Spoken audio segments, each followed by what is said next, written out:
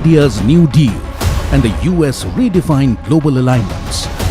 A powerful shake-up is reshaping the global economy. What is India's next strategic move? Join Finance Minister Nirmala Sitharaman and leading global voices as they decode this new economic reality at the NDTV Profit Conclave, making sense of the new world order. India, the real deal. 7 February, New Delhi, only on NDTV Profit.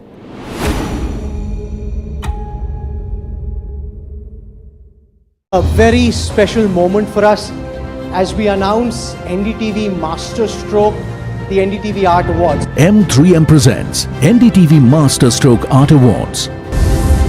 An odyssey of creative brilliance where the masterpiece meets its ultimate recognition. NDTV bringing this subject forward would have a great integrity of putting it forward where people could understand the importance of art. This award that is being started, I'm sure is going to be amazing. Art for India and for Indians is an expression of our Atmanirbharta. It's actually quite a formidable jury, so I think we'll reveal a lot more as we go along. This is an amazing platform, I think, today what you are doing. I have always had this inclination towards art, and if we don't collaborate and bring those artists forward, give them a platform, who else will? Honoring the masters who define our cultural landscape, M3M presents NDTV Masterstroke Art Awards on the NDTV network. लोग कहते हैं कि जिंदगी एक film की तरह होती है, लेकिन मेरी जिंदगी सिर्फ एक फिल्म नहीं, एक ब्लॉकबस्टर फिल्म है। बचपन से पता था मेरे सपनों में दम है, आगे नहीं सबसे आगे जाना है, स्टार नहीं सुपरस्टार बन के दिखाना है। नाम मिला, फेम मिला, प्यार मिला, I was not just running, I was flying। सबकी जुबां पे बस एक ही नाम, यो हनी सिंह। लेकिन फिर ब्लॉकबस्टर कहानी में आया एक ट्विस्ट, 7वें आसमान से सीधा गिरा मैं जमीन पर। फिर क्या, खुद पे काम दोबारा शुरू, फैंस ने फिर प्यार दिखाया, फिर स्टार नहीं सुपरस्टार बनाया। है ना मेरी जिंदगी एक ब्लॉकबस्टर फिल्म। शुक्रिया आपकी प्रेयर्स का और आपके प्यार का। कॉन्सर्ट्स तो आपने बहुत देखे होंगे, but this is gonna be concert of a lifetime, क्योंकि मेरे फैंस ही हैं मेरी विक्ट्री, मेरी हिस्ट्री, मेरी glory. So come and witness Yo Honey Singh, this is my story.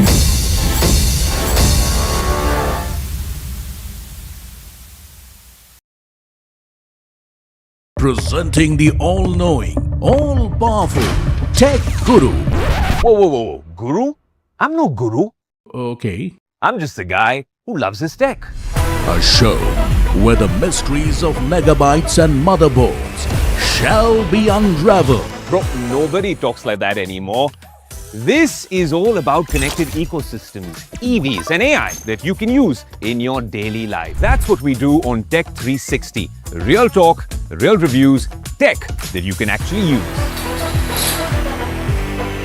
Tech has changed. So should your tech show.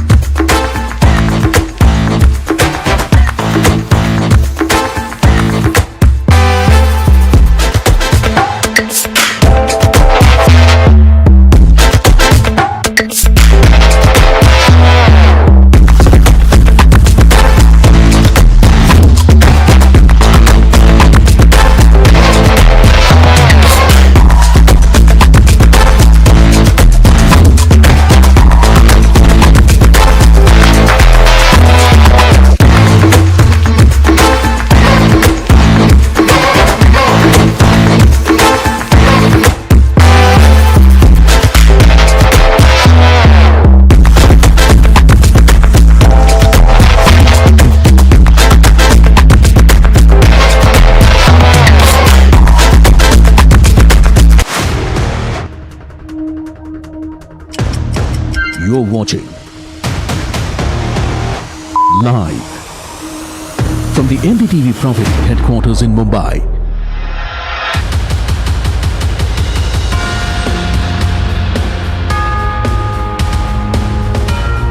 This is India Market Open with Tamanna, Alex and Neeraj.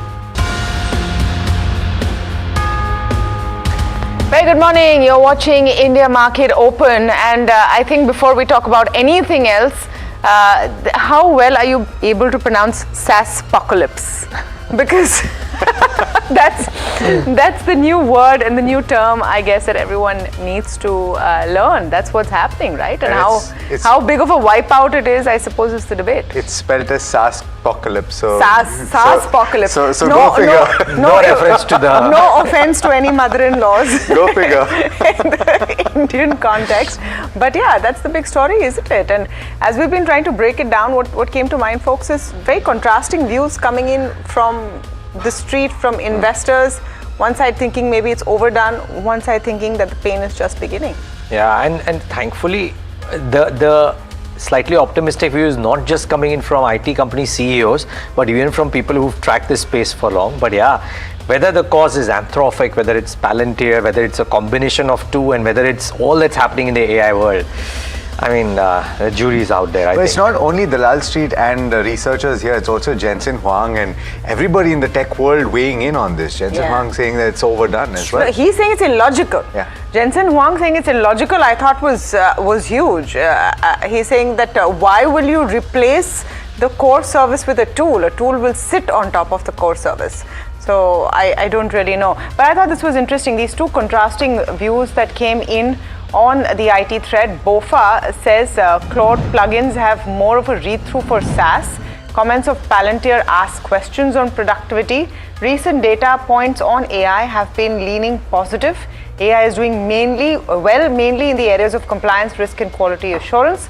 Developers don't like using AI for high responsibility, systemic tasks like deployment and monitoring and project planning, whereas usage is high in searching for answers, documenting code, and generating synthetic data. AI-assisted coding tools typically deliver productivity gains of 10 to 15%, but these improvements take time to meaningfully translate into business value. So if you look at this view, it sounds like there isn't too much to panic about right now. But if you see what Jeffries is saying, Jeffries says Anthropic's co-work plugins and Palantir's claims of faster SAP migrations highlight how AI could potentially erode application service revenues for IT firms. Application services is 40 to 70% of revenues. IT firms face growth pressures. Consensus growth estimates don't fully reflect this, posing downside risks to valuations. They, of course, have reiterated their selective stance and prefer HCL Tech and Infosys among large IT and Coforge and Sagility among the SMID caps. So which brings us to the point, is this really going to be the beginning of the end for IT services, or will they survive? I was speaking to CEO last evening, and he said, remember Y2K, they'd written us off then.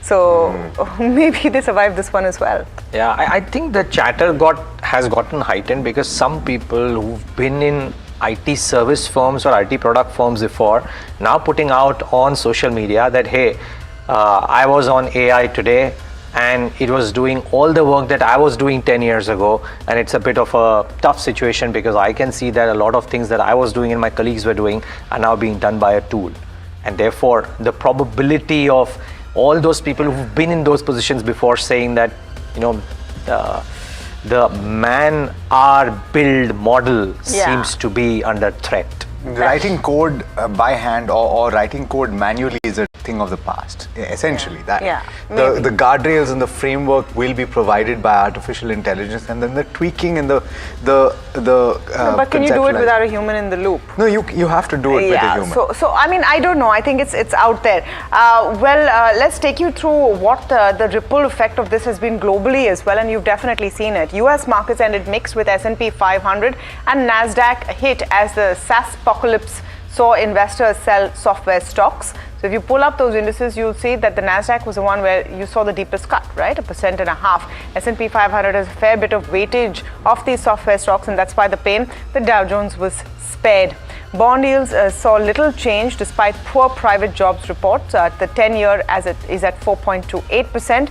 So ADP, which is a private payroll player, put out numbers showing that there were 22,000 jobs added in January versus 37,000 in December, which was also a figure which was adjusted downwards. Now, all eyes are on the non-farm payroll data, which will be out today.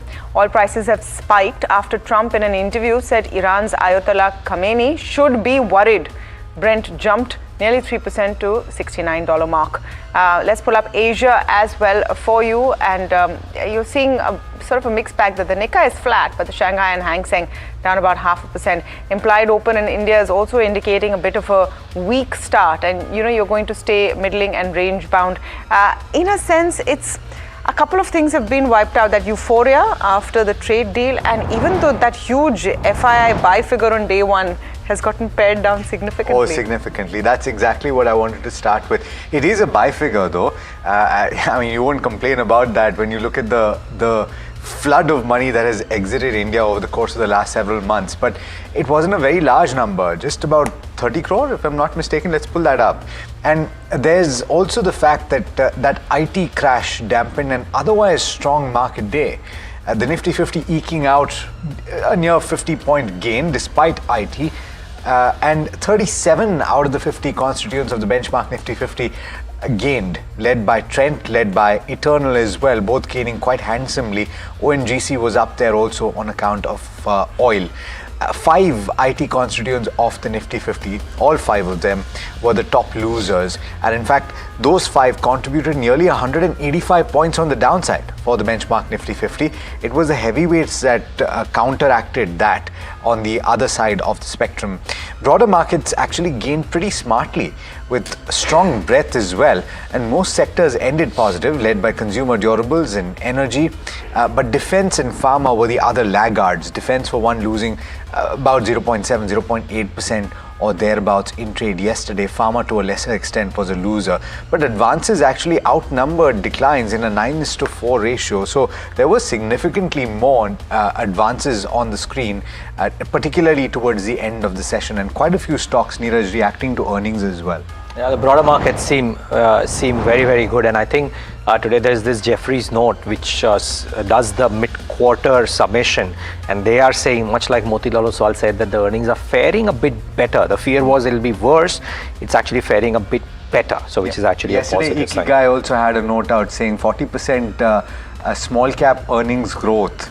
Out of half of the 500 companies, the small cap end is doing really, really well. Yeah, I think people are tightening their belts. We saw that during COVID, when you push against the wall, I think the Indian corporate house turns up trumps. But pun not intended there. Okay, what's the trade setup looking like? I think from an index trader's perspective, you would argue that the Bank Nifty tactically is a better trade than the Nifty currently, simply because of, two reasons out there. The first reason is that if the RBI were to not sound as dovish as usual, and therefore the rate cut trajectory is not going to be as strong as it was in 2025, you would presume that it will be constructive for banks. Growth anyways is looking strong, so therefore banks might do better than the Nifty. Also because the second reason is that tech may not necessarily find some bottom fishing buyers very, very aggressively right now, because the fears, for all the reasons that the three of us spoke about, seem a bit widespread right now. Could we be near a bottom? Yes. Could we be near peak pessimism? Yes. Does it mean that people will go out and buy today?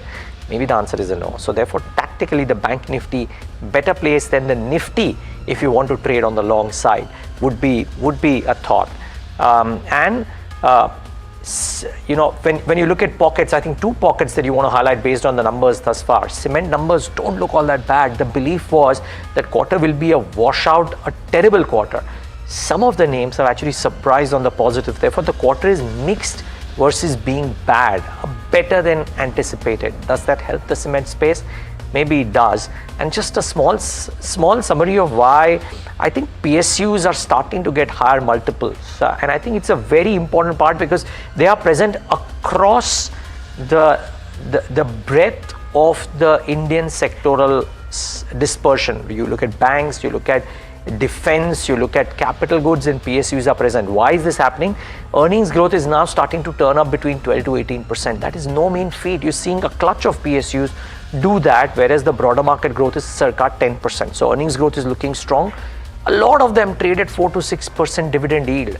And during these times, you want to go out and buy stocks which have got a good dividend yield, because even if the markets were not to do well, you at least assured of that kind of tax-free return in the form of dividend. So that is one thing. And balance sheets are improving, cash flow situations is improving. And as a result of which, you are starting to see PSU stocks get higher multiple. This may not be just the story of the last 2 or 3 years. It may well be something that continues into the future. So watch out for that whole cohort of stocks. This time around, the writing may be slightly different than what we've seen in the past, wherein there's been a big cyclical uptick and then a downtick.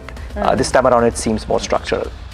I think IT, do you reckon we'll see a bit of a rebound today? Oversold?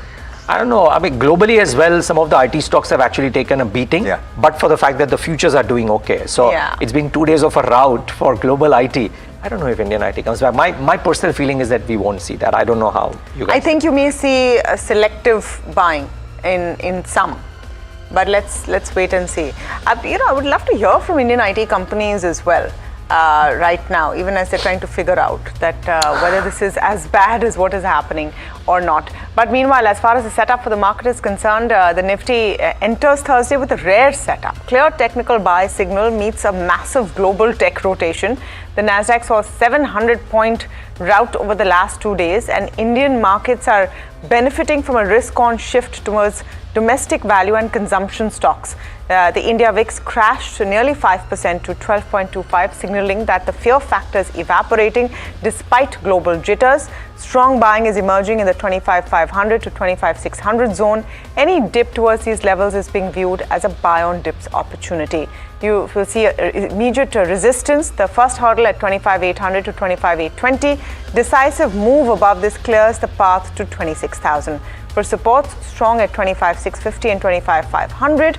On the Bank Nifty, momentum indicators remain positively aligned. Support at 60,000 to 59,900. Resistance at 60,400 to 60,700. Well, let me go across to Puneet now for the FNO setup this morning. Good morning. Well, thank you for that. Good morning to all three of you. It's another very, very interesting session because all the points that you highlighted in terms of the Nifty and the Nifty Bank, clear preference towards the Nifty Bank as well.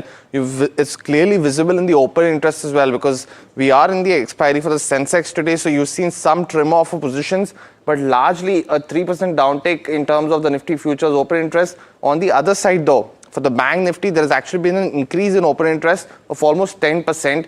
And with the PSU Bank Index continuing to see favor, SBI earnings over the weekend will be very crucial, but indications are that a lot of money is moving in that space, which already was having a lot of exposure from the foreign investors. So all signs point to a better prospect there.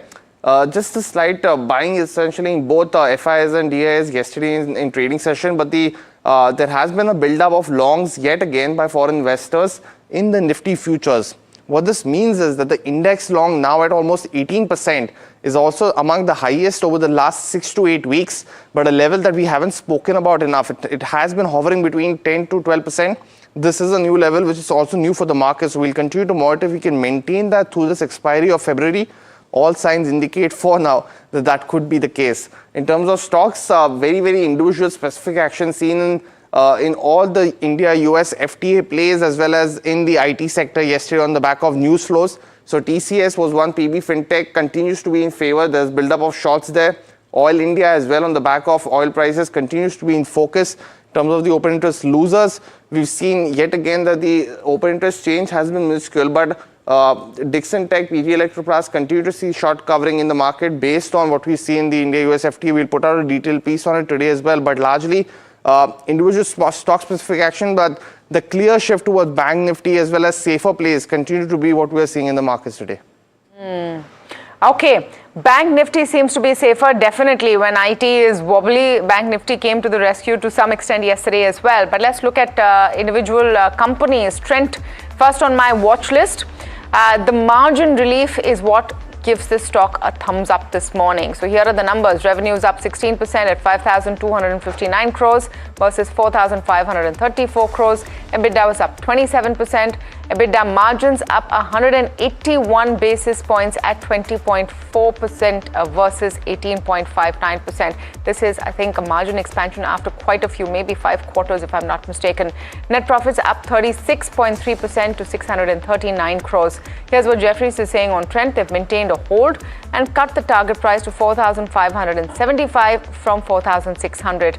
They call it a surprise, a margin surprise. The Q3 revenue growth was at a multi-quarter low, which was known from the pre-quarter release because they put up those updates earlier. Negative fashion like-for-like growth was partly attributable to the shift in the festive calendar. Management remained focused on expansion in existing and new markets. Despite the sharp stock correction, they prefer to stay on the sidelines until there is clearer evidence of a sustained recovery. They like improving disclosure standards. Other brokerages are also talking about whether these margins will be sustainable, but nevertheless, you might see a pop today because of that positive surprise on margins. Tata Power is the other one that I'm looking at. A tough set of numbers, I would say. Q3 was a weak quarter, affected by higher losses in the Mundra cluster and continued delays in RE commissioning. Demand in the third quarter FY26 remained flat versus 7% year-on-year in Q3 FY25. Solar manufacturing reported flat profits quarter-on-quarter and may dip in Q4 on higher captive sales. Meanwhile, revenues are down 9% for the quarter. EBITDA is down about 9% as well at 3,054 crores, and EBITDA margins are pretty much flat, slight uptick of 11 basis points. Net profit is down 25%. Morgan Stanley is maintained in equal weight but cut the target price slightly from 412 rupees to 399 rupees. They say it was a weak quarter affected by higher losses in the Mundra cluster. Under construction renewable portfolio has a 50-50 wind solar mix, and equal IRR could be at risk due to increase in wafer prices. Any further delay in the Mundra resolution would weigh on profitability. Earnings sensitivity is higher from green business. Leverage remains comfortable. So that's the take on Morgan Stanley. Marico is a positive on an acquisition spree. They will now be acquiring 60% stake in Cosmix Wellness. Will be acquiring for a cash consideration of 226 crores. It's an acquisition with a call option to acquire the remaining stake post FY29. So what's this company? It's a digital-first functional wellness brand offering a portfolio spanning plant-based protein powders, fermented yeast protein powders, and functional superfood blends. They've been bootstrapped since inception and have remained profitable and now will be picked up by Marico. So the transaction value implies an enterprise value of 3.75 billion and valuation multiples of 7.36 times FY25 sales. They've also, remember, done quite a bit of previous acquisitions. They've acquired the company from PVR, which makes the 4700BC premium popcorn, and it's a gourmet snacking brand. So interesting sort of strategy coming in from Marico. Yeah, second acquisition in barely a few weeks, right? Correct. So quite interesting. Apollo Tyres, we've been speaking about tyre companies in the recent past, and quite a few analysts turning positive on account of the tailwinds on the commodity side, primarily. Apollo Tyres stands out, and it achieved its fastest revenue growth in 11 quarters, pretty sizable growth, and that's on the back of a rebound in its Europe operations, which have been a cloud really for the company, and they've undertaken certain restructuring of that business as well. That is panning out. Lower raw material costs, though, have aided margins, and the raw material cost only increased just about 2%. There was an impact of the new labor code that is estimated at 26 crore rupees or thereabouts. But the margin expansion that I was talking about stands at about 164 basis points. The Indian business margin, though, was below some estimates. The European revenue that I was speaking about increased 11%, and that profit also increased about 15%. Meanwhile, they've approved a capacity expansion for both passenger car and truck and bus radials.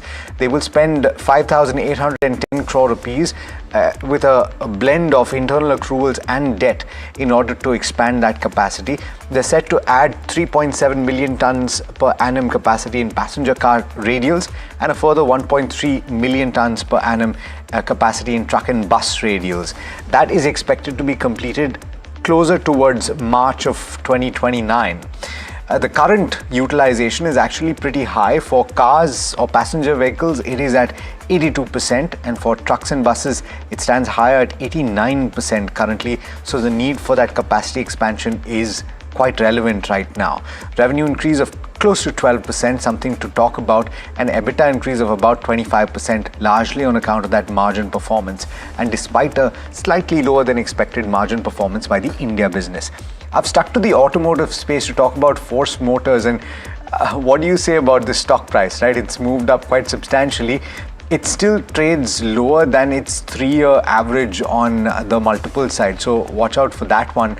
What panned out in the quarter is interesting though. This is another margin performance that has aided the company.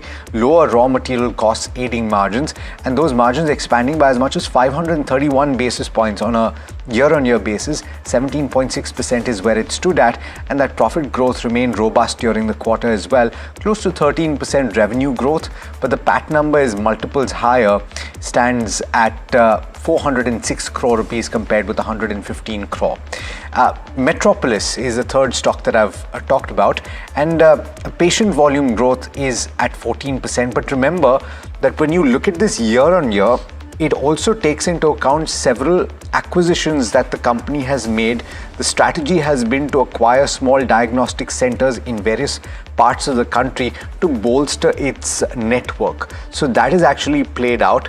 You may argue that it's not necessarily comparable exactly on a year-on-year basis, but that inorganic growth is what is leading to this increase in revenue. So B2C revenue growing by 19%, B2B revenue growing by 35%, and they've also achieved a better geographical mix with 17% now contributed from North India. That contribution was single digit in the comparable quarter a year ago. That MHL Organic, which does not account for the acquisitions, that margin expansion is actually more than the group expansion. One can argue that that is to be expected when you're adding new divisions or new businesses in various parts of the country. But that expansion is as much as 280 basis points. All told, pretty strong set of numbers, so watch out for this one in trade today. You know, watch out for CCL products in trade today as well. And one just at times one misses slow movers, but you can't call this slow as well, because if you look at what CCL Products has done in the last 5 years, from Feb 2021 to Feb 2026, as we call it, 244 to 1,000 rupees. That's a 4x jump in 5 years for CCL Products. But the reason I have chosen that stock today is because of its quarterly numbers yet again. Revenue is up 38% for CCL Products at 1,050 versus 758 crores. EBITDA up 48%.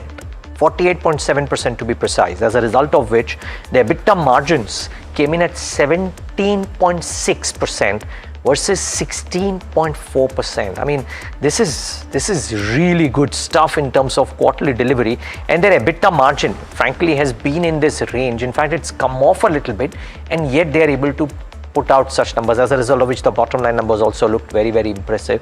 A stock trades at 35 times for a commodity which is coffee, and they don't get impacted by coffee price up moves or down ticks per se. So in some sense, it's a pass-through business. So it trades at 35 times, which is not cheap, but it is growing at a really good pace. So maybe, just maybe, the street likes those numbers. So keep an eye out for this one. Keep an eye out for JSW Cement, one more in the mix of those cement companies which hasn't done too bad this time. So revenue is up 13% at 1621 crores. EBITDA up 91%. 91% jump in EBITDA, and EBITDA margin, of course, it's in the formative stages, so therefore it keeps on moving from a low base to a high base and keeps on doing that. But EBITDA margin up 722 basis points at 17.6 versus 10.4%, as a result of which 142 crores of a profit versus a loss of 68 crores. Again, people may have different estimates, but purely from the looks of it, the numbers don't look bad. And Archean Chemicals, unfortunately, doesn't look good. Revenues were up 5%, which is also ho-hum, but EBITDA down 32%. EBITDA margin down 1162 basis points from 33% to 21.5%, as a result of which a 50% downtick in net profit. Suffice to say, never mind what the valuations it may be trading at, these quarterly numbers don't provide any kind of confidence. So maybe, just maybe, the stock takes a bit of a stick today. So these are my top 3. A lot more actually on our watch list, and we'll quickly go through it. You're seeing on your screen Spot Silver has again erased 2 days gains and crashed about 14%. So you're probably going to see some pain there in silver and gold prices as well. The other stocks that should be on your radar, we talked about Marico as well, but IRB Infra has executed NHAI projects in Odisha. Oberoi Realty, highest bidder for a Bandra plot of land. So these are some of those companies that will be on radar. Coal India will be infusing 3,132 crores in a new joint venture, and Vari Energies, they have a solar module order win. There are more stocks beyond that as well. Gokuldas Exports, Society Generale has acquired additional stake or shares in the company. 5 lakh shares have been acquired. Lupin has launched an epilepsy capsule in the US. And a few stocks that might react on the negative side. NHPC has cancelled its MOU with the Odisha government. And if I remember correctly, the earnings also something that the stock will react to. SCI has gotten a 200 crore tax demand as well. eMudra is going to be in focus. 3i Infotech is alleged corporate fraud with eMudra, so watch out for this one. We have to slip into a very quick break, but we'll talk about this whole debate on IT and various other things that you need to bear in mind, including trading strategies before the start of trade, so do stay tuned.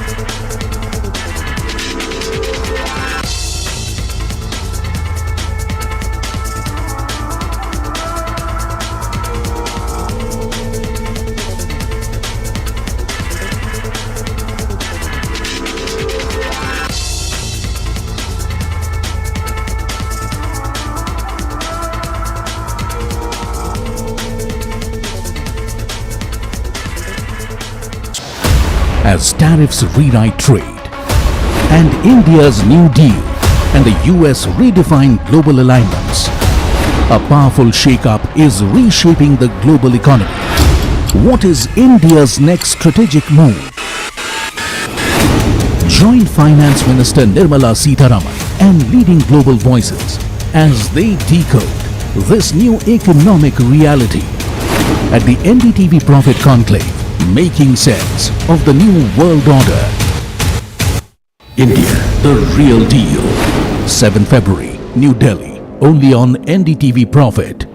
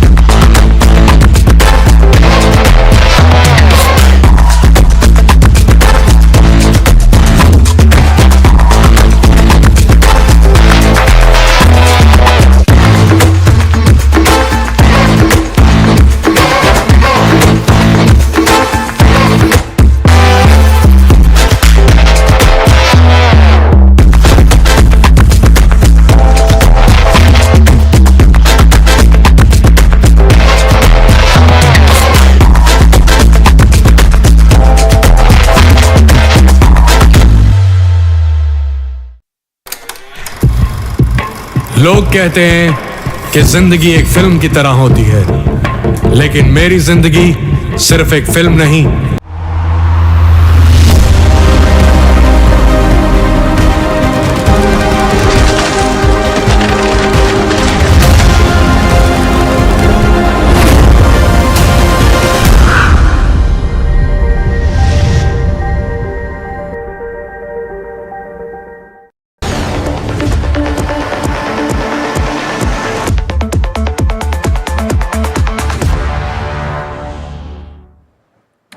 All right, welcome back. You're watching India Market Open. We're going to spend the next 10-15 minutes talking about and understanding what exactly is this fear or this threat to Indian IT companies, because we saw those stocks slide terribly. I mean, yesterday that entire index was down about 6%.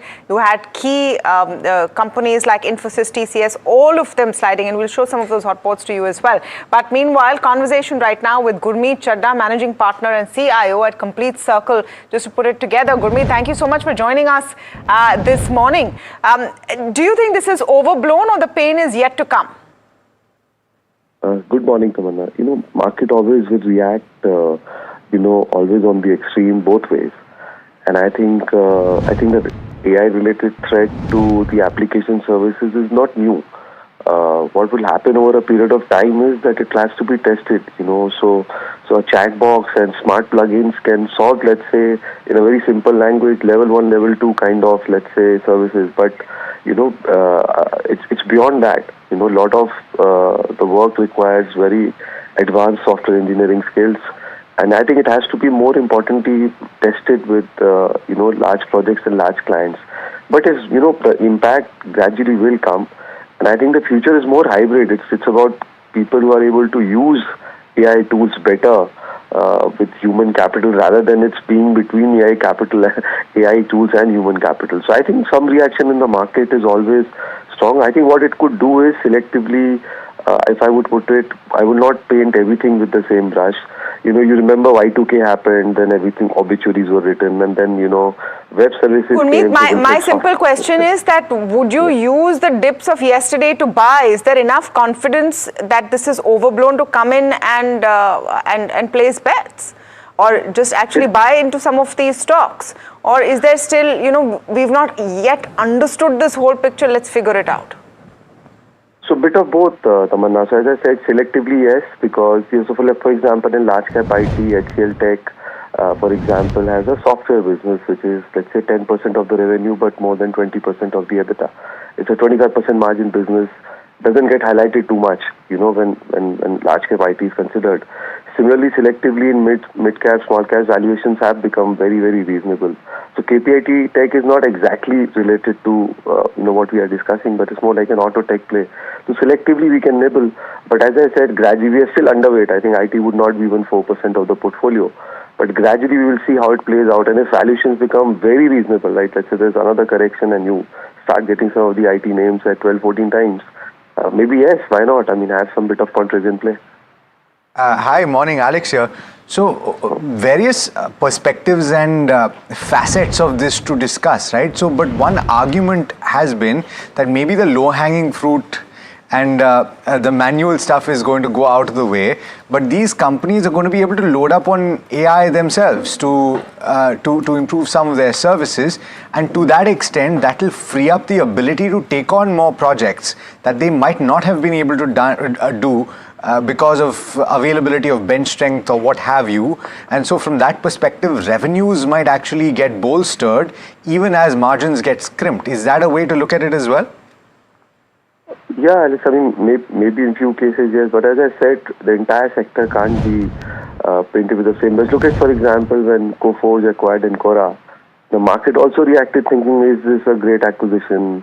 If, it's more than 2 billion, 2.5 billion share swap deal. So unfortunately, what happens is when somebody does capex or does get adventures, even then we get nervous. So but things pan out over a period of time. So I think it's a little early, as I said. And mind you, a lot of our IT services companies have a lot of cash, right? And who says that cash can't be utilized properly? But for now, as I said, you got to be a little more selective. Only from an investor point of view. See, one golden rule is, what you don't understand, you should not try and venture too much, especially in times like this. Right? So go for the low-hanging fruits, something where you know the earning visibility is more, disruption is less, and gradually let it evolve. But as I said, if you get sharp moves and get some of these names really cheap, it may not be a bad idea at least to tactically get into it. But what about, okay, so that's the option if you haven't gotten it, right? But what if you're sitting with a portfolio that has a fair degree of exposure already to some of these IT names, Gurmeet? Do you duck for cover or do you hold out? See, if your exposure is high, then definitely, you got to be a little worried. Also, if you see, there's been a huge underperformance in last few years by Nifty IT over, let's say, if I take the benchmark. Look at some of the large names like TCS, Infi, Wipro, etc. They haven't done much, and the market has still done reasonably well on a broader basis. So if you're overexposed, yes, you may want to look at it, differently. But as I said, most of the portfolios, which I speak to, I track, both in terms of mutual funds or some of the stock portfolios, I don't see IT being an overexposed. So it's a little underowned in my view. And selectively you can, as I said, start looking for opportunities. I'm very excited on the mid-cap IT space because they have the ability to pivot. They have far more risk-taking ability, likes of Persistent, Coforge, maybe KPIT. And in large cap, you maybe want to wait it out and see. As I said, we like HCL. We have a little bit of HCL in the portfolio. Okay, so Persistent, Coforge, KPIT, HCL seem like possible buys at lower levels. Thank you so much for that, Gurmeet. Always a pleasure to speak with you. And, it almost seems prescient. Of course, a few weeks ago, we didn't know all of this was going to happen, but the threat of AI to Indian IT companies was always there. And I had the opportunity to ask some of the bosses of IT giants what they thought about a potential AI threat back in Davos. Listen in. See, this time, the most important topic our customers want to know is how are they going to make AI real for them and how do they going to scale with AI? Like, see, till last year, the discussion is around, is it real? Is it going to deliver business benefit? Now, most of our customers are going beyond that. The question is, how do they scale? Productionize, how do they scale? And how do they adapt it internally very quickly, accelerate the adoption of AI? So these are the conversations that we are having this year. What do you think is going to be the impact on jobs because of what we're seeing? There will not be any impact on jobs. Like every technology that comes in, people have to adapt to it. And like every other technology cycle in the past, it will create more jobs, not less jobs. But probably the kind of jobs it will create will be new. There will be some movement from the existing jobs to new jobs, but overall there will be more opportunities for people. Last question, expectations from budget this time? See, our expectations, how do you make more startups flourish? How do you make it... The IT services business is always being transformed, right? You always, every single year, have to pick up new things and learn new things, whether it was the metaverse a few years ago, cryptocurrencies, Bitcoin, blockchain, distributed ledger. More recently, it is AI, agentic. People are talking about sort of whole world AI. So I feel the industry will keep changing. And as long as you keep changing, as long as you keep picking up new skills, hiring the best talent in the world, I feel the future is very safe. So what is the adaptation you see in your context with AI at the bedrock? Yeah. Because, world calls India the anti-AI trade. Yeah. Someone has to go out and prove them wrong. Yeah. Look, I think the anti-AI trade is because the rest of the world really is an anti-AI trade, right? The US is the AI trade and Fair enough. The rest of the world is the anti-AI trade. I do feel that for us, a lot of the work, so there are three things that we're doing, right? One is obviously we're building the tooling to allow us to enable our clients to get the benefits of AI. We're investing significantly from an R&D perspective, right? So if you look at it, we are the only GSI to be selected for the National AI Mission. We have built a number of large language models from scratch. And now we're thinking about sort of a new model to price with AI, right? So I feel that the work that we've done, which was recently published with Forrester, how do you price for human labor? How do you price for digital labor? And the age-old conundrum of the industry, how do you break out from this linear pattern of linkage to human labor? This is our opportunity, right? So I really feel that AI will be, mark my words, in a couple of years, the tailwind, like COVID, right? That propels the industry to the next phase of growth and relevance. All right. Well, that's tech, and I still don't have the pronunciation right, so I'm not going to try it. What's SaaS? SaaS-pocalypse. Only Alex is saying SaaS-pocalypse. You heard Tamanna, so that's the term that I'm trying to say. like that. And since we have Kush Bora I here. hope your wife's listening, Alex. She never listens, I'm sorry.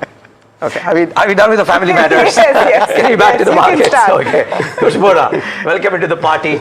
And I don't know if you have such issues with mother-in-laws or no, but do you have issues with the tech stocks right now? Thankfully, I don't. On both counts? On both counts. No issues with the tech stocks? In fact, this could be a buying opportunity. Okay. Maybe not today, but over a period of time, this could well be a buying opportunity. This is where you could actually start nibbling.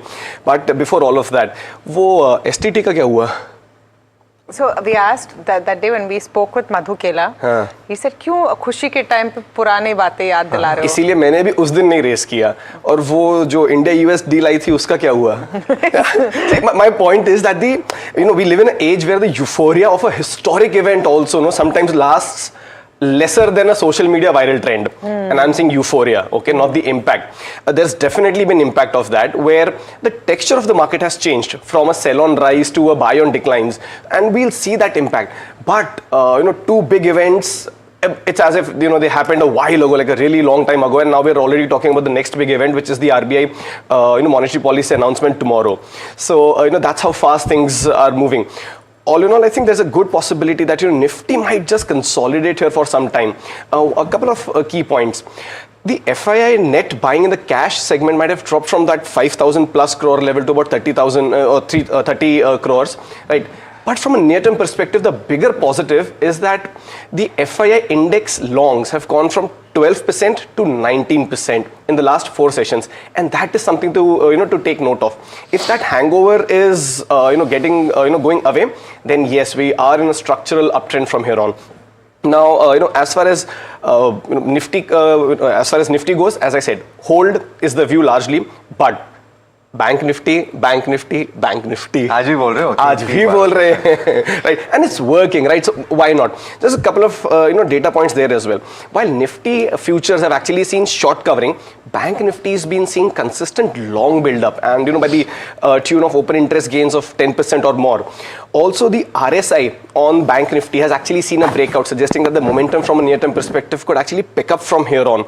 Bank Nifty held above Tuesday's low, even when the markets actually opened quite in the red. So point being that there is strength in Bank Nifty, and you want to be where the strength is, at least when you're trading. So for targets of 60,600, 61,500, you should continue to hold your longs. I would have said go and create long positions, but just because there's an event tomorrow, I'm just being a little cautious. Other than that, nothing to worry about as far as Bank Nifty goes. But I think event tomorrow could be quite eventless in that Actually, sense. it could be positive for banks. Yeah, actually. if at all. No cards, but maybe good conversations, good commentary coming in. Yeah, and no cards is actually great, right, for banks, because then your cost of funds are fine, your NIMs are not getting compressed. And more than the cuts, I would watch for commentary on the rupee one and on liquidity. But banks ke liye to cuts are the most important thing, right? When you're not cutting, then therefore liquidity. No. If you're not cutting, Alex, where the 2025 has been a trajectory of rate cuts.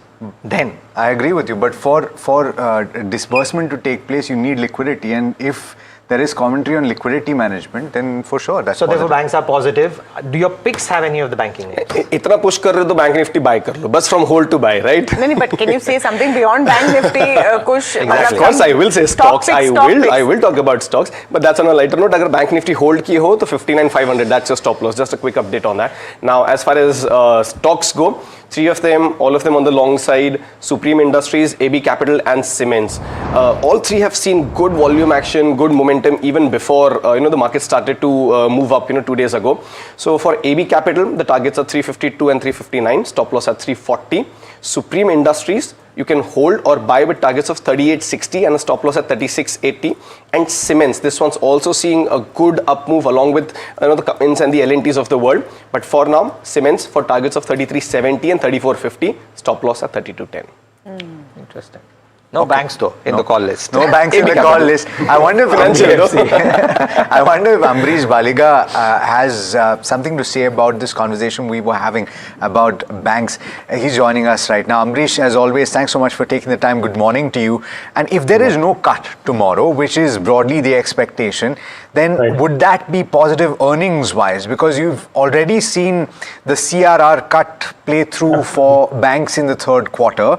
There is a little bit more certainty on the NIM side. And so if there is no cut, then there's no downward pressure, one would assume. Yeah, absolutely. Because I'm also not really expecting a cut because both rate cut as well as the CRR cut, we have already seen a decent amount already till date. So possibly this time it would be more of status quo. And I think it will be absorbed by the markets because that's what the expectations are. So I really don't see, banks underperforming because of the RBI action. Okay. What about, what are you making, Ambrish, of the entire knockdown on IT stocks? Do you think it's overdone? Would this be a good time to start looking at some of these counters? Yeah, surely. I think it's overdone, but it can carry on for a while because, whatever developments are happening on the AI side would surely disrupt the IT space in the current format. But then we have seen that every disruption possibly takes you to the next level and you need to reinvent, and those which are fleet-footed will surely do so. Because this is only going to affect, the way I see it is, it's going to affect only the lower end of the job. And people need to reskill. And surely you will have a lesser headcount for the same job as compared to now. And in the short term, like I said, it could be negative for IT. But then the world will have tools, whereas you are high on manpower. But once you transform, we could see leaner and fitter IT companies going ahead. I'll just take you back to the 90s era. We had so many strikes, especially the PSU banks, that computerization will kill employment. And then the next 3 decades, we have seen IT industry in India has been one of the largest employers. And that's because we saw an opportunity and capitalized. And even the banking sector, you look at it today, created multiple times employment of what it was in the 90s. So, like I said, short-term downside possibly is there. Longer-term upside for those who are willing to transform, which I believe most will. Because basically it's a question of survival. So, as investors, I think we need to identify which are the companies which can possibly transform decently fast. And you'll find quite a few of them in the mid-cap, slightly larger mid-cap ones. Okay, we're going to ask you for some of your IT favorites, but I just want to draw attention to Hindustan Aeronautics as well.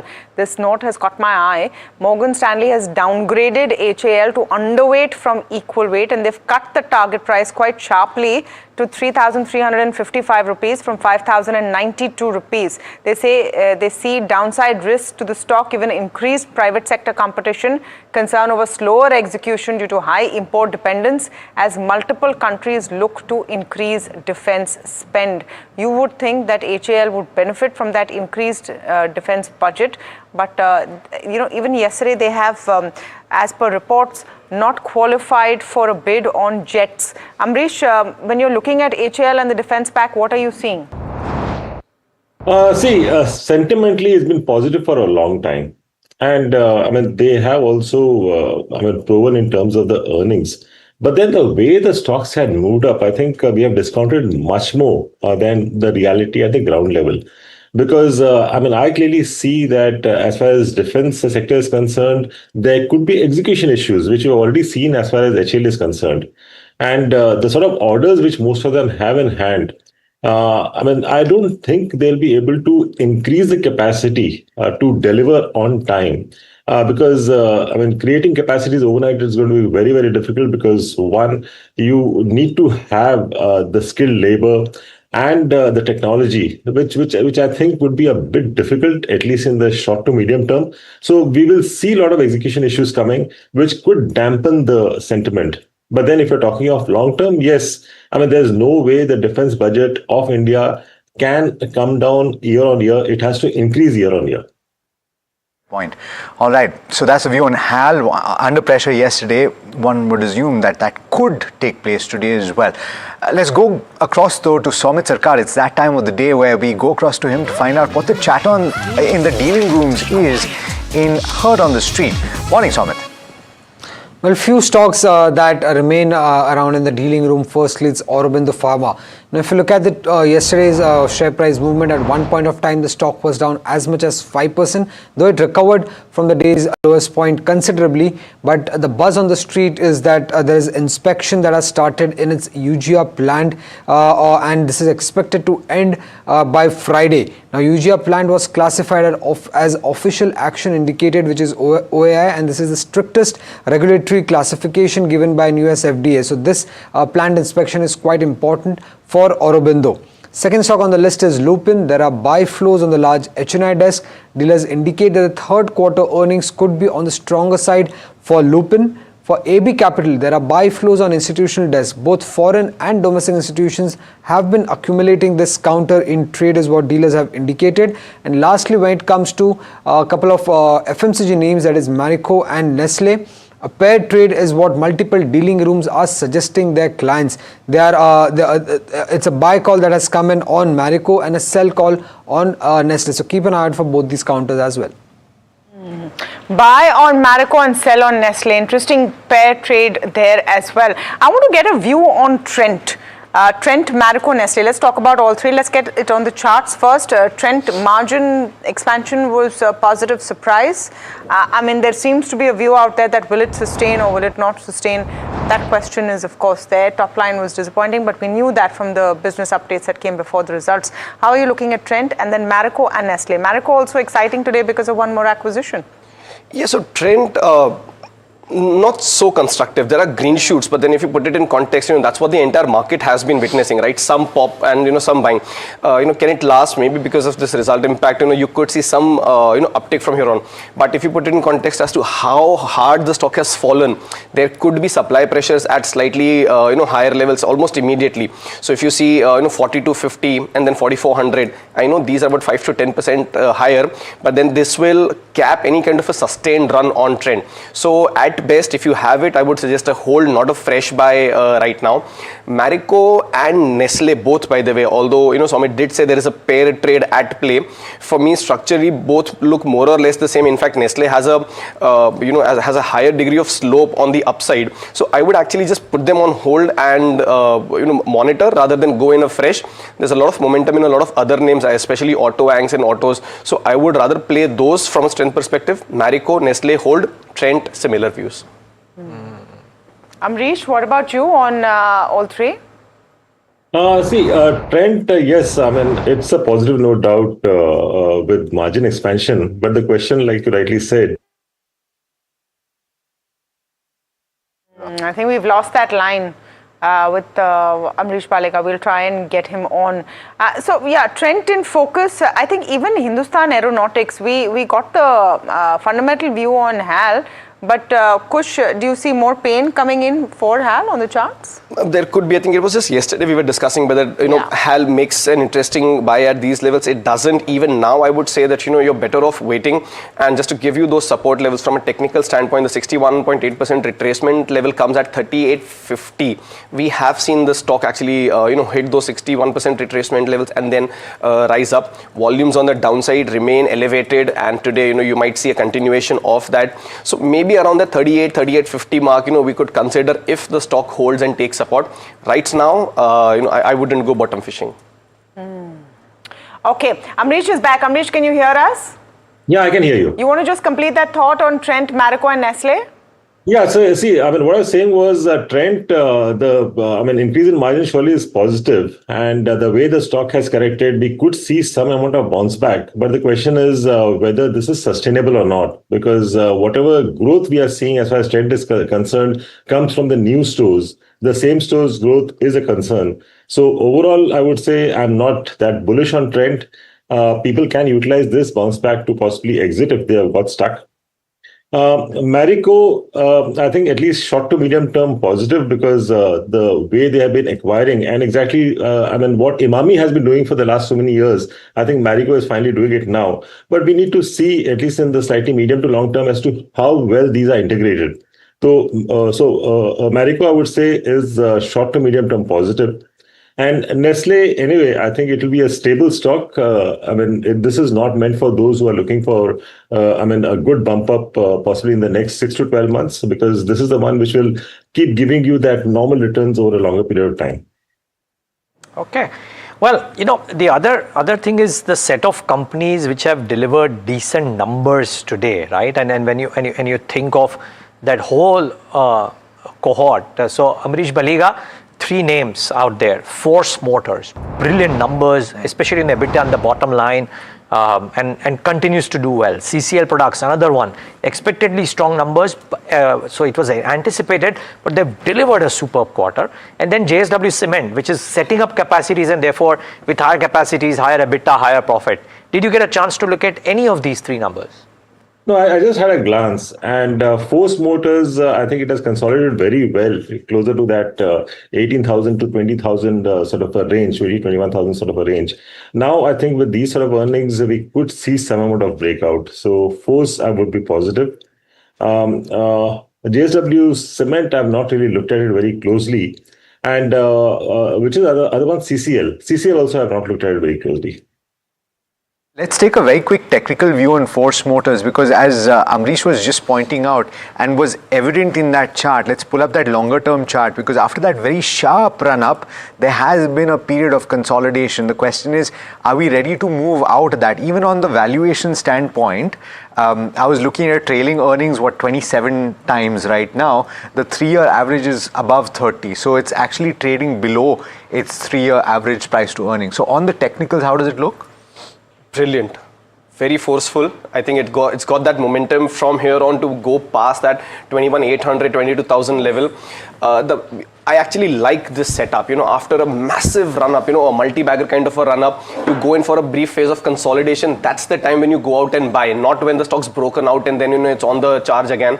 So that way, beautiful setup. You should consider buying, at these levels. Maybe today, you might get that gap up and it might sustain, around those levels. But any kind of dips, especially towards the 18,500, 19,000 mark, should be a good buying opportunity. Medium to long term setup, amazing. So I would suggest a buy on Force Motors. You just have to be mindful as to what how big a gap up you get today. That's all. Gap up on Force Motors, maybe not on the Nifty. The Nifty is looking like it's going to open in the red, but the implied showing about a 53-point cut. IT will once again maybe be responsible for that on the Nifty. So many people commenting. I was just seeing what Samir Arora has posted. And I found this interesting. He's saying, as I've said many times here, Indian IT companies cannot see beyond their nose. They only worry about next quarter's orders and guidance. And if there is visibility for that, they feel confident. Imagine that 3 days ago, analysts were celebrating the fact that buybacks are a big positive for the industry. At the same time, Google announces that their capex budget can double to USD 175 billion in 1 year. And our fellows are celebrating that there will be approximately 0.6% saving in taxes due to new buyback rules on 3% odd dividend deals now coming in via buybacks. Earnings don't have to change in 1 year, but PEs can change in the jiffy. I haven't done justice to how Samir would have said it. No, I mean, you can imagine in his voice. It's incredible because he has this knack of putting things in perspective in a few words. Very starkly. Yeah. And I think that kind of does put things in perspective, because a lot of ITs, let's face it, we were cheering, and we did have conversations as well. Not we, but people were cheering the buyback announcements. And it is true, if an IT company changes its guidance from -3 to 5% to 1% to 5%, there is a big up move in the street. Yeah, I mean, the only thing I will say is that you play the cards that you are dealt, right? And if in an Indian IT company, if that is what they are doing, you take the positives, which is that if the buyback is made better, if it is, then you are happy with that. Now, whether that Indian IT company is going and becoming a world beater and you want to buy that, or you have other options, and Samir is really smart, so he would have plenty of other options, but a lot of others may not. So that's fair. Because Samir can scan the world and pick up the best winners, right? So in that sense, it works beautifully for you him. Play the cards you are dealt. I like that line. And can't see beyond their own nose, I think is a little harsh. But okay, we're covering results here, we're covering companies here. Let's talk about Emami. Emami has posted a steady third quarter with healthy volume growth, stable margins and early signs of rural recovery. Brokerages also remain constructive. Mahima is breaking it down for us. Right, so Tamanna, overall, because of a strong winter coming in, their winter portfolio has done very well, and that has augured the volume growth coming in for Emami, and that too on a base of 6%, they've grown at 9%, which is a good growth in terms of where Emami stands. Strong revival has happened in laggards like Kesh King as well, the portfolio of Kesh King as well, and gross margins, however, largely remain flat. Overall, if you take a look at the numbers, revenue is up 10%, EBITDA also up 10%, margins slightly have improved to that 33.4% mark, and net profit was up almost 15%. In terms of con call highlights, management is expecting good Feb and March in terms of summer seasonal loading, but we'll have to wait and watch out for as to how inventory channel destocking happens going forward. Rural demand is showing early signs of recovery, and 20% of portfolios saw grammage rate cuts in this quarter. Going forward, we'll have to wait and watch out for as to how that pans out, because now that raw material prices are easing. Overall, for Bangladesh, they've said underlying demand in Bangladesh stayed strong, with management indicating double-digit growth at consumer level going forward. In terms of what brokerages are penciling in, Citi has maintained buy but slightly cut the target price to 650 from 675. They're saying it's a strong, broad-based performance. Favorable winters have supported this strong growth. They will monitor whether this performance sustains or not. Jefferies has also maintained buy with a target price of 650. They're saying strong volume growth with margin expansion, and overall management sounded positive in its demand outlook, especially in rural India, and overall margins were also ahead, which mainly drove the earnings upside. So this is the overall view as to how Q3 has panned out for Emami. All right. Thanks so much, Mahima, for that. Certainly a stock that we should watch out for in trade today. On that note, let me thank Amrish Baliga for joining us this morning. Always a pleasure speaking with you, Amrish, and look forward to the next chat as well. We have to slip into a very quick break. We've got market open for you on the okay, all right. Actually, no, we won't slip into a very quick break. We will talk about a few more stocks. And I do want to talk about the tire stocks because Apollo Tyres had a pretty decent set of numbers that it posted. And I wonder whether that positivity will lend itself to the other players as well. You saw BKT, that is Balkrishna Industries, react pretty positively after the India-US trade deal was signed, because this company has considerable exports as well in the off-road space. But on the charts, how does it look? Apollo? Yeah. No, the tire space in general, but yes, Apollo. I have been very constructive on the tire space for a while. In fact, I'm glad that you brought this up. Yesterday, we had a call on JK Tires, and there was an update that I missed in my opening commentary. We did discuss this for targets of 550, 565, stop loss at 517. The first target was hit comfortably, mild pullback from there.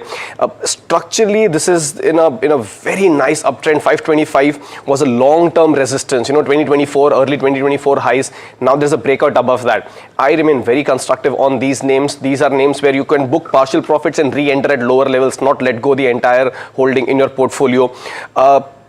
Can't say the same thing for Apollo in the sense that there has been fair degree of volatility and then resistances just ahead, but structurally the trend is positive for the tire space. 535 and 550 are the levels on the upside that you should watch for, and despite all the enthusiasm that was built in the price for Balkrishna, in the pecking order, it will be fairly low for me. So if you have a position, I would suggest it's better to go out, book profits, and then switch to JK Tires. Okay, JK Tires better than Apollo. Okay. And Balkrishna. And Balkrishna, in Kush's view. All right, the other story we're focusing on, the Competition Commission of India has cracked the whip on Indigo. It has ordered investigations alleging market dominance by the airline. This is on the back of flight cancellations in December. Let's go across to my colleague Danish, who has more details on it and a copy of the CCI's order. Danish, what are they saying? Well, the CCI has literally grabbed the whip on Indigo, and while making arguments, Indigo said that this doesn't fall under the purview of CCI, but CCI made it clear that under several competition laws, CCI has full jurisdiction to start this investigation over Indigo. During the course of preliminary investigation, CCI found out that Indigo enjoys a market dominance, and moreover, on over 300 routes, Indigo is the sole operator and they have the highest market share. So this was what was highlighted by the CCI, and this has led to the next step. And by that I mean that the DGCCI will be starting a probe, a detailed probe on Indigo soon, and the DGCCI has 90 days to complete the entire probe. And in the course of next 90 days, we will see a lot of back and forth between CCI and Indigo. Indigo will now have to give proper answers that why such flight disruptions in the month of December happened, whether they were avoidable or not, whether they were orchestrated or not. Because in the order which I saw, CCI has also questioned that whether this thing could have been avoided or not, and they said that since you were enjoying such huge market share, you probably the airline could have taken certain steps in which it could have avoided it. But now the ball is in the CCI's court. 90 days is a long time. We'll see that what really comes out of it, and after the next 90 days, CCI will issue one final order, and then we can expect some harsh punishment from CCI's side on Indigo. Okay, 90 days is a long time. But for Indigo, they're going to see the hit this morning perhaps. The pre-open rates streaming in, just 2 minutes of it. Indigo about 10% down right now. Hindustan Aeronautics, just want to pull up Hindustan Aeronautics. We were talking about it short while ago. That also looks like it's going to have a bit of a rough start. Jubilant and Gravy, a bad set of numbers. That's why 7% down right now. Hindustan Zinc, all of that up and down on silver futures is hurting Hindustan Zinc. We told you about spot prices crashing 14%, and that's what you're seeing working up on that stock as well. Sundaram Fasteners also seeing a bad beat for some reason. Berger Paints is doing okay. Marico, we talked to you about Marico and their latest acquisition. That's doing well. Devyani International, some positive notes coming in there, especially with hopes of a new management. So Devyani International about 2% up in trade as well. Sapphire Foods also doing okay. But overall, you're seeing a very flat kind of move on the markets, and we'll wait for this, of course, to move further. Dharmesh Kant joining in today. Dharmesh, are you watching IT? Are you watching Trend? Are you watching Indigo? Are you watching HAL? What is on top of mind for you? Yeah, good morning, Taman. Yeah, definitely I'm watching IT and Trend, Indigo as well. So as far as IT companies are concerned, that's a problem with Indian IT companies. We have been in the business for 30 years, but no new product or disruptive product for the world to take care of. Look at Anthropic. It was founded in 2021. In 4 years time frame, they have been able to disrupt the entire IT ecosystem of the world. So that's the problem out there. We celebrate 100 basis point or 50 basis point kind of a growth guidance, which anyways is 5-6% kind of a revenue growth, and give a valuation multiple of 25-30. And if you take the currency advantage away, then it's not even 1% or 2% kind of a profit growth will come through in INR terms for most of the IT companies on the large cap front. So this problem will be there, and there may be many more which will be coming out and making it cheaper and cheaper. The only advantage of technology is over a period of time it's getting cheaper. So your margin maintenance can only happen through a product development, a new product which the world is there to be taking it for. So that's not happening out there. I think at best it can be a currency plays time and again. So large caps are totally to be avoided. You should be looking at product companies in the IT, and there are very few in Indian IT space. Orion Pro is one of them. We have been bullish about that. Coming to Trend, the numbers were again 15-16% kind of a top line growth, which has been sequentially over the last 2-3 quarters. It has been coming down. So at best they can do is 14-20% kind of top line growth, though EBITDA margins have improved this time around. But the valuation multiples which we have been given to companies like Trend was a very high super growth kind of a trajectory of say 40-45%, which is not there in the offering anymore. So trading bounces can still happen based on some hopeful traders taking a position, but structurally I think the valuation resetting will continue for Trend, and it's hard to have a sustainable growth trajectory out there. So a difficult situation for any company which has been enjoying high growth multiples a couple of years back, but they are delivering mid-teens to early 20s kind of a growth. So their valuation resetting will continue. So this is where we are sitting on. Indigo, I think it's a passing phase. I don't think it will have any material impact out there. Rough weather for Indigo, but likely downward pressure continuing on Trent. I wonder how it will start. It's been pretty volatile even in the early minutes of the pre-open session. Let's go across now to our big brokerage call of the day, and Sharad joining in to tell us why Morgan Stanley has initiated an overweight rating on Adani Energy and what they are saying. Sharad, morning. Good morning, Alex. Interesting report coming in. Morgan Stanley has initiated overrating and the target price is set at 1133 rupees per share.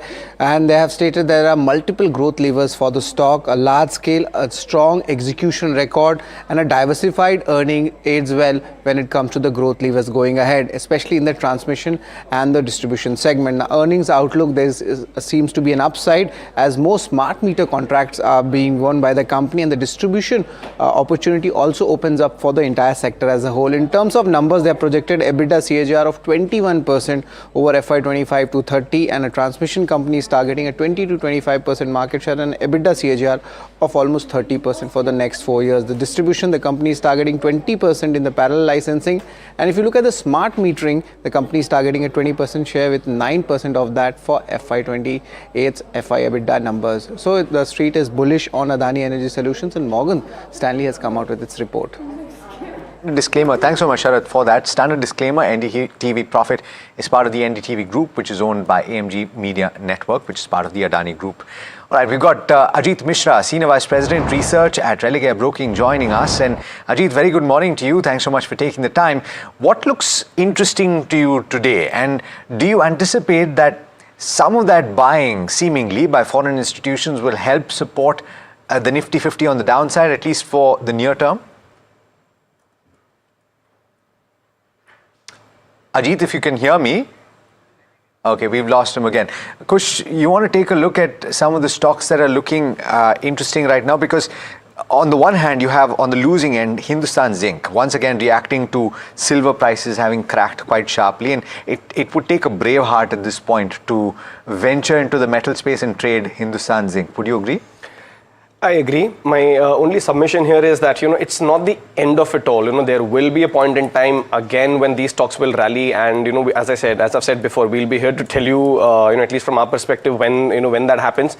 Right now, there's a fair degree of volatility. They've had a fabulous run in the near term. So it's a good idea to, if you have any positions, to book profits and sit out and, just wait for the, dust and the volatility to settle and then go out and buy again. Okay. On earnings in the automotive space, I wonder what, Dharmesh, you have made on Force Motors, on Apollo Tyres specifically, because both of those results look pretty good. Force Motors, particularly on the bottom line front, look very, very strong. Yeah, good morning, Alex. Yeah, definitely, Force Motors numbers were very strong, even on the operating front, top line and EBITDA front, margins growth was there. Bottom line was, because of that incentive coming to the Madhya Pradesh government, PAT got heavy. I mean, it swelled up quite significantly.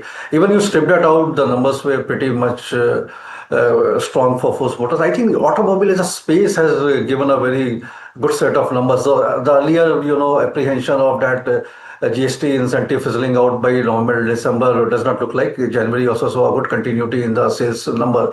And coming to Apollo Tyres numbers, again, pretty strong set of numbers. And the good advantage with this tire companies is rubber prices globally has not moved up. So last year it was down around 8%. This year, 1 month, it's up around 6%. So median level is $1.90 per kg kind of rubber prices hovering around. And this stability in rubber prices and the upcoming demand from OEMs as well as replacement market is helping Indian tire companies to garner good, set of volume growth. But the protection from China is still there. So to my mind, auto space looks pretty attractive there. Force Motor valuation comfort is there as compared to M&M. It's trading at 20% kind of a discount with same frequency. So a large part of a catch up will happen in Force Motors. A good time to even for traders to get into out there and get 15-16% kind of an upside. So fundamentally, the auto space looks attractive. The top picks out there still continues to be for us M&M and Hero MotoCorp in the four-wheeler and two-wheeler space. Force Motors is definitely a valuation catch-up trade panning out there. Tires, we have not been very, positive being from a fundamental long-term structural point of view, but it does look like few tire companies along with Apollo Tyres can see some trading bounces up there. Okay, another stock on a large cap to focus on, non-IT, non-banking, might be Airtel. The final call for the Bharti partly paid up share has been announced. Ex-date 6th Feb. Effectively, viewers, this raises the free float for Bharti Airtel and will lead to passive inflows. FTSE, MSCI, other indices. I think the one which is announced is FTSE, all cap, but the others might happen as well. And as a result of which, maybe about $600 to $700 million of passive inflow over the course of the next couple of days, likely before the end of 6th Feb. Now, my question is, Kushpura, are the charts looking strong enough for people to position themselves for potential inflows, or do the charts show maybe a lower level which might be more favorable? Yeah, so I would prefer to buy it at a slightly lower level. Mind you, the stock's not gone anywhere. In fact, it's only declined in the last 2.5 months. There was a falling channel, where the stock's actually given a breakout from a couple of those levels inside at the 1965 level. Closer to those levels, there'll be strong support zones. You're better off buying at those levels. But plus, mind you, something like a Bharti gives you a great deal of margin of safety as well. So it's not a bad idea to have Bharti in your portfolio. It's not a momentum play. So I wouldn't suggest, at 1965, you'll have those, 20%, 25% kind of an upside in a year's time. Of course, a large cap might not give you that. But it's a good stock to hold, especially at lower levels. So buy and keep your stop losses around the 1920, 1925 zone. That's been the medium-term support zone for Bharti. Okay, just want to take a look at how the pre-open has settled. Devyani International is about 3% up. Devyani International is showing some smart moves in the pre-open session. CCL products, it was on our watch list. We talked about how those numbers were definitely, heartening. The IT stocks seem like they will open down, but the losses could pare down. The Nifty IT, look at the Nifty IT as well, about 0.3%, and Infosys, etc. Also not closing with deep gashes like we saw yesterday. You might see buying at lower levels as we open. We'll wait and watch what happens there. But the big story playing out this minute is gold and silver. I mean, even as we're set for markets to open, Hindustan Zinc 6% down, silver futures cracking incredibly 13-14% just this morning. And that is what is astonishing. What really is happening with silver again? That seesaw is, I think, really for brave hearts only right now if you're in that kind of a trade. Vedanta, Nalco, Hind Copper, all of them down in the red. So this is going to be a metals cracking kind of a morning is what it's looking like. Would you touch any of them, Kush? Any metals play right now which would be selectively looking interesting? Not yet, Tamanna, but I think we'd all forgotten for a brief while. The street had forgotten that how volatile metals can actually inherently be, right? And I think all of last year, maybe two, we've been discussing the same thing, that metals are a volatile pack. We're seeing that play out, and in this case, it's it's a case of the higher they go, the harder they fall. So yes, they are in a bit of a downturn right now, mind you, on the back of very big up moves. So yes, there will be times to buy. I wouldn't touch them right now because there is a sharp round of downtick coming in as and when they stabilize from those levels, but not right now. Okay, I wonder if Dharmesh, you would look at any metals play this morning. Would you buy IT at lower levels? Yeah, as far as metals are concerned, I mean, ferrous still stands a good play. Infrastructure spends are happening in India. The government has, increased that. And steel prices have shown significant, movement in the month of January. We think volume growth as well as realization growth will be there for most of the steel companies. So because other, non-ferrous metals are getting thumping down today. Dharmesh, you'll have to allow me to come back to you on that question because the markets are about to start. So we'll come back to you on that answer of yours. But this is how the markets are starting off today. Absolutely flat. No great shakes, no major downticks either. Banks are flat too. I wonder what IT is doing because I think that's the key index. Another 0.5% lower, and that is dragging the indices along with it. So 1/3% for the Nifty 50, nearly 1/3% for the mid cap, for the Sensex as well. Market breadth is not too bad, but mid caps are down. Wonder if small cap index and what that is doing in trade. Even that is down. Very interesting to see the advanced decline ratio the way it is. Anyways, let's get the heat map up on the screen and show you what's moving and what's not. Surprise, surprise, Trent is not really starting off with any kind of optimism. More red than green. Commodity stocks are down. Indigo is down. So Hindalco Tata Steel, JSW Steel. So you're seeing commodities pull back. You're seeing Indigo being down 2% because of the rap on the knuckles, by the way, by the DGCA. Trent 2% lower. Somehow the street is not liking this performance, slightly improved performance by Trent this time around. Maybe they're finding some negatives there. Eternal another 1% lower. No big heavyweights. You don't see a HDFC Bank or a Reliance or an ICICI Bank in the top 10 losers. On the gaining side, HUL, M&M, NTPC, ONGC, Wipro, a bit of a defensive bent. Wipro interestingly in the green. There is some strength in Coal India as well, but nothing to write home about. Just about an HUL which is about 1.3 or 1.4% higher. After a long time, I'm seeing HUL being the top gainer on open. Let's see if this lasts or no. But I guess the morning on the index side probably belongs to the losers with commodity stocks coming under pressure today. Yeah, well, what's interesting is that you're not necessarily seeing IT at the rock bottom over there. IT is weak. Not that people are coming and buying in hordes, but definitely it's not as weak as earlier. With Trent, we told you that margin expansion, but a lot of brokerages are questioning the sustainability of those margin expansions. Let's pull up the broader indices and see what's happening with the mid cap and the small cap this morning. About 0.3% down on the Nifty mid cap 150. The small cap also about 0.5% down. I want to look at India VIX very quickly and see what's happening over there. And it's interesting to see how the market looks at a new moving force each and every day. I wonder what it is today. Maybe it's metals, but 0.27 up on the India VIX. Nothing major happening over there. The sectoral heat map will give us a broader picture. Remember, also one more thing in play is the spike in crude prices, and Trump coming and saying that the Ayatollah better be careful. It's good for ONGC. 0.75% up on the Nifty oil and gas. PSU banks showing some pop. Nifty FMCG possibly powered by HUL, but more red than green on the screen, and metals is where the crack is. This is the pain point, and what we saw happening on futures and spot prices both on silver and gold is what is driving this.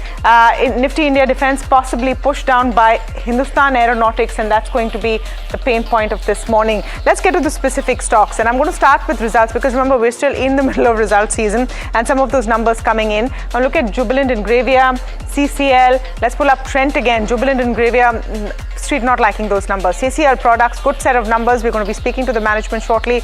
Stay on for that. That's 5% up. Trent about 1% down now, but recovering from its lows. Force Motors, Devyani International and Imami are the other ones that have reported. Devyani International is the star this morning, 5% up. Indigo, let me pull up Indigo once again. CCI probe is showing a 2% downtick. Hindustan Aeronautics, 2 days of not so great news for that stock, 3% down right now. I want to look at the mid-cap IT as well. What's happening with the Coforge, Emphasis, LTI Mindtree, KPIT, Persistent, some of those.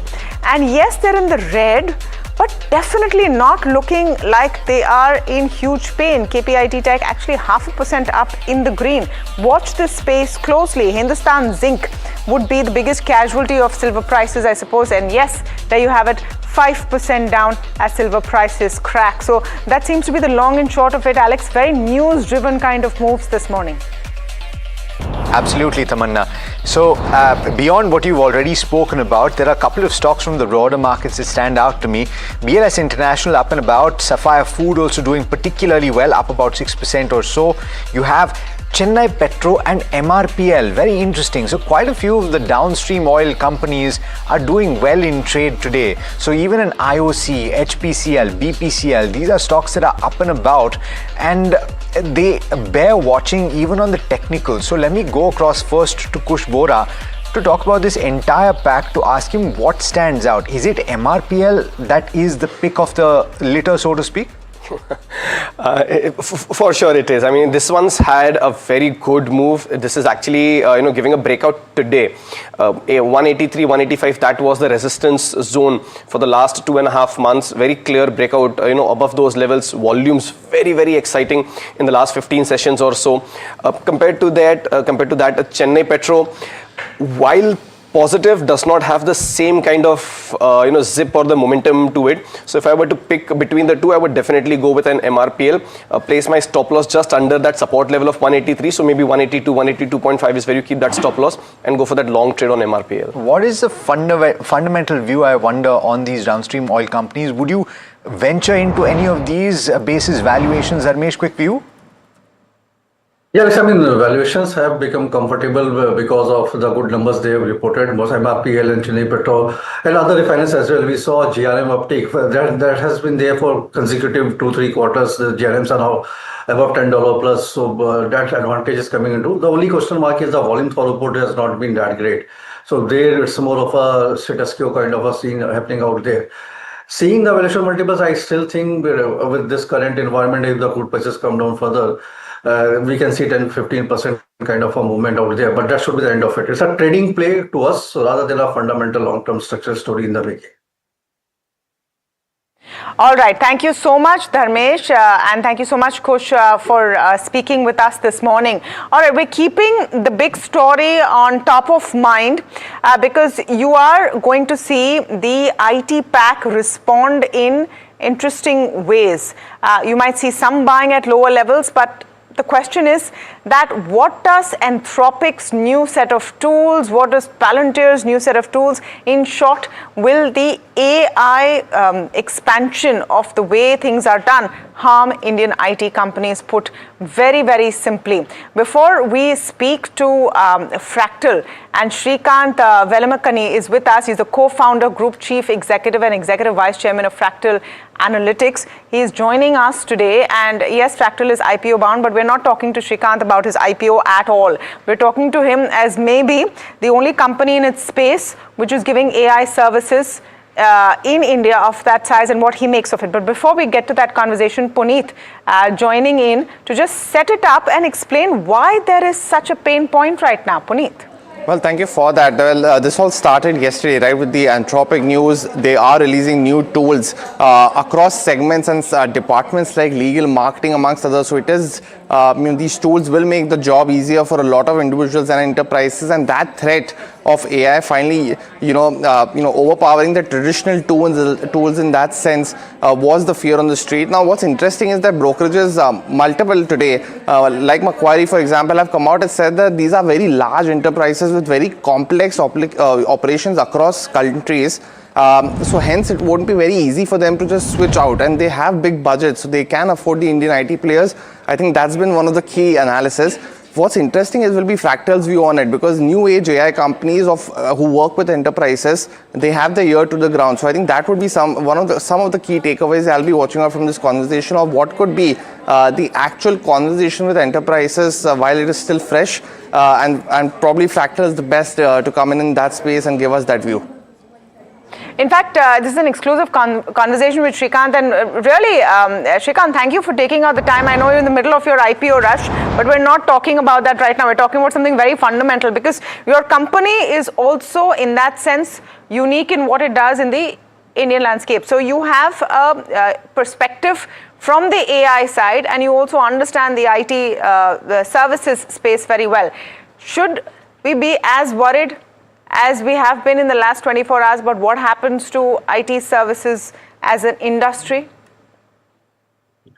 Look, behind every market exuberance or market fear, there is a kernel of truth. And there certainly is a huge kernel of truth here that AI will compress everything. And all services, if you're taking 100 hours, it might be possible to do it in 50 hours and then maybe in 25 hours. So what happens when something that takes a certain number of time becomes compressed? It means that you need fewer people. It means that models which involve billing people per hour will suddenly shrink. And therefore, there is threat to revenues to all services companies, including legal services and certainly even IT services. So there is a kernel of truth. But I think there's also somewhat overblown.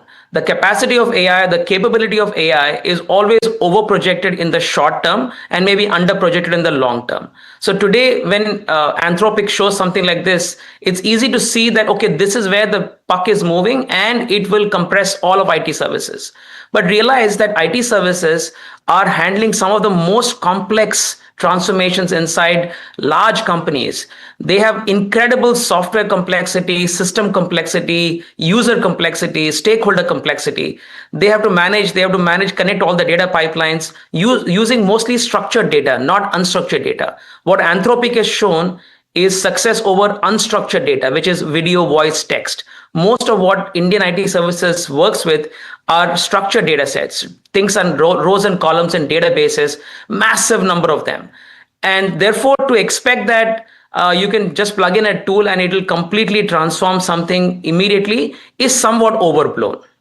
I will want to add one more thing here, which is you have to look at the Palantir earnings as well, not just Anthropic. Anthropic has shown something interesting, but Palantir showed that you can do something like a SAP migration or a cloud migration, things like that, things which are high revenue drivers for big IT services companies in much less time. So they're showing that even in the enterprise complexity, we can compress the amount of work required, amount of time required, and machines can take a greater load. So if I have an IT services company today, I have to think very seriously about how do I transform in the age of AI, because while my short term is not very threatened, my mid to long term is very threatened by these AI tools. Shrikant, effectively, the time and material game of IT service vendors, good morning, this is Neeraj here, is under medium term threat, right? So even if the companies are not going away, the traditional model as it used to be, you reckon, is under serious threat, and therefore the revenue pools that they've enjoyed are also under threat over the medium term. Would that be a fair assessment? Yes, I think the staff augmentation source of revenues, while it is also one of the easiest ones to get and it's also reasonably sticky, that staff augmentation revenue where you find talent, you deploy talent, and you get paid per person, per hour, or per day, or per month, that business model without high value add will become challenging, because instead of 100 people required for something, the clients will say, hey, can you do it in 50 people, or can you do it in 20 people? And some of the tech services firms are already compressing that and providing productivity gains without seeing super margin enhancement on their side. But if that gets crushed further, you will see revenue pools getting threatened there. Just remember one more thing. There's a thing called the Jevons paradox, which means that whenever the price of a good comes down, the demand goes up so much more that eventually you consume a lot more of it. You can see that with cell phone rates. Used to be 32 rupees a minute. Now it's practically free, and we're using more and more of cell phone time or WhatsApp time and things like that. So when a price of a good comes down, the overall demand goes up a lot, and there's a lot of demand for tech services because the world doesn't have nearly enough technology. Therefore, what you have to see is if these IT players are able to transform themselves, move to more output and outcome based models and even subscription models, and realize that their talent base currently may have to be upgraded, they can go and actually attack the much larger pool of tech that's out there. So this transformation is vital, but it can be done, and Indian players are capable of doing that. Just going to ask you about that, Shrikant, and good morning. You make a very strong point. We've been talking about the need for some of the largest IT companies in India to transform and to change the way they look at the future, to look further out. And the argument has been made that resources and cash is not a concern. They have the ability to spend. Is this something that can be solved by spending though? Do we have the capability that it would take to venture into these new areas that you are suggesting, and how long will that take? It should not take too long. Indian tech services companies have massive talent, and the kind of workforce at scale that India has and it can put to work is unparalleled. They also have the cash balances and they have profitability. What they need is a permission from the street that we are going to undergo a transformation. We may need to do slightly less profitability for, let's say, the next 2 to 3 years in order to get that right.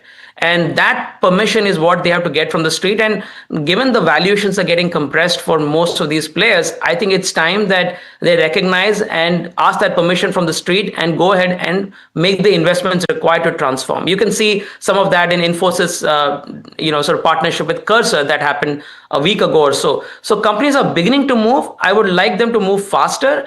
and take that permission from the street that this reinvention is critical for their long-term success.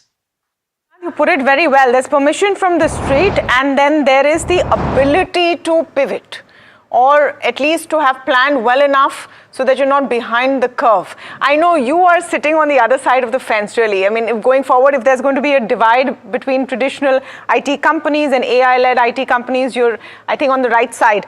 But do you think it's possible for our largest to actually make that transition? Or are the more nimble-footed, maybe smaller companies going to win this race?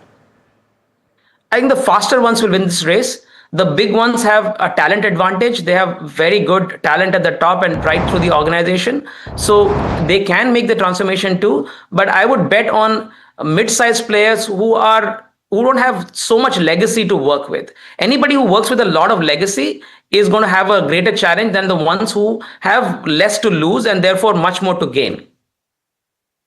Shrikant, the skeptic of this argument would argue that some of the IT service firms over the last, not just 1 or 2 quarters, but the last 5-6 quarters have started reporting AI-led revenues. You go to Davos and in the promenade, they are saying, you want to do AI, we'll help you in that AI, transformation, if you will. So are Indian IT services already starting to play that game, or do they need to, upskill a lot more and punch above the levels that they are punching in right now to be able to thrive over the course of the next 10 years? There's no doubt that today it's impossible to win any project or any big engagement without AI being all over it. So AI is fundamentally part of every proposal that big tech companies are putting together for winning large contracts. So the promise of AI is required. They're also showing some of the demonstration. How well AI is integrated into the service, I think it's still early days. So what I would expect from the big tech organizations is to fully integrate AI in the way they solve problems and go ahead and promise those extra productivity and so on, and move to an outcome based models and maybe even license driven models in order to navigate this transition. They can do it. They're getting started, but I think it has to go on an overdrive now. Question on manpower and skill and the way that you currently have at the bottom rung, right? So the people that are joining at the bottom and then being upskilled by companies, is there a need for those people to be trained differently from what they are right now? Because from the outside in, we're looking into this tech world and we're hearing people who are writing code saying we don't do things the same way that we did 5-10 years back. So is there a need at that level itself to change dramatically? The good news is that the younger audiences have no legacy.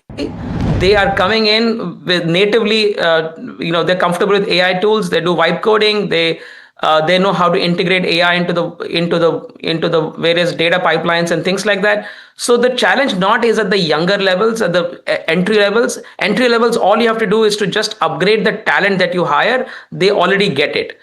Now, in the mid to senior levels is the biggest challenge because they have a huge legacy that they're working with, and they have to learn some new tools. And there's sometimes some cognitive laziness involved in getting to the new tools. And you feel like, look, been there, done that. It already works. Don't tell me AI is going to change everything. There are a bunch of these skeptics inside these large organizations who are sitting and saying nothing is going to change. We've seen many such waves before. It ain't changing now. Those are the ones that pose the greatest risk for these companies, because if you don't recognize the massive transformation that is required ahead of you, you will not be able to do it. And it's not the younger and the new entrants that's a problem. It is the existing talent, mid to senior level talent, where the problem lies. Wow, that's well put, Shrikant. And a lot of people have been saying, oh, look at Y2K, nothing happened. even here you'll have the same kind of situation. You're saying that's the biggest risk. Shrikant, thank you so much for speaking with us. Fabulous conversation and so well explained. That was, of course, his company is headed to list as well, Fractal AI, but comes with that perspective of what this really means. But let's get back to earnings, and CCL products firing up after a strong Q3 with revenues up nearly 40%. We're speaking to the management, but before we do that, Mahima joining in to set that up. Right, Tamanna. So as you rightly mentioned, strong earnings coming in for CCL products. Overall, even EBITDA margin improved, supported by operating leverage. Coffee prices have corrected, of course, 25 to 30% from its peak. And on the back of this, margins have also improved this quarter. Strong operational, performance overall. In terms of numbers, revenue was up almost 39%. EBITDA up almost 49%. Margins improved to 17.6% versus that of 16.4%. And overall, net profits also saw growth of 59%. If you take a look at the other highlights, other income declined by 6.1%. So the entire beat in top line is coming in from the operational performance. Depreciation cost, of course, inched up. Interest costs also slightly inched up. And overall, if you take a look at the coffee prices in Q3, Arabica prices remain elevated at that 37% around YOY, and Robusta were down by around 10%. So this is the overall view of how Q3 has panned out for CCL products. I think it'll be important to understand as to how competition is playing its part and how sustainable are these levels of growth. Okay, Mahima, thanks for that. Srishant Challa, MD of CCL Products, joins in right now on this conversation. Srishant, good having you. This is Neeraj here. Good morning. And kudos on a fabulous performance, but it's not just this quarter's phenomenon. I was looking at what you've done over the last 3, 4, 5 years, right? There's been just this consistency in delivery that you've almost epitomized for yourself. Now, maybe we start off with the long form question first and then get to this quarter and what happens in the near term. Is this something you reckon CCL can keep on doing? An engine which delivers 20, 25, 30%, whatever the number may be, consistently for the next many years, as you've done for the previous few? Yes, the answer is actually yes, for the simple reason that whatever we've done over the years, it's always been a stable and consistent growth. If you look at the overall coffee market, we are still at around, 7% of the global coffee market. There's still a huge potential to grow. We're already the largest manufacturer. We have operating leverage that nobody else has. For us to onboard new big customers becomes that much more easier. The innovation that we have in our product mix is quite unique. So we're able to add customers that much more easily year on year. So we've expanded our capacities, we've doubled our capacities. So we do have spare capacity for the next couple of years as well. So whatever we are doing, we're doing it in a very sustainable manner. We are making sure of that and even improving our EBITDA margins year on year, improving the product mix, getting into more premium products, introducing unique products. All these things, we are doing it in a very systematic and sustainable way. Okay, perfect. So that answers. Now, the short term, you've grown at a good rate, beaten estimates, and you've grown margins too. Now, is this margin growth on a result of higher volumes, or it would have happened even otherwise? So multiple things worked in our favor. So not only higher volumes, we also had a better product like cold brew, for instance. This is a new product that we introduced a couple of years ago. Now we are seeing a lot more traction and increased volumes. Apart from that, our freeze-dried plant also came online. Our domestic market actually started contributing to the bottom line. Till now, we were just barely breaking even and we were focusing only on top line. But now there's a contribution that's coming to the bottom line as well. Our debt levels also have come down quite substantially. So though there's a volume increase, there's not much increase in interest cost. So all these factors put together, and each one of these factors are talking about sustainable growth going forward. So our EBITDA per kg also, we are increasing the EBITDA per kg year on year. So that also is working in our favor. What is, Srishant, great to have you back. Tamanna here. What has been happening with the plans to reach out to more consumers, whether it's Malgudi, whether it's the cafe model, more focus on retail? Is that something that you want to continue to pursue? Oh, definitely. So our domestic is growing at a very healthy pace. So this year we were looking at the overall domestic market brand plus private label clocking around 650 crores. So in the last 5 years, from like a 50 crore to a 650 crores is a huge improvement that is coming in, and this is also growing at a very sustainable pace. Almost 95% of the private label in India is being supplied to by us. And the products that we are expanding our products into new markets as well. Initially, we were focusing only on the south. Now we're slowly going into the northern markets as well. So a lot of new markets are opening up for us as well. Srishant, so I remember this conversation about snacks. Going beyond coffee, right? So you're talking about murukku and all of that. So the question is, the street was seemingly very excited when we spoke last about it. But is this going to be a dramatic share? How much has that share increased to? I'm pretty sure that in several pockets it's pilot at this moment. But where do you see it going in the near term? See, to be very frank, it's too premature for us to talk about snacks because it is purely experimentation that we're doing right now. We are looking at creating a differentiated product that can actually, grow in a sustainable way. So a lot of trials are taking place at this point in time. So contribution, if you ask me, it's virtually negligible compared to the other products. So these experiments will be there for the next couple of years, and we'll actually start seeing better numbers after that. So we are constantly looking at a bigger, longer term strategy. So these experiments, because we have to inform the market about anything that we're doing, we're informing, but we can't really talk about significant numbers at this point in time. That's fair. Thank you so much for joining us, though, and we look forward to do a longer conversation with you and to really understand the path forward. Thanks so much for taking the time. Thank you. All right, now another stock. Let's move focus to Gallant Ispat, the third quarter earnings. There was a little bit of pressure on account of higher raw material costs, though profits did find some support from tax and other income. The company is now doubling down on backward integration and mining plans as it eyes the FY26 full year growth. Let's bring in Varsha to talk about some of those key numbers before we speak to the management. Varsha. Yeah, overall, yes, Q3 was, a bit pressure was seen when it comes to margin and net profit and revenue as well. If you see the margin impact, this was led by higher raw material cost, and of course profit, the impact on profit was offset by other income and lower tax as well. Talking about the backward integration, if you see, they're going to set up the total mining capex will be around 750 crore, which will be funded internally, and these mines will cut raw material cost and improve cost control. Talking about the business profile strength, where they have two integrated plants, and the new mines will further strengthen the backward integration that the company has. On their FY26 outlook, if I were to talk about, they have a revenue target of around 5,000 crore with 13% of EBITDA margin, and all the growth will be funded through internal accruals.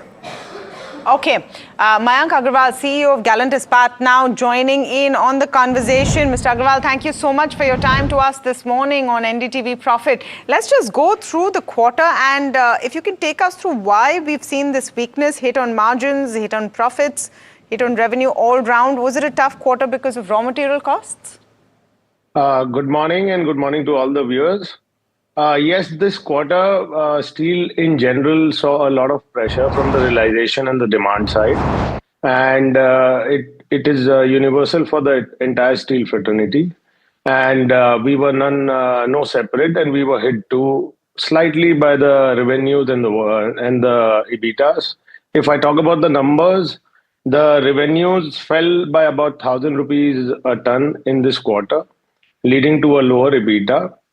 But at the same time, what was in our control was the sales volume, and the production volumes, which we have seen a little bit of uptick in this quarter also and year-on-year basis also. However, when we look at the projections and when we look at the performance on the year-on-year basis for 9 months, the EBITDA for the company is 567 crores against 515 crores last year. So there is a jump of about 50 crores in the EBITDA absolute terms. And if we talk about per ton basis, the last year on year, if we compare it, it was about 8,000 rupees per ton of the margins in EBITDA, which is currently, despite all these issues in Q3, it has increased by 750 rupees, or almost 9%, to 8,750 rupees per ton. So yes, despite all the issues that were there due to the market, we have seen a good growth in EBITDA in terms of absolute terms and also in terms of percentage terms. And that has also resulted in a better PAT of 9 months year-on-year basis, which was 285 crores last year against 360 crores this year. So overall, the company is, I would say, despite all the odds, have performed well. And we are all set to realize our business plans for the year. And in fact, Mr. Agarwal, that was my question. Are you on track for that 5,000 crore revenue target? And for your margin targets, I think about 13% of your EBITDA margin guidance and your targets. Are you on track for that with the kind of quarter you've had? So currently, the kind of uptick we have seen in the demand and the price realization right after Q3 in the entire of January, and which is still continuing. And I have no doubts that we would be able to almost reach our revenues and EBITDAs for the current year. Good morning, Neeraj here. Good morning. If you do 13% for the year, which means you are guiding to a very low EBITDA number for Q4, right? Because 9-month EBITDA looks much higher than that 13 number. So are you being conservative or with reason, or are we seeing a root shock in EBITDA in quarter 4? So that was very well analyzed, sir. And yes, you are right. Currently, we stand at an EBITDA of I would say I'm being very conservative, and you will see a fantastic results if everything goes well. And we would surpass the expectations in Q4. It just seems that everybody is talking about this being a good cycle now. We are entering in a bit of an up cycle for metals at large and even steel. So how do you look at, let's say, the next 12 to 24 months? I doubt it's possible to predict beyond that in the business you are in. But how do you look at the next 12 to 24 months? So what in the last couple of years, what company is doing is that we are doing a lot of capex, not only in terms of capacity additions, but mostly in terms of backward integration, operational efficiency, and capacity utilization efficiencies. So that is the reason that you see that despite all the negatives, the results are pretty promising, I would say, if we compare it on year-on-year basis.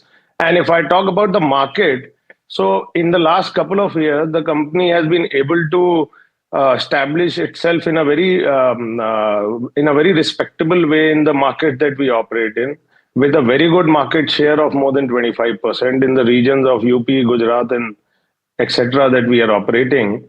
And despite all the issues in the last quarter in terms of demand and all, we had no pressure in terms of the volumes, at least. So it is difficult to predict the future in the kind of business, as you said, we are in. But the Q4 looks promising, and what ultimately is in our hands is to ensure that we are able to optimize our operations in terms of efficiencies, costings, capacity utilizations, backward integration, and we are continuously making capexes on that, and we will definitely sustain and surpass the projections that we have. Currently, if I would like to talk a little bit on capex side, which I think is important for the viewers.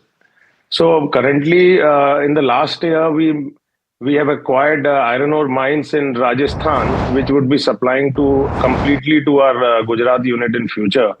And we have also acquired 2 iron ore mines in the current year, in Q2 of current year, in Uttar Pradesh. and which would 100% fulfill all our requirements in future for UP plant. Okay.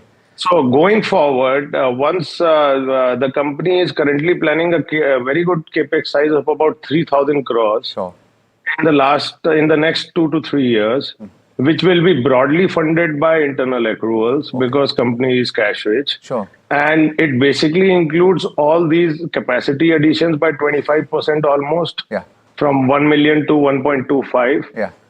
In both the units put together, a lot of capex going into operational efficiencies and capacity utilization improvements. Yes. And about 1,000 to 1,500 crores out of this is going into mines development, beneficiation, and pellet plants. It sounds exciting. You know, Mayank, we'd love to talk about what the implications are. And I think the next time we speak, perhaps we'll have a clearer idea of what that means, that backward integration, what it will mean on the cost side, because that should reduce your raw material costs and benefit your margin. So we'll talk about all of that the next time we meet. Thank you so much, though, for taking the time, and wish you all the best for the rest of the year as well. Thank you so much. All right. Now, the way that things have moved over the last 1 week, it's just been, what, 4 days, less than 4 days since the presentation of the budget, and already we've moved past it. But then it bears speaking about in the context of everything else that's happening. And to do that, let's speak to Upasana Chachra, who's the Chief India Economist at Morgan Stanley. Upasana, thanks so much for taking the time. They say sometimes a lot happens in the span of a day or two, and that indeed has taken place this week. What do you take from the budget that is still contextual, given what we saw on Monday night, which is the signing of the trade deal, and everything else that has happened in the near term and heading into policy tomorrow? Yeah, I think a lot of events in this week already. And, from a budget perspective, I think the key takeaway that we should keep in mind is the budget is pretty supportive of growth. The fiscal deficit at 4.3% of GDP is only 10 basis points lower versus where we will end this year. So this is like the shallowest pace of consolidation, especially in the post-pandemic era. And that gives a lot of freedom to the government to sort of push growth higher through the year. CapEx spending continues to get prioritized with growth tracking at 11.5% and CapEx to GDP expected to go up. Spending on key areas like defense, roads, railways is all good news from a infrastructure push to growth perspective. So I think cyclical recovery driven by this budget, which has been, prior or balancing both fiscal deficit consolidation and capex is one of the key messages. And the other one, I think, is again that the structural measures continue. If you look at steps taken to sort of build on the past steps for manufacturing sector, then steps taken to prioritize services sector through tax clarity, certainty, and the tax holiday for data centers. So I think all in all, still, the budget's relevance for fiscal 27 is still pretty much there when we look at the year ahead outlook. Upasana, hi, Tamanna here. The 17 lakh crore gross borrowing figure in the budget on that day, on that Monday was, matter of discussion. That Sunday and Monday was a matter of discussion and whether it was higher than expected. Does some of the fiscal math now need to be relooked at after the India-US trade deal has been struck? Because that happened right after. Does that change some of those calculations now that India's tariff to the US is gone from 50 to 18%? Yes, so I think one from the gross borrowing number, yes, it was on the higher side. Expectations are probably at the upper end of 16.5 trillion. What we got was upwards of 17 trillion. But again, I think the government has been a bit conservative when we look at the deficit financing math. Pretty much well known by now. The small saving growth expected for this year is pretty modest at just 4%. So I think there's still some buffers. On the borrowing side, the numbers through the year may not then eventually remain as high as what was indicated on 1st Feb. And from a trade deal perspective and its implications on the budget, I wouldn't say that there are any major direct implications that I think we need to sort of do to rework the budget math. I think overall it does improve the growth outlook, especially the overhang of uncertainty that goes away, and then that creates sort of tailwinds for cyclical recovery. So we should wait and watch for the finer print and detail details and also then see how the data pans out, because in the last year, yes, external demand was a dampener, and if that can change this year through this trade deal with the US or with the EU now, which are most important trading partners for India, that can then improve the cyclical growth outlook and so have implications on the positive side on the budget. Upasana, the question I think a lot of investors in Indian equities will be asking is whether this spate of good news will actually translate. And so from that perspective, should you be structurally positive on Indian equities, particularly given the underperformance of 2025? What's the view here? So I think the short answer is yes, we should be constructive on Indian macro and Indian equities, I think both from a cyclical and a structural perspective. I think what we can take away is that if you look at the policy actions by both the central bank and the government over the last 12 months, it's surely supportive of growth. So you've got fiscal deficit impulse coming in, fiscal impulse coming in through the form of lower taxes, both direct and then indirect through last year, higher capex spending budgeted for this year, and the monetary policy easing through lower rates, higher liquidity, and also regulatory easing. So I think there's a lot of stimulus in the pipeline, which is helping the growth recovery. So if you were to look at high frequency data, that's already showing that there is some amount of recovery building up. And I think when you think about equity markets, the problem has been low nominal growth in the last year. And I think the key takeaway is that nominal growth is set to expand from here on. So in our view, nominal growth would probably end this year at fiscal 26 at about 8.4%. I think for next year, the number even in the budget is 10. We are similar. But if you think about like the quarterly exit run rate, it would be higher. So I think a number like 10.5 by March 27. So you have like a 200 basis points of expansion in nominal GDP, which is, I think, critical from a equity market corporate earnings perspective. Upasana, on that note, I think a lot of people will be happy to hear some of those last things that you spoke about. Thanks so much for taking the time and for speaking to us. Pleasure speaking with you. Right, we've got a great conversation lined up, Neeraj. We've got Ramesh Damani coming in as we speak. Yeah, I mean, talking to Mr. Damani is always a treat simply because of how he looks at things. I mean, it is not just about what he thinks about the here and now.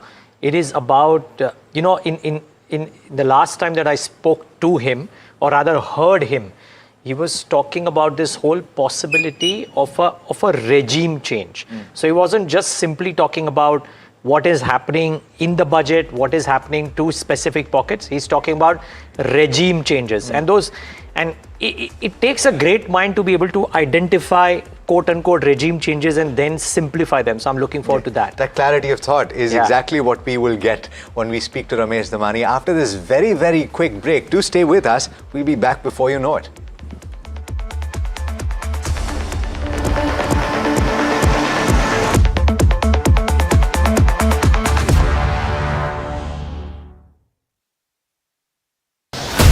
As tariffs rewrite trade, and India's New Deal and the US redefine global alignments, a powerful shake-up is reshaping the global economy. What is India's next strategic move? Join Finance Minister Nirmala Sitharaman and leading global voices as they decode this new economic reality at the NDTV Profit Conclave. Making sense of the new world order. India, the real deal. 7 February, New Delhi. Only on NDTV Profit.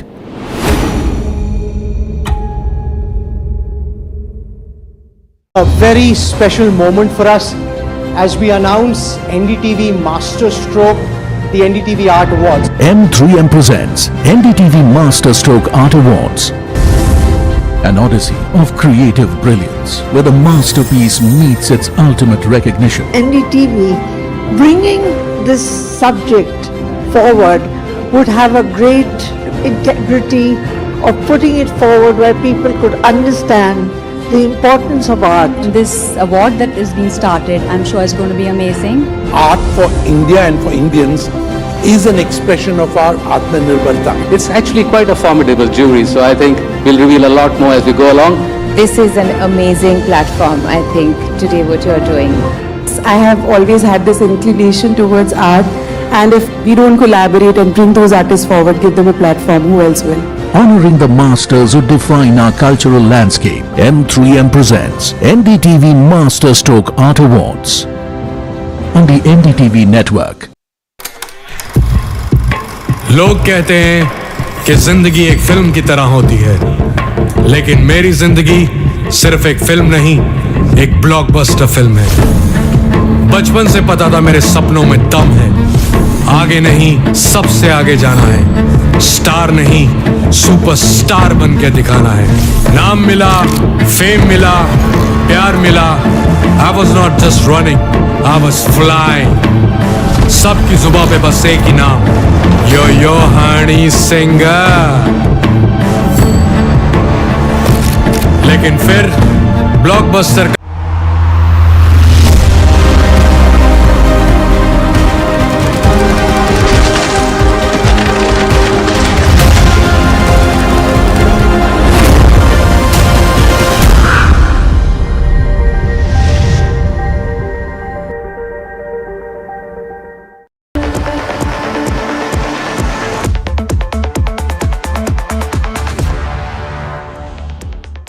Welcome back. We're very excited here in the studios for this next conversation because Ramesh Damani is here. You know, Ramesh, when we decided to speak about this conversation, between then and now, several things have happened. Too many. Too many. So we'll try and put them in order of urgency or at least recency bias. Let me start with this Anthropic/Palantir scare. Is this the nth time you've seen the Indian IT companies being written off, or does it feel different this time? It feels different this time, Toman. I've been a big bull and a big beneficiary of the big software boom that has engulfed India for the last 30 years or so. But here's someone sent me a tweet yesterday, which I'll share with you. This is the top Indian 7 software companies are worth about $350 billion. Anthropic is worth $350 billion in itself. Anthropic has 2,000 employees. We have 16 lakh employees. That is the scale of productivity change that is happening in this business. So while I think the business will continue, I think the multiple of these businesses have already been derated and will continue to probably be derated. So I think the world for the last 30, 40 years, ever since I've been in the market, the apex of value in India has always been brands, software, licensing, patent, intellectual property. I think that's about to change. I think the next 10, 20 years will be led by a different set of leaders than what we saw in the post-1992 era. Now, so I'm going to dig a little deeper on that, because what has been loved about these companies also is that they are cash rich, they give dividends, and they are conservative in their approach. I'm talking about the big ones. You think that something which was seen as a positive now becomes a negative, that they are not moving fast enough or they're being too careful? I mean, that's been the rap, that these guys are using their cash piles to pay out dividends as opposed to investing in new technology like AI learning models or product development. I think maybe the ship has sailed for these companies in terms of riskability. There are a few innovative companies that are doing that, but by and large, the massive Indian companies are focused on good old services business which brings good stable profit margins. I think it is under threat. I think it also reminds us that nothing is permanent in this world. You know, the business models change and keep evolving. Ramesh, I wonder if you've thought about the implications if things go the way some people are suggesting, to say that the workforce that you spoke about, the 16 lakh employees, if that needs to be curtailed at some point, the knock-on effects of the destruction of demand here in India in various pockets, maybe even real estate to a certain extent, because I was in Coimbatore just the other day. They say 60-70% of people buying real estate there are IT professionals. Does that have a huge knock-on effect? See, it's very difficult for me to prognose into the future of how this will go, because it's a bit above my pay scale, to be honest with you. But there's a lot of movement in global capability centers in India, which will take the role of software, so there will be employment there. And there'll be displacement. I don't think there'll be the easy entry-level software jobs that people got graduating from IIT or a technical institute will probably be gone. But they're different jobs. For example, if you were in the 80s, you never heard of someone, you were a bank teller, you never heard of an ATM expert or a YouTube influencer. Sure. All these new jobs keep getting created. So while there is some pessimism regarding the software jobs in India, I think overall the employment will continue to be fine.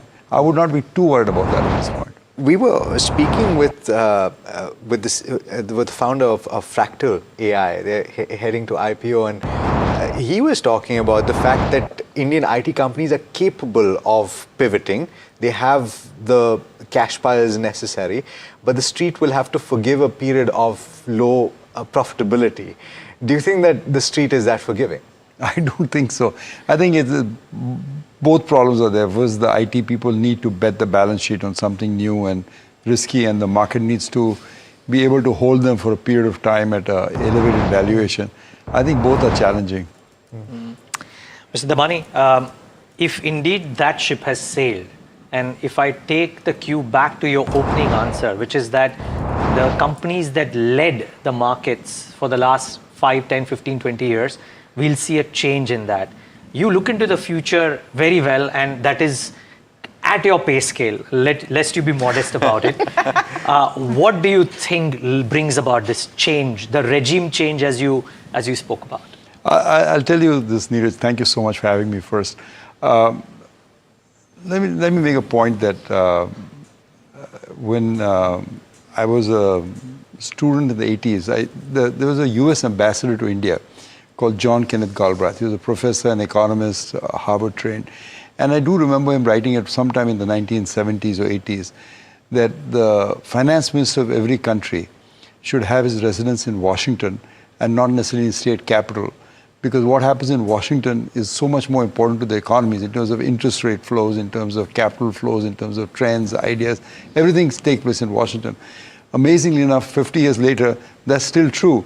The decision of the Fed governor, decision on tariffs, the decision on who's a friend and who's a foe within NATO is all being influenced by Washington. So even 50 years later, we find that huge influence on Washington. Having said that, cut from the 80s to the 90s, and as I've said that I feel the apex of value creation in India has been brands, intellectual property, financial instruments, like what will replace it for the next 10 or 20 years. And there's a song when I was a student, which, you're probably too young to remember, but by Madonna. She used to sing, I'm a material girl in a material world. And I have a feeling that a lot of the materials, particularly the critical minerals that are getting so much attention, will continue to constitute the value, the apex of the value creation over the next 10, 20 years. Because a modern economy cannot function without the critical minerals, without strategic alloys. For example, software, if you listen to the Anthropic CEO, for example, he believes it could be free or for pennies now. It's just become, you have a machine that automated the code. Yeah. But you cannot control what you produce from the earth. It's so important. It used to be that, we want these critical minerals, we'll get it from Africa, process it in China, and cheap and almost regular supply chain. I think that world has changed. Okay. I think two trends that I see is that every country or every regional bloc wants its own defense. So you have NATO, you have Europe, you have Asia, you have everyone trying to make their own defense industry. So that'll be an industry that'll continue to attract attention and talent over the next few years. But in order to have a vibrant defense industries, you need access to critical metals, whether it could be as basic as aluminum or permanent magnets. So I think people who control those stockpiles, people who have the ability to process them, will probably get a higher and higher rating because of the strategic value of that price. Wow. In effect, sir, you're saying that what we've seen in the last 12 months, that's the trailer. The actual movie, the 3.5-hour Dhurandhar, is still in front of us. It's hard for me to say that because I've always been a big software, intellectual property, financial instrument type of guy.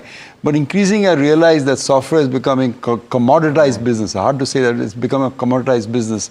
And what the market will value is control of strategic resources, ability to process them.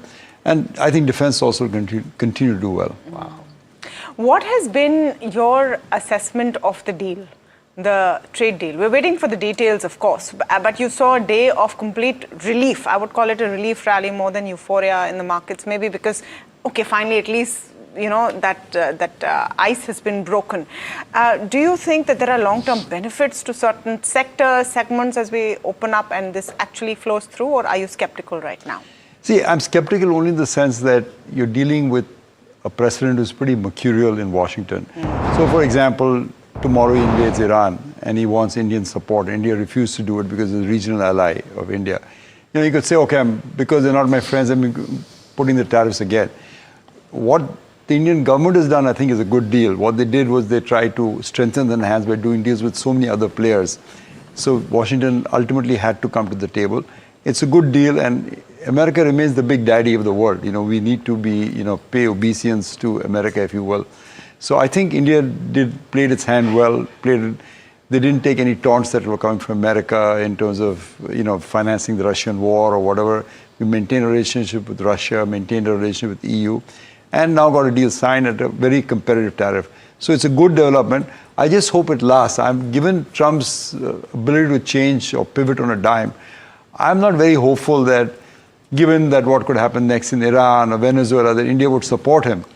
There was a time when, India has a lot of experience, of course, if you remember the non-aligned policy, so to speak. Yeah. But I think we'll now be forced to choose a little bit, at least, to be in the American camp, which perhaps we want to be also, but sometimes it's in our political or geopolitical interest to be non-aligned. So let's see. Yeah.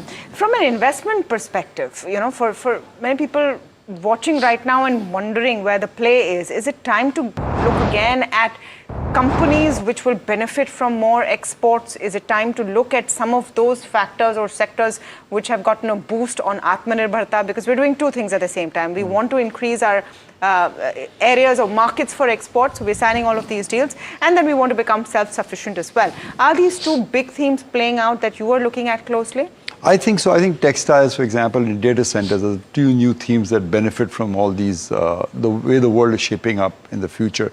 Because I think in terms of data centers, I think the government has given some extraordinary tax breaks in effort to move the data centers here. It makes sense to me that it will move out here, provided we speed up the process.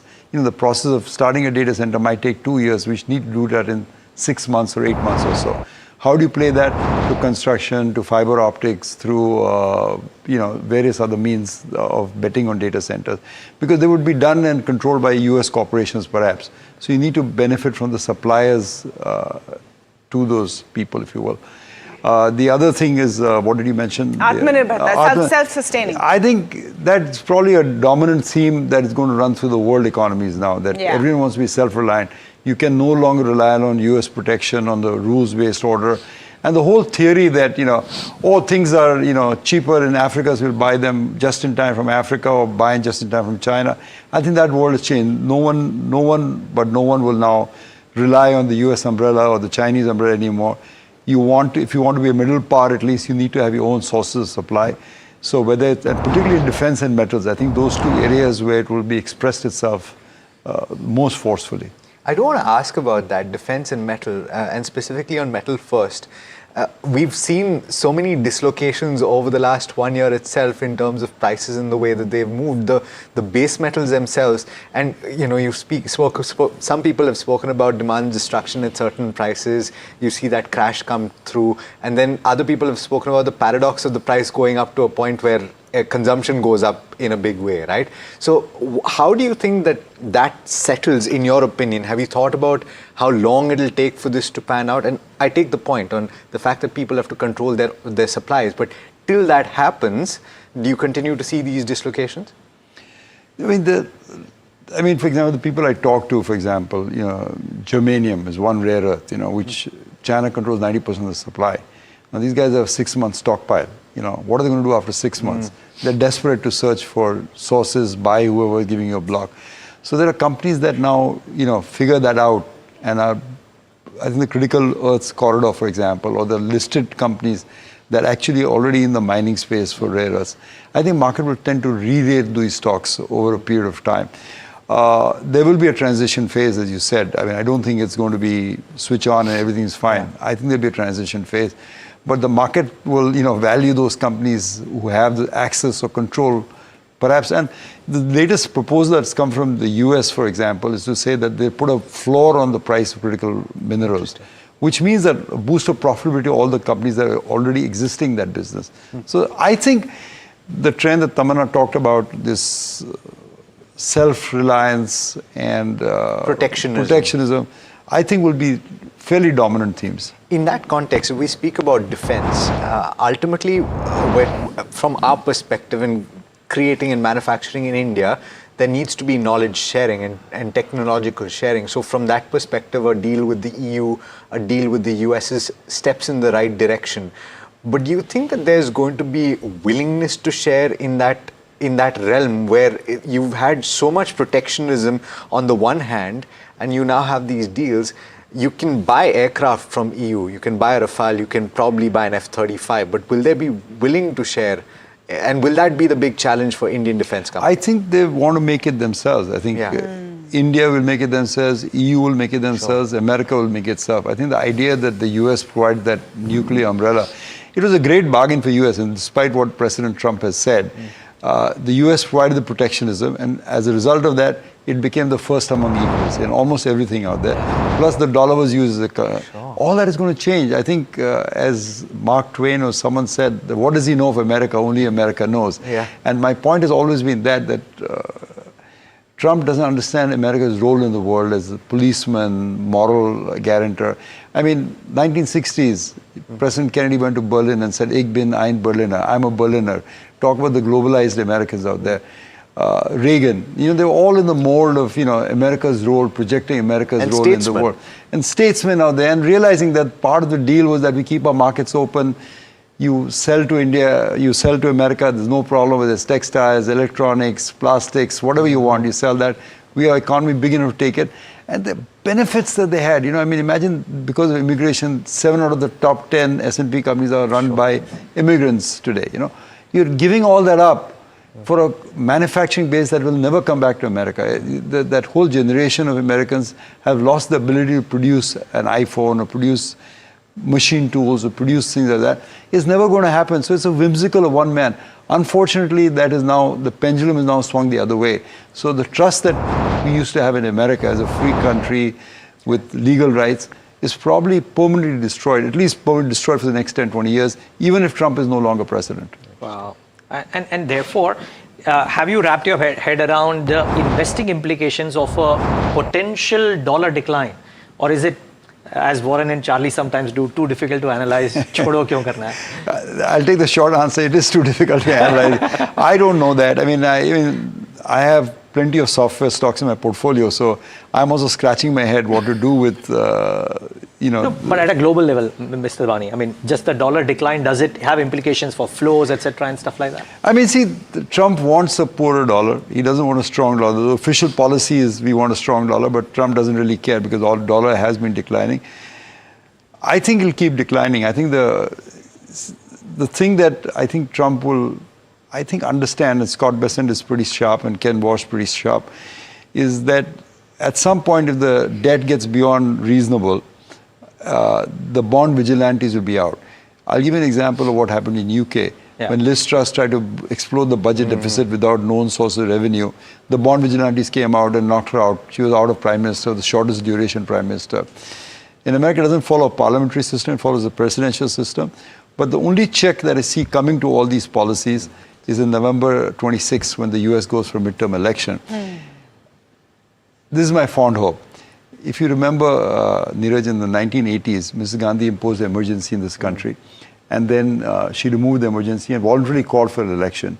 But she was wiped out from the northern states in the 1980s, Uttar Pradesh, Bihar, Orissa. And she never regained, the Congress never regained power almost a generation after that place out there. Why did she lose power? Because of very unpopular family planning programs that took place in the 90s. She lost a whole generation of electorate because of that. Potentially in the 2026 election, it could be heading to that. I think Americans are fed up with ICE, with masks running around the streets. It's not America. I lived in America for a number of years. That's not America. It's a free, open country where people respect different cultures, different value systems.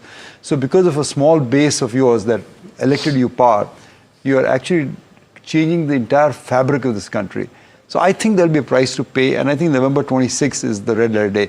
If he manages to win the election or do better than expected, I think then we're in for a really rocky time in the world. But at 26, if he loses, I think there'll be a newly emboldened Congress who will challenge him.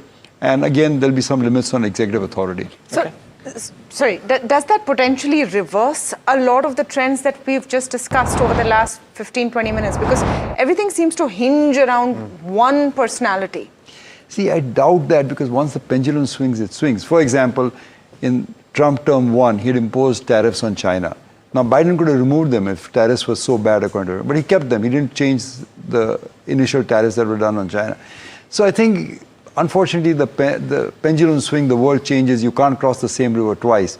And the trust that America enjoyed in the world as, the great open country, the beacon of freedom, the supporter of NATO, has forever been changed. So it changes at the margins, I'm sure, but it doesn't go back to the way you and I knew America.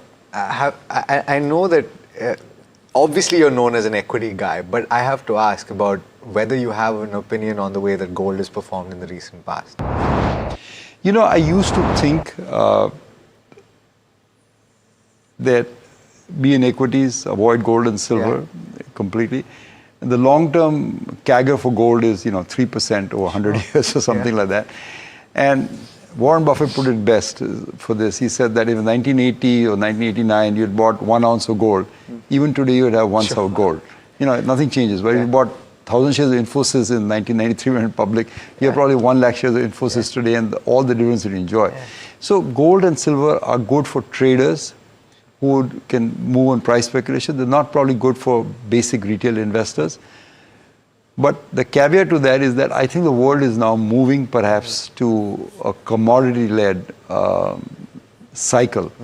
So I think my sense is gold and silver are probably headed higher, even from the record levels that we saw. That's my sense, though I don't participate in it personally. My wife does, but I don't. Well, yeah, sometimes she can come back and tell you that I've been a better investor than you, Ramesh. What are you saying? I'll tell you, Neeraj, in the stock market, my old friend, Mr. Jhunjhunwala, is no longer with us, had this very famous saying. Whenever we felt very bullish on the market or extraordinary turn in the market, he would always tell to a group of friends of his that, "Bivi ka bangad bech ke share le lo." Sell the family jewelry and buy shares. He was that bullish out there. But in the last 6 months, if you sold your BV Bangad, you probably lost a lot of money. So maybe the BV has So all our BVs are saying, "Hey, we were the smart ones, you're the stupid ones." No, but now, since we're having fun, I'm gonna go completely micro, right? The last 12 months or 18 months, I've seen you invest in some very interesting things, including businesses which are movie linked, right? So are you doing this because you genuinely believe the return of Bollywood, return of entertainment, or is it that the sector was so forgotten and the valuations might have been so compelling in whatever investments that you made that you found it compelling? What is it? I think there was a one-off. I just happened to... there's no overarching theme. The overarching theme is what I suggested to you, ladies and gentlemen, today, is that defense and self-sufficiency. Something we grew up in the 80s thinking self-sufficiency was just crap. It's come back into, almost, center play right now. And I think I can just see it with the politicians talk that no one wants to be dependent anymore. Okay, this is going to sound like a very broad question. What is your mood right now as an investor? Because we constantly hear this, I'm very bullish about the markets, very bullish and optimistic about India. Is that getting tempered right now with overshadowed by what's happening in the world? At least what my experience has taught me, Taman, over the last 30, 40 years is that India is a great place to invest your money. I mean, as I never get tired of telling people that when I came in the late 80s, the index was below 1,000. Today it's closer over 80,000, the Sensex, okay? So you made 80 times your money just by being invested in the index out there.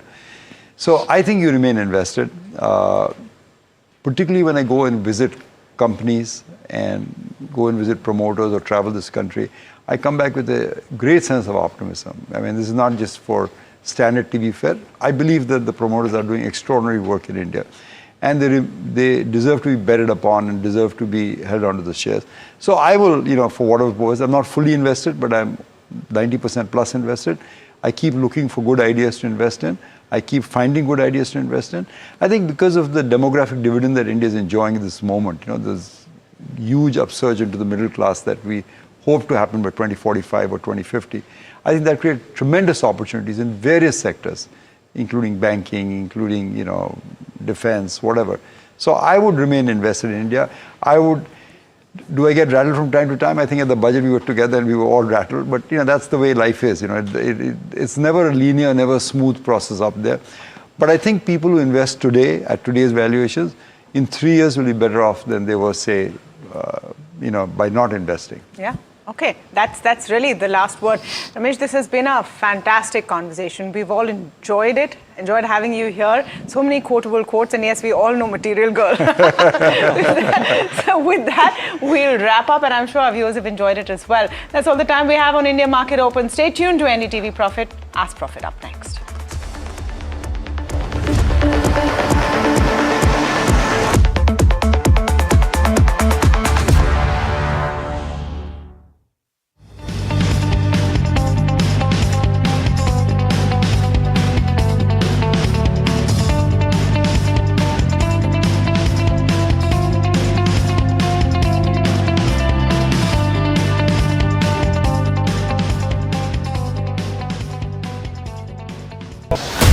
As tariffs rewrite trade, and India's New Deal and the US redefine global alignments, a powerful shake-up is reshaping the global economy. What is India's next strategic move? Join Finance Minister Nirmala Sitharaman and leading global voices as they decode this new economic reality at the NDTV Profit Conclave, making sense of the new world order. India, the real deal. 7 February, New Delhi, only on NDTV Profit.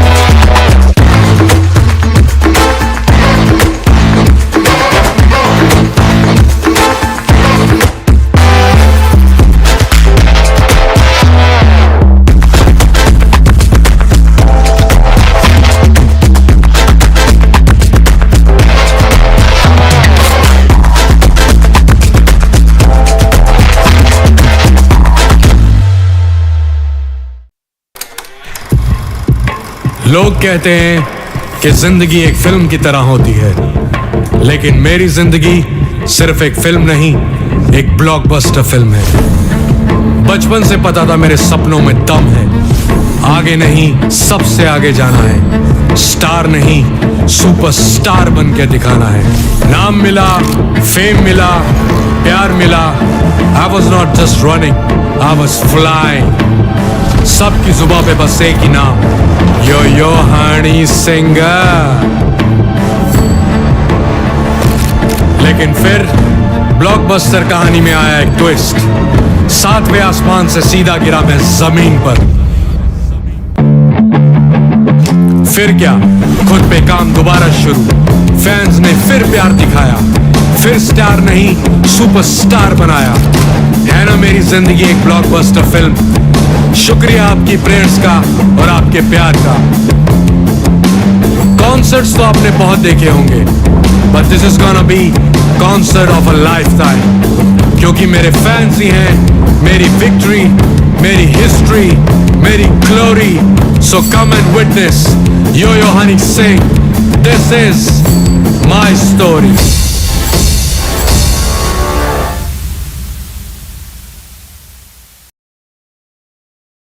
Presenting the all-knowing, all-powerful Tech Guru. Whoa. Guru? I'm no guru.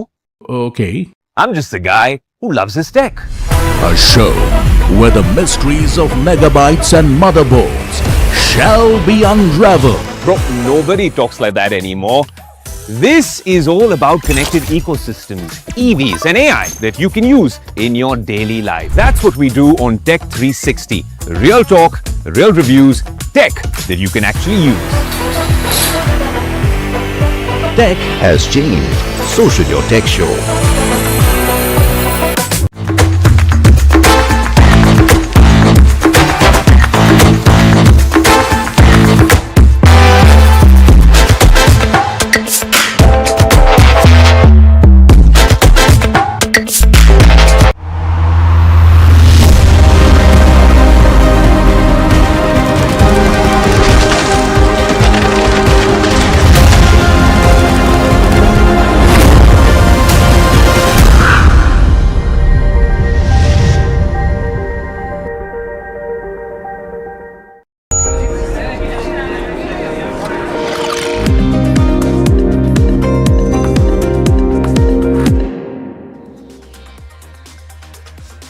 welcome back to NDTV Profit. We're now in conversation with the management of Kalpataru Projects after reporting a very strong set of earnings in Q3.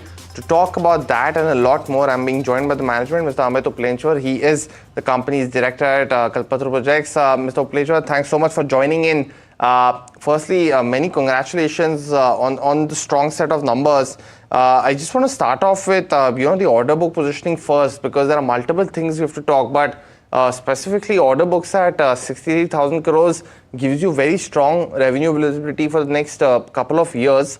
How has been the ordering specifically? Because domestic, the T&D orderings have been decent, but not at the pace you'd want them, but that is supported by our international operations as well. So if you can give us some perspective of what's been the strategy in getting to this number, both domestic and international, and what do you expect it to be in the next few months?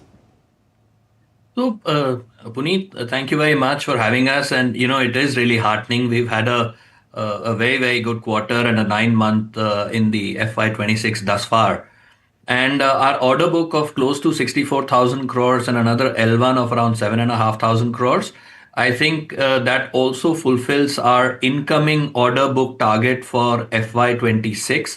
We had said that we will do close to 26 to 28,000 crores. And given the fact that including L1s, we are already at around 26,000 crores thereabout, I think we should meet our order guidance. As you also asked us about our transmission order book. So today our transmission order book, both in TLD and TLI, continues to be very, very robust. If I look at FY27 and 28, PGCIL recently has announced that they intend to have a bidding pipeline of close to 90,000 plus crores for the next 4 fiscal years. And, we being one of the top 2-3 players in the segment, hope to get a pie of that pie. Also internationally, if you look at the numbers that have been announced in terms of prospect runs into hundreds of billions of dollars. And for us, even a very, very small portion of that in lower single digit percentages of that market pie will ensure that we have enough and more orders coming both in domestic and international transmission for us going forward, at least for the next 2 to 3 years. The other aspect, Mr. Uplenchwar, has been your financial performance as well. Now, order book, you mentioned that it sounds and looks robust over the next few years. The thing is, in Q3, there was the revenue growth has been very strong at 16%. EBITDA has grown at 7%. Now, for EBITDA specifically, you've reduced debt, you've improved your net working capital days in that aspect. So how should we look at the margin number going forward? Is there any anticipation of double digit that you want to go in the next couple of years, given that the size, scale, and your non-core operations that you wanted to separate are almost at the fag end of things?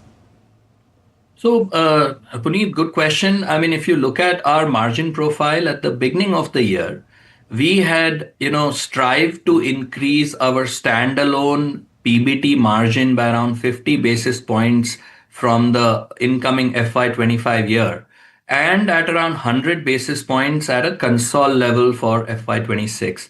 In 9 months of the year that has gone by, we have already increased our margin by 110 basis points at console level and 80 basis points for the standalone level. So we've already met our margin guidance, which was a stretch.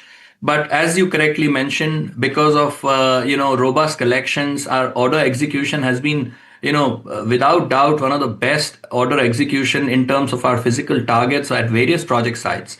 And because of that, our margins remain one of the best in the industry at the current PBT levels that we are at, close to 5+%. And we want to maintain that and only grow it further from there in the next 1 or 2 years. Our legacy orders are over. Our current orders in TLD and in BNF are at healthy margins and at good levels of order booking. That was the management of Kalpataru Projects. You're watching Ask Profit right here on NDTV Profit. My name is Puneet Zaveri. With me, of course, Mahima Vashrajani, and we also have Kush Bora in the studio. Kush, very good morning to you. Before I come to you, let me also welcome in Sameer Dalal on the fundamental side of things as well. And They will help us solve all your stock related queries over the next hour or so. Do keep sending them if you haven't already on the numbers that are flashing on the top of your screen. You can also call us, and the number of that is also flashing on the top of your screen as well. Let me go and start Ask Profit immediately now, because it's TCS. That's the first query coming in from Triambaka. She's from Mysore and asking, and it's a valid question on what's been happening with Anthropic over the last couple of days and its impact on the Indian IT companies. She's holding TCS at 3,256, 190 shares is what she holds. Asking if she should buy some more now that there has been some correction in TCS over the last 2 days. Sameer, good morning. Welcome to the show. How do you view the current status quo of things? While nobody knows enough, somebody and everybody knows a little bit, and it seems to be that the IT pack continues to bear that brunt. Which camp are you on? Would you suggest Triambaka to average down on TCS right now? Hi Puneet. First of all, thanks for having me on the show again. Yesterday we had the chance of discussing TCS as well.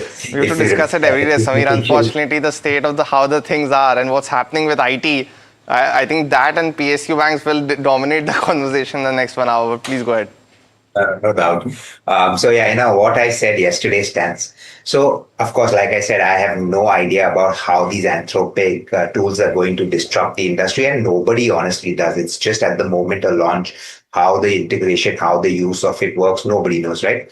But here's the very simple fact that if it can beat some of the requirements that companies like TCS, Infosys, and all the Indian IT companies, which are basically employees, individuals working for a particular software integration, if that can be eliminated, it obviously hurts Indian IT companies, and we don't have an answer for that at this point of time. So like I said yesterday, I stand by my view that, look, for me, I would much rather buy it 6 months, 1 year down the line, 5% higher, from the simple point of view that I know what the impact is going to be. At the moment, we don't know. There is always remains on the downside because these stocks are trading at PEGs of 4. So for me, if anyone had to pick a stock in the space from safety point of view, TCS is that, because they will eventually come with a buyback, so it'll kind of support the price. But fundamentally, I would not look at the IT sector for the time being. I think 6-month wait periods pay out. There are so many opportunities in the market. Might as well take that. Why invest in TCS and the IT sector, which is going through a pain, which is going to be elongated for a while? Well, fair point, Sameer, and I'm guessing we will get a lot of questions across this space, but point well taken. The next question coming in from Mohit from Ludhiana. He's asking on Container Corp, bought at 512. Sameer, this is also for you. It's a long-term 3-year horizon that he wants to know about. Should he continue to hold? Yeah, I think one can continue to hold. Look, at the end of the day, the Indian economy, manufacturing sector is only going to keep seeing an uptake, which means logistics is going to be required. Container Corp factors in that quite well. I think over the next couple of years, the stock will continue to grow in traction. And if something comes up on the divestment front, I think that will be the real trigger that will pull the stock up. It's been in the news for a while, but then nothing really ever happens. But once that happens, I think a re-rating on that is very much on the cards.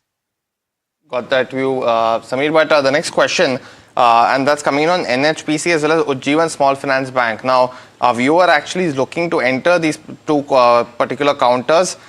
Kush, would you recommend that trade? Both of them, yes. First of all, very good morning, guys. Markets are taking perhaps some sort of consolidation, not a bad move at all. As far as NHPC and Ujjivan go, both for very different reasons. NHPC has been beaten down, but it's very close to those support levels of 74, 75. So the risk-reward ratio is quite favorable. So if you want to consider, you can consider a small quantity. And the reason I say that is because there aren't very clear signs of a major uptick from here on, but the stock could consolidate and then gradually move higher. So NHPC with stop losses around the 74, 75 mark for a small quantity, something that you can consider. Now on the other end of the spectrum is Ujjivan Small Finance. A lot of these small finance players have seen a very, very steady, very healthy up move from a medium-term perspective.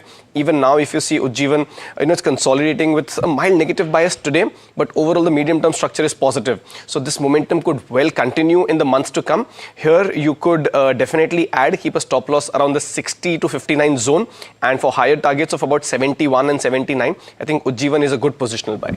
Okay, Ujjivan is a good positional buy. That's the view coming in from Kushpora. But moving on to our first caller for the day, Saraswati is calling us from Bengaluru. Saraswati, hi, a very good morning to you. I believe you have a question on Tata Investment Corp. Go ahead. Yes. Hi, good morning. My name is Saraswati. I just wanted to know more about Tata Invest. Okay. When you bought this, Saraswati, was it the fundamentals that you saw?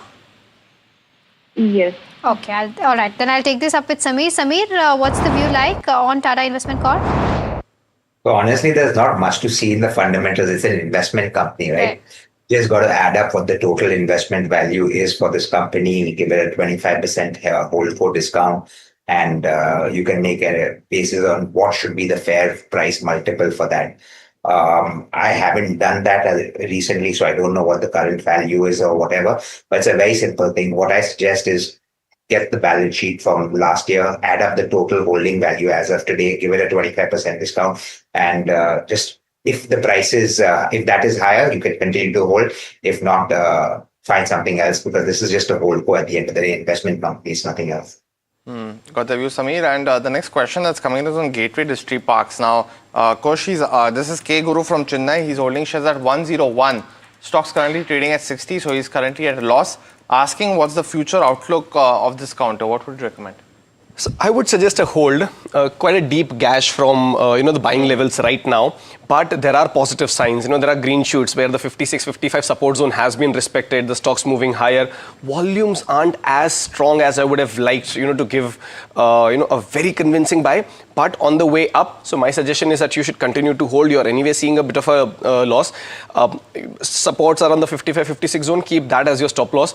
And on the way up, I think you're better off, starting to lighten your positions once the stock comes close to the 69 and then about 75-80 zone. So don't wait for your buying price, but maybe closer to your buying price, and up from here is where you should start lightening these positions. Stop loss at the 55 mark.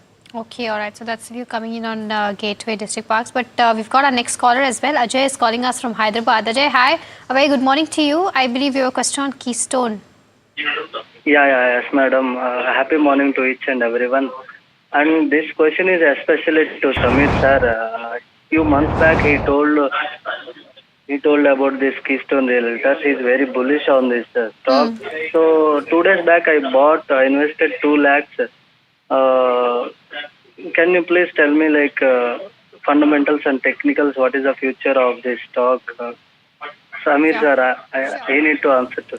Got it. Ajay, got your question. I'll take this up with Samir then. Samir, does your view with Keystone Realtors still hold? And if you can give more perspective so that Ajay can get more confidence on the shares that he's bought.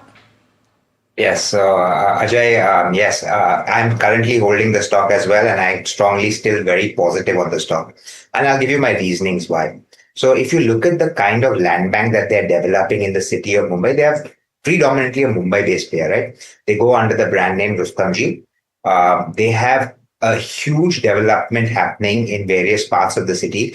They have a lot of land in different parts of suburban Mumbai, which is in Dahisar, Mira Road, where certain clearances were awaited for, airport heights and all of that. Once all of that comes through, what we will see is new launches coming through, and all of those new launches will lead to a huge growth in the top line and revenues for the company, and then eventually profits. So, these are all individual projects that they keep doing. So as they keep getting developed, you will see the cash flows improving. You will see the bookings improving going forward. And then there are so many redevelopment projects that they are bidding for that once those start coming through, you'll again see a lot of traction. So I'm very bullish on this stock. I continue to hold on to it. And my advice is stay put in it. Wait for 2 years. You unfortunately can't look at it from a 6-month perspective. The way at real estate is struggling right now, but once it turns around, you'll see the developments and you'll see the upside in the stock. Got that view, Samir. But the next question that's coming in is on Bharat Electronics. Now, this is a short-term query. Our viewer is holding shares at 430 rupees per share, holding 1,300 shares. Kush, what should he do? So from a very short-term perspective, I would actually suggest an exit. Now, the reason for that being that the defense pack has not seen the kind of traction that was anticipated, and whatever traction did come about closer to the budget, that's been given into. But if you were to ask me that, if I want to pick one stock from the defense space, which one would it be? It'll be BEL. But like I said, from a near-term perspective, because the momentum's missing, I would suggest an exit. It's very close to his buy price. If you do, however, want to hold on, I can give you a support zone, which is 410 to 415. Keep your stop losses at those levels if you really want to hold on to that, if you want to hold on to BEL. Actually, we also have a query for the same stock BEL, and the reason we are taking this from Ram is also because I'm looking at the buying price of 97. Ram, good morning. Welcome to Ask Profit. I believe you have a query on BEL. Is it correct that your buying price is 97 rupees? Because I really want to know what you saw and when have you actually bought this particular share? So, to be frank, this credit should go to my father-in-law who tell me to buy this back in 2023 May. Back in 2023 May. Okay, so not so long ago. And at that price, at 97, it looks like a steal now. So firstly, many congratulations, Ram. But apart from BEL as well, is there any other shares that you're holding in the defense pack? Yeah, so I showed about Dixon, which I have 10 shares at 1800 rupees. Before split, I bought at 9,000. Okay, got it. But BEL, definitely, many congratulations on getting it there. But Samir, on BEL, he's holding 97 rupees per share, roughly 1,500 shares. What would your view be on BEL for Ram? On the entire defense space, I have been saying one thing is that the valuations are very rich, right? Now, BEL actually has one advantage over many of the other defense players like Masgao Docks, HAL, or Ocean Shipyard, is that their gestation periods of projects are shorter in nature. Plus, they are providing the electronics, so they need not provide the finished good. They're providing a lot of the components that go into all of these various projects. So, from that angle, the risk is a little lower. But when a stock is trading at 40 times earnings, it's difficult to make returns on the stock. So if you're asking me from a 1 year perspective, I think the stock is probably going to consolidate. I'm not denying the fact order flows will be there given government spends are there. But I think to really make money from this level, you need to be a 3-year investor and expect returns closer to 10 to 12% returns compounded over that 3-year period. So low returns. So from that angle, we remain positive that the stock will do well, but the returns will be subpar. So from that view, I would not be buying into it. If it corrects closer to 350 levels, that would be the entry point for me. But given he's holding from 97, it doesn't hurt to stay put because your money is compounding without having to pay tax on it. So it's okay. Okay, all right. So that's the view coming in on BEL, and I think Puneet, we need to be, we need to be tracking the markets better, and Kush needs to, tell us more stocks as to how we can make such profits. So kudos to that. We've got our next caller. Arvind is calling us from Hyderabad. Arvind, hi. A very good morning to you. How can we help you today? Hello, ma'am. I'm calling from Bareilly. Actually, I have the MGL shares at the rate of 1300. I want to know the fundamental and the technical view on MGL. Okay, so when you bought this, Arvind, was it the charts that you saw or did you see the fundamentals of the company? Yes, I saw the chart. Stocks were trading at 20 SMA, above the 20 SMA. After that, the small cap got beaten up. That's why. Got it. Okay, Arvind, I'll take this up with Kush then. Kush, your technical view with regards to where MGL stands? So, Mahima, I don't really like, this set of stocks. They give you that spurt, fir buy karte ho aap, and then it fizzles out so fast. The gas runs out very fast, pardon the pun. But hence you will rarely see me recommend these stocks. Now, even now, I'm not very constructive on these, Arvind, by the way. The only reason I will tell you to hold is because, as I see it, on the weekly setup and on the daily setup, there are positive divergences on this stock, suggesting that there could be a bottom formation attempt at play here. Now, does it convert into momentum? I have my doubts because, like I've said in the past, volumes are important and they aren't really supporting as much. However, all of that said, I would suggest a hold for now. Keep a tight stop loss at the recent swing low of 1025. If that's broken, this recovery will also fail. But on the upside, also watch for 1110. That's the resistance level. Once that is broken, you will see the stock gain momentum and move higher. Does it come very close to your buying price? Maybe, maybe not, but I will start exiting once the 1110, 1150 zones are taken out. So hold with a tight stop loss at 1025. Got your view, Kush. But the next question that's coming in is it's on Endurance Tech. Now, our viewer, Mr. Dr. Bharat from Andhra Pradesh, is holding 300 shares of this particular counter at 2,600. Now, what should he do, Samir, with this particular counter? Because largely a play on ABS, those norms have now been delayed. But what would you recommend in terms of these new regulation beneficiaries in that sense? Should he continue to hold? Yeah, he should hold. So, what you rightfully said, maybe the norms get delayed, but eventually they have to come through and the ABS braking is going to happen. And this is one of the players who's a large benefactor of that shift that's going to happen, especially in the two-wheelers, right? So for me, it's a hold. Yes, valuations are a bit rich. Would I buy at 2420? Probably not. I'd wait for it to come down closer to maybe 2100 to buy. But like I said, I remain positive because the operating leverages will play out once the volume uptake happens, and that will automatically make the PE multiples come off, the ROEs go up, and that works well. So hold on to it at this point of time, and you'll probably see a consolidation for 3-6 months before you see a move up in that. Got the view, Samir. But time now to set up the BSE F&O for today, and we're seeing largely moves on the Sensex. We've seen Eternal being back in focus on the downside though. We've also seen stocks like Indigo, Asian Paints also continue to be in focus. So we bring you that perspective as well on those counters.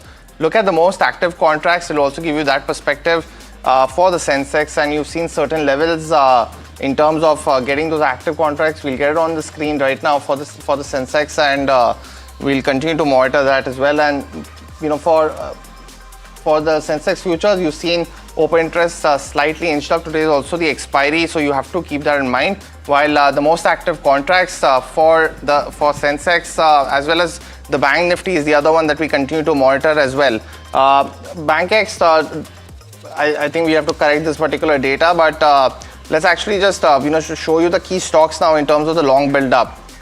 The BSE F&O long build up. Let's pull those counters up now. Bank of India, Nykaa are some of those counters which are which are seeing long build up. In terms of short covering, we are seeing that on Dabur as well as Canara Bank. Long unwinding seen in GAIL, Sammaan Capital. While there is a build up of shorts of Tube Investments as well as HAL on the back of a brokerage downgrade as well. Stocks down 5.3%. But let's go across and take the first round of the rapid fire in this edition of Ask Profit. Kush as well as Samir, you know the drill. Keep your answers on buy, sell and hold so that we can take as many queries as possible. The first one that's coming in is on Varun Beverages. Now he's asking a short-term view on the stock. Kush, what should he do? Avoid. Okay, the next one is on Premier Energies. Rohit Jain wants to hold this for the next 5 years. Is this the right time to buy, Samir? Yeah, you can buy at this point. All Cargo Logistics, Kush, our viewer is holding shares at 13.5. I think it's a recent listing post the demerger, but any view? Yeah, you could continue to hold. Stop loss at 9. Okay, the next one is on Venus Pipes. V Murli is holding 200 shares at the rate of 1539. What should he do next? The stock has been underperforming. Kush, your view? Hold, stop loss at 1000, but exit on rise. Emphasis the other one, Samir. Our viewer has bought at 2,700. Lalita from Bengaluru. Should she continue to hold given what's happening now? My view is sell. Sell. Okay, the next one is on Zensar Tech. Rohan wants to know if this is the right time to buy after correction. Kush, would you recommend that? No, not yet. KFin Tech bought a 960. Kush. Ramesh from Bengaluru is asking a short-term view. Yeah, you could continue to hold this one. Stop loss I would suggest at the buying price. Okay, the next one is on Shriram Pistons. Murlidhar, who is 68 years old by the way, he's saying that his buying price is at 3353 and he's holding 145 shares. Can he recover his cost is what he's asking. Kush, possible? There's a good chance that could happen. It's a good investment stock as well. Continue to hold. Stop loss around the 2600, 2700 zone. The other one is Chambal Fertilizers. Now there's been some promoter buying as well. Samir, would you any view on the stock? Yeah, hold on to it. Okay, Kalyan Jewellers is the next one. Ambili from Kerala is writing in, wants to know if should I hold or sell the counter? It's falling today, dropping day by day. That's correct. Kush, would you recommend that? No, I wouldn't suggest Kalyan. Alternatively, you can look at Thangamail, stop loss around the 3,000 mark. Samir, I know you have a view on the stock and you have a big smile on your face. Would you also want to come in for a view? Yesterday we discussed it, it's a buy. Yeah, the next one's, so hopefully for our viewer, he can take a fundamental call or a technical call. Don't try to merge both of them because it's not going to end well for you. But the next one's from Suman from Kolkata asking a view on Siemens, Samir. Hold on to it. Okay, Tata Steel is the next one. Tejas wants to know if we can buy at the current levels from a 12-month point of view. Samir, your view? I'd say start booking profits if you can. Slowly exit. The next one's, coming in on HAL. Samir, what should, our viewer do? He's not mentioning his buying price, but Chandan is asking a fundamental view. Buy around 3,200, sell at the current price. Okay, the next one is Bandhan Bank. It's back to the level at which it was in 2022 is what the viewer is saying. He wants to know if it can rebound ever. He's holding 216 shares at an average price of 169. Kush? Right now, I would say not too far from the buying price. Continue to hold. Stop loss 146. Alright, okay, so that brings us to the end of this first round of rapid fire round for Ask Profit. But viewers, time to slip into a very short break, but we'll be right back answering all your queries on the other side, so do stay tuned.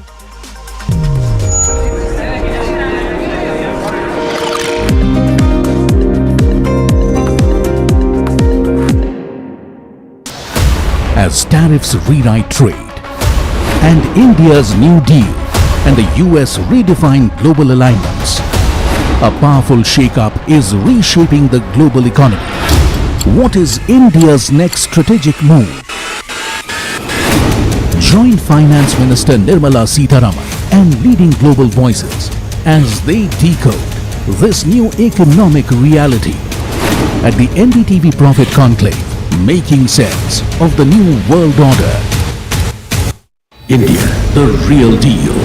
7 February, New Delhi, only on NDTV Profit.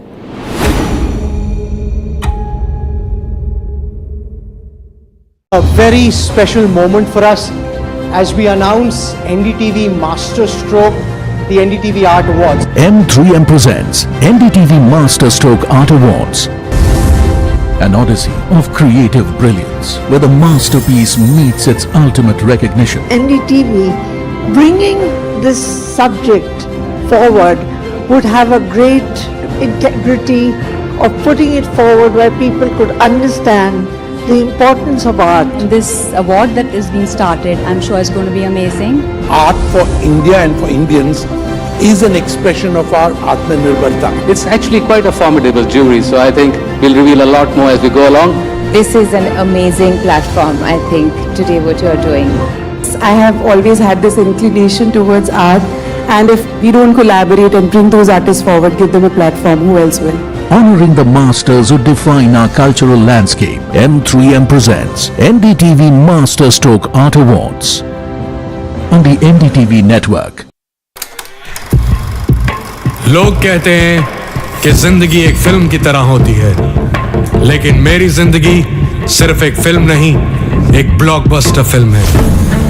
बचपन से पता था मेरे सपनों में दम है, आगे नहीं सबसे आगे जाना है, स्टार नहीं सुपरस्टार बन के दिखाना है। नाम मिला, फेम मिला, प्यार मिला, I was not just running, I was flying। सबकी जुबां पे बस एक ही नाम, यो हनी सिंह। लेकिन फिर ब्लॉकबस्टर कहानी में आया एक ट्विस्ट, 7वें आसमान से सीधा गिरा मैं जमीन पर। फिर क्या, खुद पे काम दोबारा शुरू, फैंस ने फिर प्यार दिखाया, फिर स्टार नहीं सुपरस्टार बनाया। है ना मेरी जिंदगी एक ब्लॉकबस्टर फिल्म। शुक्रिया आपकी प्रेयर्स का और आपके प्यार का। कॉन्सर्ट्स तो आपने बहुत देखे होंगे, but this is gonna be concert of a lifetime, क्योंकि मेरे फैंस ही हैं मेरी विक्ट्री, मेरी हिस्ट्री, मेरी glory. So come and witness yo Honey Singh, this is my story.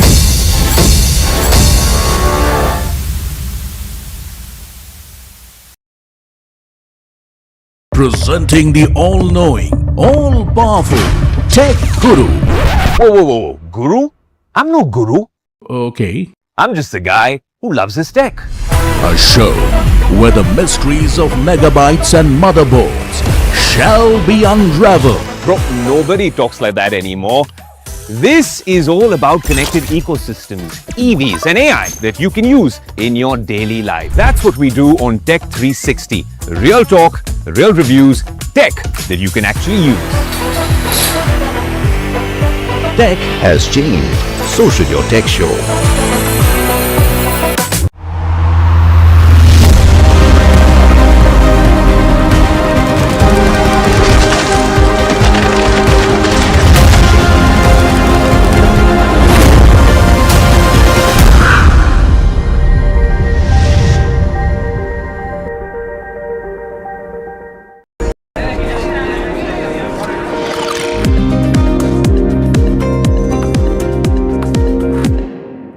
Welcome back to Ask Profit right here on NDTV Profit. Some important flashes on the bottom of your screen for Hindustan Aeronautics. We just discussed the stock with Samir as well, but largely they've issued a clarification on the exchanges. They've come out and said that regarding deliveries for the LCA Mark 1A, already 5 aircrafts are ready for delivery is what they're saying. 9 additional aircrafts are just awaiting engines from General Electric, and that will come in. Is what their second key clarification is, and they've already received 5 engines from GE. Supply is positioning at a very positive stance is what they're highlighting. Apart from that, they've also mentioned that they've assured the street in terms of an exchange filing that they will be able to meet guidance for FY26 in terms of the aircrafts for the current financial year. So it's an important one coming in because generally the company is still yet to come out with its earnings. Could have, put out that perspective then, but it's a very interesting aspect that they've come out and chosen to clarify at a time where the stock was correcting almost 5%. So it's very interesting, Mahima, that this latest development coming from HAL via an exchange filing nonetheless. Yeah, but still, there's no relief in terms of where the stock stands, because let's try to pull that up. Still down by about 4.8 odd percent for HAL, and this has been throughout the day today. Still down by about 4.7 odd percent. Yesterday also we saw pressure building up on the counter. But moving on, the other counter that is in focus today is Imami, and this is on the back of its Q3 numbers. Overall, it's seen a good growth in terms of where volumes go, a 9% domestic volume growth. Strong revival has happened this quarter in terms of laggard portfolio as well, and winters have turned out to be very good for the counter. Now, to understand as to what's worked and what's not worked and how things are shaping up, we're joined by NH Bansali, who's the CEO of Finance Strategy and Business Development, and of course the CFO as well of Imami, joining us now. Mr. Bansali, always a pleasure speaking with you. Mahima this side. My first question to you is with regards to volumes, because you've done a 9% in terms of domestic volumes this quarter. Can we expect a double digit maybe next quarter, or let's say starting off FY27? Yeah, we are hopeful, but we need to be mindful of the market as well. So we need to build up the expectations which we feel are realistic. See, in fact, the market had been good. Winter had been good, and also the GST transition. The last quarter there had been that tailwind also for the quarter 3. We expect next quarter would be kind of a good growth, but within maybe high single digit kind of a growth to just set your expectations right. In terms of overall performance, as you asked, what has worked well, everything has worked well. In fact, the growth had been from all the brands and all the channels, and the international business also. So everything, and also our strategic investments, all the engines have fired, and we are working on all rounds, and we expect good growth in the fourth quarter also. But the delayed winter and the summer could have some impact which we invested, because the delayed winter may have an impact on the summer offtake somewhat. But it is very early to figure out anything. Okay. Mr. Bansali, with regards to your margins, there's a slight improvement there as well. But this quarter, if I'm not wrong, around 20% of your portfolio did see grammage cuts. My understanding is that now raw material pricing is easing out for you. So going forward, what are you expecting? Q4, will you expect more grammage cuts going forward? And when does this, slowly start to come off from that 20% mark? Yeah, so that impact is also about to unfold in the times to come. But there had been some impact, so there will be further positive impacts there. And you rightly said this, the cost of materials had been benign, and so the margins in terms of gross margin and EBITDA margin both has improved in this quarter. And going forward also, despite some headwinds in terms of the metals costs and others, we still believe that the cost would be very much in control. With regards to your Bangladesh performance, how is it faring right now? This quarter, I believe there was channel destocking, which has kind of impacted the performance. But going forward, what are you expecting from Bangladesh? We still expect it's a good growth country, and we expect normal growth to come from that country as well. We do not find any challenges. Mr. Bansali, one last question. I'm just curious. A lot of FMCG companies right now are going ahead and acquiring startups or acquiring companies which are catering to, more towards premiumization, luxury, or more towards that Gen Z category. Anything on the cards that you would be looking at, let's say slightly, 2 or 3 quarters down the line, or maybe 4 quarters down the line? Yeah, we are always on the lookout, and you might have seen, and if you recall, we already have 2 subsidiaries which we had acquired 5-6 years back, and now they have become our 100% subsidiaries, kind of the Man Company and Briller. And both are main companies on the male grooming, and Briller is on the professional grooming products. So both are doing exceedingly well. They have delivered a 31% growth in the quarter 3, and further growth is expected from this. We are also on the lookout for other strategic investments, and we always, and in addition to other non-organic opportunities as well. Question with regards to margins. Where do you expect the margin range to be like in terms of FY27?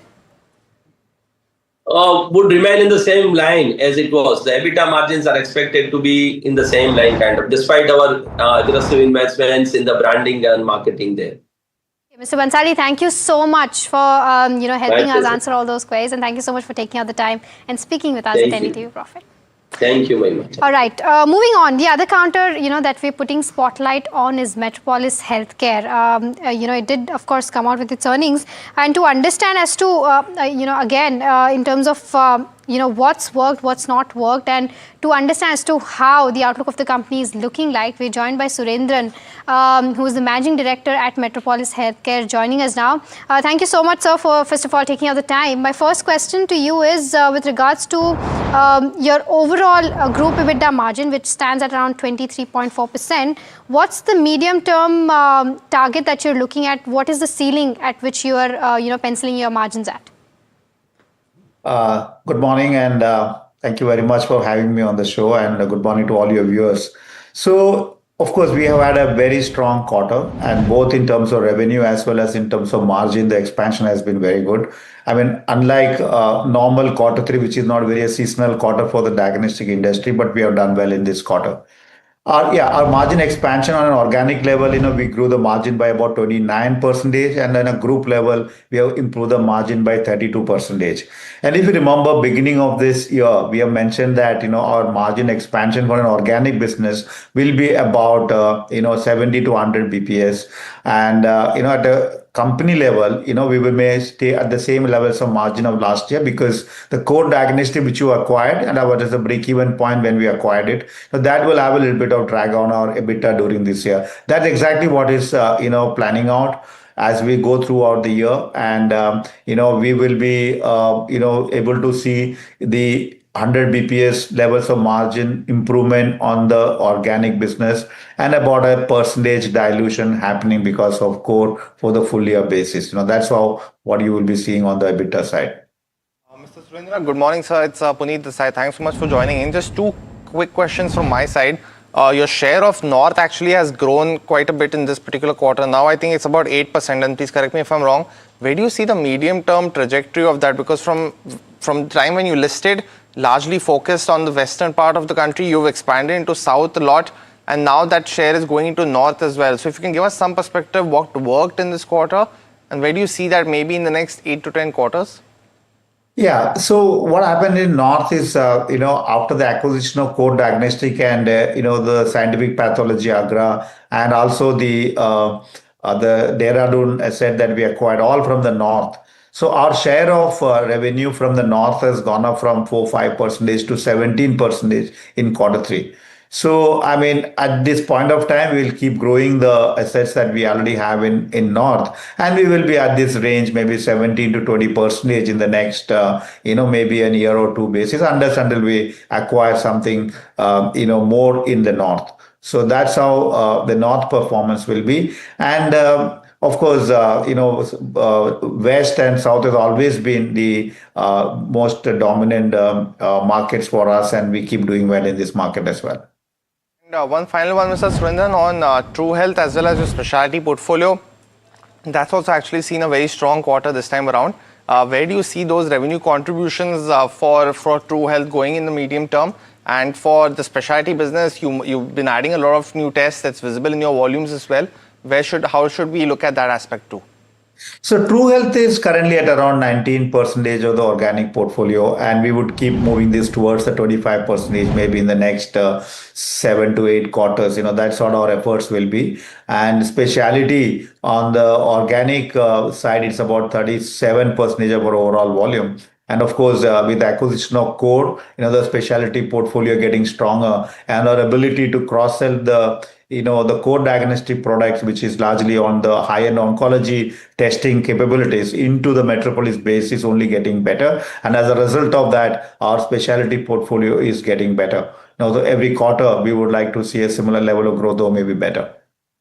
Surendran, longer chat definitely warranted. Hopefully, we'll get a chance in the mid-quarter. But thank you so much for joining in today, giving us perspective on Metropolis.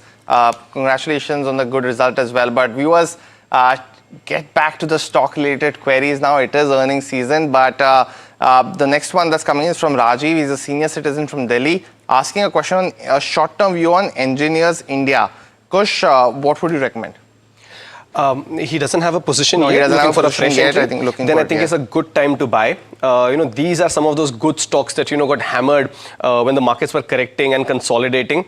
It's at a good support zone. If you look at the mid to early 2025, from where that rally began, the stock's actually at the 78.6% retracement mark, taken support there. That's 165, 166 zone. That's also the medium to long-term support zone for the stock. So all in all, my point is that this stock is on the way to recovery. You could look at a fresh entry from here, 165. That's your stop loss. And on the upside, you're looking at 185 and about 200. I'm just rounding that off. About 200 to 198 as your targets. Okay, all right. So that's the view coming in on Engineers India. The next question that we have is from Biswajit, who's writing us from Kolkata, asking about Muthoot Finance. He's got 60 shares at the levels of 1232. Should I book profit now or should I hold for further from a long-term perspective? Your advice, Samir. A lot of these counters, of course, today it's seeing profit booking, but have run up on account of the rising gold prices. But would you recommend a hold from a long-term perspective? Yeah, obviously, I think there is a reason to hold. Look, today, if you look at it, the gold loan business is something that's very safe. We believe the growth is going to come. There is a lot of gold which can still come out into the market in the sense of for borrowing purposes. Where the difficulty lies is the space has suddenly become very competitive, so margins have shrunk a bit. But given the fact that gold prices have moved up, it allows these companies to probably lend more money on the same quantity of gold, meaning tonnage of gold, which allows them to earn their profitability higher. So I think hold on. I think the stock will do well over a longer term period. Both Manappuram and Muthoot are buys for us. Got that view, Samir. But the next question that's coming in is from Sai Karthik. He is from Dallas and he is, of course, a regular viewer. Sai, thanks for sending in your query. He's asking a short-term query on Reliance Power. Now, actually, Sai has been sending this query for us for quite some time now. So, Sai, I'm really wondering how big your position is. He's asking what he should do in the short to medium term. So, he's asking if it's a good time to buy. And he has been asking us this question for a while now. Any idea about the buying price? No, he wants to enter this counter. Enter afresh? Yeah. Look, I mean, these stocks which have had a massive downturn, not participate in these rallies even when the markets are going higher, I generally don't prefer or like, these kind of counters. You're in fact better off focusing on Tata Power and Torrent Power. But because you've asked specifically for, Reliance Power, just the given, setup right now, a very tight stop loss at 26 or 25.5. And for a quick trade towards the 31 and about the 33, 34 zone, you could consider. I wouldn't really suggest it from a positional standpoint. Maybe from just a quick buck perspective, there could be an uptick here. Okay, all right. So that's the view coming on Reliance Power. But the next question is something that we get every time when Samir is on the show. And Samir, this is on Sterling and Wilson Solar. This is from Tanuka, who's writing in, and he's bought at the levels of 231. He wants to know if he should average out, hold, sell. I know sell is not the answer for sure, but what's the view? So I have a buy view on Sterling, and you know the details of it, so I won't keep going into it. But I want to just add on to what Kush had said last time. I mean, on the last question, the person in Dallas, Vegas is not too far. If you want to gamble, just take a flight and go down there. But buying into Reliance Power is like putting the money on black and red at this point on a roulette table. So be very careful when you invest in that.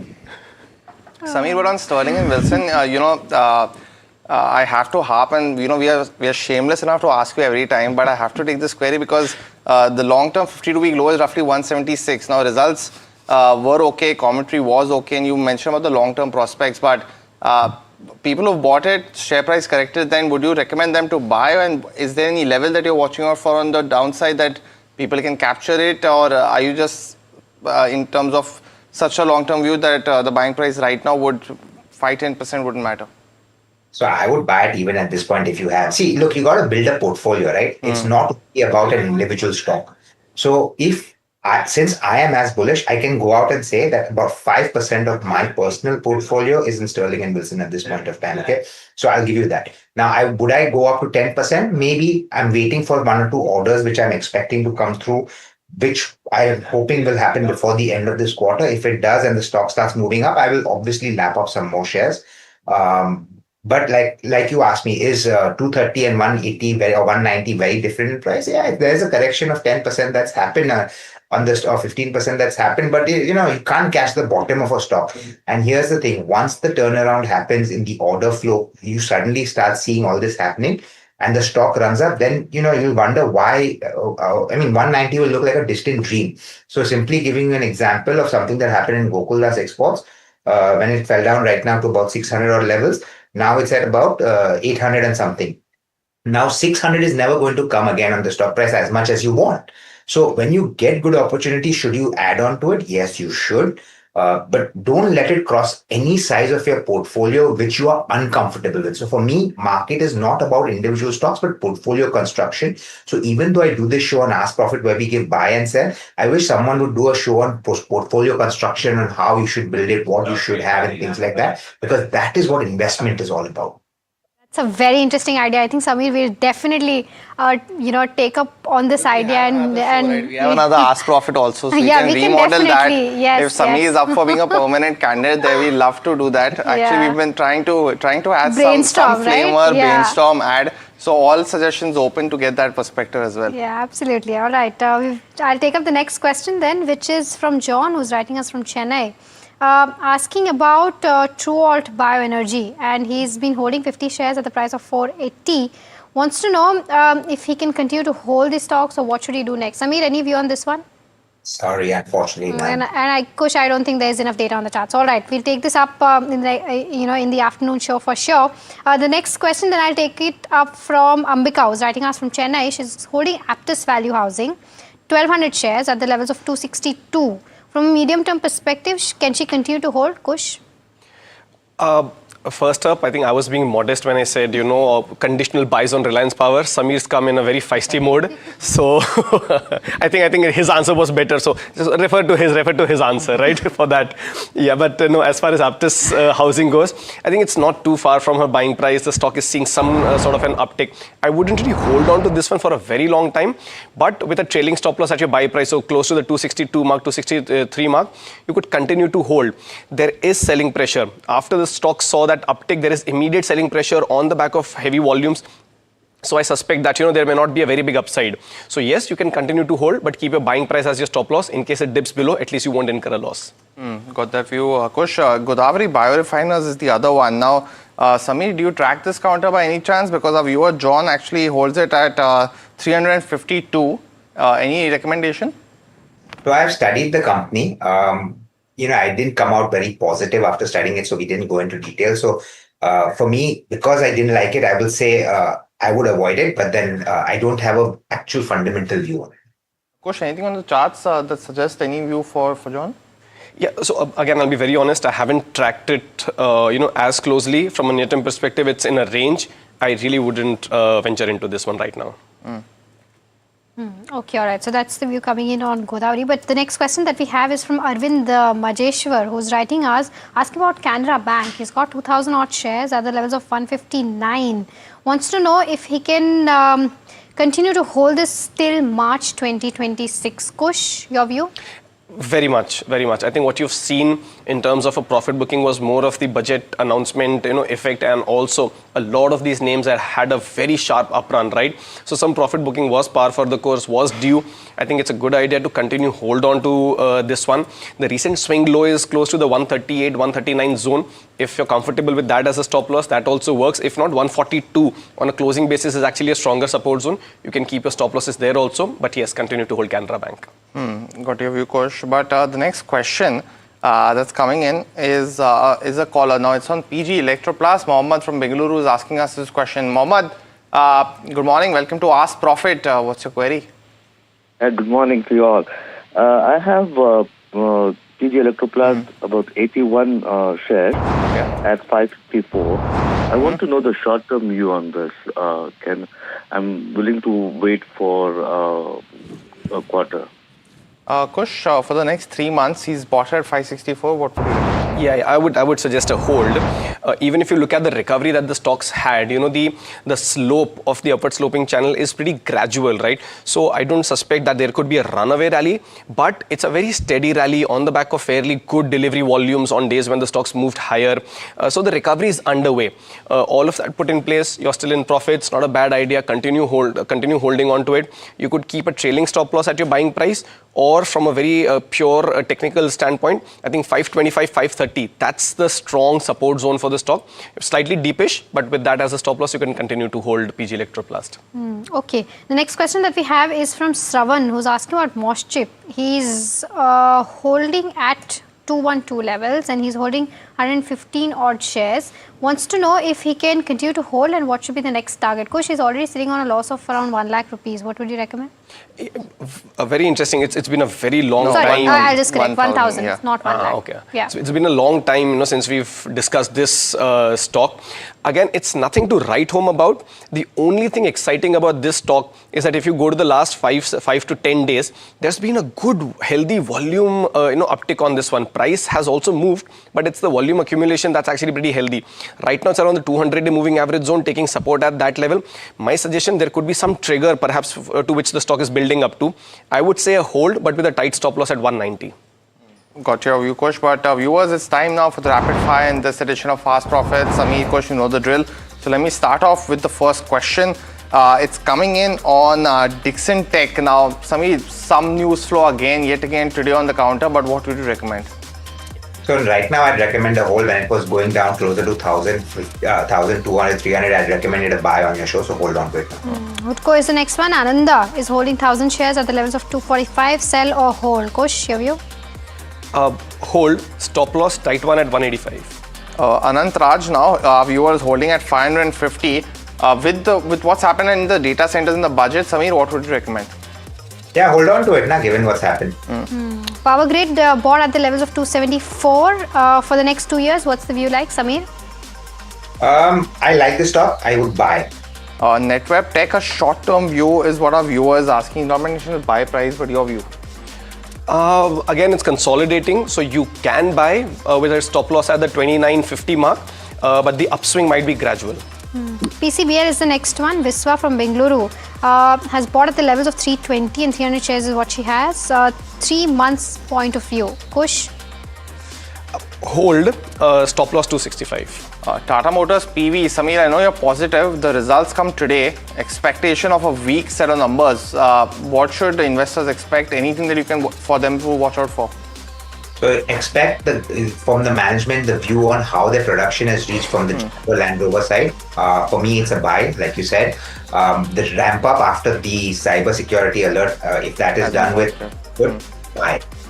Okay, Dr. Sankar from Tirupati is writing in asking about Netweb Technologies. He wants to know if he can enter at the current price point. Kush, would you recommend that? I think we just had a query on that. I would suggest yes. Stop loss 29.50 levels. Upside could be gradual. Swiggy, Sameer, do you track by any chance? Because post the results, it's just been a downtake. What would your recommendation be? Our viewer Ghana holds it at 410. Yeah, so unfortunately for me, it's a sell. I do cover it. And the reason I'm giving a sell, both Eternal and Swiggy, is look, profitability for me is very important and still eluding. Okay, KPI Green is the next one. Prabhavati is holding 100 shares at the levels of 490 from a long-term view. Can she continue to hold? Sameer? Absolutely. I would suggest buy some more. They're doing excellent in the green energy expansion. Tata Tech is the other one. Kush, Deepak from Dubai is holding at 1058. Should he venture an average right now? No. Don't average. You can continue to hold. Positional stop 625. Okay, Ashok Leyland is the next one. Manisha from Bengaluru is holding 160 shares at an average price of 137. Is it the right time to add more, or do I need to wait for a dip? Kush? But to add more, definitely wait for a dip. 185, 190. That's the zone where you can add more. IOC bought at 176. Kush, it's again back in favor. What would you recommend for Sunil? Yeah, hold with a stop loss at 170, but around your buying price, book profits. Well, that's the end of the rapid fire in this edition of Ask Profit. We managed to solve 54 queries with 3 managements. So Sameer as well as Coach, thanks so much for joining in. A little lesser than the 73 we did yesterday. We missed you, Mahima, for sure. But that's all the time we have on this edition of Ask Profit. Stay tuned. A lot of queries that we've gotten today, we'll start solving those immediately at 2 p.m. You guys do get the first preference. So we'll see you on the second edition of Ask Profit, the afternoon one. But KYC comes up next. Stay tuned.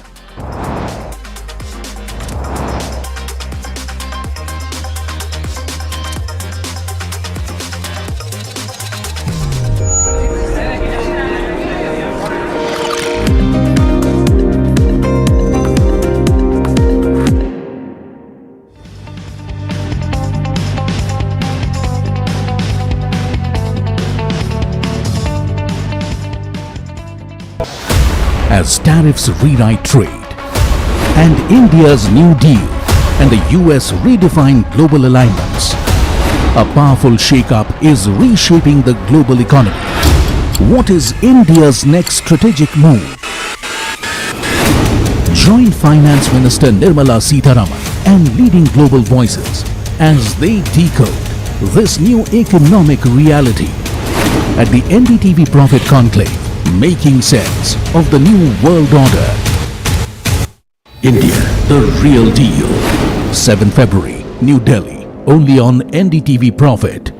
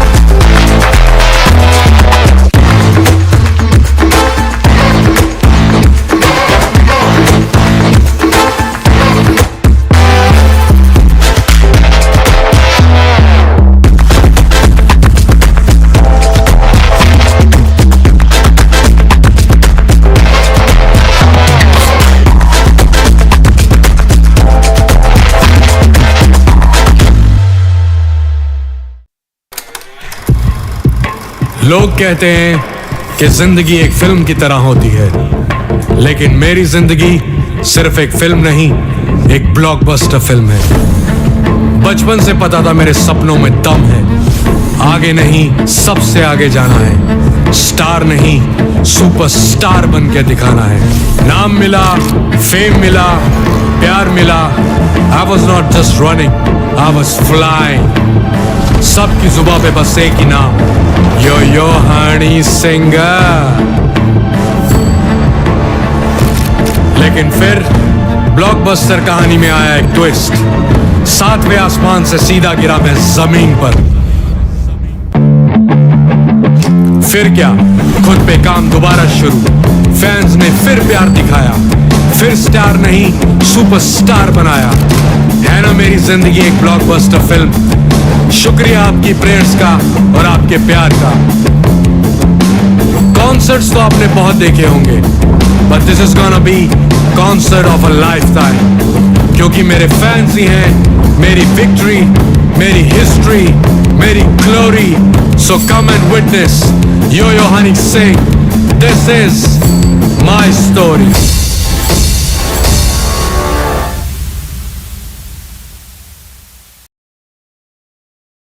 Presenting the all-knowing, all-powerful Tech Guru.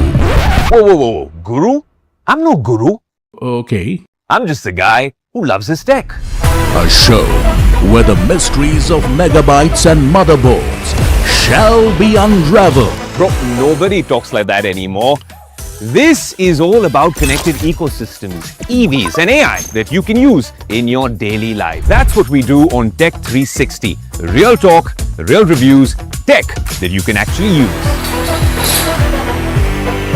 Tech has changed. So should your tech show.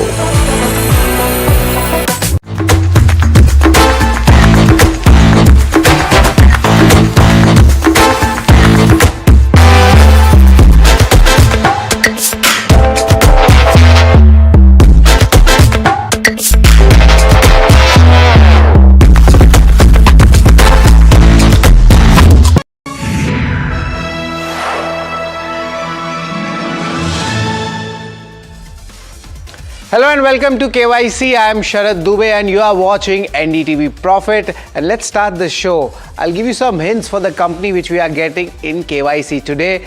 Also, let's put out the hints. It's a staffing solutions company. It seems like a deja vu. Yes, it is. But it's a different company. It's a mixed Q3 numbers they have come in, and company says that their headcounts, that level is expected to recover. But for the investors, it has been a sour journey. Stock is down more than 60% in the last 5 years. This is the important hints which I am giving you so that you can guess the company in KYC. And also, look at this. That's the pain here for the investors also. So I've given you a lot of hints, but remember, it's a team effort. And team effort itself is a hint as well. The company in focus, the staff solutions company, is Team Lease Services. This is what I'm talking about. But why are we calling this company? Recently we did call it Spear also, Quest Corp, and now Team Lease. Now we want to compare them. We need to understand the Q3 numbers of how Team Lease has panned out. But there are key reasons for it so that we are getting them in KYC. The Q3 numbers were mixed. So how the trends actually looking like for this industry? Another burning question is the AI space. The impact of AI on staffing solution. Now what happens? In all the categories, is there any big change happening here? That is something we'll be watching out for. The third one is the headcount recovery. By when will it happen? Will it be the fourth quarter? Will it be the first quarter of FY27? We'll get you all the details while talking to the management and the views on the BFSI segment. A recovery is being seen in this segment and in the staffing solutions. Will this strengthen going ahead? The margin guidance also for the company, especially on the value added products which they are adding. If there anything happens there, then what will be the margin guidance? And joining in the show will be Ramani Dhati. She's the CFO of the company, and we'll be asking Ramani a lot of questions on the numbers as well as on the strategy as well. But let's move on and understand the company. You know, it's generic, in a generic manner it's put that it's a staff solutions company, but let's go a bit more detail into it. Let's call it a human capital management company. It's just not just staff, there's other things also. There's flexi staffing solutions, there are HR solutions, a lot of them. This company is 25 years old already, and it has 4,000 plus clients and 3.4 lakh associated trainees. These are the numbers when you study a staffing solutions company. This is important. But what are the services being offered by Team Lease Services? It's around 7-8 services, but I try to get the main ones. The general staffing, specialized staffing is there. There is flexi staffing also, the gig economy which we call, that's also there. HR tech services is there, and learning services there. Lot of degree related services is also there. But Q3 earnings is something which I'd like to talk about. The revenue has slowed down and the profit, that has surged. Now you must be wondering why the profit has surged. That's something we'll ask the management also. The headcounts have hit the revenue very strongly, and the margins came in from the other income. Now what is this other income? That is something which we'll ask Ramani. BFSI insourcing, that has dragged the volumes here, so that's also a concern for the stock. And the growth numbers, the general staffing revenue, it's nothing great, it's just 1%. But GCC, the global capability center, that is showing a very strong growth, and that's a very big emerging market trend in India. But let's look at the outlook, how things are panning out. Our recovery is expected to come in from the fourth quarter. BFSI segment, that's what I was talking about. The headwinds are largely absorbed. Now that means from a lower base, something good can happen. Headcount recovery is expected over the next 1 to 2 quarters. And GCC and the specialized staffing, that is expected to stay strong. Remember, GCC has done really well. So this number is going to be something which is very important for most of the staffing solutions company going ahead. And the margins also, expectations are there that it will gradually expand as well. And just to put that in perspective, the street view, the growth has normalized in FY27. Earnings CAGR expectation is 15 to 20%. So this is the entire picture for team lease services. But to give you more perspective, in our show in KYC, there are 8 parameters where we judge a company. And of course, financials are one of the most important things where we get the company. Income statement, where your Q3 numbers will also be involved. Then there is balance sheet to check important ratios, the cash flows, return ratios, the ROEs and the return on capital employed, shareholding and street trade, how much the stock has moved around and the returns have come in for the people who are already invested in this stock. Valuation, we compare it with its peers, and the analyst tech, what the analyst community is thinking about this counter. So 8 rating parameters in KYC, and I would like to start the first one, that is the income statement. Let's talk about that. And largely these are the numbers which we have gathered in. Revenue, there has been a decent growth coming in, and if you do the mathematics, so this definitely goes past the 12,000 mark. So there is a decent growth, but it's not a very great growth. Looks like a single digit growth. And even the PAT numbers, they are very stable business model, and the Q3 numbers, to be honest, were on the mixed side. So I have given a neutral rating when it comes to the income statement. But now let's talk about the balance sheet, how much things have moved around. These are the key metrics in the balance sheet which we have found out, and largely we see the book value has increased nicely, and these are the FY27 numbers coming in. Remember, we have one more quarter left and then we get the entire picture. Apart from this, the borrowings, that has slightly gone up, but for a business model like this, these borrowings actually don't matter.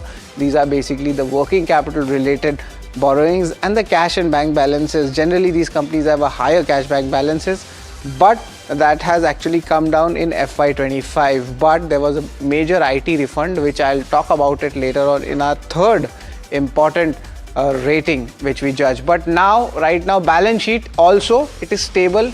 So I'll give this also a neutral rating. So 2 neutral ratings coming in for income statement and balance sheet. But importantly, cash flows, they are very much important in any kind of a business. But remember, the cash flows which you're seeing is on the higher side coming in. Of course, there is some kind of variability in the net cash flows, but the operating cash flows have been decent.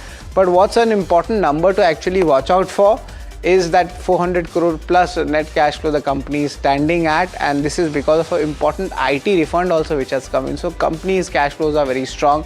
Now what does the company do with this deployment? That's important, whether it's kind of a buyback, which generally happens in these type of companies, or maybe some kind of inorganic acquisitions. But right now, as of now, good cash flows, that's around still a neutral rating for the cash flows. But return ratios, that's where my interest peaks for this company, and it's a very decent ROE numbers, I'm seeing. For this, 13 to 15% return ratios, even if you get, it's a very strong signal and a stable company. It's 13.5%, 13, 14, and that's expected to be around 14% as per MK's report. So it's a decent return ratios company, and the same thing goes for the return on invested capital also. And anything above 15 is always good. Remember that, it's not a rule of thumb, but generally for these companies it is. And look at it, it's overly going above the 15 mark, and that's 17.4. That's what the street is expecting. So return ratios is strong, so I'll give a good thumbs up. Also, apart from this return ratios, I'll talk about your shareholding, how much important the shareholding is. And remember, DI holding has picked up very strongly here. Promoters, it's stable, but FIs, they have reduced their space. There has been a big changeover as well, and of stake from 27 it has gone to 6%. But the other hand, look at that, it's such a stable business, and that is where you have large asset classes, the DIs, parking their money.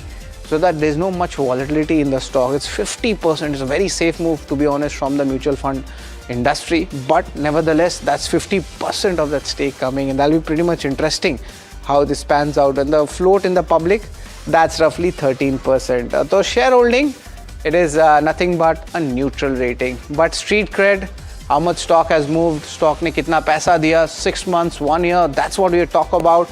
And it's been a very dismal performance. 6 months, stock is down 21%. This year also nothing has happened. And the shareholders, their patience is being tested, and that's why retail position is also a bit kind of lower as compared to the institutions. It's down 38%. Last 5 years, it's down 62%. So yes, concern is definitely there in this counter, and if you're holding it, your patience is being tested. And from my side, it's a thumbs down when it comes to the street cred. But let's look at valuations, and when we compare that, we have the valuations with its peers, and its peer is, of course, recently we had got this company in KYC as well, and the valuations for TeamLease is still on the higher side, but it's still decent. For FY27 there's nothing much to be thinking about this counter.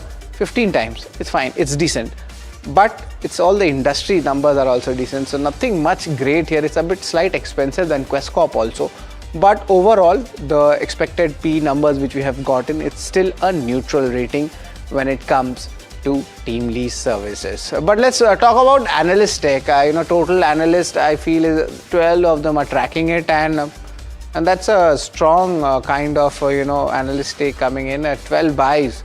Likely return is almost 46%. So that is something which you're watching out for. So it's a positive rating when it comes to the analyst rating. So let's give in the final ratings, how things are panning out. This has been largely neutral. Return ratios have done well. That's why I've given a strong thumbs up. And the other rating parameters are also there. It includes shareholding, valuation, which has been neutral, analyst take, that's good. And lastly, street cred, nothing much returns coming in for the investors. It's roughly 4.5 out of 8 we have given for TeamLease services. So that's something which we'll be watching out for. And now joining us is Ramani Dhati. She's the CFO of TeamLease Services. Hi Ramani, good afternoon. The numbers were slightly mixed in this quarter. What are the key takeaways you're getting? Yeah, hi, good afternoon. Firstly, we have indicated that there is one large NBFC client which is undergoing RBI audit, and they have given us a heads up in terms of that some numbers, they may be directed to insource. So that NBFC has close to about 22,000 headcount between our staffing and apprenticeship business. So that's the hit we had this quarter. Otherwise, overall, if we look at the margins and overall performance, specialized staffing for us has been doing extremely well, especially the GCC segment has been consistently adding headcount as well as expanding on bottom line. HR services, again, this quarter, there is a very good catch-up billing contributing to the bottom line expansion. And also we received a large chunk of our pending tax refunds in this quarter, along with interest credit. So that also has contributed to very good cash flows overall. So in terms of general staffing, while there is a overall slowness compared to last 2 years, especially in BFSI, the rest of the segments continue to be maintaining the trend of hiring. If I have to call out the top sectors right now that we are seeing positive on new headcount addition would be FMCG, FMCD, retail, quick commerce, e-commerce, and manufacturing entities, apart from the GCCs. That's pretty interesting on that, Ramani. The cash numbers are on the higher side, and whenever cash numbers become on the higher side, my question for companies like yours is where does this get employed? Any inorganic acquisition, maybe a buyback, what it is? Yes, so this is a question that we are also asking ourselves, and by year end there'll be a decision taken by the board. As of now, we don't have any large M&A discussions in pipeline, and TeamLease would be primarily focused on organic growth rather than doing any large big bang acquisitions. So from that perspective, the board will be taking up a discussion on whether to do a buyback or a dividend or a combination of both, along with allocating some kitty for future M&A pipeline. So 3 options are there for the board, and Ramani, interesting trend which has picked up is the impact of AI. Everybody's talking about it. Now, what happens in the staffing solutions? Do you get a specialized staffing service on that? And if yes, any inquiries have been coming, or your existing clients, have they started putting in requests on the AI? What's happening there? Yeah. No, definitely AI is impacting jobs in IT, especially the coding jobs. There has been a substantial drop in the number of coding jobs that we used to do 2 years back, or even for that matter, 1 year back to now. But however, we have quickly shifted gears, and now we have built all our capabilities in under specialized staffing towards niche and cutting edge skills. So right now, almost 60 to 70% of our hiring happens on skills that are related to AI, ML, cloud, cybersecurity, these kind of profiles, which are currently on high demand. So we don't cater to any entry level roles or the basic coding roles anymore. So they're all largely focused. All the 7,000 roles that we have, majority of them, 60 to 70% of them, are now towards GCCs and with the new age technologies. Ramani, now a lot of impacts are also coming in. The provisions I'm talking about, the labor code numbers, did they impact in this quarter also? And any kind of further impact we can see? And if yes, does this trend continue? We have done a full analysis, for our entire employee base of 3 lakh plus. So for us, the impact is only for our core employees to the tune of about 5.7 crore. So that provision has already made as an exceptional item. But that number for us is not very significant, because for rest of the 3 lakh base, because they're largely the temp staff, and average tenure is also typically around 6 to 9 months. So there we don't have any substantial liabilities on gratuity or leave encashment for the past period, mainly because of the tenure.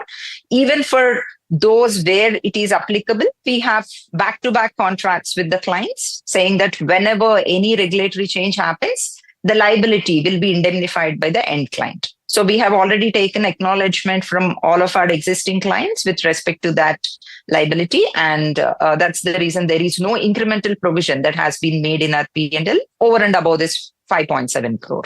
Interesting. Ramani, there are 2 words, I'm reading the entire thing about team leads, and that's hurting my eyes. That's the BFSI insourcing that has dragged the volumes, and also the headcount that has hit its revenue. Now, there is a kind of a statement that there might be a recovery coming in both of these segments. And if yes, it's hurt in Q3.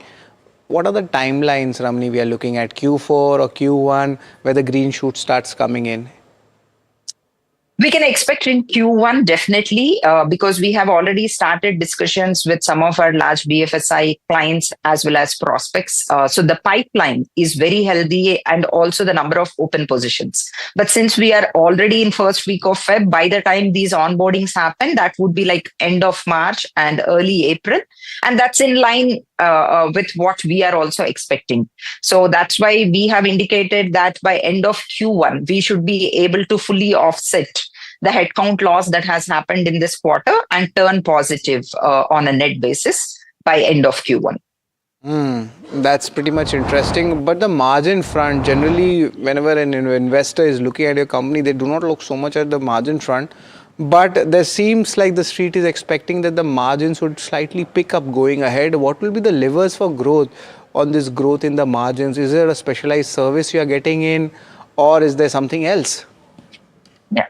No, it's a combination of multiple things. So one is mainly the portfolio businesses, non-staffing businesses growing at a higher rate, mainly the specialized staffing business, because our GCC business is at a higher margin at almost 6 to 7% of EBITDA contribution. And then we have an apprenticeship business. That business is also now has turned positive on bottom line and contributing positively. So that business also operates at 4 to 5% EBITDA margin.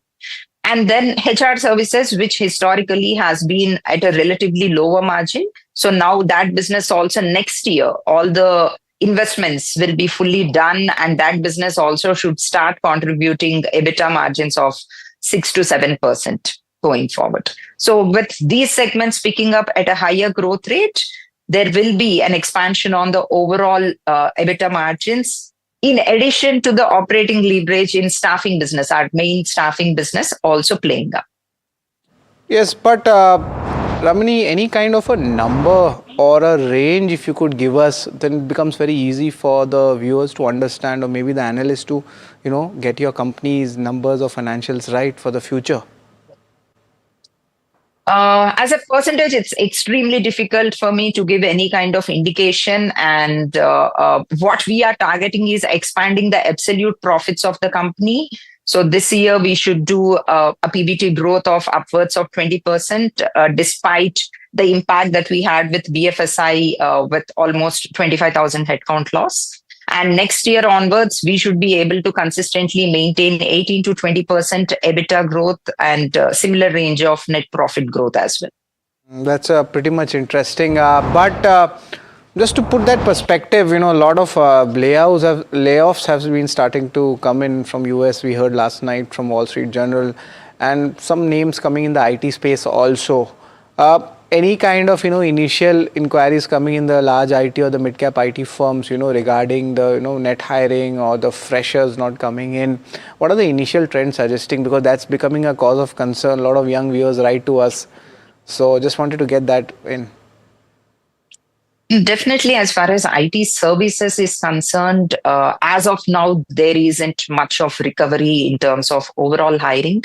The entry-level jobs and again, the coding jobs still continue to be at very high risk. And at this stage, we are not seeing any kind of visibility in terms of any green shoots as far as IT services is concerned.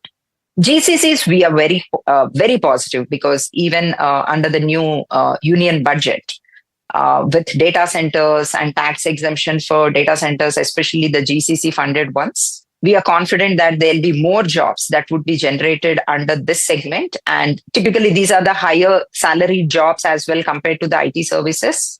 And with the kind of volume of pipeline that we are seeing in the GCC segment and data center and related segment, so we are confident that there will be some green shoots on the GCC side of the business. That's pretty much interesting. But I was just going through the con call of yours, and the client loss which was there in the third quarter, one was an NBFC client and one was an agricultural client.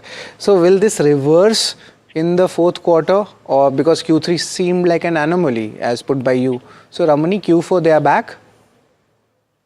So Q4 we should be having like just about turning positive, because we have a couple of large prospects under discussion. So between Feb, March, we should be able to close that.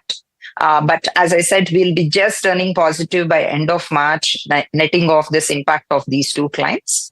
However, to post a positive headcount growth, that would take us time till like end of Q1 next year.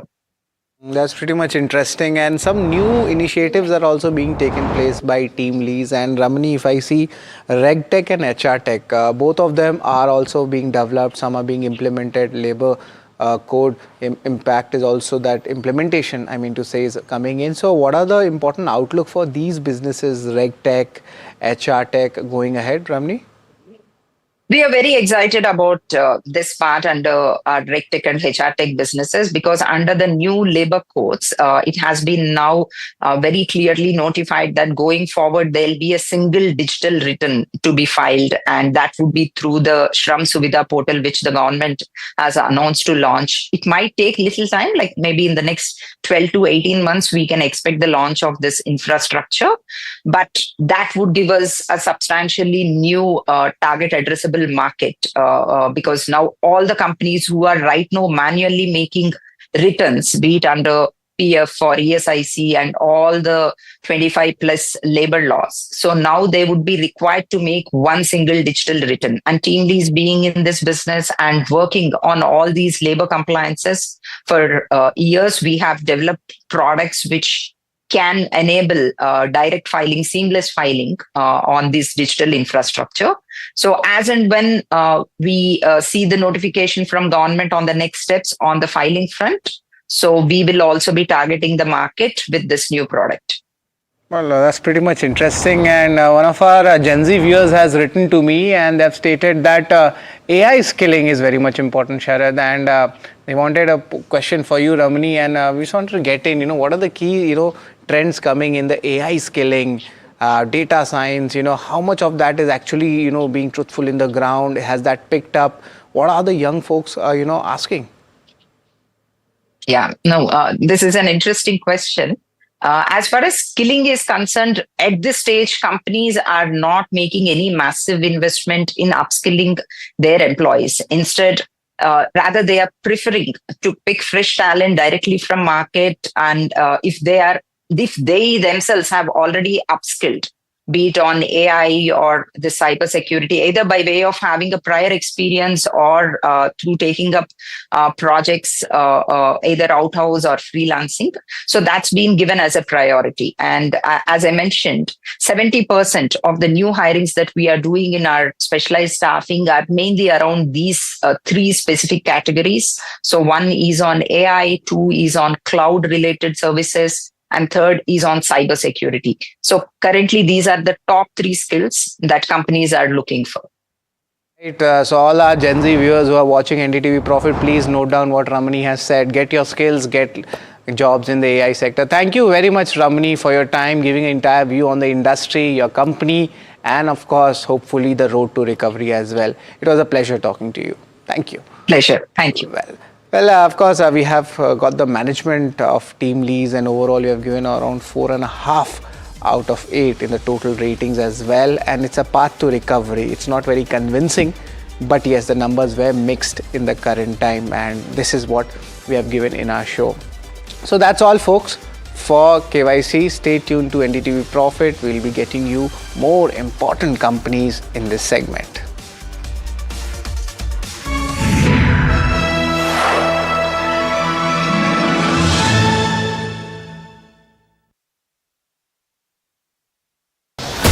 As tariffs rewrite trade, and India's New Deal and the US redefine global alignments, a powerful shake-up is reshaping the global economy.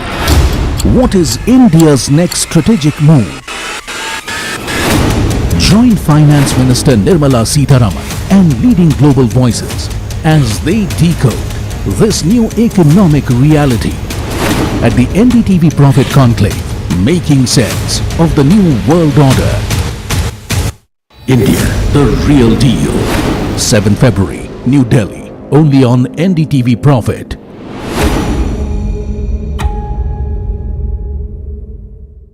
A very special moment for us as we announce NDTV Master Stroke, the NDTV Art Awards. M3M presents NDTV Master Stroke Art Awards.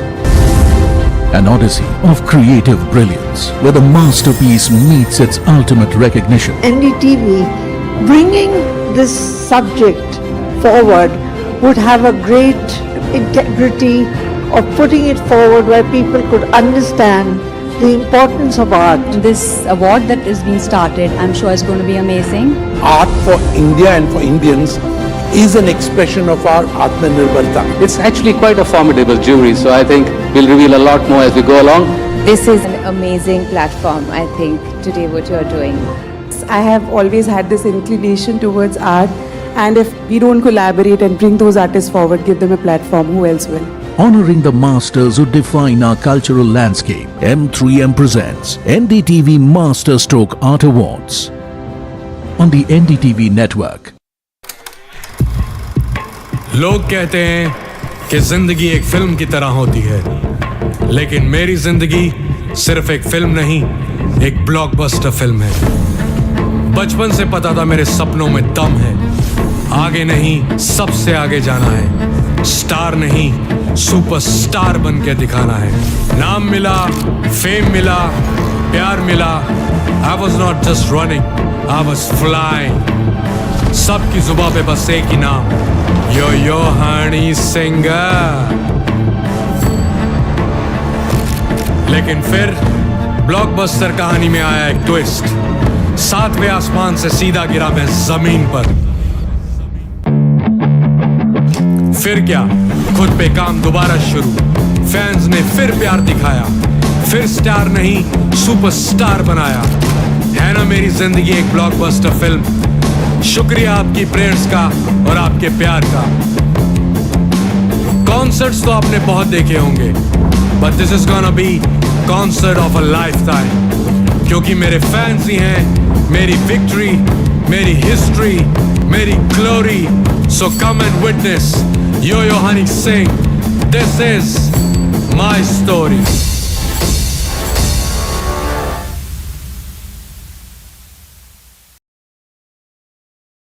Presenting the all-knowing, all-powerful Tech Guru. Whoa. Guru? I'm no guru. Okay. I'm just a guy who loves his tech. A show where the mysteries of megabytes and motherboards shall be unraveled. Bro, nobody talks like that anymore. This is all about connected ecosystems, EVs and AI that you can use.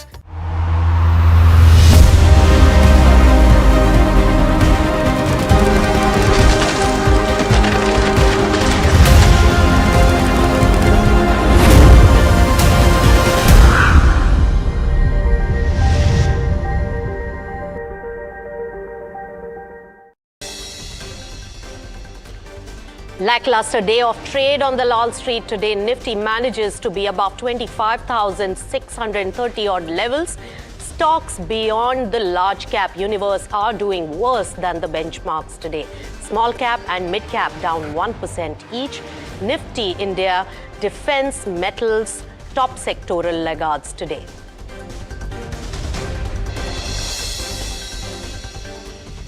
Hindustan Aeronautics extended declines for the second consecutive trading session. The stock dips as much as 4% after company said it has not received any official communication on the AMCA program.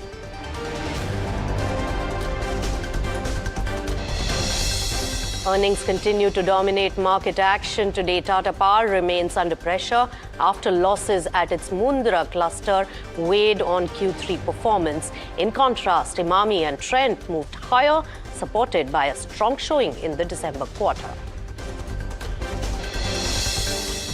All eyes on Reserve Bank's first monetary policy for this year. RBI likely to hold fire at its meeting tomorrow against the backdrop of the trade deal improving macro outlook.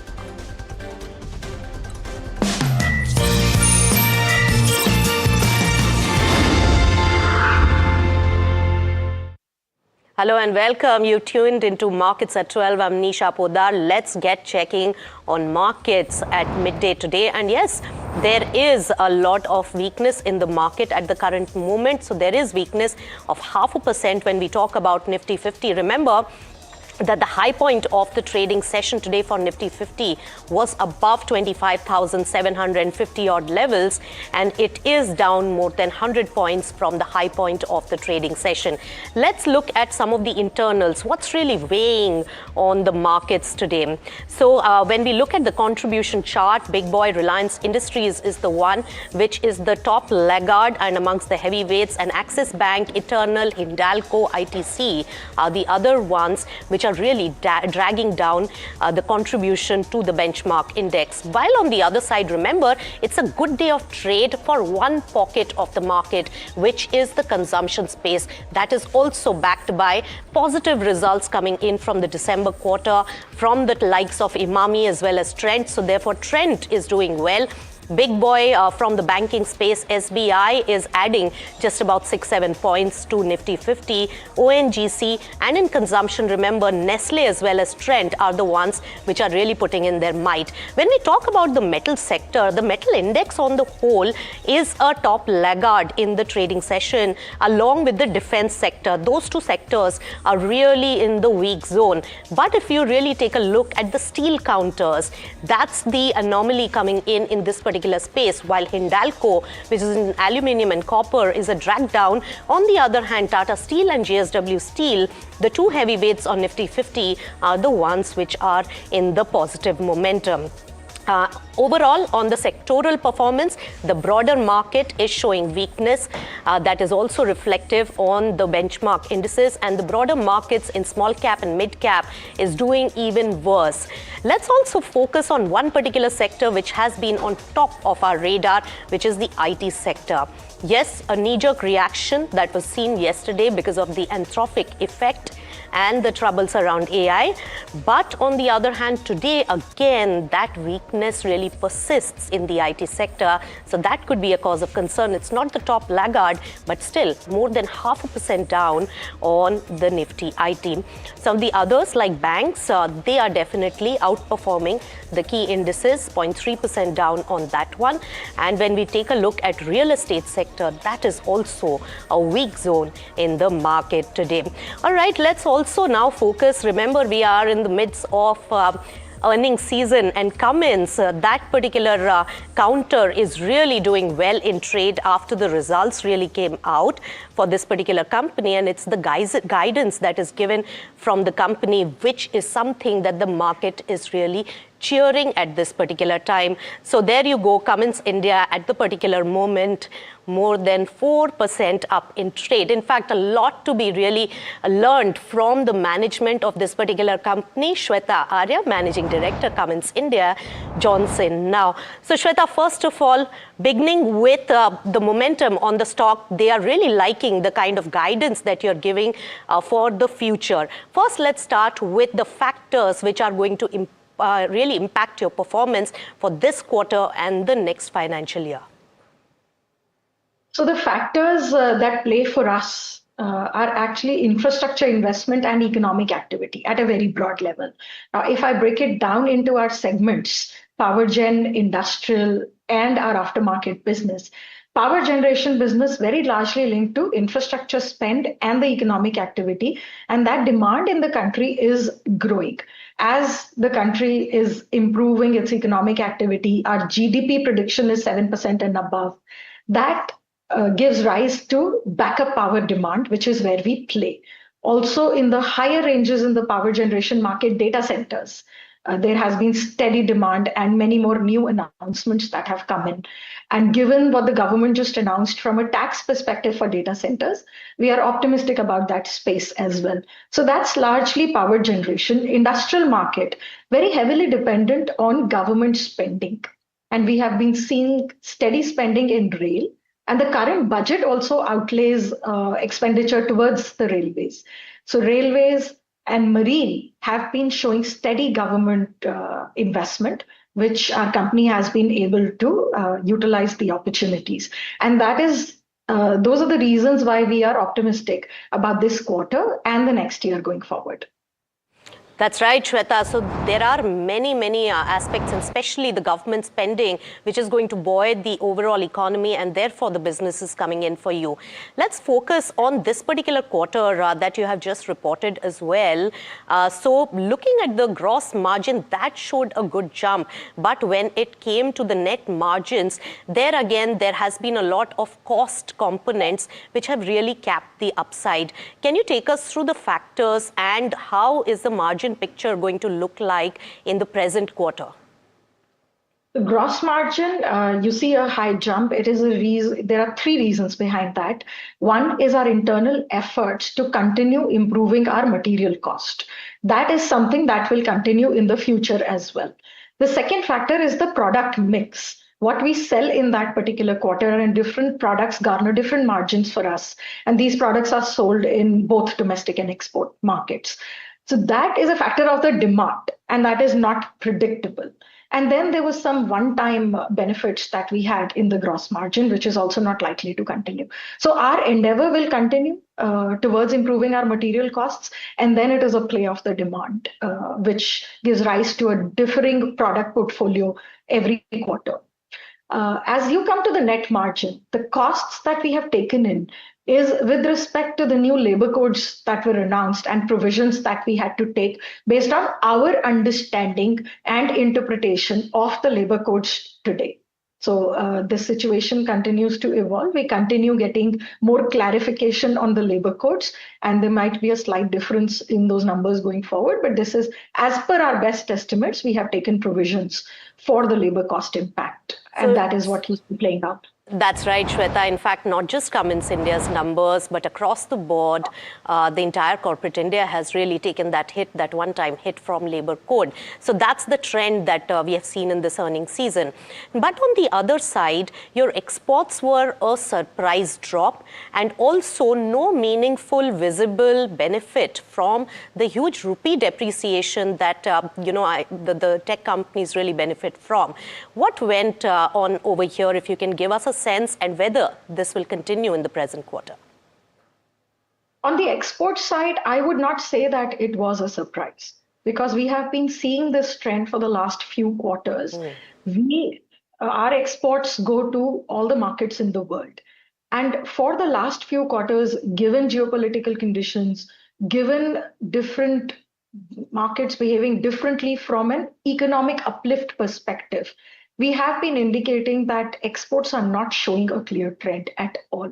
And that is what has played out in this quarter, along with a December inventory correction in different markets. So it might look higher because of the inventory correction, but this trend we have been seeing for the last few quarters, that there is differing economic activity in different end markets, which is driven by their particular geopolitical conditions, impact on them due to trade deals and tariff and other such situations. So this has been something we have been seeing. Going forward, this is what we see going forward as well. The markets will be choppy. Different regions show us different demand in different quarters. There is no particular trend, and there is no clear settling economic trend emerging in the end markets either. That's right. There are many factors which are really evolving, and I understand that you have to play along with how these factors really turn out. But Shweta, if we really focus on the data center bit, and there the government has given a huge amount of largesse and tax holidays and supported this particular sector, how will it benefit you? It should benefit the entire market. Given this tax break, we are appreciative of the tax breaks that were announced, and we are optimistic this will lead to more data center players, global data center players, looking at India as the market where they want to set up their data center. Till now, we have seen huge growth and activity in the data center space, very specifically in the US market, in the China market. India was not growing as much in the data center space. There are many factors for that, not just the tax break, but also, are we utilizing India and India talent to train the AI models? That work needs to happen in India. When that training of AI models happens in India, that actually requires a lot of power and backup power. So while the tax break are great and we are very optimistic it will lead to high demand, we still need to see more government support to bring in the right kind of players, and our domestic players also to get on to the space of AI and training AI models here, setting up data centers to do that work. All right, Shweta Arya, thanks so much for giving us all the details on the guidance going forward and also the perspective on the performance and the industry. Wish you all the best for the present quarter. Thank you so much for joining us on NDTV Profit. Thank you. All right, so that particular counter, Cummins India, after the narrative given by the management, has seen some bit of profit booking. It was above 4% of gains and now is rationalizing, and that is happening pretty fast. So keep an eye out on Cummins India. There are many uncertain factors also that the management pointed out. Let's take it to another strong set of numbers. Satwik Green Energy is what we're talking about, and Prashant Mathur, who's the CEO of the company, joins in with more on the numbers as well as the future plans. Prashant, always a pleasure welcoming you on NDTV Profit. Of course, double the profit, double the revenue on a YOY basis, very strong numbers and growth. But what happened to the margin? Why did it drop? What are the factors impacting it? Are they commodity prices which have put a pressure on your profitability? Yes, hello and Happy to be on your show.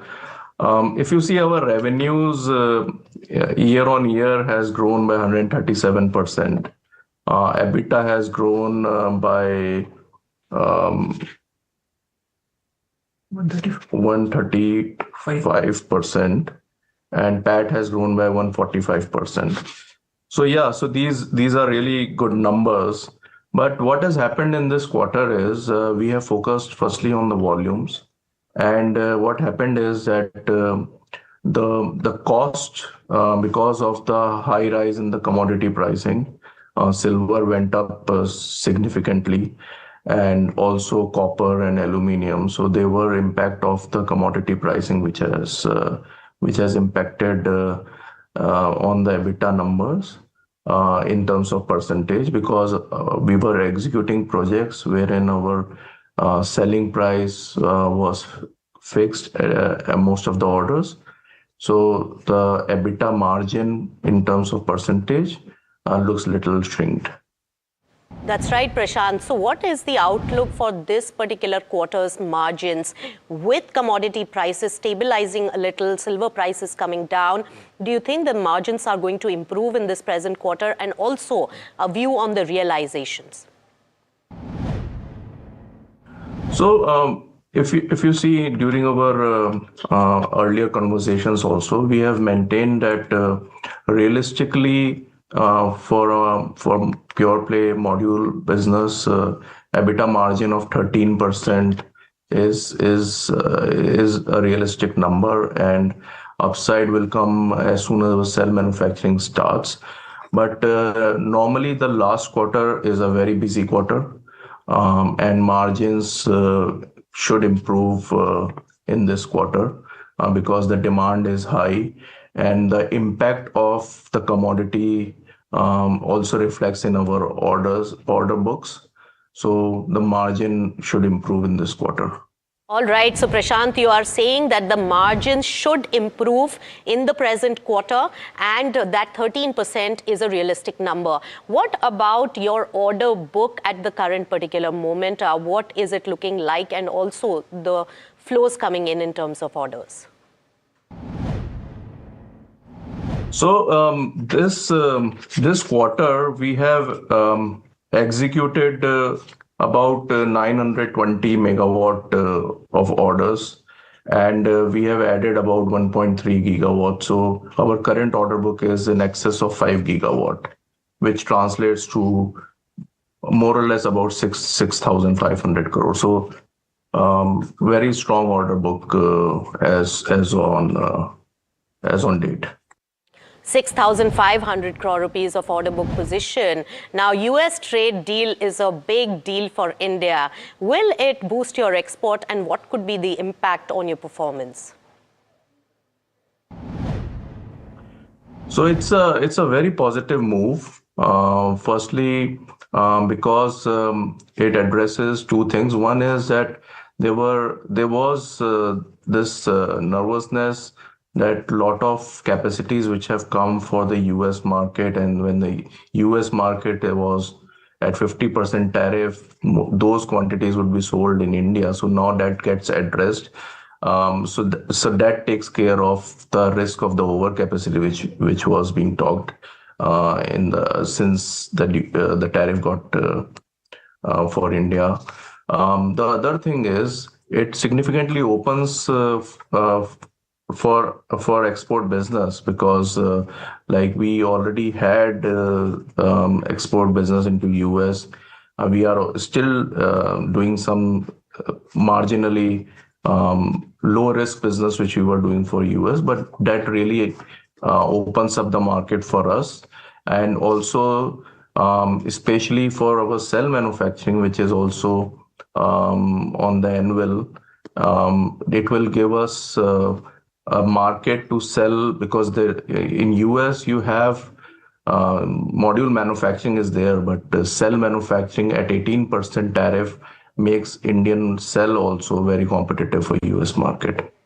That's right. So trying to expand and get the benefit of the US trade deal. But you have a whole host of expansion plans also kicking in a staggered manner. Can you give us a sense in which particular quarter is your full solar module expansion is going to come into effect and be revenue accretive? So we have, in the last quarter, we have undergone two expansions. One was our capacity of manufacturing capacity increased from 3.8 gigawatt module to 4.8 gigawatt module.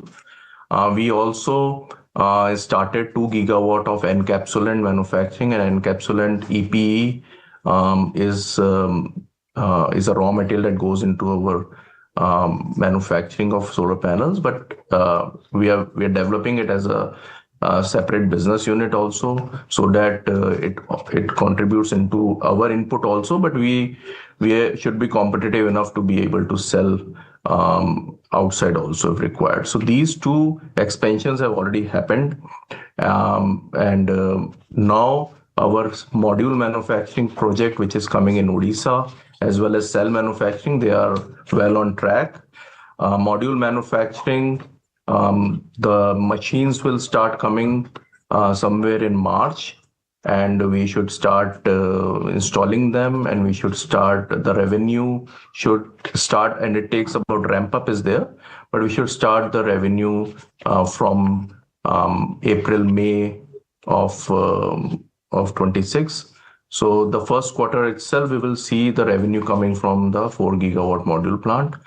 Cell also will come around the same time, but installation and ramping up takes a little more time. So from the second half, October 2026 is when we expect the commercial production of cell also to come. All right. So apart from that, we also last. Yes. All right. Thank you so much, Prashant. Of course, a huge amount of expansion plan that is lined up. And in the Q1 FY27 is when you are going to see the revenues getting impacted and uptick seen there because of the expansion plan. Thank you so much for joining us right here on NDTV Profit. And Satvik, Green Energy, take a look at that particular counter. Of course, under pressure today, but that is more on account of after the result, probably profit booking. Because take a look at that particular counter in this particular week's trade, and it is about 30 bucks lower than the peak that it has touched in this particular week. So keep an eye out on Satvik Green Energy. Lots of expansion plans kicking in FY27 for them. All right, let's shift focus and let's also see which stocks are in focus today and on the radar of my colleague Varsha, who has the whole list of stocks which are buzzing and are in focus. Varsha, what's on your list? Well, let me start with Quality Power. A strong set of numbers that the company has seen, and one of the reasons is, of course, execution improved over across product areas, and they hold an order backlog around 895 crore. Then you have Metropolis Health, again a good set of numbers. Patient volume rose 14% year on year. B2C revenue, if you see, grew 19%, while B2B grew 35%, and they achieved better geographical revenue contribution when it comes to North India, and the organic EBITDA margin rose almost 280 basis points, and there was good growth when it comes to the True Health portfolio and also the specialty portfolio that the company has seen. Well, last on the list is Tata Power. This company saw a weak set of numbers. This was affected by higher losses in Mundra plant and of course continued delays when it comes to renewable energy commissioning. The demand in Q3 FY26 was flat versus 7% last year, and the solar manufacturing reported flat numbers quarter on quarter, and this solar manufacturing can see, the numbers may dip in Q4 on higher captive sales. So overall a weak set of numbers when it comes to Tata Power, but good set of numbers when it comes to Metropolis and Quality Power. All right. Thank you so much, Varsha, for getting us the entire list of stocks to be on our radar. Let's take it straight to an NDTV exclusive, and sources say that India-US landmark deal may be announced as soon as next week. Let's get in my colleague Akhilesh Sharma to tell us more about that. Welcome to the show, Akhilesh. Tell us, what are you gathering from your sources? This is a most watched out for deal that the entire market is watching out for, Akhilesh. That's correct. In fact, everybody is waiting for the details of the agreement to be come out in open. And what the sources are indicating that by next week, probably early next week, a U.S. Team may land in India and may have final discussions with the team, with the Commerce Ministry. And after that, a joint agreement may be signed between India and the United States as far as the trade deal is concerned. And the sources are also indicating that the concerns expressed on the issue of agriculture, dairy and fisheries will be addressed completely, because so far India has signed various trade deals with countries like Switzerland, UK and Australia, New Zealand, and also with the EU. And in all these deals, the interests of the farmers have been protected. There's no mention of the dairy products at all in all these trade deals. So similarly, in the US trade deal also, the interests of the farmers will be protected. That's right, Akhilesh. That is an important bit, and that was, remember, with EU trade also, agriculture and the interests of the farmers were very well protected by the Indian government, and that was one of the points which was a standoff between the governments as well. All right, Akhilesh, thanks so much for all the information. This is most watched out for. As we say goodbye on Markets at 12, a quick programming note.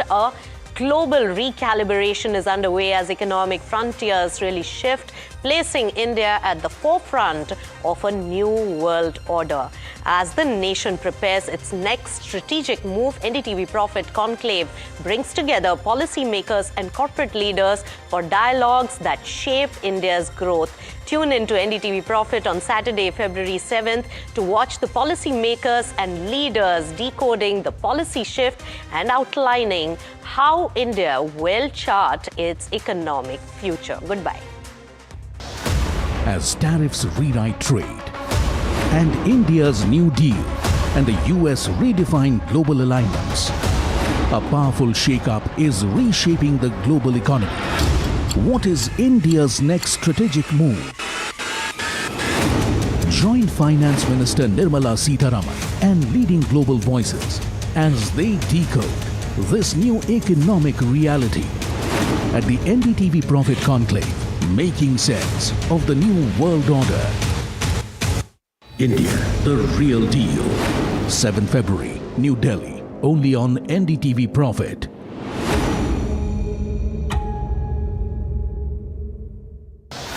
As tariffs rewrite trade and India's New Deal and the US redefine global alignments, a powerful shakeup is reshaping the global economy. What is India's next strategic move? Join Finance Minister Nirmala Sitharaman and leading global voices as they decode this new economic reality at the NDTV Profit Conclave, making sense of the new world order. India, the real deal. 7 February, New Delhi, only on NDTV Profit.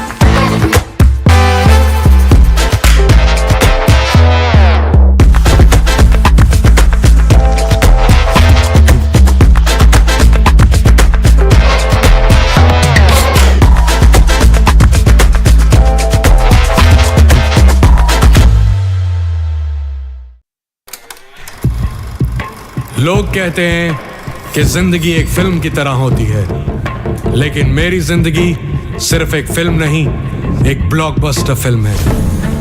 बचपन से पता था मेरे सपनों में दम है, आगे नहीं सबसे आगे जाना है, स्टार नहीं सुपरस्टार बन के दिखाना है। नाम मिला, फेम मिला, प्यार मिला, I was not just running, I was flying। सबकी जुबां पे बस एक ही नाम, यो हनी सिंगर। लेकिन फिर ब्लॉकबस्टर कहानी में आया एक ट्विस्ट, 7वें आसमान से सीधा गिरा मैं जमीन पर। फिर क्या, खुद पे काम दोबारा शुरू, फैंस ने फिर प्यार दिखाया, फिर स्टार नहीं सुपरस्टार बनाया। है ना मेरी जिंदगी एक ब्लॉकबस्टर फिल्म। शुक्रिया आपकी प्रेयर्स का और आपके प्यार का। कॉन्सर्ट्स तो आपने बहुत देखे होंगे, but this is gonna be concert of a life time, क्योंकि मेरे फैंस ही हैं मेरी विक्ट्री, मेरी हिस्ट्री, मेरी glory. So come and witness yo Honey Singh, this is my story.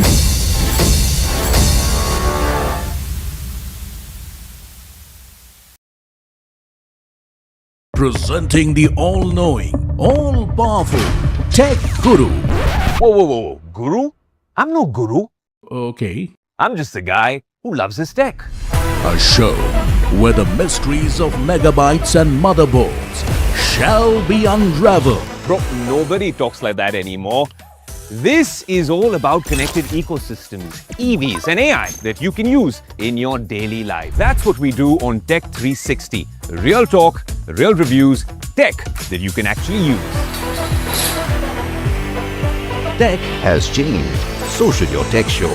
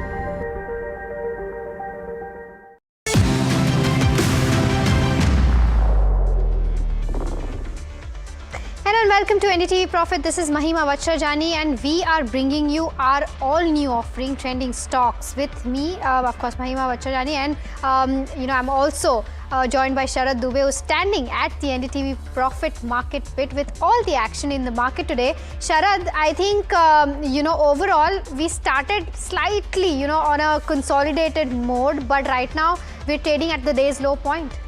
Well, yes, it's a sad story, but yes, Nifty is there near the 25,610 mark, and it's near the day's low. That's the point I'm talking about. So hopefully we can expect some volatility.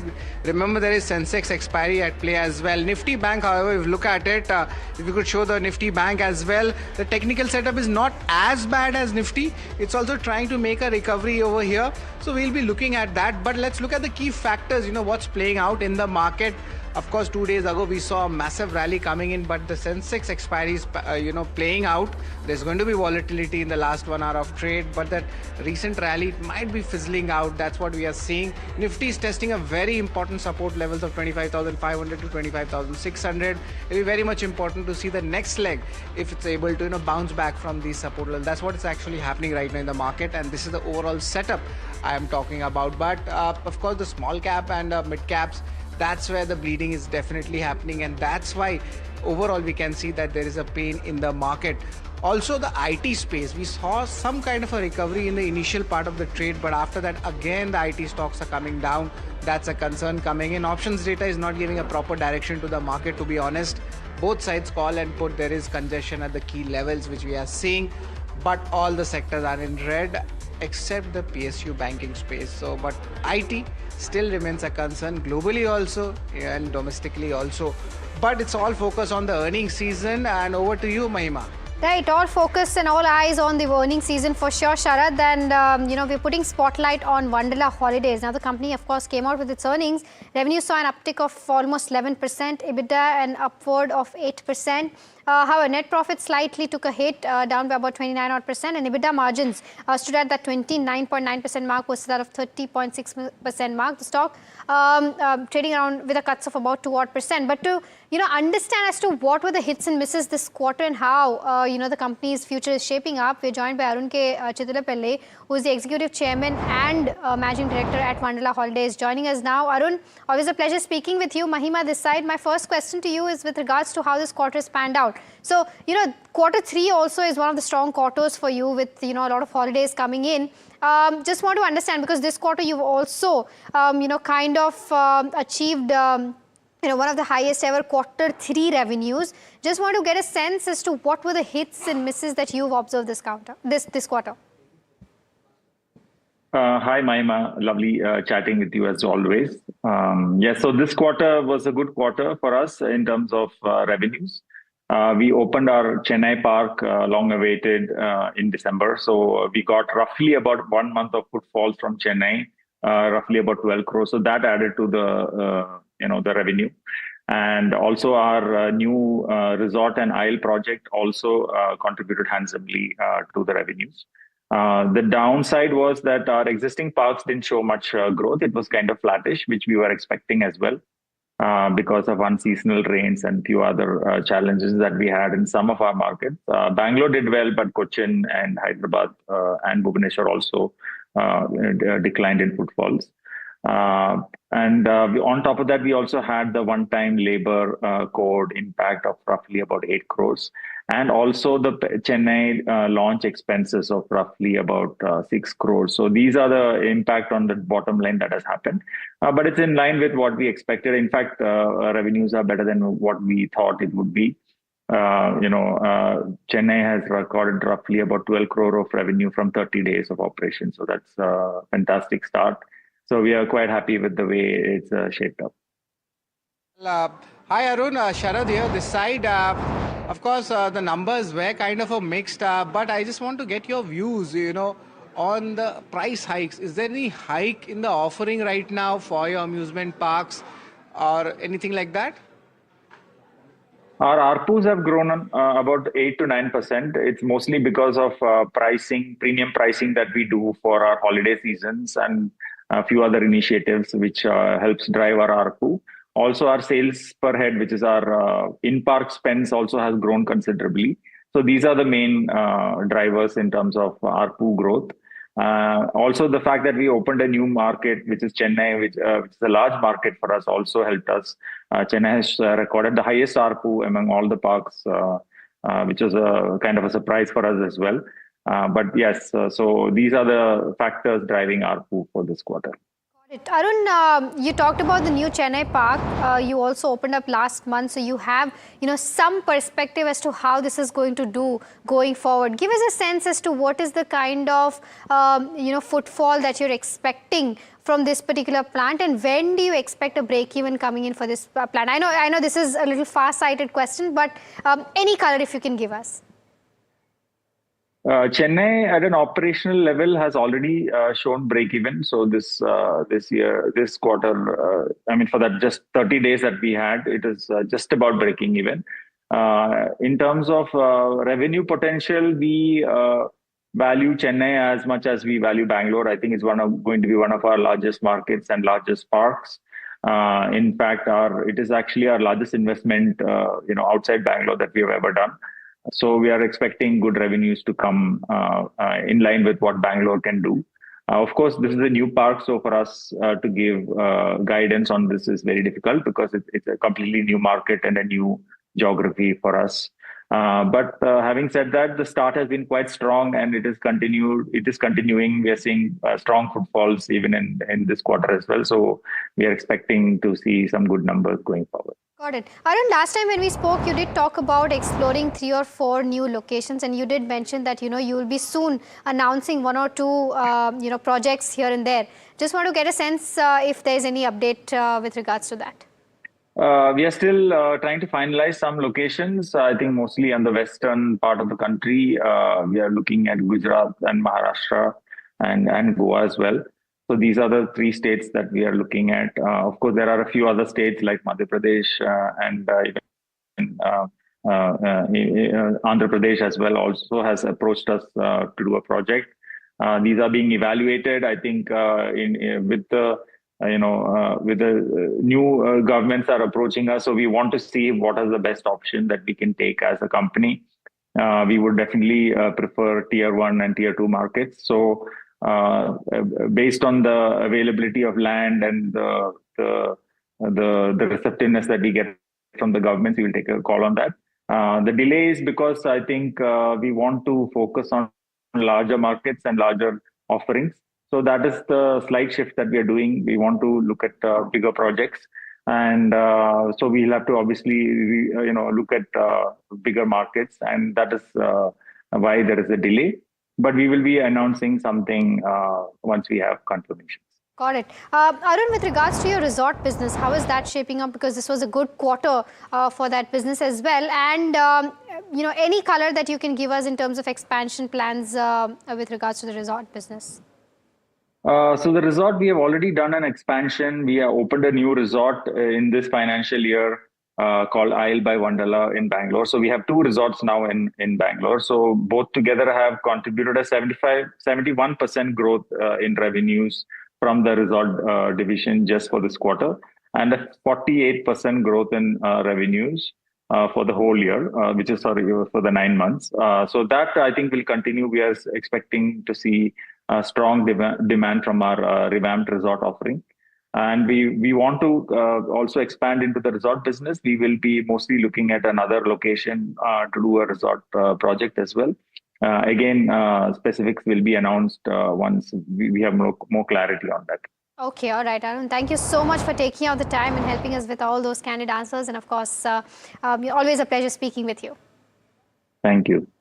All right, so that was the management of Wonderla Holidays, stock trading with cuts of about 2%. But moving on to our watch list as to what we're going to talk about, on the show today, and what are the stocks that are actually trending right now. You have HAL in that list, where still the fact that stealth fighter jet project, whether it's an exit or not, is a question mark.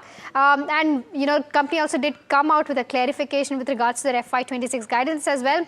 The second counter that we're putting spotlight on is Interglobe Aviation. The CCI probe is not working out very well for the counter as we speak. We also have Hexaware Tech, which is buzzing in trade today, and this is on the back of weak Q3 earnings. Devyani International and Sapphire Foods are the other 2 names in the QSR. In fact, even Westlife, for that matter, is doing very well. Devyani on the back of earnings impact. Yesterday also saw good growth. Today, the CFO being elevated to the level of CEO, Mr. Dawar, is also, I think, probably something that the street is liking. And there's also a Jeffries note that has come out. Sapphire Foods, of course, volumes at 3.3 times its 20-day average is what we're speaking. So, good in terms of where the volumes are coming in for both of these counters. And also, we did see a slump in the counters after the merger was announced. Probably on account of profit booking, but today doing very well. Imami earnings impact is what we're seeing. The stock, is kind of doing well. Force Motor profit jumps 250%, and that's enthused a lot of investors out there, and probably the stock buzzing on the back of that. Cummins India double-digit growth has been maintained. Nykaa buzzing probably on the back of, ahead of its Q3 earnings, and you have Hindustan Zinc as silver prices fall in focus. But Sharad, overall, I'll come to you with regards to all of these counters, and, go ahead and ask the guests as to why they are buzzing and what should the investor do. Thanks a lot, Mahima, for that. Joining us is Osho Krishnan. Good afternoon, Osho. We are starting our rapid fire, and the first company to focus on is HAL. The street is spooked on the delivery execution front, and the stock has been tanking the last 2 trading sessions. Your view on that? Very good afternoon, Sharad. Firstly, HAL has given a strong breakdown from the zone of nearly 4,200. So I'm expecting that in the short-term period, the pain can continue. On the lower end, 3950, 3940 will be the short-term target for HAL. All right, and Osho, what about Interglobe Aviation? For Indigo, there has been a decent momentum in the counter in the recent period, but looking at the recent developments, the counter is attempting to have a kind of a pullback from the lower zone. So one should look for buying opportunity only once it gives a sustained movement beyond the zone of 5,000, and from there onwards we can see some kind of continuation in the bullish trend. All right, and Devyani International, what's your view on that? Even all the QSR stocks are getting a rub-on effect. All of them are buzzing in trade.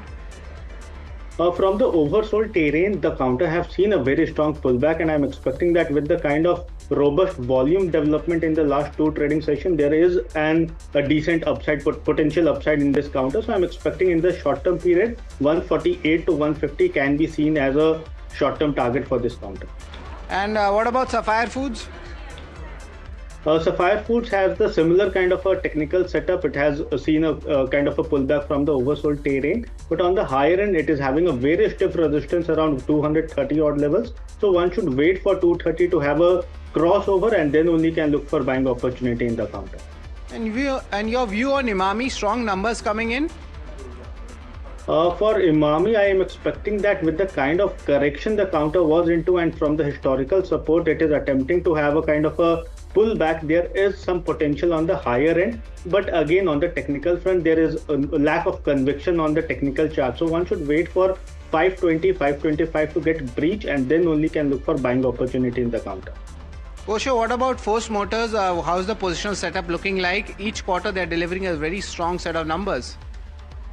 A very strong technical setup. The counter have seen a very strong vertical rally. It has given a strong consolidation and again has given a fresh breakout. So I'm expecting that from medium to long term perspective, one should stay invested in the counter. The technical setup is very robust. Fundamental and earnings also are very positive. So one should stay invested, trail their stop losses or trail their profits towards the zone of 19,200 for the time being, and eyeing for a target of nearly 22,600 to 22,800 from medium term perspective. And Osho, what about Cummins India? Management's guidance has also been strong here. For Cummins India, the counter have seen a consolidation breakout specifically in the last two trading sessions. So I'm expecting the momentum is there in the counter. Although on the higher end, 4,500 will be the immediate target.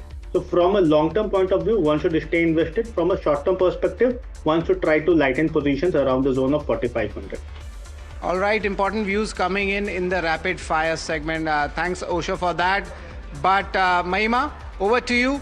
What's there cooking in Devyani International?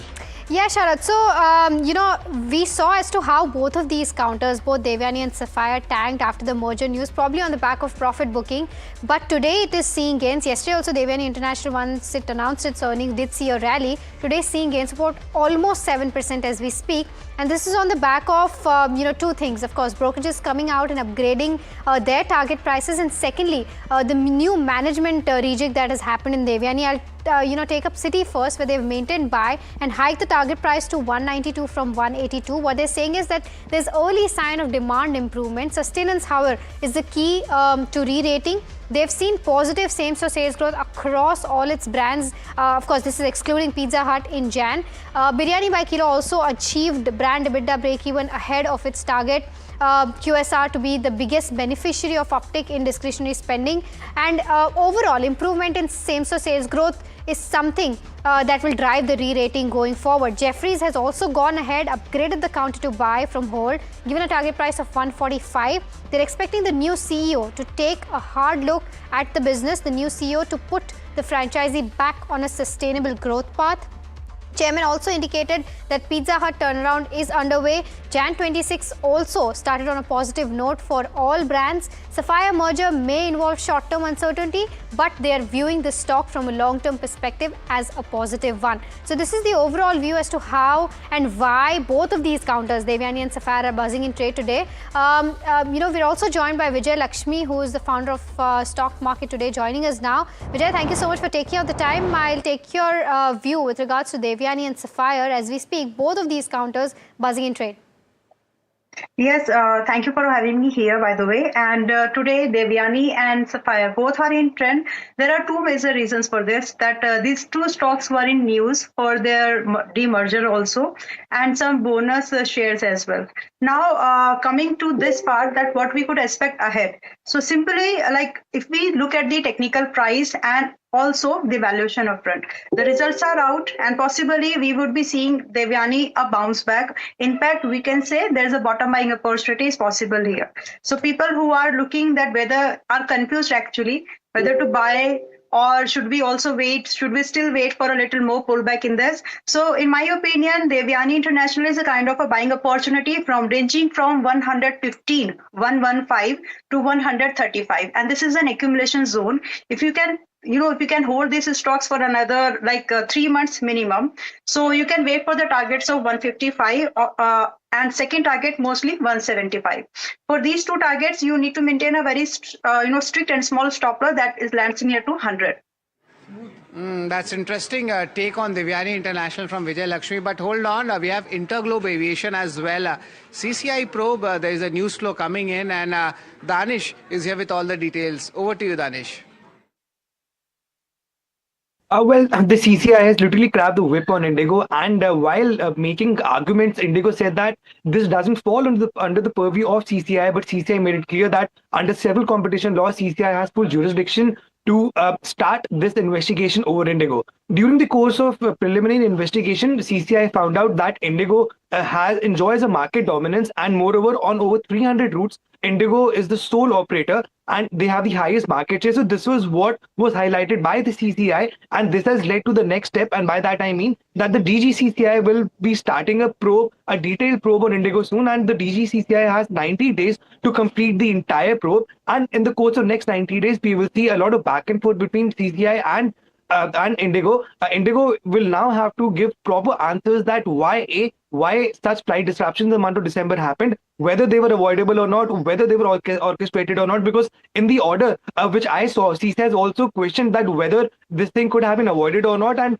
they said that since you were enjoying such huge market share, you probably the airline could have taken certain steps in which it could have avoided it. But now the ball is in the CCI's court. 90 days is a long time. We'll see that what really comes out of it. And after the next 90 days, CCI will issue one final order, and then we can expect some harsh punishment from CCI's side on Indigo.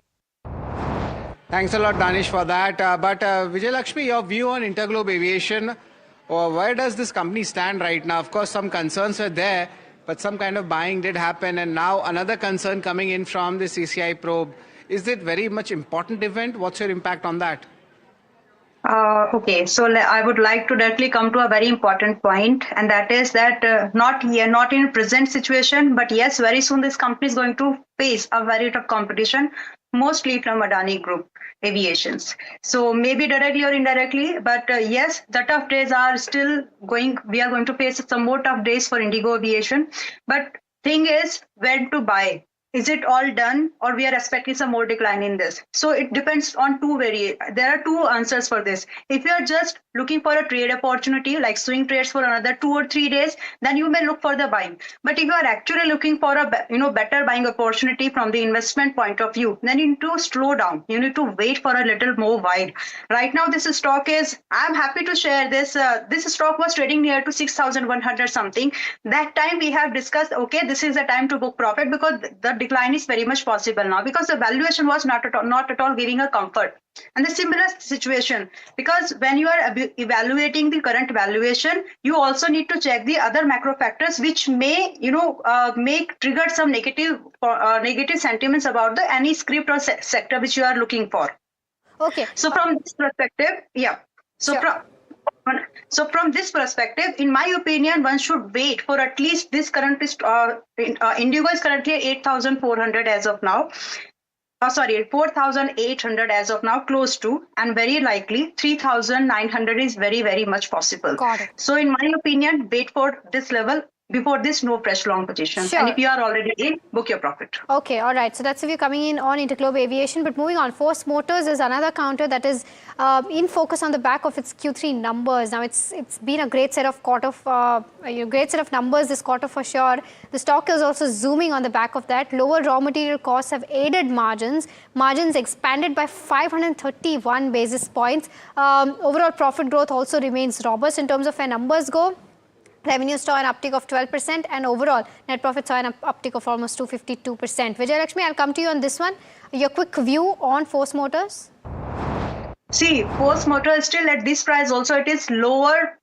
When you see this with the comparison of the sector, it is still at discount. Your sector is trading nearly 33%, 33 of multiples, but stock is still available at 25 multiples. And where you see the profit in the company year on year, you want to check it's a profitable Q on Q basis where there is a profit. So if you want to buy for a good quality stock and you want to if you are looking for something that you can hold, that you can carry in your portfolio, so Force Motor lies in that category. So for now, but the question here is when fundamental supports, okay, this is something that we can buy, but when? So for that, you need to wait for a little while so that you would be able to get a little better price to enter in this quality stock. Okay. And in my opinion, yeah. Yeah, okay, so, all right. Sure. 15,000 with the optimum buying range according to me. Okay, Vijay Lakshmi, thank you so much for giving us that perspective on Force Motor as well. And thank you so much for taking out the time and speaking with us at NDTV Profit. But here's a quick programming note. A global recalibration is underway as economic frontiers shift, placing India at the forefront of the new world order. As the nation prepares its next strategic move, the NDTV Profit Conclave brings together policymakers and corporate leaders for dialogues that shape India's growth.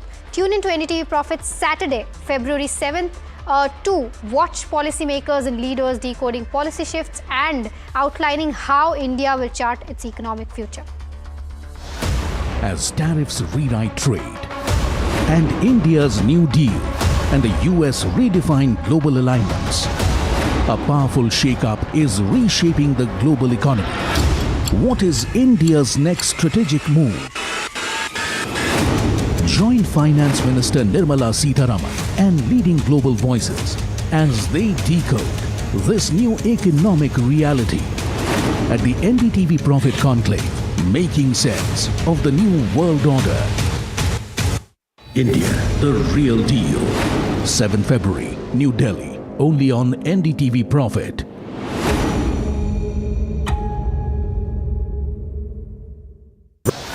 As tariffs rewrite trade and India's New Deal and the US redefine global alignments, a powerful shake-up is reshaping the global economy. What is India's next strategic move?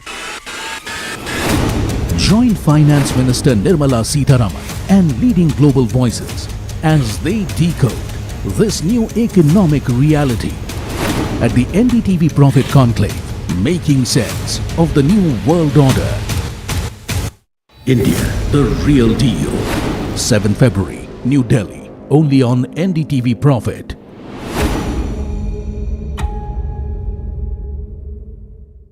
A very special moment for us as we announce NDTV Masterstroke, the NDTV Art Awards. M3M presents NDTV Masterstroke Art Awards. An odyssey of creative brilliance where the masterpiece meets its ultimate recognition. NDTV bringing this subject forward would have a great integrity of putting it forward where people could understand the importance of art. This award that is being started, I'm sure is going to be amazing. Art for India and for Indians is an expression of our Atmanirbharta. It's actually quite a formidable jury, so I think we'll reveal a lot more as we go along. This is an amazing platform, I think, today what you're doing. I have always had this inclination towards art, and if we don't collaborate and bring those artists forward, give them a platform, who else will? Honoring the masters who define our cultural landscape, M3M presents NDTV Masterstroke Art Awards on the NDTV network. लोग कहते हैं कि जिंदगी एक film की तरह होती है, लेकिन मेरी जिंदगी सिर्फ एक फिल्म नहीं, एक ब्लॉकबस्टर फिल्म है। बचपन से पता था मेरे सपनों में दम है, आगे नहीं सबसे आगे जाना है, स्टार नहीं सुपरस्टार बन के दिखाना है। नाम मिला, फेम मिला, प्यार मिला, I was not just running, I was flying। सबकी जुबां पे बस एक ही नाम, यो हनी सिंगर। लेकिन फिर ब्लॉकबस्टर कहानी में आया एक ट्विस्ट, 7वें आसमान से सीधा गिरा मैं जमीन पर। फिर क्या, खुद पे काम दोबारा शुरू, फैंस ने फिर प्यार दिखाया, फिर स्टार नहीं सुपरस्टार बनाया। है ना मेरी जिंदगी एक ब्लॉकबस्टर फिल्म। शुक्रिया आपकी प्रेयर्स का और आपके प्यार का। कॉन्सर्ट्स तो आपने बहुत देखे होंगे, but this is gonna be concert of a lifetime, क्योंकि मेरे फैंस ही हैं मेरी विक्ट्री, मेरी हिस्ट्री, मेरी glory. So come and witness Yo Honey Singh, this is my story.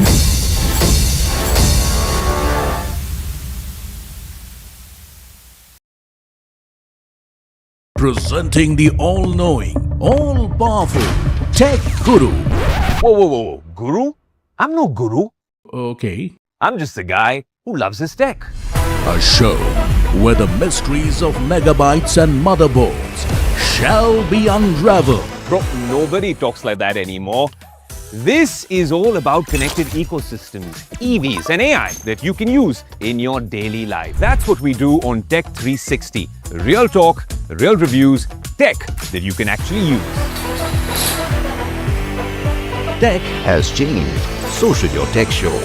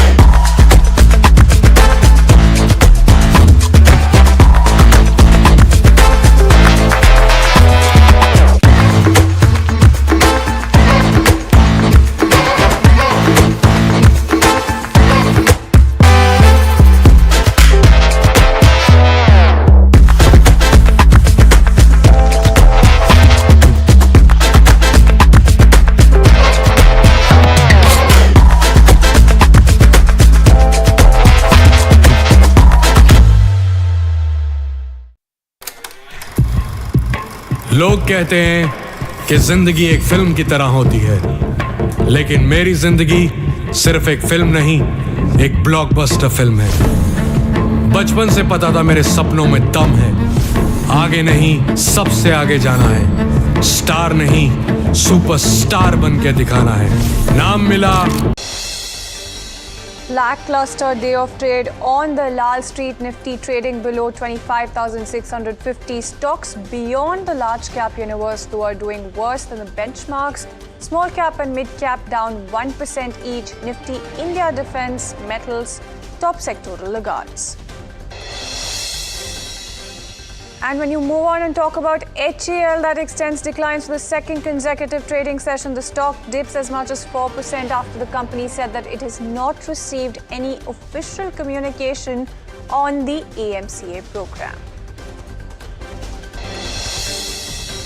Silver, meanwhile, pairs some losses to trade in the red again amid profit booking and a stronger dollar. Prices plunge as much as 17% in trade today. Wipes out a two-day recovery to trade below $79 an ounce, which is just a slight recovery coming in from those sharp cuts earlier. And earnings continue to dominate market action. Tata Power remains under pressure after losses at its Mundra cluster weighed on the third quarter performance. In contrast, you do have an Emami and trend that moved higher, supported by a strong showing in the December quarter. And all eyes are going to be on RBI's first monetary policy for this year. RBI likely to hold fire at its meeting tomorrow against the backdrop of the trade deal improving macro outlook.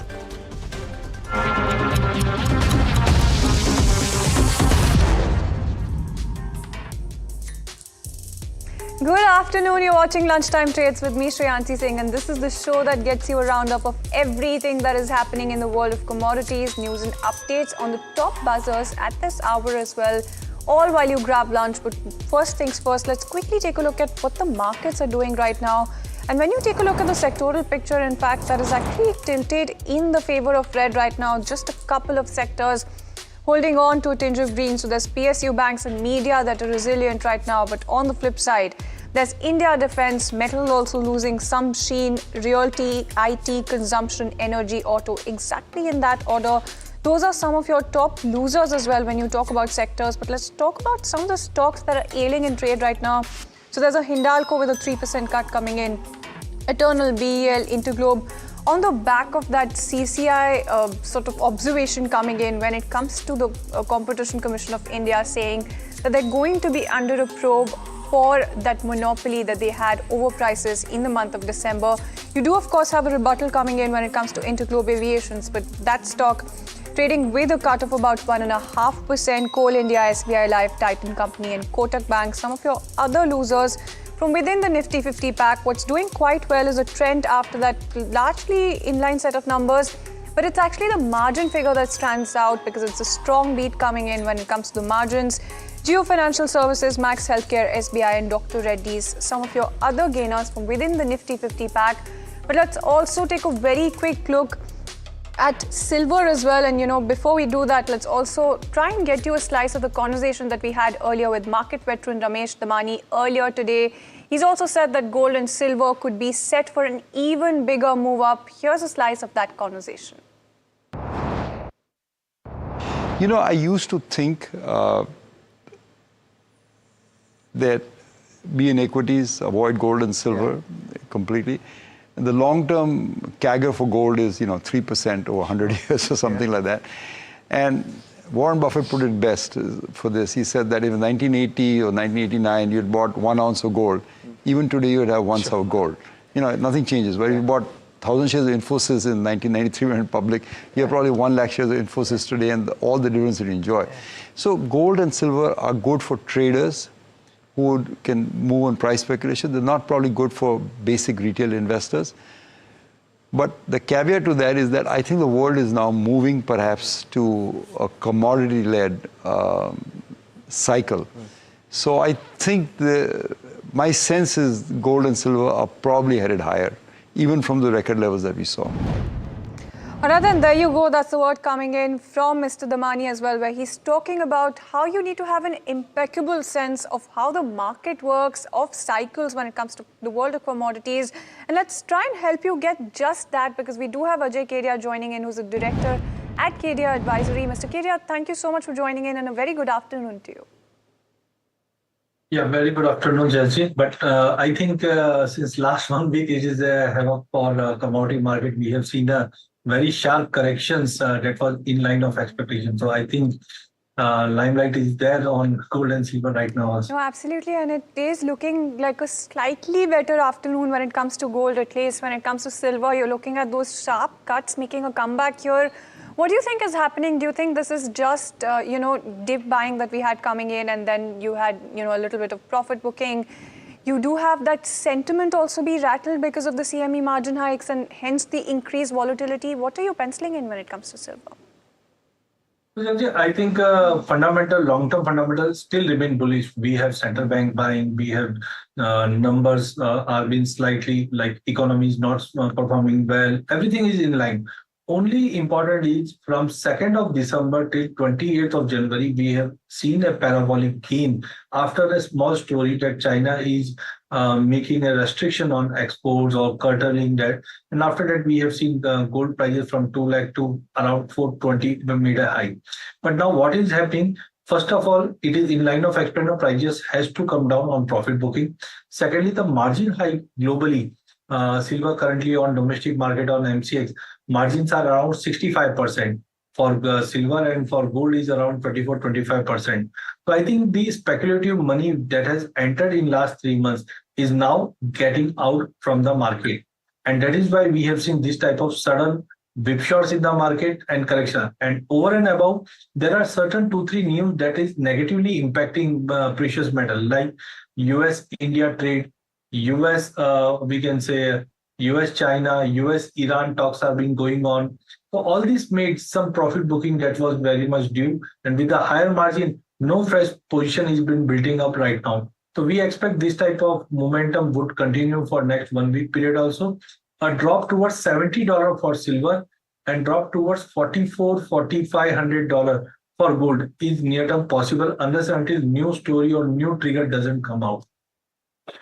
Absolutely, and you know what is actually interesting right now is that you are seeing that fundamentals are intact. You do have a bunch of brokerages that actually are quite bullish, at least when it comes to gold. What do you think is going to be happening in the near term? Of course, you've given a sense of what is going to happen, but do you think it can actually script the kind of comeback that we need in the near future, in the next 3 months perhaps, to try and hit those targets when it comes to the end of the year as well? So first of all, in 2026, I am not expecting gold and silver to giving us a positive return. We can see negative return this time because everything, whatever the factor up till now was supporting, has been matured right now. No doubt, it's too early to predict right now because we don't know how the Donald Trump and the US policy is going to be there towards Greenland or towards Iran or towards China. April, US and China would be meeting. So there is uncertainty still prevailing in the market, but that is sure we can't see positive returns in 2026 because currently risk is being quite high at current level as compared to equity also. So first of all, and secondly, we are bullish. Gold would be around $6,000, but that will take at least couple of years from here if things have been adjusting. So I think from here, a possible correction or consolidation is been due for 2026. Immediate support is 70 and 44, but maybe we can see more liquidation as ETFs is facing some outflows started in China. There was a story going on in the morning that outflow has been started.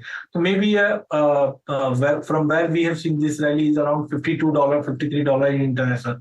So I think 52, 53 is going to be a base for 2026 for gold. It could be around 34, 3500 also if things have been settling down. So I think in 2026, gold and silver would be trading with a negative bias only, and people will be out of gold and silver and searching for new opportunity. It could be from base metal, it could be from equity or any other asset class. Right, and copper is looking quite attractive when it comes to that entire list, Mr. Kedia. But when you talk about silver particularly, or even gold for that matter, what do you think investors should be doing at this point in time, whether or not they're invested in the physical commodity itself or even perhaps in the ETF market as well?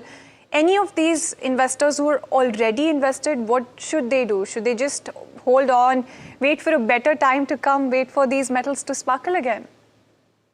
So, commodity is a game of cycle. You have to understand the cycle and you have to pick your time. So I think gold and silver has already gained very well in the line of expectation. Now we don't expect this rally would be continue. If you are holding gold and silver currently, first of all, you can shift from silver to gold because gold silver ratio, which has hit a low of 43.90, currently around 56, suggests silver will be underperforming gold. So first of all, shift your silver position to gold. Secondly, book your 25 to 30% profit from ETF and continue with your SIP in ETF. Okay, every month we have to put certain amount that will continue, that will help you for value averaging. We see long-term gold and silver is going to be positive. Third, don't be under FOMO because there was a story going on that copper would be new gold or copper would be new silver. But please try to understand in last couple of months, nothing fundamental has been changed. Supply concern, since last 6 months, we were seeing from Indonesia, from Chile, that was continuing to be there. So don't be under FOMO right now. For copper, we are expecting a correction around, let's say, 1100, 1140 as China market on account of New Year, there will be a holiday. Some correction would be there. After that, you can start again in your positions. All right, and so it does look like that you're saying that gold is the new gold and copper, in fact, is in silver. Definitely in this market, is not. But thank you so much on that note, Mr. Kedia, for joining us on the show today. So there you go, gold is the new gold and copper doesn't even cut it close, nor does silver. But let's also cut across to India, GCC signing terms of reference for India Gulf Cooperate Council FTA as well. Diversification and resilience in our supply chain. So it is something which is win-win for India also. Thank you.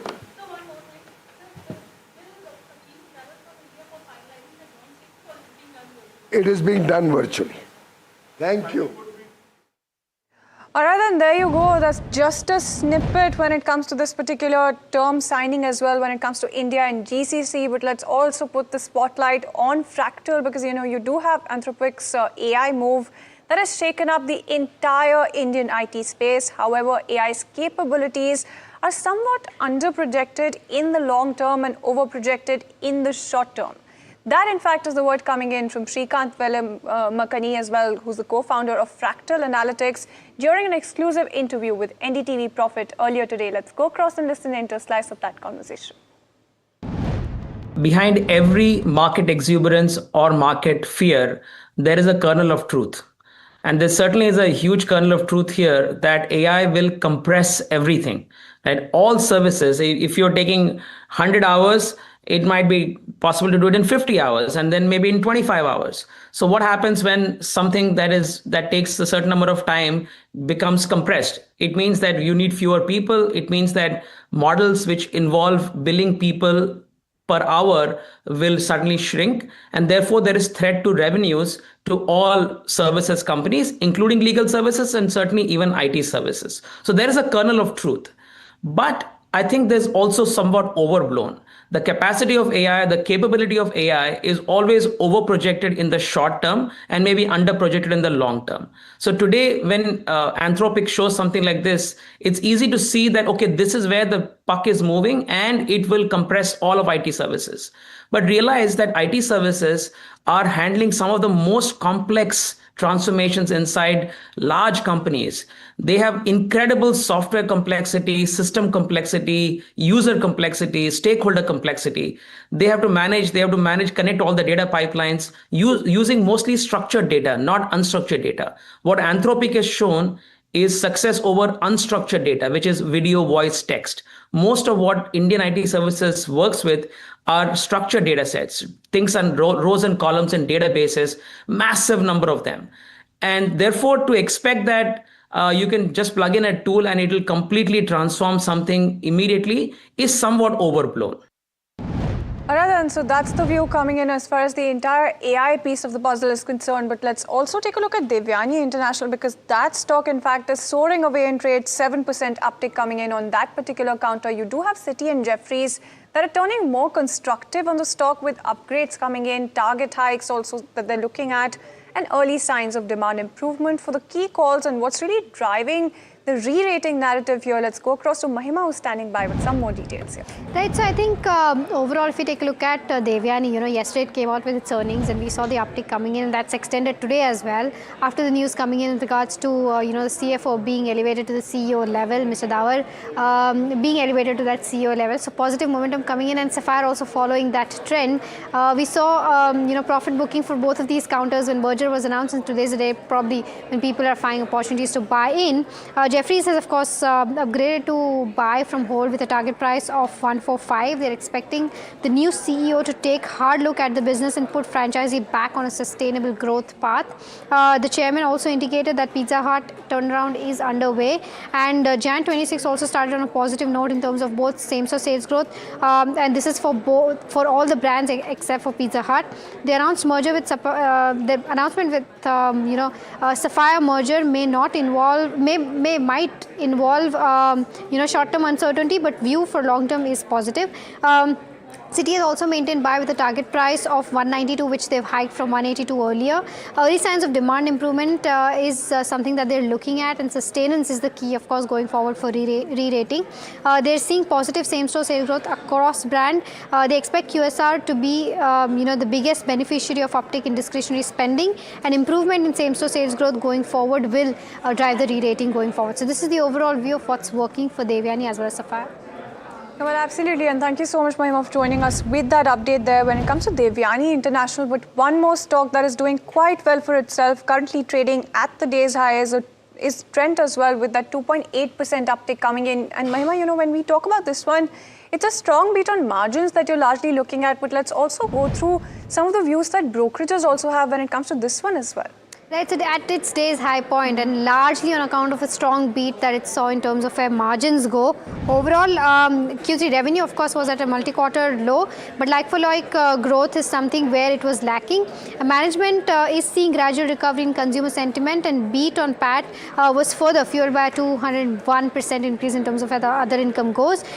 In terms of what brokerages are kind of penciling in, Bernstein has maintained an outperform with a target price of 5,000. Strong margins delivered, growth revival still loading is what they believe. The margin improvement trajectory stabilizes and is sustainable according to them. Jefferies has maintained hold but cut the target price to 4,575. Negative like-for-like growth in terms of fashion was partly attributable to shift in festive calendar, and they like improving disclosure standards that the company has now given. Lastly, Morgan Stanley has maintained overweight but cut the target price to 4,963. Strategy appears to remain intact with focus on improving density of presence in select areas is what they believe. And lastly, Citi has maintained sell with a target price of 4,350. Quality of earnings is a beat, but weak in terms of where margins go. So weak in terms of whether margins are sustainable or not is something that they are kind of penciling in. So this is the overall view of what brokerages are making of trend and why it's buzzy in trade today. Well, absolutely. And thank you so much, Mahima, for joining us with that entire update when it comes to not just Devyani International, but also Trent that is trading at its day's high right now with that uptick of about 2.8% coming in. But what's not doing so well right now is an Interglobe Aviation with that cut of about 1.5% thereabout. And the Competition Commission of India has cracked the whip when it comes to this particular company, ordered investigation alleging market dominance by the airline. And this is on the back of the flight cancellations in the month of December. We do have Danish Anand who's joining in. Danish, you have a copy of the CCI's order. Let's take a look at some of the details when it comes to this particular investigation.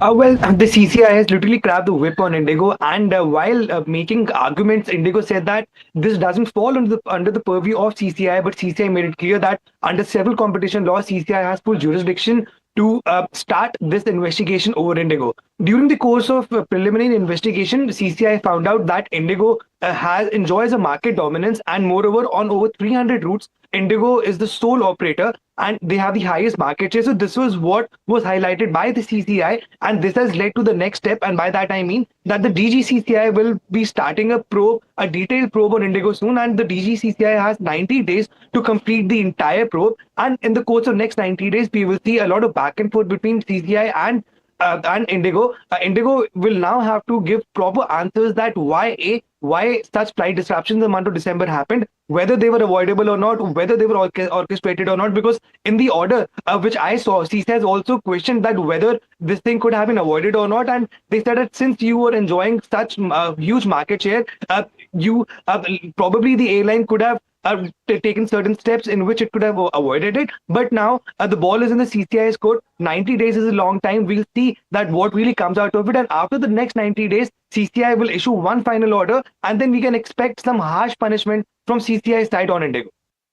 All right, and so that's Indigo that we're talking about as well. That stock is tanking under pressure as well. But let's also take a look at some of the other counters that are in focus, in fact, on the back of their earnings. So there's actually a Quality Power that is holding up quite well with a 4% uptick coming in right now on the back of that big jump that we've seen in the third quarter. Let's take a closer look when it comes to some of their financials as well and the earnings in the third quarter. So you're looking at execution that has actually improved across product lines. It's holding an order backlog of over 895 crore rupees, and that particular counter is buzzing away in trade. When you talk about the revenue, you've seen that very big jump coming into that revenue. About 291% jump is what you're looking at when it comes to this one. EBITDA also, triple digit jump that you've seen coming in when it comes to the EBITDA. The margins have expanded and are currently around that 27.8% level. When you talk about net profit as well, you're looking at a 3-digit increase in terms of the growth in the net profit as well. Net profit is at about 38 crores thereabout. So that stock is cheering that particular result when it comes to the third quarter. When you talk about Metropolis Health, you do have patient volumes that have risen 14% on a year-on-year basis. When you talk about the B2C revenue, that's also risen about 19%, and the B2B revenue has risen about 35%. So that's something that you're looking at. And mind you that these figures actually include the recent acquisitions in the various locations. So that's something that you're looking at. When it comes to this particular counter, when you talk about their revenue as well, you're looking at an uptick of upwards of about 25% that you're looking at, EBITDA uptick as well of about 31%. When you talk about this counter right now, it's doing quite well for itself in trade, 1.6% at least uptick coming in on this particular counter. And when you talk about their EBITDA margin as well, you've seen a margin expansion coming in to the tune of about 105 basis points. Net profit as well, uptick of about 32% coming in for this particular counter. On the flip side, what's not doing so well right now is the Tata Power, with that cut of about 2% coming in on the back of a weak quarter. So when you talk about this quarter, this was largely affected by higher losses when it comes to the Mundra cluster as well, and the continued delays when it comes to the commissioning. Now, when you talk about the demand picture, that largely remained flat in the third quarter versus that 7% year-on-year increase coming in the previous quarter on a year-on-year basis. Now, when you're talking about the solar manufacturing, that's also largely flat. And you're looking at the solar manufacturing that might just dip in the next quarter as well on higher captive sales. So that's something that you're looking at. All in all, a weak quarter is what you're looking at. And going forward as well, the outlook for solar manufacturing is not all that good. But tell you what, let's also, take a look at a global recalibration that is underway as economic frontiers also shift, placing India at the forefront of a new world order. As the nation prepares its next strategic move, NDTV Profit Conclave brings together policymakers, corporate leaders for dialogues that shape India's growth. Tune into NDTV Profit on Saturday, February 7th to watch policymakers and leaders decoding policy shifts and outlining how India will chart its economic future. As we wrap up on the show, let's take a look. As tariffs rewrite trade and India's New Deal and the US redefine global alignments, a powerful shake-up is reshaping the global economy. What is India's next strategic move? Join Finance Minister Nirmala Sitharaman and leading global voices as they decode this new economic reality at the NDTV Profit Conclave, making sense of the new world order. India, the real deal. 7 February, New Delhi, only on NDTV Profit. As tariffs rewrite trade and India's New Deal and the US redefine global alignments, a powerful shake-up is reshaping the global economy. What is India's next strategic move? Join Finance Minister Nirmala Sitharaman and leading global voices as they decode this new economic reality at the NDTV Profit Conclave, making sense of the new world order. India, the real deal. 7 February, New Delhi, only on NDTV Profit.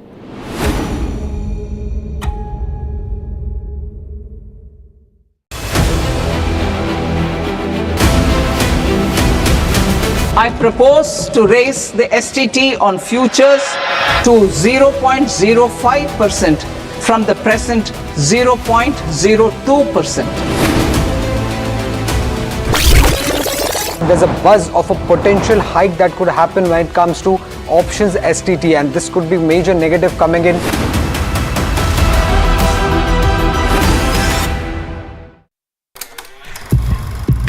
लोग कहते हैं कि जिंदगी एक film की तरह होती है, लेकिन मेरी जिंदगी सिर्फ एक फिल्म नहीं, एक ब्लॉकबस्टर फिल्म है। बचपन से पता था मेरे सपनों में दम है, आगे नहीं सबसे आगे जाना है, स्टार नहीं सुपरस्टार बन के दिखाना है। नाम मिला, फेम मिला, प्यार मिला, I was not just running, I was flying। सबकी जुबां पे बस एक ही नाम, यो हनी सिंगर। लेकिन फिर ब्लॉकबस्टर कहानी में आया एक ट्विस्ट, 7वें आसमान से सीधा गिरा मैं जमीन पर। फिर क्या, खुद पे काम दोबारा शुरू, फैंस ने फिर प्यार दिखाया, फिर स्टार नहीं सुपरस्टार बनाया। है ना मेरी जिंदगी एक ब्लॉकबस्टर फिल्म। शुक्रिया आपकी प्रेयर्स का और आपके प्यार का। कॉन्सर्ट्स तो आपने बहुत देखे होंगे, but this is gonna be concert of a life time, क्योंकि मेरे फैंस ही हैं मेरी victory, मेरी history, मेरी glory. So come and witness Yo-Yo Honey sing. This is my story.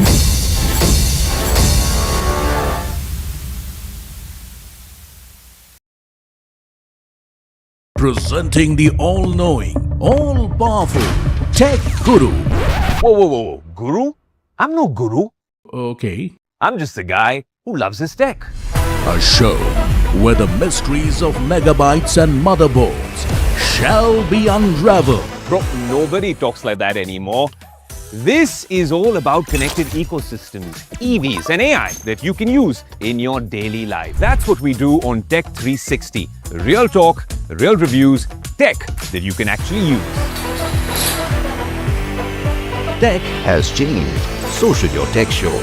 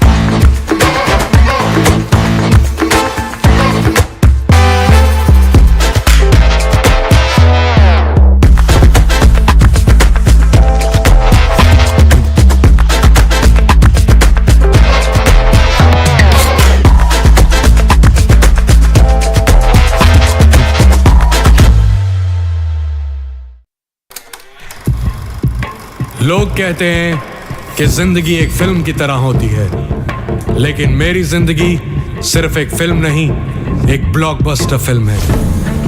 बचपन से पता था मेरे सपनों में दम है, आगे नहीं सबसे आगे जाना है, स्टार नहीं सुपरस्टार बन के दिखाना है। नाम मिला, फेम मिला, प्यार मिला, I was not just running, I was flying।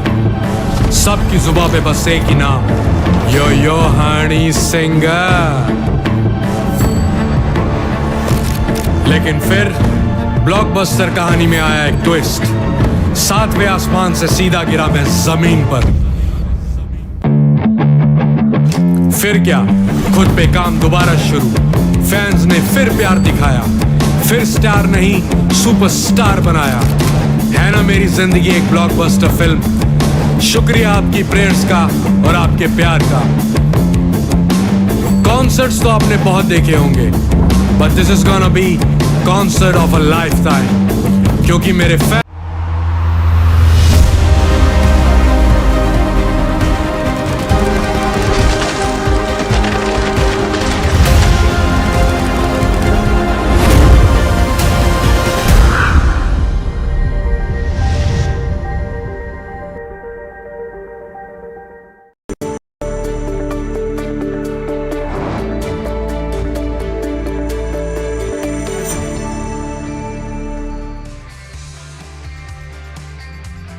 Good afternoon. You're watching Small Cap Buzzers on NDTV Profit with me, Somit Sarkar, and my co-anchor Varsha.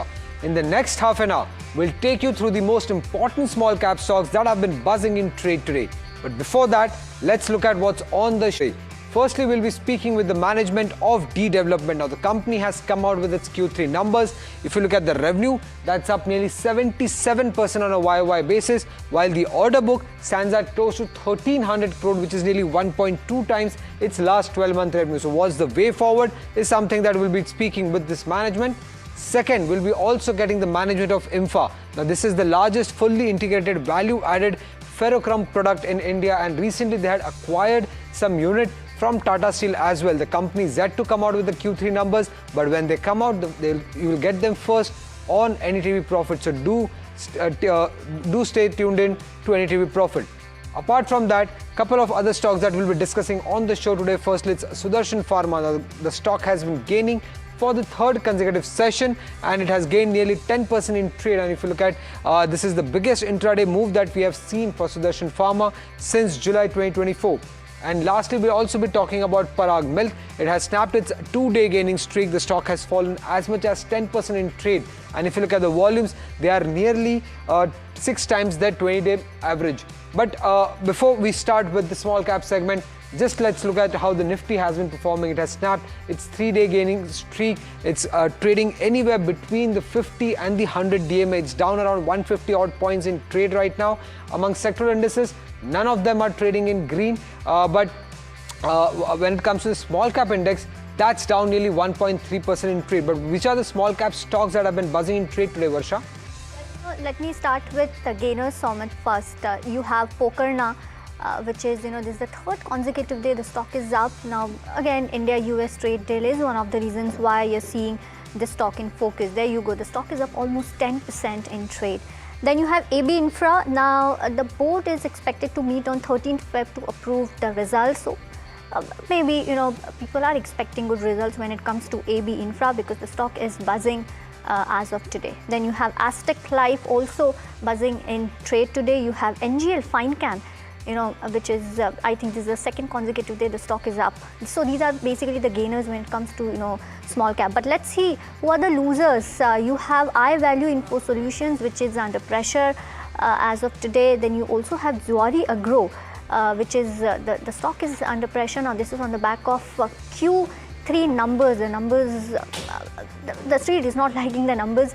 So basically the stock is down almost 10%. You have Mangalam Organics as well, which is trading under pressure. Parag Milk is one more stock which is under pressure. Now this on the back of Q3 numbers, if I were to talk about. And lastly you have Indotech, which is again in pressure. So these are all the stocks which are actually gaining and losing when it comes to small cap 250, which is under pressure. It's down almost 1% as of today. But moving on the sidelines of India, GCC signing terms of reference for FTA, the Commerce Minister Piyush Goyal says that India and US are close to forming up the first division of the FTA. A joint statement is likely within days with a formal agreement targeted by mid-March. Listen in to his comments. बहुत ही सार्थक चर्चा चल रही है भारत और United states of America के बीच, जो हमारे दोनों नेताओं ने निर्णय लिया है। हमारा पहला ट्रांच बायलैटरल ट्रेड एग्रीमेंट का लगभग तैयार हो गया है।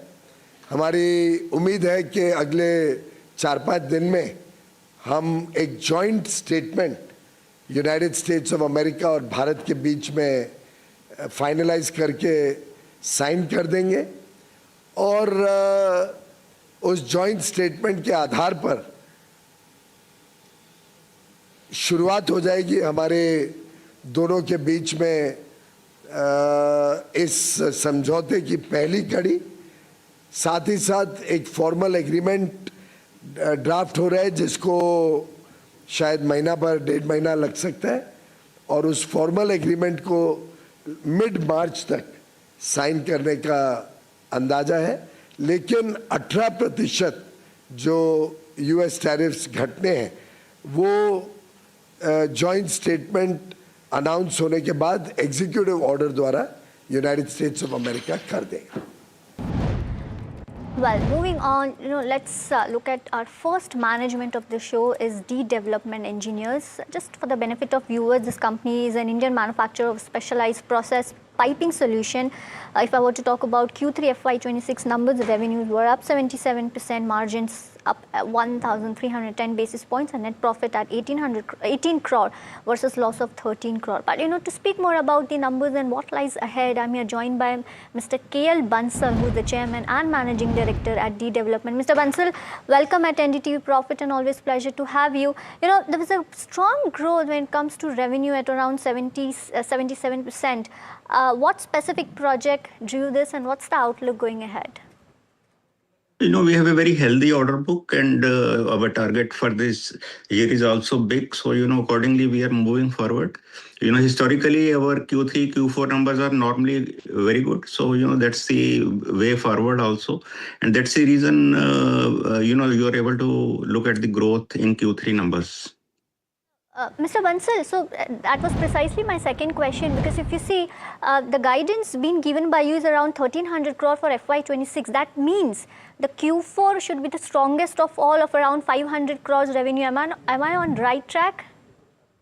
No, you're absolutely right. But, since there is a slight hit from our power sector unit, and we have been telling in all our calls that, due to that, there will be a hit of almost around 76 crores of rupees in terms of our top line. Rest everything looks to be in place even now. And, even if I will still qualify that, let us say that there is a little bit downfall in the top line, but the bottom line, whatever we have projected, is absolutely intact, and it will, and we are committed to that.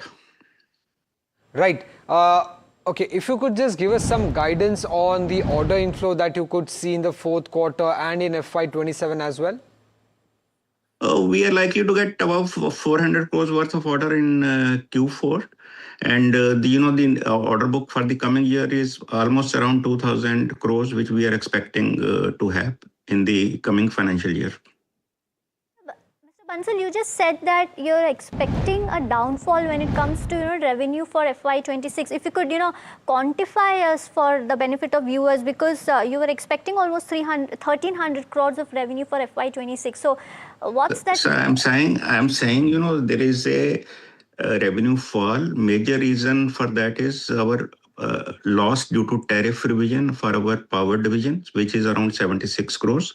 And apart from that, there may be around 25 to 50 crores worth of revenue, less revenue. But, again, I'm saying we are going to compensate it with much higher EBITDA and PAT levels. Okay. And what's the EBITDA margin expected? Are you on track when it comes to margins? Yeah. We had projected that with losses in the power division, the PAT EBITDA level should be between 16 to 18%. We still stand by that, and they shall be in that range only. Right. And the growth target that you have given for FY26, anything you could share with us for FY27 as well, sir? Minimum 20 to 25% CAGR basis, sir. Minimum. That is the top line. Yeah. And bottom line will also be remain on similar range? Almost similar range, but we are projecting the EBITDA levels to be in the range of 18 to 20% in the coming year. And if you look at the non-core power generation business, that was down around 42%. Any specific reason behind this? Because of tariff revision only. It's not that the plant efficiency has gone down. Our tariffs were revised by the regulatory commission since we had a PPA, and it was supposed to be reviewed after 13 years in one plant, and one PPA got expired after the expiry of 20 years. So, one of the PPAs, review PPA, the new rate has come, which is around 587, which is lower by almost 2 rupees than the previous earlier PPA. And in the second power plant, the rate got dropped from 8.5 to 3.5 rupees. But, both the plants, we are in litigation with the government, and hopefully we'll get some positive outcome by February or by March end. Mr. Bansal, you're also establishing seamless pipe manufacturing plant at Anjar to reduce, import dependence. What's the current status of that plant? The trials are going on. We shall be declaring the COD very shortly. As a matter of fact, the trials have been done successfully. So, some more formalities are required to be done before we can declare the COD. So, we are doing that. We are in the process of doing that. And are you expecting or are you in talks with any potential clients for large order that could come in? Yeah, we are already. And, the approval process is going on for that. And 2 of the customers have already visited us, and they have given their report to their higher management for the approval. And Mr. Bansal, the heavy fabrication segment of yours grew almost 161% year on year. So is this one-off? What's the outlook when it comes to this segment? Will you be seeing this kind of growth, sustain over the next maybe few quarters? It may not be like that. But, year on year growth will again continue to remain above 20% CAGR. Right, sir. Thank you, sir. Thank you for joining us and giving us the way forward for development. Well, that was the management quite optimistic on the growth plans for FY27 and beyond. They're expecting a 20% growth that could come in. Let's also welcome in our fundamental guest, Lancelot Dicona, CIO, ValueX Wealth Connect. Lancelot, you heard the management strong growth prospect. They are expecting 400 crore of order win to come in alone in the fourth quarter. How are you looking at this company at the current valuations? So I think currently it's trading at about 17 times its earnings, and the order book addition is a very positive development for the company.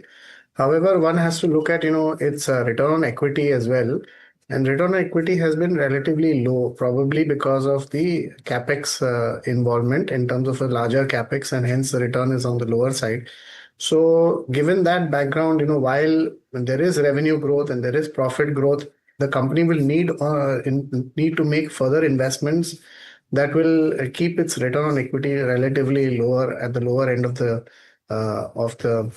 band. So given that it is a small company, it's an upcoming company, it's better to wait for a while if one means to make investments till some of these investments that they make mature and then the ROEs improve, and then you would see increase in valuations. I think it's fairly priced at this point in time. Right. Well, thank you for that view. Now, moving on, time to dive into the BSE F&O market setup and the cues shaping trade today. Let's bring in Sharad to give us more details on that. Thanks a lot for that. And it seems like the rally which we had seen 2 days ago, it's trying to fizzle out. Options data is also suggesting a range-bound movement, much more red than green in the Sensex constituents. Of course, sell-off increasing in the larger consumption names as well. What's holding up is Trent and SBI, but nothing much convincing. Only Trent is up almost 2.5%. Story in the BankX also remains the same. The selling has intensified in the sea of red coming in, Kotak Mahindra and HDFC Bank. That's where the selling is coming in. Apart from the stocks, long build-up coming in the QSR play and certain capital goods names. These are the ones on your screen. And short covering, that also we are seeing some kind of moves happening. And yes, it's the same. ABB India also makes it to the list. And Dabur, a slight jump up definitely coming in this counter. Long unwinding. The candidates include Samman Capital and Gale. Hasn't changed since the last time we did at 10:45, the BSE Sensex F&O wrap. And lastly, I'd like to point out the short build-up. Tube Investments, there's a big downtick coming in. It's almost down 10% now, with Hindustan Zinc also reversing with a fall in silver prices, down almost 5%.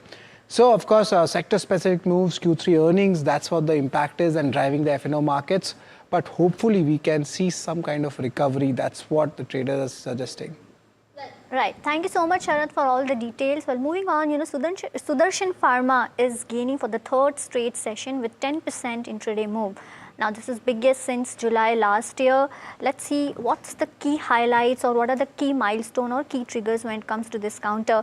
One is the PLI scheme for vitamin B1 and B6 manufacturing, and they've also acquired Ratna Life Science and Ishwari Healthcare.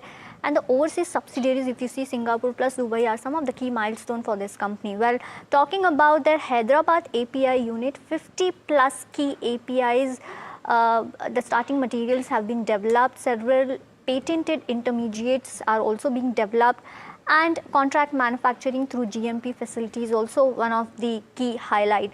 Talking about the value proposition, high quality specialty chemicals plus intermediate plus APIs are some of the key high value products that the company has. Also, they have reliable supply chain plus on time delivery. But onto the export markets for this company, so these are some of the key triggers. They have strong presence when it comes to Africa, Middle East and Asia, and also USA, UK, Europe, Canada and Australia. Talking about the financials, if you see the EBITDA has been improving. Now this is on the back of higher manufacturing plus exports, considering the high margin that the exports have usually. They are fully integrated pharma value chain. They have API backward integration Hyderabad plant, which will help to ease out the cost pressure. Also, they have diverse product portfolio across key therapies and of course network of subsidiaries for global reach. So overall, a lot of things are actually working when it comes to Sudarshan Pharma. But Lancelot, what is your view when it comes to this counter? What should investors do? The stock is up today. Yeah, I think the stock is trading at, almost 26 times earnings. So it is a little expensive at this point in time. But yes, there are a lot of positives in the stock. As you had mentioned, there are, good growth. There is some specialty chemicals, manufacturing export orders that may come in. So given all that background, yes, it is an interesting idea, but one has to look at the valuation. At this point in time, I think valuations are really expensive. Maybe if it does correct, then that would be an opportunity to add or accumulate the stock. Right, and Lancelot, just which are except Sudarshan Pharma, which are all the other small cap counters when it comes to pharma that you are bullish on, and that investors should keep a watch on? So I think there are a couple of companies which have reported good results. There's a company called Senoris Pharmaceuticals that has announced good results and has an interesting play as far as growth is concerned. So maybe if somebody can look at something on that front, something like that. Shifting focus to Parag Milk Foods, the company delivered record revenue in the third quarter, but the stock has snapped its gaining streak and it's been under pressure today. What could be the potential reason behind this? Is it because of commodity inflation? Let's get in Mahima with more details. Right, Soumit, so as you rightly mentioned, I think commodity inflation and the commentary that, came in from the management is possibly hurting the stock. Overall, commodity witnessed an inflation of almost 20% on a YOY basis and 6.5% sequentially, and that's, reflected in the way margins have also fared.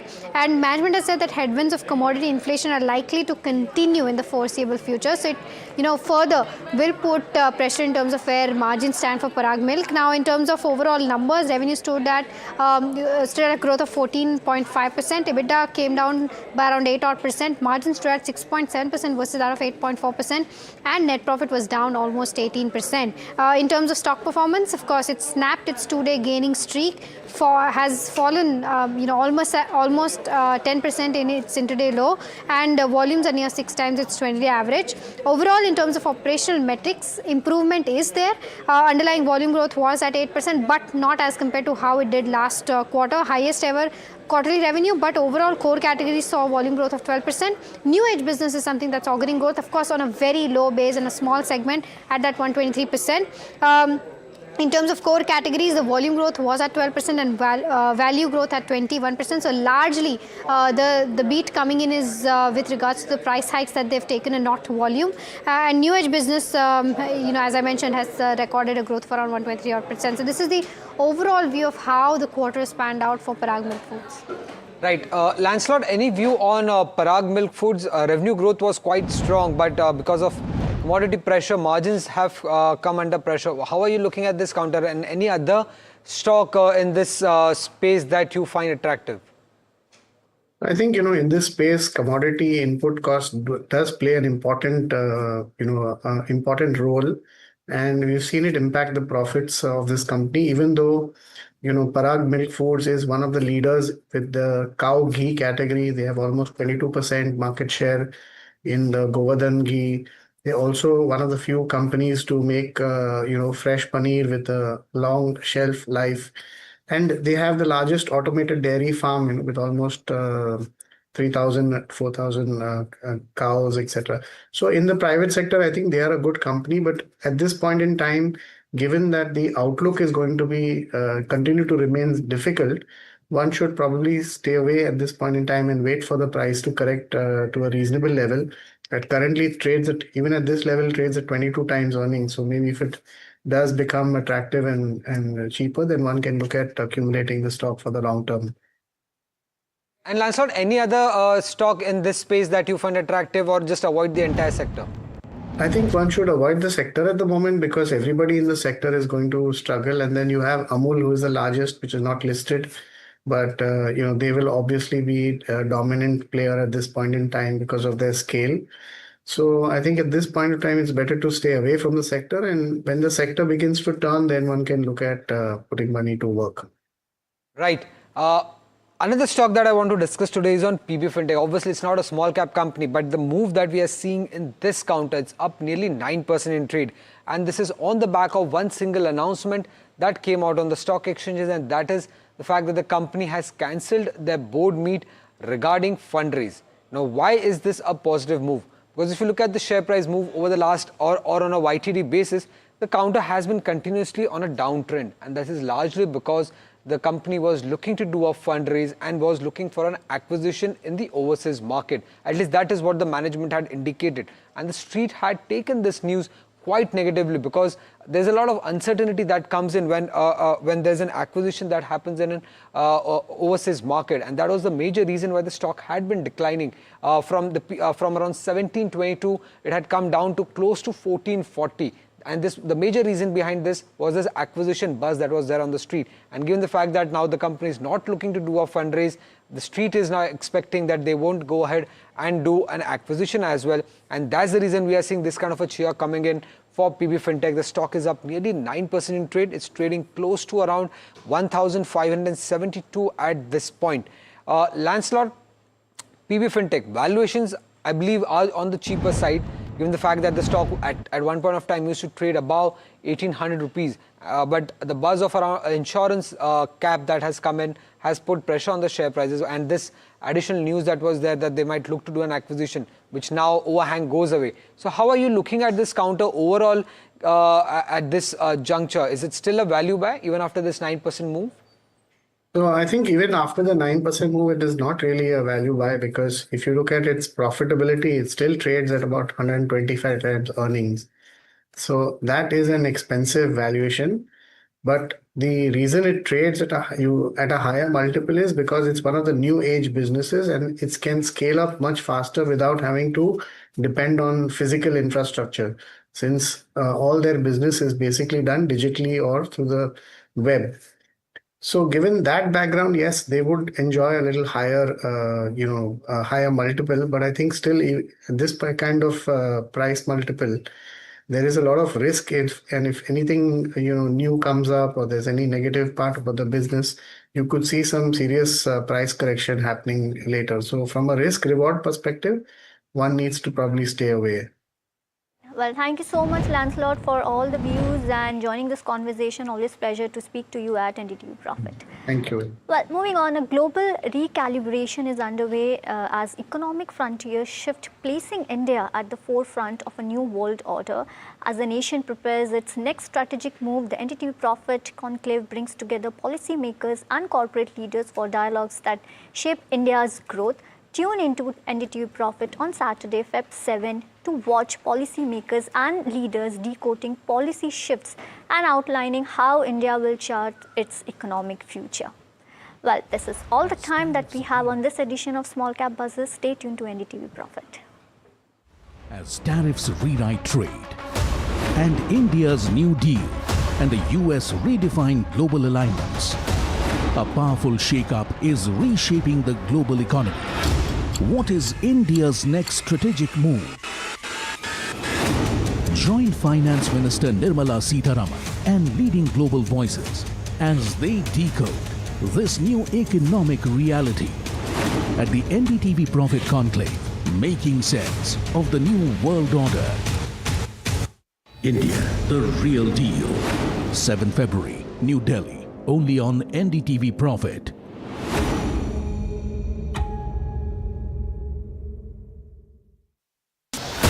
As tariffs rewrite trade and India's New Deal and the US redefine global alignments, a powerful shake-up is reshaping the global economy. What is India's next strategic move? Join Finance Minister Nirmala Sitharaman and leading global voices as they decode this new economic reality at the NDTV Profit Conclave, making sense of the new world order. India, the real deal. 7 February, New Delhi, only on NDTV Profit.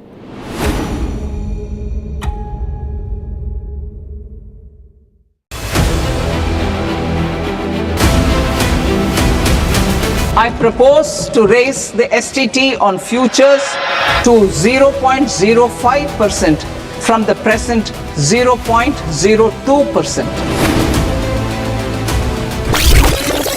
there's a buzz of a potential hike that could happen when it comes to options STT, and this could be major negative coming in.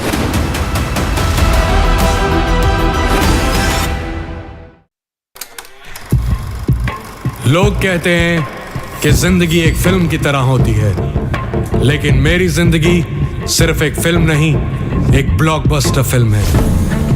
बचपन से पता था मेरे सपनों में दम है, आगे नहीं सबसे आगे जाना है, स्टार नहीं सुपरस्टार बन के दिखाना है। नाम मिला, फेम मिला, प्यार मिला, I was not just running, I was flying। सबकी जुबां पे बस एक ही नाम, यो Honey singer.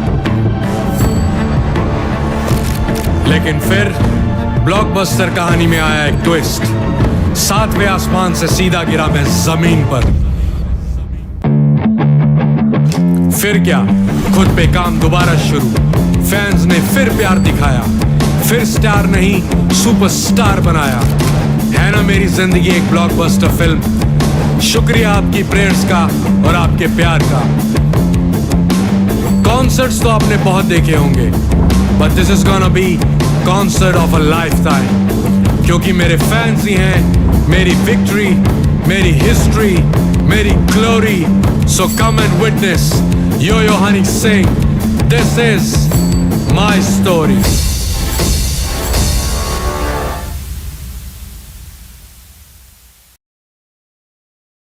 Presenting the all-knowing, all-powerful Tech Guru. Whoa. Guru? I'm no guru. Okay. I'm just a guy who loves his tech. A show where the mysteries of megabytes and motherboards shall be unraveled. Bro, nobody talks like that anymore. This is all about connected ecosystems, EVs and AI that you can use in your daily life. That's what we do on Tech 360. Real talk, real reviews, tech that you can actually use.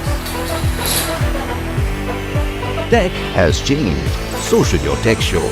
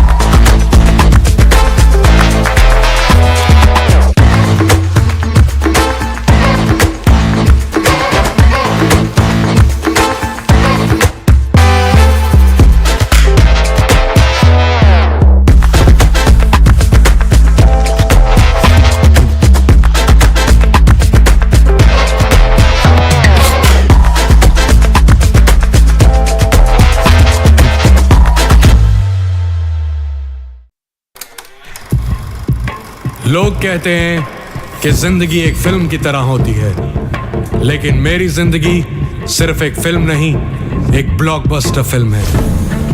बचपन से पता था मेरे सपनों में दम है, आगे नहीं सबसे आगे जाना है, स्टार नहीं सुपरस्टार बन के दिखाना है। नाम मिला,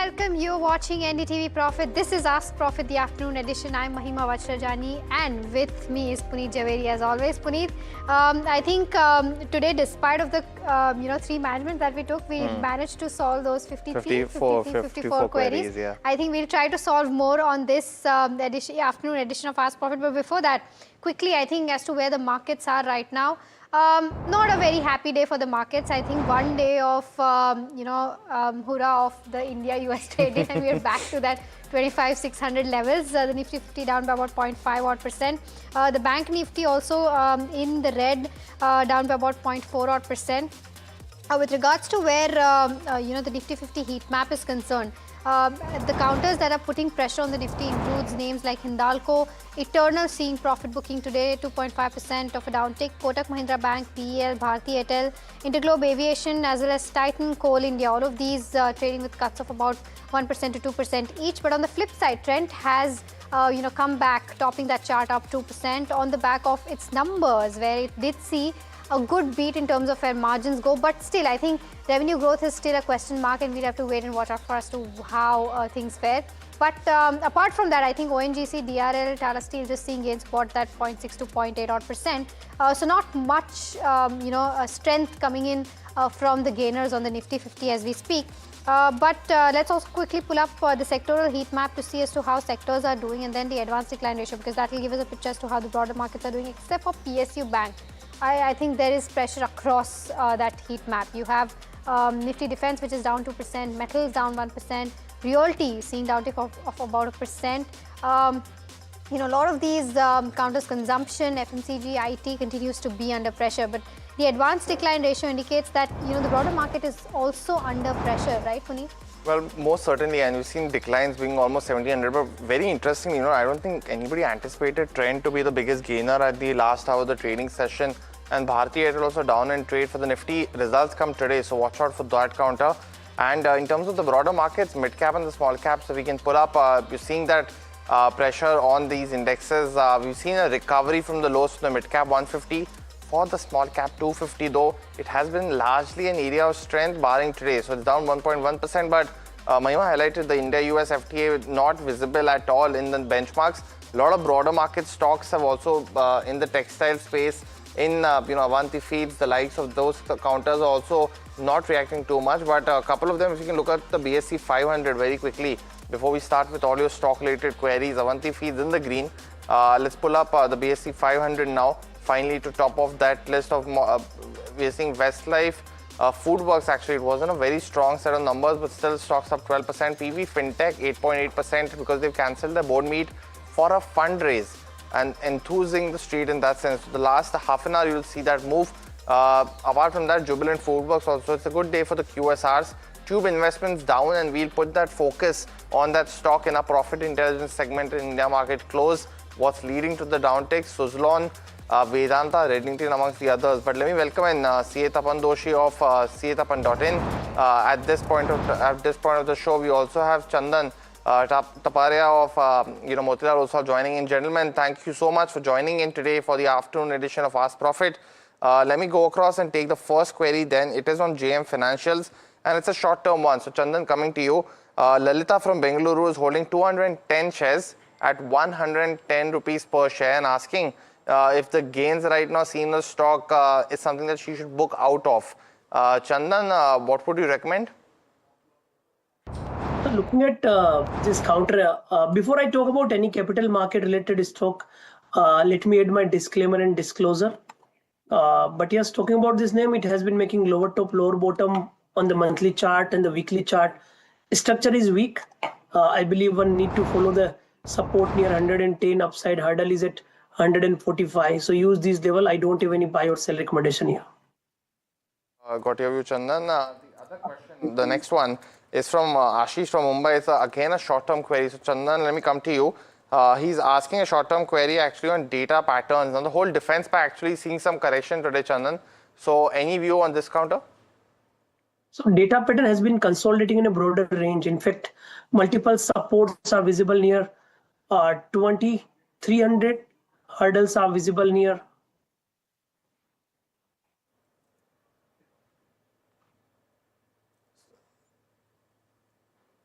we'll wait for Chandan, of course, to get us that the hurdle rate as well. But definitely, let's pull up the VSC, the India Defence Fund, and you'll see what we've been talking about. There's been a correction, broadly a correction across those stocks. So let's pull up those counters as well. Chandan, if you're ready in terms of that stock level, because I think we missed the hurdle that you were talking about. Go ahead. Yeah, so talking about data pattern, it has been consolidating in a broader range. As I mentioned, that multiple supports are visible near 2300, hurdles are intact at 2800, and we believe the counter is likely to be in this broader range. So my suggestion is a buy on decline can be done but follow the range between 2300 to 2800. If it moves the upper band and holds, then only the fresh leg of rally could be there. So better to trade the broader trading range which is happening from last couple of months. Got your view, Chandan, but the next question that's coming in is on a stock that's doing very well in trade today, and that's Force Motors. On the back of its profitability increasing by almost 2.5 times, Madhusuna is asking if it's a good time to actually enter the stock. Tapan, good afternoon, welcome to the show. Would you recommend Madhusudan to enter the stock right now? It's been a very a dream run in the last 1 year. What would you recommend? Yeah, good afternoon, Puneet. Yes, it is a dream run, and you see the results also are very good. In all front, the results are very good. Even if you see in last few quarters also, this company is doing well. Again, next 2-3 quarters, I think automobiles should do well. So I'm positive on the stock. Of course, on valuation point, of course, the stock has gone up a lot. My suggestion will be buy on dips. But yes, for long term, any type of dip can be accumulated for the long term. Okay, all right. So that's the view coming in on Force Motors. We've got our first caller for this edition of Fast Profit, of course. Rajesh is calling us from Bengaluru. Rajesh, hi. A very good afternoon to you. I believe you have a query on Kalyan Jewellers. Hi, ma'am. Good evening, ma'am. Go ahead and ask your question, Rajesh. Ma'am, Kalyan Jewellers in right time to investment in 5 lakhs in planning in investment. Correct level in buying, please technical analysis, ma'am. Technical analysis. Okay, Rajesh, got your question. I'll take this up with Tapan then. Chandan then. Chandan, Kalyan Jewellers, a lot of viewers are asking this query and want to understand if it makes sense right now to make an entry. Would you recommend that?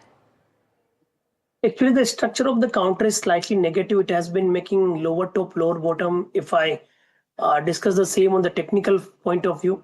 In fact, if I look at the price behavior of last 20 days, it had seen a correction from 535 to almost 355 and now has been consolidating. So structure is weak and bounces are being sold. So I believe better to wait and watch till it doesn't surpass above 400. It would be tough for the counter to hold at higher levels. In fact, it can go to 350, 320 levels. If someone is interested to focus in the same sector, I believe counter like Titan can do better. Got your view, Chandan, but the next question that's coming in is for Tapan, and Mr. Rao is actually asking the question. He wants to invest 1 lakh rupees in Aarti Industries for the next 2 to 3 years, and that'll constitute to almost 5% of his portfolio. Tapan, would you recommend that trade? Well, the Aarti industry already gone up a lot recently, and if you see from 340, it has been now 440. It's been 100 rupees up. And see, overall, the chemical sector is now coming up slowly and gradually. If I see the overall results also, the profit. I have an issue on the profitability and the current jump. I think better avoid this stock for to invest. I think there are much better stock. Currently, avoid chemical sector. I think it will take time to recover. Okay, all right. So that's the view coming in on Aarti Industries. But the next question is an interesting one. Jay Krishnan is asking this question and he's writing in from Kerala about textile stocks. He wants to know if any of these counters looks attractive right now to make an entry from a 9-month perspective. Chandan, I'll come to you on this one with the kind of rally that we've seen in a lot of these names. For example, Gokul Das, KPR Mills, Welspun Living, Kitex, etc. Do you think it makes sense to make an entry right now for the next 9 months? So we have seen a major bottom out approach post the trade deal. And we believe that the recent trade deal will be beneficial for most of these counters. So to talk about Gokex or Gokuldas export, it really made the bottom near almost 530 marks and has been making higher top, higher bottom on the daily chart. It's up by more than 30% in this week and supports are gradually shifting higher. So if someone is holding or interested to hold the position, keep the support near 750 and this textile counter can head towards 880 to 920 kind of levels. Apart from Gokuldas, I believe other name like Arvind Fashion, which has bottomed out near 420, can head towards 540 kind of levels. With higher support of 451 can hold the long position. So I believe that textile counter already seen the good momentum in last few days. Some more positive strengths cannot be ruled out from current levels. Actually, before we go on to the next query, let's just quickly pull up the Nifty 50 because I think we've broken the 25,600 mark yet again. And trading, and there you see the pressure yet again on the index. Chandan, before I move forward, the 25,600 mark, a big psychological mark for the Nifty, we've just broken it, and I know we should let it settle a bit, but how important it is for the Nifty for that particular level, and what are the other subsequent levels on the bottom side that you will be watching out for? Yeah, so like in last 5 days, market really had a roller coaster ride. On budget day, it made the low near 24,571. But after that, on Tuesday, market open gap up led by trade deal and headed towards 26,341. So we have a huge boundary of 1,800 points, and I believe some more swings could be there in between. But to talk about immediate level, I believe 25,450 could be a major support. On last trading session, it made low near 25,563. That is going to act as an intraday support. So if it goes below 25,563, then the structure will be down. But I believe major support is at 25,450. If market manages to hold, then some range bound bias could be seen. Otherwise, below 25,450 structure could again turn cautious to retest 25,200 to 25,000. On upside, it requires to cross 25,650. So for me, 25,563 and 25,650 are level to look at the market on immediate level, while on positional, 25,450 to 25,800 could be the range for Nifty index.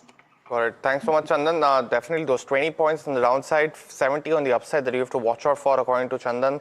The next question coming in is on Cipla. Our viewer, Reenu from Bengaluru, is actually holding it at 1,492 rupees per share. Asking that, she's holding 60 shares and hence currently sitting on a loss, asking what's the view for the next 3 to 6 months. Chandan, what would you recommend? Should she average down right now? To look at the Cipla, actually, selective pharma counter started to witness buying interest when I talk about counter like Lupin. But name like Cipla has been underperforming. However, it remained consolidative in last 8-9 days, but before that, it was making lower top, lower bottom. In the last month, counter has seen a major correction from 1540 to 1280. So not getting any sign of major momentum, might be a range bound setup. On downside, it has support near 1300. On upside, hurdle is at 1375. So this is going to be the probable trading range with mixed bias. Upside or bounce seems to be limited as of now. All right, so that's the view coming in on Cipla. We've got Mohan calling us from Bengaluru. Mohan, hi, a very good afternoon to you. What's your query about? I just want to buy Axo Nobel. Really the right time to buy now for a long-term perspective? Okay, I'll take this up with Tapan. Then Tapan, largely, of course, their decorative business is now a part of the JSW Paints business. But considering they still have a part of their business, which is, coatings, etc., would you recommend him to buy at this moment from a long-term perspective?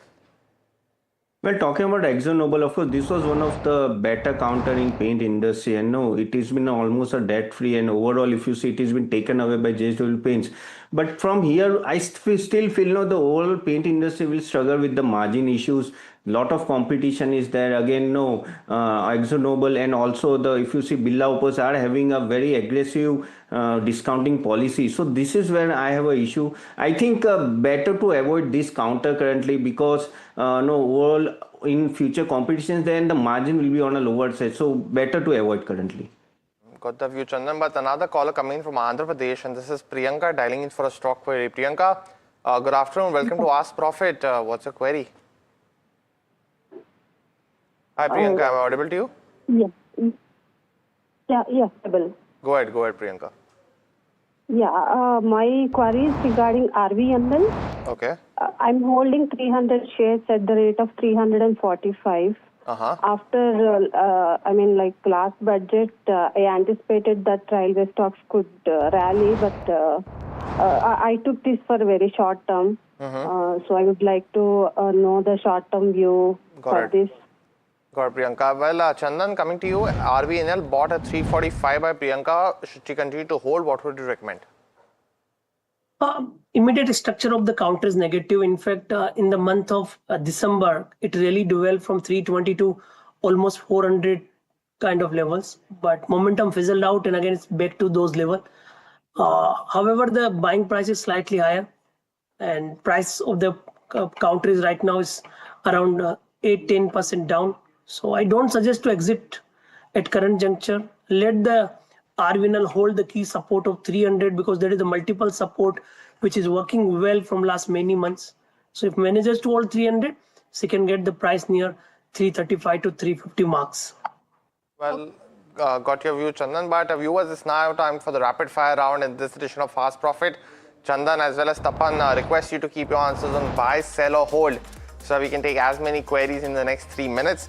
The question coming in is on IRB Infra. Satyan, who's a regular viewer, is holding it at 46. Chandan, should he continue to do so? Hold. Okay, the next one is on Trent. Bala Subramaniam has bought 10 shares at the levels of 7,600. Wants to know if he can dispose of this counter. He's a long-term investor at this price point. Tapan, what would you recommend? No, now valuation is now okay, he can hold. E-cost mobility, Tapan, we don't talk about it too much, but is it the right time to enter for Prashant? Yeah, on dips basis. Okay, Aventel is the next one. Sriram is holding 50 shares at the levels of 116. From a 1 year perspective, Chandan, what would you recommend? Can hold.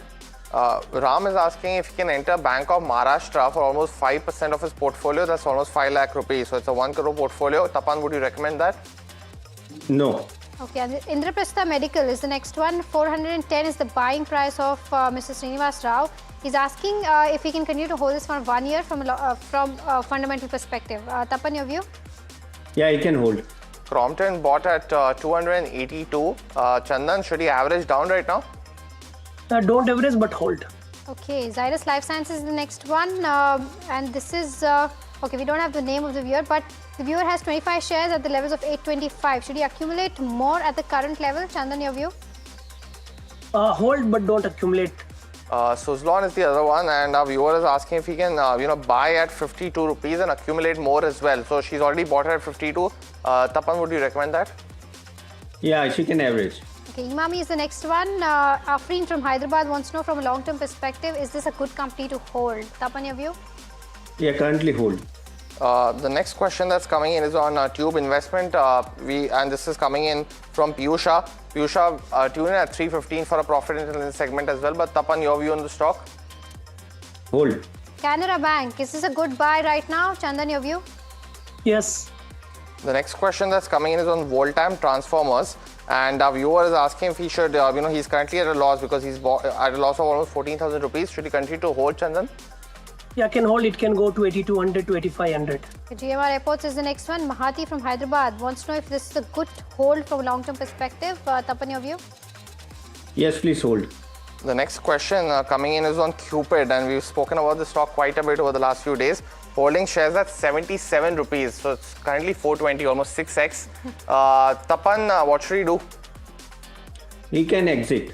Piramal Pharma is the next one. Bhaskar from Rajamundry is asking whether he can hold or not. He's got 500 shares at the levels of 92. Chandan, your view? Can hold. ABB bought at 5925. Tapan, should he continue to hold? Yes, hold it. Okay, Hindustan Copper, is this the right time to buy, Chandan? Almost can buy in few tranches. I'm very positive. I think can accumulate in between 550 zone and it can head to a 750 to 850 kind of level on positional. Wow, 850. The stock is currently trading at 604. I think that might be the only buy call that we've been getting actually on Hindustan Copper. Chandan, that's definitely a big, huge call. But that's thanks so much for that. Both of you for helping us solve the query. PVR was one of the key stocks. I just wanted to pull up before we wrap up this edition of Ask Profit because the results came right now. If we can pull up that stock and find out because about for PVR as well, because that was the key one. So stocks down almost 2.8%. And we were awaiting an update in terms of the management as well, because they were expected to join us. So we will get you that update, if not now, in India market close. But thanks so much for watching, viewers. It's all the time we have on this edition of Ask Profit. Stay tuned. India market close comes up next.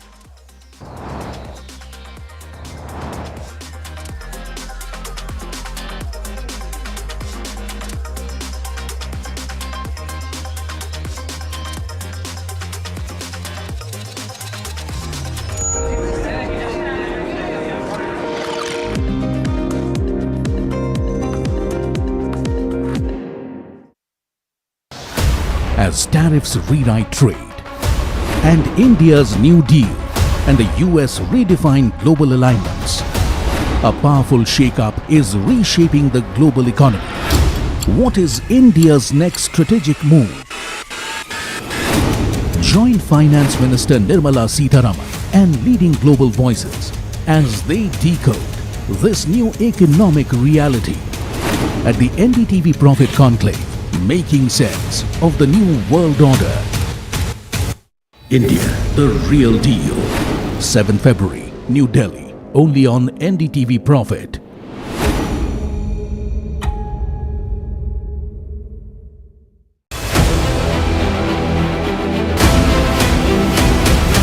I propose to raise the STT on futures to 0.05% from the present 0.02%. There's a buzz of a potential hike that could happen when it comes to options STT, and this could be major negative coming in.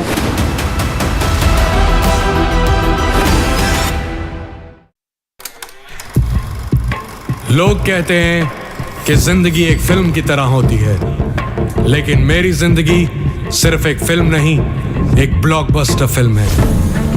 बचपन से पता था मेरे सपनों में दम है, आगे नहीं सबसे आगे जाना है, स्टार नहीं सुपरस्टार बन के दिखाना है। नाम मिला, फेम मिला, प्यार मिला, I was not just running, I was flying। सबकी जुबां पे बस एक ही नाम, यो Honey singer.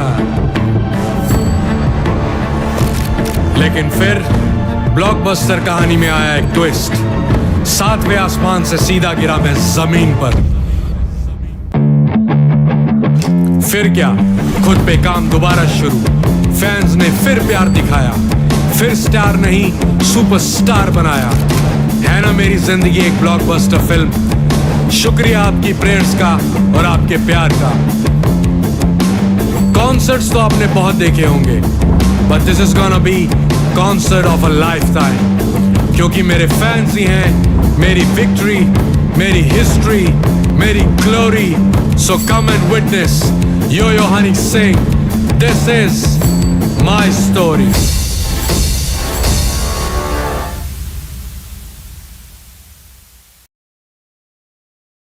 Presenting the all-knowing, all-powerful Tech Guru. Whoa. Guru? I'm no guru. Okay. I'm just a guy who loves his tech.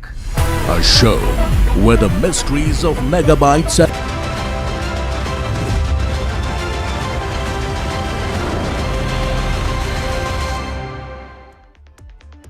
Welcome, you watching India Market Close here at NDTV Profit. I am Mahima Vachajani and with me is Alex Matthew and Sharad Dubey. Before we move on to everything that we've planned for you on today's India Market Close, let's take a quick look as to how PVR is doing. PVR came out with Q3 numbers, revenue up 9.5%, net profit at that 95 odd crore versus that of 35 odd crore. So good growth in terms of where profits and revenue both stand. And to understand as to how the quarter is fared and how the future of the company is looking like, we're joined by Sanjeev Kumar Bijli, who is the Executive Director at PVR Inox, and Saurabh Pant, who is the Vice President, Finance and Investor Relations at PVR Inox, joining us. Welcome to both of you, gentlemen, and a very good afternoon to you. Sanjeev, I'll take up the first question with you. It's been a good quarter. Overall, this 9 months also, we've seen, collections growing. We've seen overall, occupancies also held at that 28% plus mark. Just want to get a sense of this particular quarter that has gone by, and largely I think this quarter was led by Dhurandhar, but your view in terms of what were the hits and misses this quarter? No, you're right. Dhurandhar was, of course, the biggest hit, and we all know about it. It's done over 1,000 crores. But in addition to that, I think in our business, there is a rallying of other films as well that has helped us. We had Kantara, which was a big release and a big box office success, which did about 741 crores. We also had an English Avatar, which did about 232 crores. And we had a small movie like Lalo Krishna from Gujarat, which did about 114 crores. So I think that's the beauty of our business in India, that we have so many films from different regions which rally at the box office and become surprise hits. And the accumulation of that is what leads to the kind of attendances that we are seeing. And Q3 typically has been a very strong quarter for us because of the holidays. There's Diwali, there's Christmas. Everybody's in the mood to get out and entertain themselves. Plus, obviously, we had a lot of other strategies in place to draw more and more audiences. And I think the result is there to show now. That's interesting. Saurabh, just talk to us about the fact that you have several movies that cross that 100 crore mark. So is it simply the sign of the times that this burgeoning creativity suddenly that is taking place, or are more people buying into the idea of going to the cinema halls again? Yeah, no, Alex, absolutely. I think this is the highest number of movies in any year that we have seen crossing the 100 crore mark, right? So it also shows an amount of OTT fatigue that's setting in. People are obviously craving to move out, and therefore we have seen a mix of movies doing well. While there were obviously those franchise hits, but there have been smaller movies like Sanyara, like Lalo in Gujarati, like Mr. Kumar mentioned, which have done well, right? So it shows that people are willing to come out. It's the quality of content that's taking precedence over a lot of other factors. And therefore, we have seen 37 movies crossing 100 crores. We are very excited about the lineup ahead as well. So we have started the year with a bang, with Border crossing 300 crores of box office, right? And the lineup for the rest of the year, we can talk about it, but that also looks absolutely amazing. That's interesting. Sanjeev, there are two important releases happening. I was just checking the dates. March 19th, two big movies are coming. One is Dhurandhar Part 2 and the other is Toxic from South. Yash, a superstar, is there in that. Overall Q4, how is it looking? Will it sustain that same operational parameters for Q3 as well? I mean, the lineup is good. We've concluded January with Border 2. February also has some movies like Romeo and a couple of other films that are coming out. March looks strong with these two films, as you mentioned. Q4 is also looking strong, but normally Q4 is slightly muted. But obviously, given these two strong releases, we all could be in for a big surprise. Saurabh, with regards to selling off of that brand of 4700 BC, just want to get a sense, because after selling this, you will have around 220 odd crores that you'll be getting. I want to understand how will you be utilizing that, because in your press release, you have mentioned that overall, your net debt has gone down significantly and you are on path to become debt free, right? So wanted to understand how will you be, putting to use this 220 odd crores that you'll be getting? Sure. Mahima, so in the near term, obviously, you rightly mentioned we are at the lowest levels of net debt that we have seen since the two entities merged in March 23. We have reduced net debt by almost 1,060 crores. We are at about 365 crores of net debt as of 31st December. And we closed this transaction where we divested Zia Maze to Marico, and we have received about 227 crores in cash. So this will further reduce the net debt numbers from the level where we are in 31st December, on 31st December. The idea, I think it's the board will take a measured decision of how best this cash can be utilized. At the moment, we are also considering prepaying some of the long-term debt that we have on our books.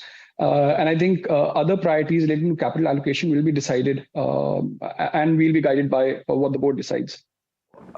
Okay, a quick follow-up there, Saurabh. Then before I come to Sanjeev on the plans for 2026, what kind of gearing ratio are you comfortable with at this point? So we are very comfortable at 1x net debt to EBITDA. We are obviously significantly below that ratio. But see, the idea was that as this business was significantly impacted by pandemic, the board had guided us on certain key priorities. One of the key priority was reduction of leverage on books. The idea was that you should not carry a lot of financial leverage in a business which has a high operating leverage. And therefore, this priority of getting to a negligible net debt figure was decided a couple of years back.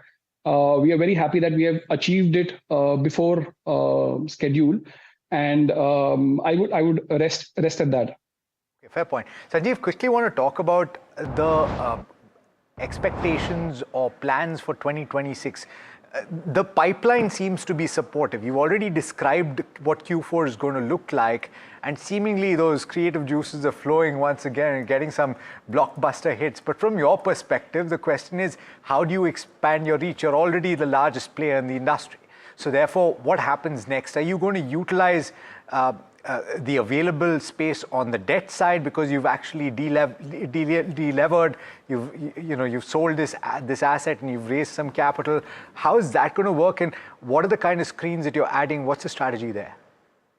No, of course, you're right. I mean, not just the Q4 lineup, even the lineup for the next financial year is very promising. We've got these big films like Ramayan and Love and War and Salman King from Shah Rukh Khan. So there's no dearth of good content, be it Hindi, English, and regional.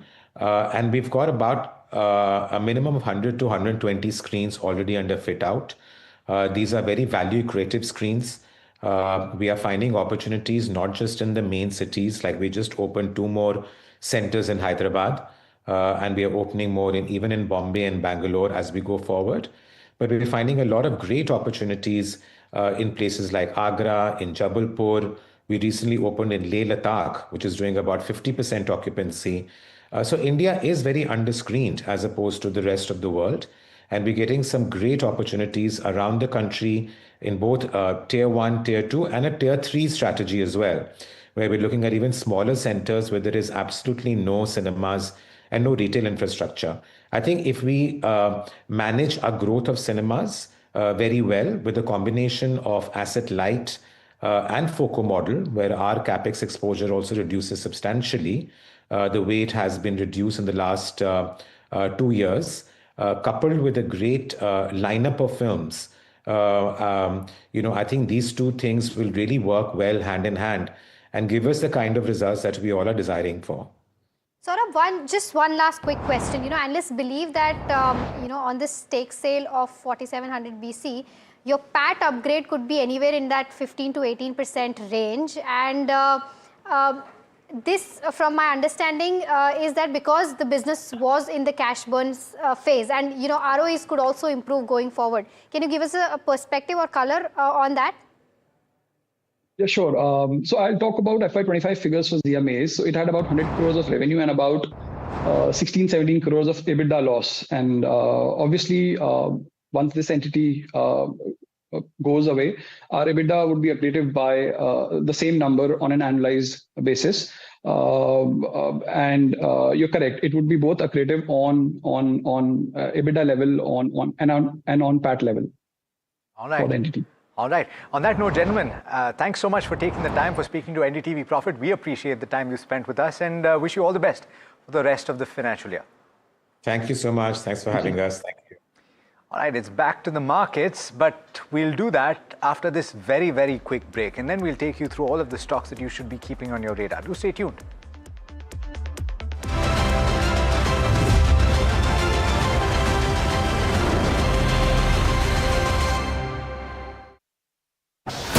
As tariffs rewrite trade, and India's New Deal and the US redefine global alignments, a powerful shakeup is reshaping the global economy. What is India's next strategic move? Join Finance Minister Nirmala Sitharaman and leading global voices as they decode this new economic reality at the NDTV Profit Conclave, making sense of the new world order. India, the real deal. 7 February, New Delhi, only on NDTV Profit.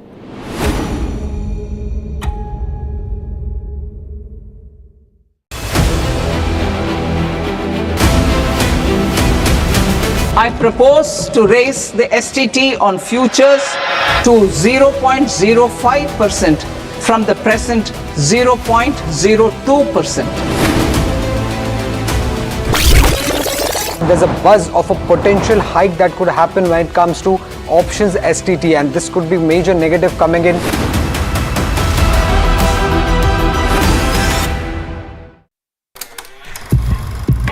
लोग कहते हैं कि जिंदगी एक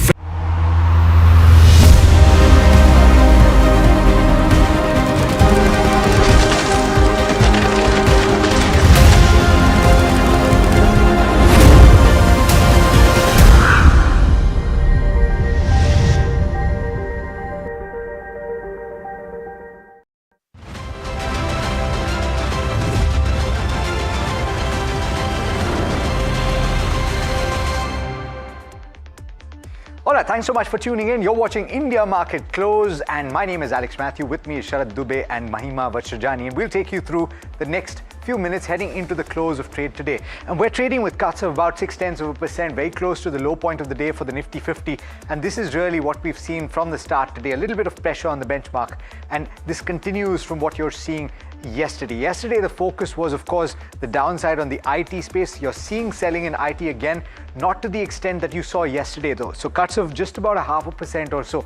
Let's pull up the heat map for the Nifty 50, because this will tell you that there is pressure in a few pockets. A few large cap counters are actually seeing a little bit of pressure. But what's working first? Trent, on the back of a better than expected profit performance, and some might have argued that revenue increase is not really something that justifies the valuation that they still command, but the margin performance might just have outweighed those fears of growth. So it's up and about, the top gain on the Nifty 50. A few of the metal counters up and about, steel counters in particular, Tata Steel, JSW Steel doing particularly well. Max Health, ONGC for the last couple of days has been buzzing on account of the underlying. It's all about the underlying commodities, right, and what they're doing. And in this case, it is crude oil heading higher that has been a tailwind for ONGC. On the other end of the spectrum, not too much in the way of other big gainers, as you can see. So let's look at what's not working. Eternal was one of the top gainers yesterday, losing a little bit of ground. One can argue that maybe a certain amount of profit taking is coming to the picture. Hindalco from the broader metal pack not doing particularly well. This is what you're seeing in base metals, but there are a few other stocks. This is the problem area. Reliance Industries, heavyweight, losing about 1% or so. So that kind of gives you a perspective on the benchmark Nifty 50, the broader markets. Let's pull those up as well, because you're losing ground on the mid-cap index, but you've come off the low point of the day. Let's pull up the small cap index as well and see where it's at. This is where the pressure is. And so pull up the advanced decline ratio, which from this morning has been a little bit wide, and it is more or less at the high point of the day. It's widest right now. So let's talk about some of the stocks that you should watch out for. And this is from the broader markets, quite a few of them reacting to earnings. Mahima, what's on the watch list today? Right, so I think a lot of counters in focus on the back of news flow as well. Firstly, I think you have HAL coming in, with clarification with regards to their jets. But, there is no respite there with regards to where the stock is concerned. Still, slight recovery is what we saw, but still down around 3.8%. A lot of textile names today seeing profit booking, in trade today. And, technical analysts now suggest that you have to be a little cautious with regards to all of these textile names. Devyani and Sapphire, on the other side are zooming in trade. Westlife also has seen good recovery coming in, and this is one of the quarters where Westlife has stood out in terms of where earnings stand. But all of these three QSR names doing fairly well. Westlife almost at its day's high point. Devyani and Sapphire on the back of course, the management upgrade coming in, plus, Jeffries and Citi also upgrading the counter as well. But that's with regards to where, all of these names are concerned for watch list. But Sharad, what are you picking up right now in terms of where key triggers stand for the markets? Mahima and Alex, that fizzle is actually, coming out in the markets. The sizzle is fizzling. Yes, the sizzle is fizzling. That's correct. And just one day of Hura is what we saw. And me and Mahima are twining also the color of the markets. It's red. But just to give you more perspective, how things are moving, and options data is suggesting some mixed cues coming in. Sensex expiry is at play, and the recent rally that's actually fizzling out. Nifty is testing a very, very important support levels of 25,500 to 25,600. Minor, just some minutes ago, there was a dip below the 25,600 mark, but then again, there was a technical bounce back. So that is where the strength is lying. Nifty Bank's technicals are still better than Nifty if you compare them. And this is happening for the second straight session. But a bigger bummer is that the broader indices, they are seeing a bigger decline, and that is where the concerns are coming in, which we saw 2 days of value buying in this segment. And the IT stocks, they are under pressure for second straight day. They were giving us some hints of short covering, but then that also reversed, and that's where the concerns are coming in. And European markets have also opened up mixed right now. So this is the important numbers to look at, and this is the closing which we have seen the last two trading sessions. Each time there was a higher closing coming in, and today we might have a closing which might be on the lower side. So these are the important data and the numbers you should be looking like. And joining us is CA Tapan Doshi. He's a research analyst at catapan.in, and Rajesh Palvia, SVP at Derivative Research at Axis Securities. Good afternoon, gentlemen. Starting with Rajesh, the technical levels, especially for Nifty, now we see this some kind of selling is continuing after what we saw 2 days ago. How you're seeing these important levels and good technical levels to bounce back? What would that be? Good afternoon, everyone. So Nifty is trying to get support around 100-day moving average, which is almost placed at around 25,600, 25,590 kind of zone. So which is very important for this correction. If Nifty breaks below 25,590, then we could see furthermore, supply pressure in Nifty, and then possibly Nifty will attempt to fill the gap which was there in the market post this Trump tariff announcement news. So I think 25,590 needs to watch closely on a closing basis. If it breaks, then possible supply pressure would be there towards 25,500, even 450 zone also. But looking at the stock specific action, I think we may see some support buying action here only at put based concentration is still there at 25,600 zone. So some buying action we may see here around these levels. On the higher side, Nifty is still struggling to cross major call concentration area, which is placed at 25,750, 25,800 zone. Once we able to take out 25,800, then some short covering action we may witness in the market, and then possible pullback can extend further higher towards 26,000 also. But Bank Nifty, as you mentioned, here is the strength, and 59,800 is the important level for Bank Nifty. Till we are holding this level, I think one should use this decline as a buying opportunity. On the higher side, 60,200, if it crosses, then here also we could see some short covering action towards 60,300, 400 zone also. Okay, all right. So we were talking about how the sizzle has fizzled, but the question to you, Rajesh, is whether or not it's still buy on dip. And the way that you're talking about levels, it seems to be the case that it is buy on dip. And so from that perspective, what are the individual stocks that are looking attractive to you? So the metal basket is still showing sign of buying interest, and SAIL, Steel Authority of India, is looking attractive. The way stock is continuously moving up above 155 level. So there is a breakout on the near-term chart, and I think the way data is shaped up for SAIL, here we could see good traction towards 165 to 168. SAIL is buy. On the downside, one needs to keep a stop loss around 154.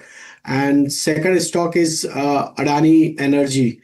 Here also, this is the fourth consecutive day where stock is making higher high-low formation. And the way stock is now trading above to all its near-term moving averages, we believe the stock has potential to extend its gain. Possible target towards 1,040, 1,045 we could see on a trading point of view. On the downside, 995 needs to keep as a stop loss. Okay, all right. So that's the perspective of Rajesh Palavia on all of these counters that he has recommended. But two counters from the real estate that are in focus right now. One is DLF and the other one is Oberoi Realty. And both, starking difference, because one, Citi has upgraded to buy from neutral, and this is for DLF, and given a target price of 830. What they're saying is that DLF leads in ultra luxury segmental mix, and balance sheet right now is also looking very positive in terms of where the strength stands, and there is inventory discipline also when it comes to DLF. DLF is right now trading below the historical averages, and right now it's leading its way in that ultra luxury segment and could be the true player in the luxury segment is what they believe, and that is why they've upgraded the counter with a target price of 830. But on the flip side, you have Citi on Oberoi Realty, which is where they have downgraded the counter to neutral from buy and have cut the target price to 1650 from 2080. What they're saying is that pre-sales is set to moderate going forward, and MMR, the region, is the fragmentation right now is set to intensify going forward because a lot of players have actually come in the MMR region, and annuity mix is improving, but there is insufficient near-term offset for this particular counter. So that's the reason as to why they have downgraded the counter. Tapan, I'll quickly come to you on both of these names, and apart from these names, any other names that you are liking in the realty space?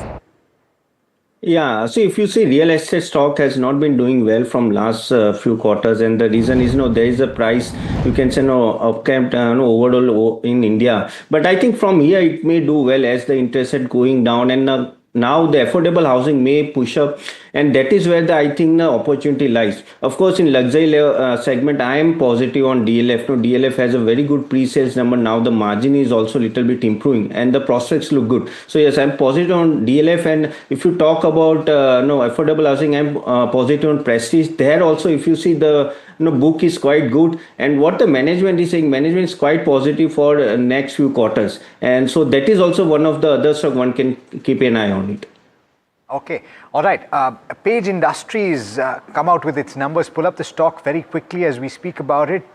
Seemingly a good set of numbers, stock reacting 4.5%. Mahima tracks the space. She's going to look at the numbers as we go to Somit right now. Before we take a look at the internals of those numbers for Page Industries to find out what he's hearing on the street. And Somit, it's an interesting time, right? A lot of stock-specific action.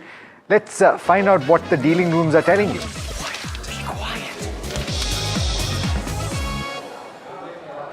Yes, multiple stocks continue to remain in focus. A lot of action that we are seeing in the dealing room. But few stocks that dealers have highlighted in trade today. Firstly, again, it's on pharma names. Dr. Reddy's one counter that remains in focus. There are buy flows on the PMS desk, and dealers are indicating that one of the competitors of semaglutide drug has withdrawn from its submission in the Canada market. So this could be a positive news that could come in for Dr. Reddy's going forward. Then it comes to Divi's Lab. There are sell flows on the large HNI desk. Dealers are expecting that the third quarter earnings could be on the weaker side for this counter. So keep an eye out for Divi's Lab as well. For Keynes Tech, there are sell flows that we are seeing on the PMS desk. The company will be reporting its numbers today, and dealers are indicating that with the numbers, the company will downgrade their guidance that they had given earlier for FY26. So keep an eye out for Keynes Tech as well. The stock has declined a lot from its peak. So a downgrade does not necessarily mean that the counter will fall more from the current levels.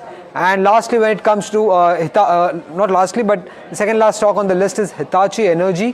What dealers are indicating is that there is accumulation on the HNI desk on this counter, and they're expecting strong commentary to come in from Hitachi Energy's side with the earnings. In fact, they are also indicating that the order book might as well be at an all-time high for Hitachi Energy, so keep an eye out for that counter as well. And lastly, when it comes to Hindustan Aeronautics, the stock is down for the second consecutive session. Today, Morgan Stanley downgraded its rating on the counter to underweight. Dealers are indicating that similar action could come in from other brokerages as well, so keep an eye out for Hindustan Aeronautics as well. Thanks a lot, Somit, for that. And just Dredging Corp also is coming out with its numbers, and we are seeing that the company is turned into a loss from PAT. Compare that on a year-on-year basis. Let's just pull up the chart. It's down 9% in the trade as well. And earlier we were talking about Page Industry as well. The entire industry was muted for the last 2 to 3 odd years, but a significant amount of up move coming in the stock. It's up 4%, and Mahima is tracking the sector. What are you getting the internals?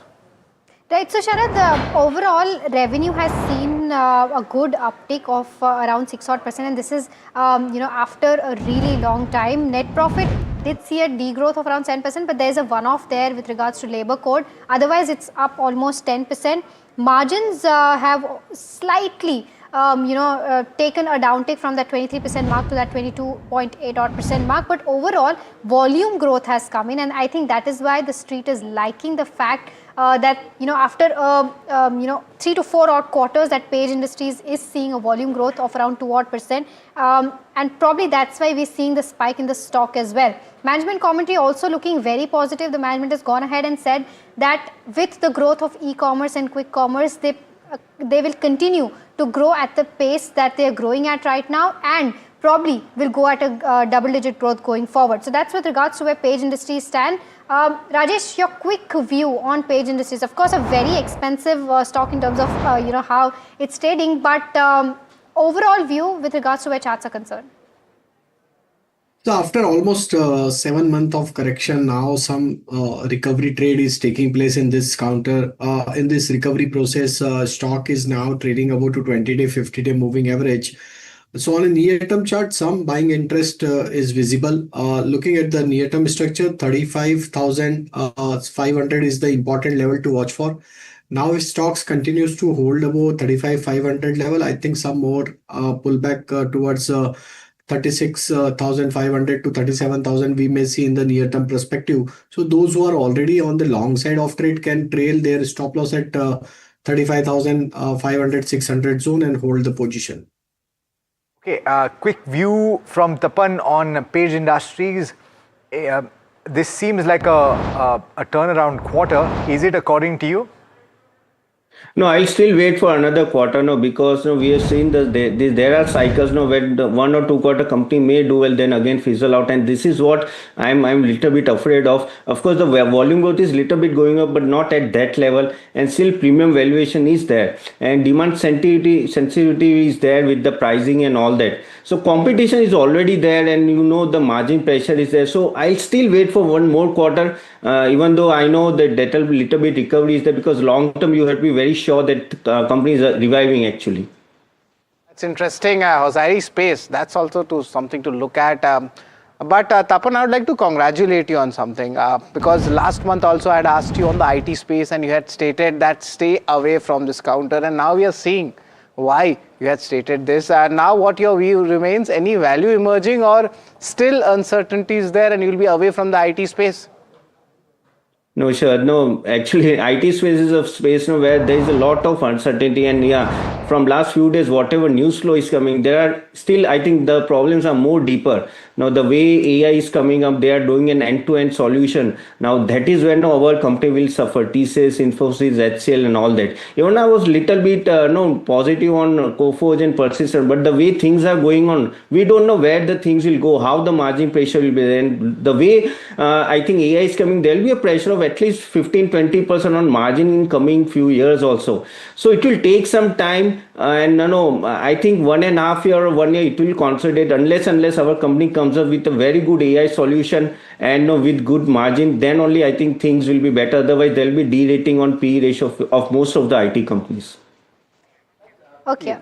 All right, so that's the view coming in for IT companies, but I think QSR is in focus today, and that is the sector of the day for sure. You have Devyani, Sapphire, Westlife Food, all of these counters buzzing in trade. Devyani, of course, on the back of Citi going ahead and upgrading the counter and also hiking the target price to 192. What they've said is that early signs of demand improvement is there, but sustenance is the key going forward, and that is something that will drive the re-rating going forward as well. Positive same-store sales growth across all its brand has been seen this quarter except for Pizza Hut, but there also I think there is revival on the cards. Biryani by Kilo has achieved brand EBITDA break-even ahead of its target. That is something that the street really liked, and one of the possible reasons as to why we saw the counter buzzing in trade yesterday as well as today.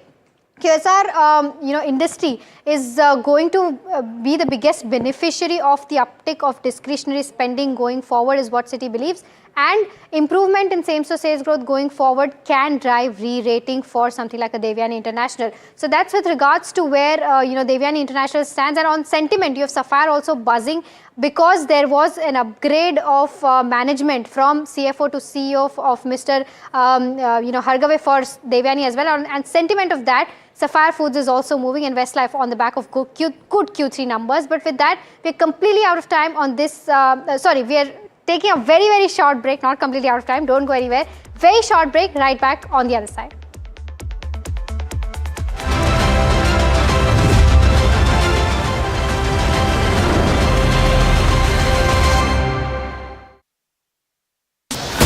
As tariffs rewrite trade and India's New Deal and the US redefine global alignments, a powerful shake-up is reshaping the global economy.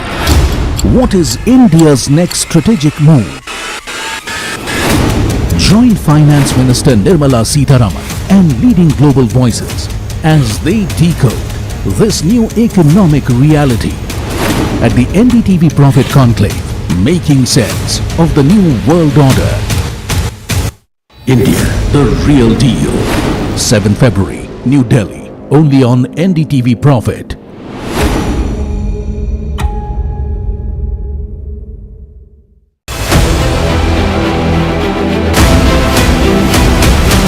I propose to raise the STT on futures to 0.05% from the present 0.02%. There's a buzz of a potential hike that could happen when it comes to options STT, and this could be major negative coming in.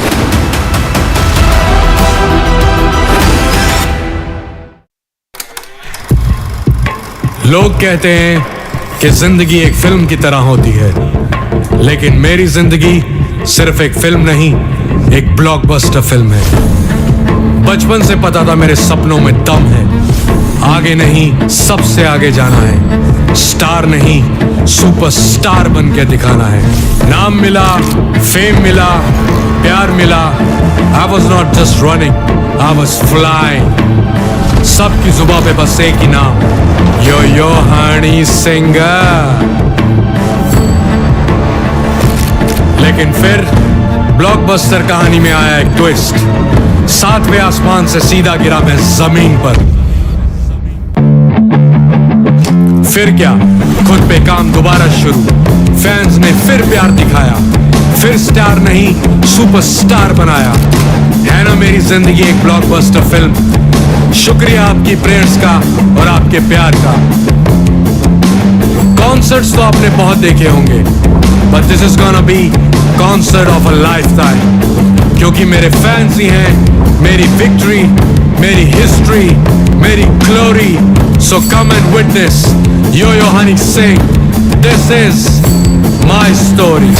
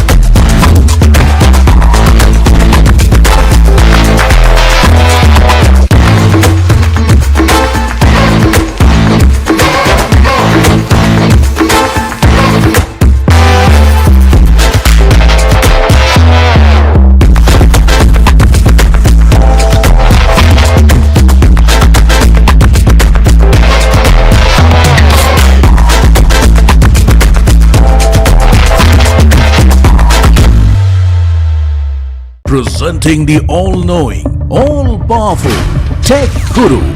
Whoa. Guru? I'm no guru. Okay. I'm just a guy who loves his tech. A show where the mysteries of megabytes and motherboards shall be unraveled. Bro, nobody talks like that anymore. This is all about connected ecosystems, EVs and AI that you can use in your daily life. That's what we do on Tech 360. Real talk, real reviews, tech that you can actually use. Tech has changed. So should your tech show.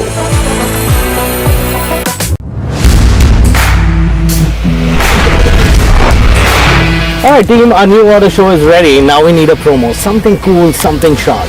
Well, I'm sure we'll be having outstanding reviews, solid suggestions, Expert advice, the latest trends. It's a lot.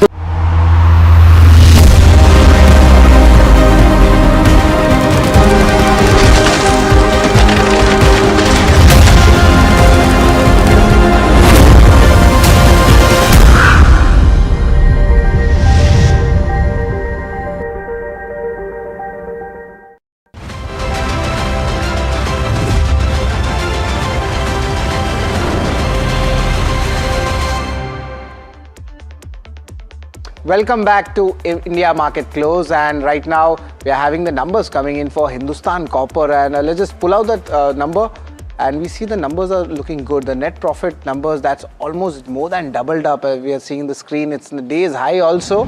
Interesting counter to actually look at.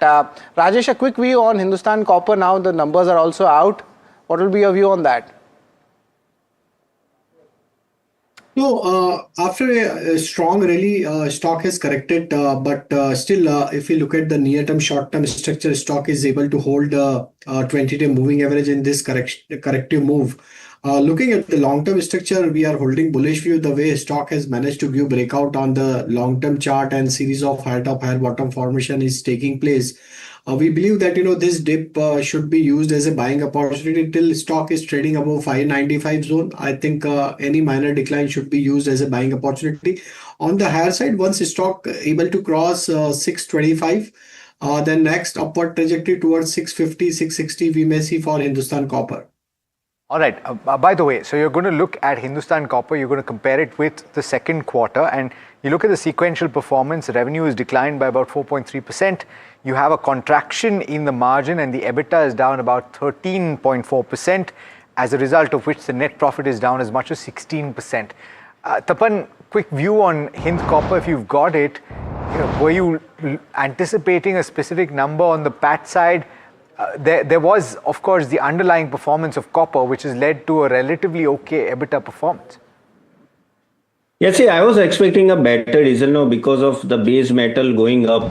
But honestly, at this level, I feel it's overvalued. I've never seen a stock at 102p metal stock. Again, the way the rally has happened. See, any type of dip at a base metal will bring this stock at least 20% down. As a long-term investor, one has to be very, very careful. Here, I think there will be a volatility in the profitability in coming year. And if you see, it's at an all-time high. And of course, if you say from the valuation point of view, we have never seen Hindustan Copper at this valuation. So valuation comfort is not there. So long term, I think one should not go with this. Of course, short term is another call. I think it's quite a risky bet to bet. Even on the technicals, and if you're looking for a trade on these metal counters, make sure that you keep your stop losses very firmly in mind because of the kind of volatility that you've seen in these metal counters in the recent past. Let's talk about the rapid fire segment on India Market Close, and we've got Rajesh Palvia, of course, who's going to answer all of your questions. Rajesh, I'll come to you on stocks that are buzzing on account of fundamentals. The first stock we're talking about is Uno Minda. Q3 revenue and profit growing as much as 20%, margin uptick as well, EBITDA up as much as 21%. How does it look on the charts?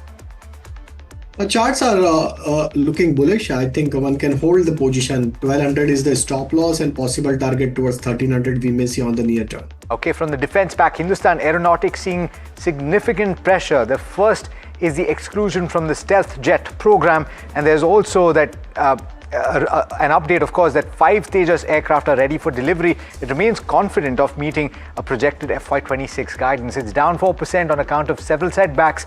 What do you do with the stock?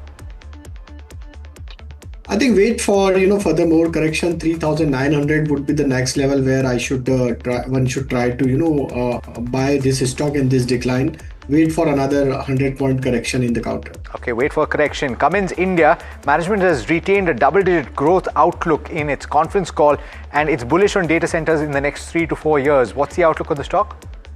I think one can buy here. 4550, 4600 would be the next target. Keep stop loss of 4350.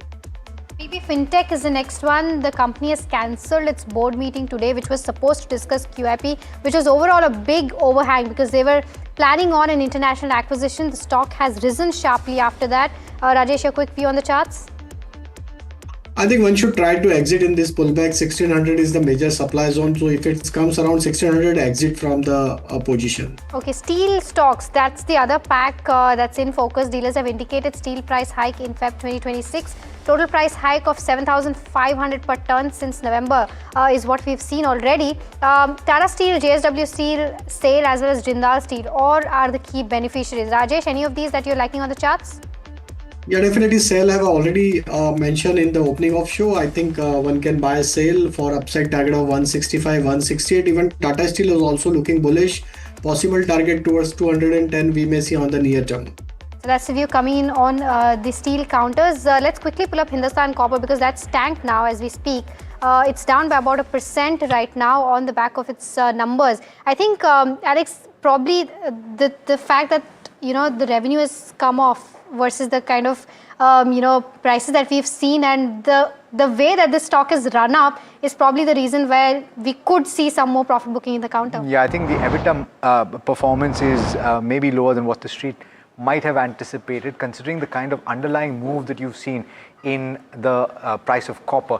Of course, down about 1.2% or thereabouts, and not at the low point of the day, off the low point of the day, but quite a bit of volatility. This really is par for the course. Now, despite a robust fundamental performance, Tube Investments' Q3 results have raised a little bit of a concern, particularly when it comes to cash allocation and its EV business. Puneet is joining in to tell you about why there is a bit of a concern on these fronts and what is happening with the stock. Puneet, when it comes to the earnings, what are you focused on? Well, the revenue and the EBITDA growth was quite strong, but the profits is where it's lacking, down 14% in this particular quarter. And that's largely visible in the weak performance of certain businesses. Now, it's a conglomerate, so there are 8 to 9 separate verticals on the consolidated basis. While revenue and EBITDA has grown, kept in pace, the profit has seen a dip. There was also a labor code impact, so that has led to the impact. But there's one key concern that's propping up over the last couple of quarters, and that's his electric vehicle division. Now, that's one of the major ones, and because of the incremental free cash flow, that's increasingly directed towards the EV vertical. So the other businesses are doing well, generating those free cash, but that's going in the loss-making EV business, and now has started to balloon and have an impact as well. Brokerage firm Avendus Spark estimates that roughly 950 crores of cash balance at the end of FY25 is now fully utilized. So it's gone in the businesses now, and a lot of it in the EV business. The third key aspect is that the management's decision to largely double down on cash allocation concerns essentially in the EV business of almost 750 crores from the current high margin, highly profitable core business as well.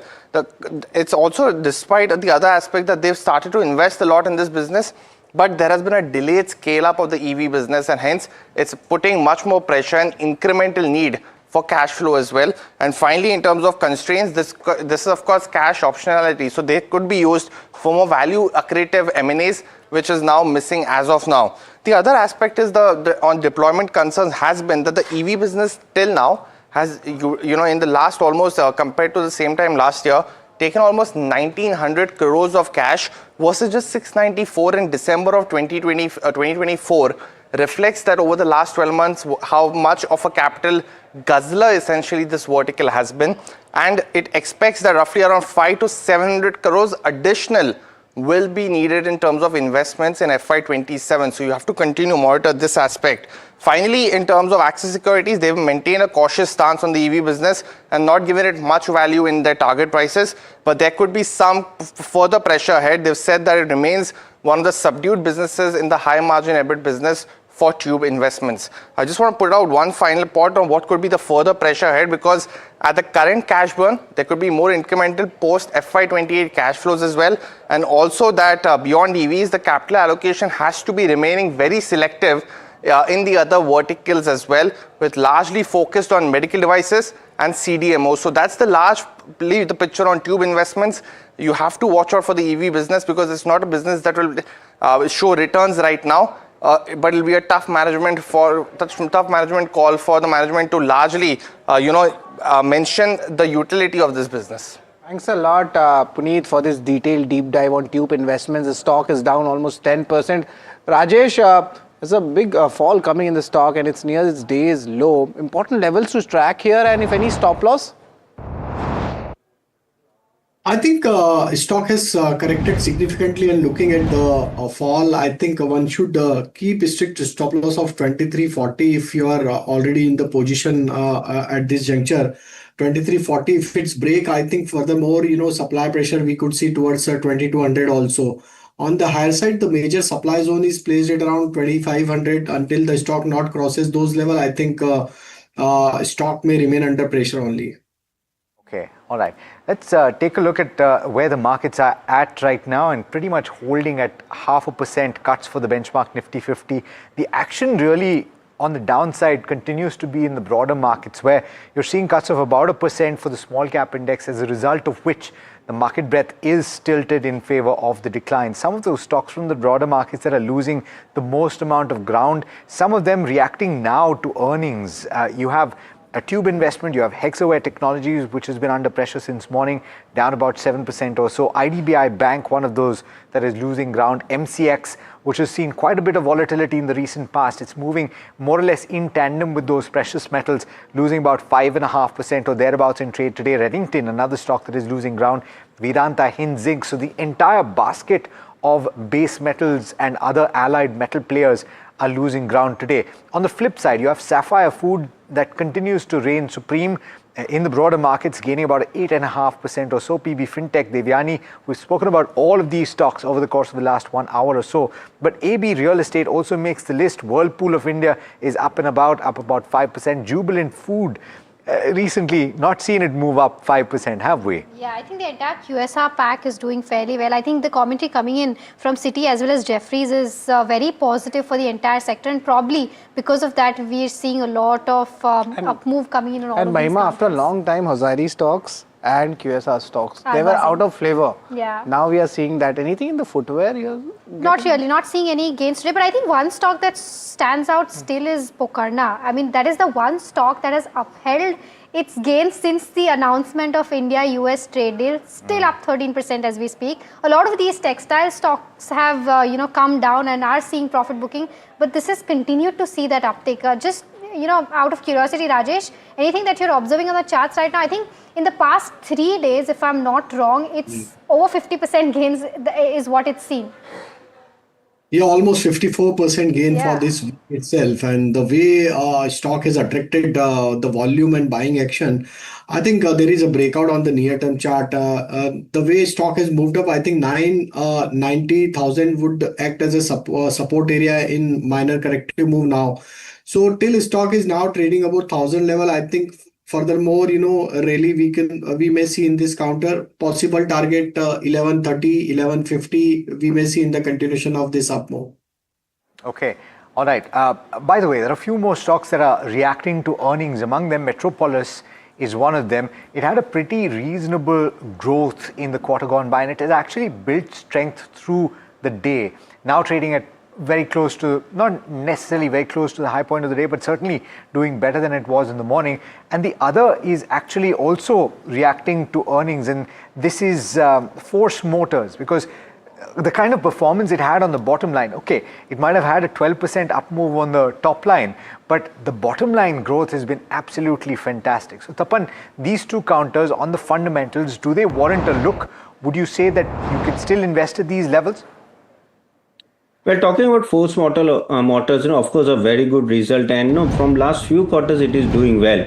Even if still I see the valuation and compared to other peers, I think it is decent only. And what the management comment is that it's quite good for next 1 or 2 quarters. They are predicting a good volume growth also. So margin uptick is there. So yes, I'm quite positive in Force Motors. This you can buy at a SIP minimum, but already it's at 21,000 level. But yes, it's a good stock to hold. Metropolis also decent result.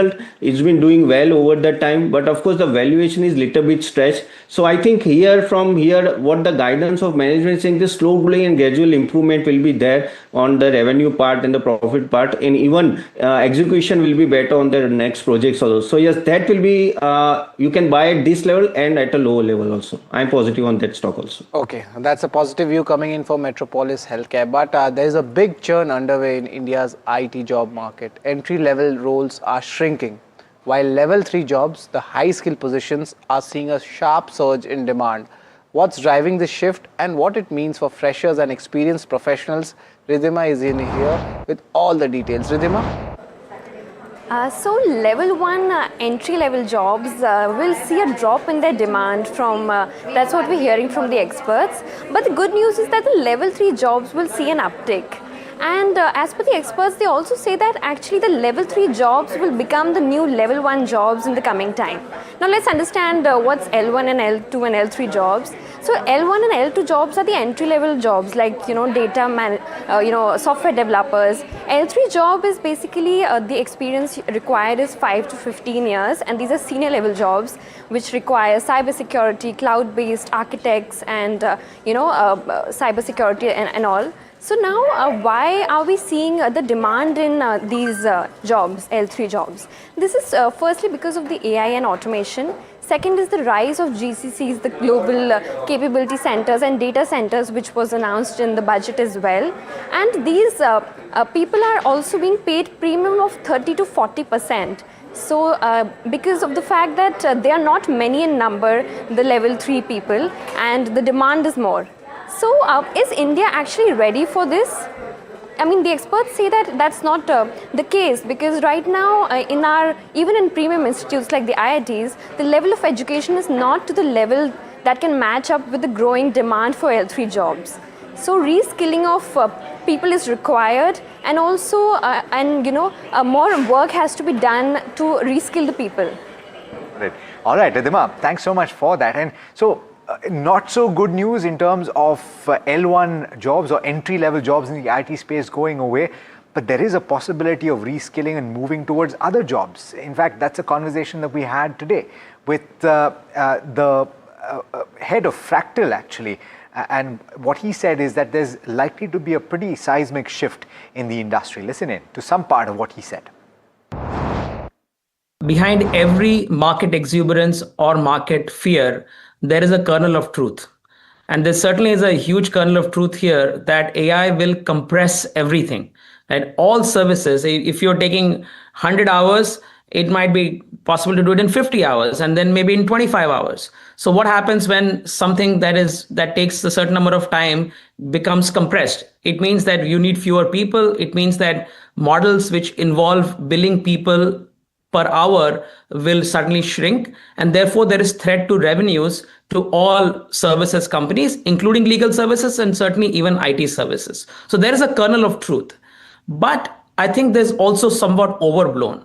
The capacity of AI, the capability of AI is always over-projected in the short term and maybe under-projected in the long term. So today, when AI is impacting jobs in IT, especially the coding jobs, there has been a substantial drop in the number of coding jobs that we used to do 2 years back, or even for that matter, 1 year back to now. But however, we have quickly shifted gears, and now we have built all our capabilities in under specialized staffing. Okay, all right. So quite a few changes that are underway, right? And these companies are going to have to shift. One of the points that was made by the Fractal CEO was that the IT companies are capable of making a shift, but then they might have to get permission from the street to undergo a period of low profitability. And whether that permission is given or not is the question. Mayuresh Joshi is joining in. Mayuresh, we're talking about the implications of what Anthropic has announced, right? And various other updates in the world of AI and what it means for these tech companies or IT companies here in India. You've been underweight on the space. Has anything changed that changes that view for you? Do the valuations coming off make them more attractive at any point? Afternoon, Alex. I think the basic premise goes that this is just the beginning, right? And more is to come when it probably comes to innovations as far as products and platforms are concerned. And I totally suspect that it's not going to be an overnight change. Looking at the scale and the deployment that various industries, sub-segments, sub-sectors, and various companies are going through.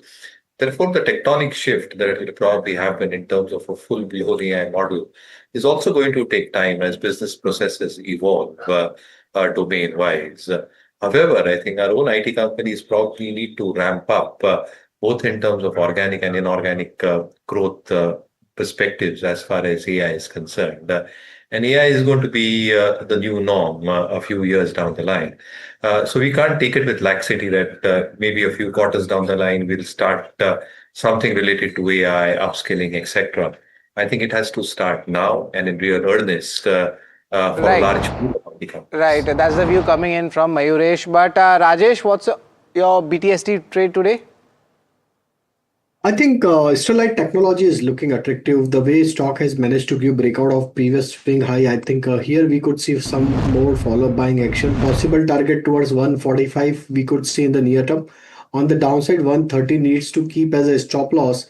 And from F&O space, Grasim is looking attractive. Now stock is negotiating with its multiple supply zone area. Any move beyond 2870 can take this stock further higher to 2900 to 2920. So Grasim is buy with stop loss of 2840. All right, well, the big event at the end of the week has to be the outcome of the monetary policy review by the Monetary Policy Committee of the Reserve Bank of India. Let's take a look at what is expected. If you consider the poll of economists, it suggests that it's likely to be a status quo. The repo rate kept unchanged at 5.25%. And based on a poll that was conducted by Bloomberg, practically 34 out of the total of 39 have weighed in and said that they anticipate a pause. Of course, there's an outside chance based on 5 economists that there could be a 25 basis points cut. So if there's no cut that is anticipated, then what's the big deal? There's going to be quite a bit of focus on what the outlook for inflation and growth will be, because there are major developments in the space. Take a look at this. There's a change in the base year for CPI that comes into effect on the 12th of February, and that could well change the way that you look at CPI for the rest of the year. There's also the fact that the trade deal has been announced earlier this week, and that means that what was being shaved off of growth estimates will now have to be put in again. By the way, CPI, you have a change in the number of items in the basket. It goes up to 358. But on the growth front, like I was saying, people were anticipating that a 30 basis point of hit would take place on account of this lack of a trade deal and the tariffs therein, but that will likely have to come back in. 7.6% was the last estimate in December. This was lower than the previous forecast. I wonder what happens next. Now, beyond this, of course, is the transmission as well as rupee and liquidity. All of those things come into focus. The rupee, of course, has strengthened from those lows of 92 that it saw at the end of January. The meaning of that is that the RBI will now have to intervene less than it has had to in the past, and that is good news for liquidity.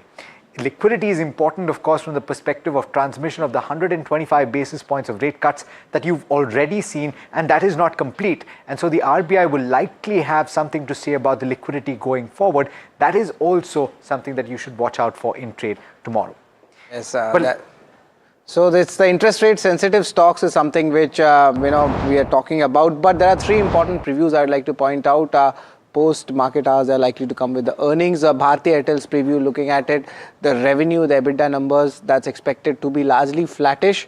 And remember the ARPU growth, that's going to be on the higher side in terms of premiumization.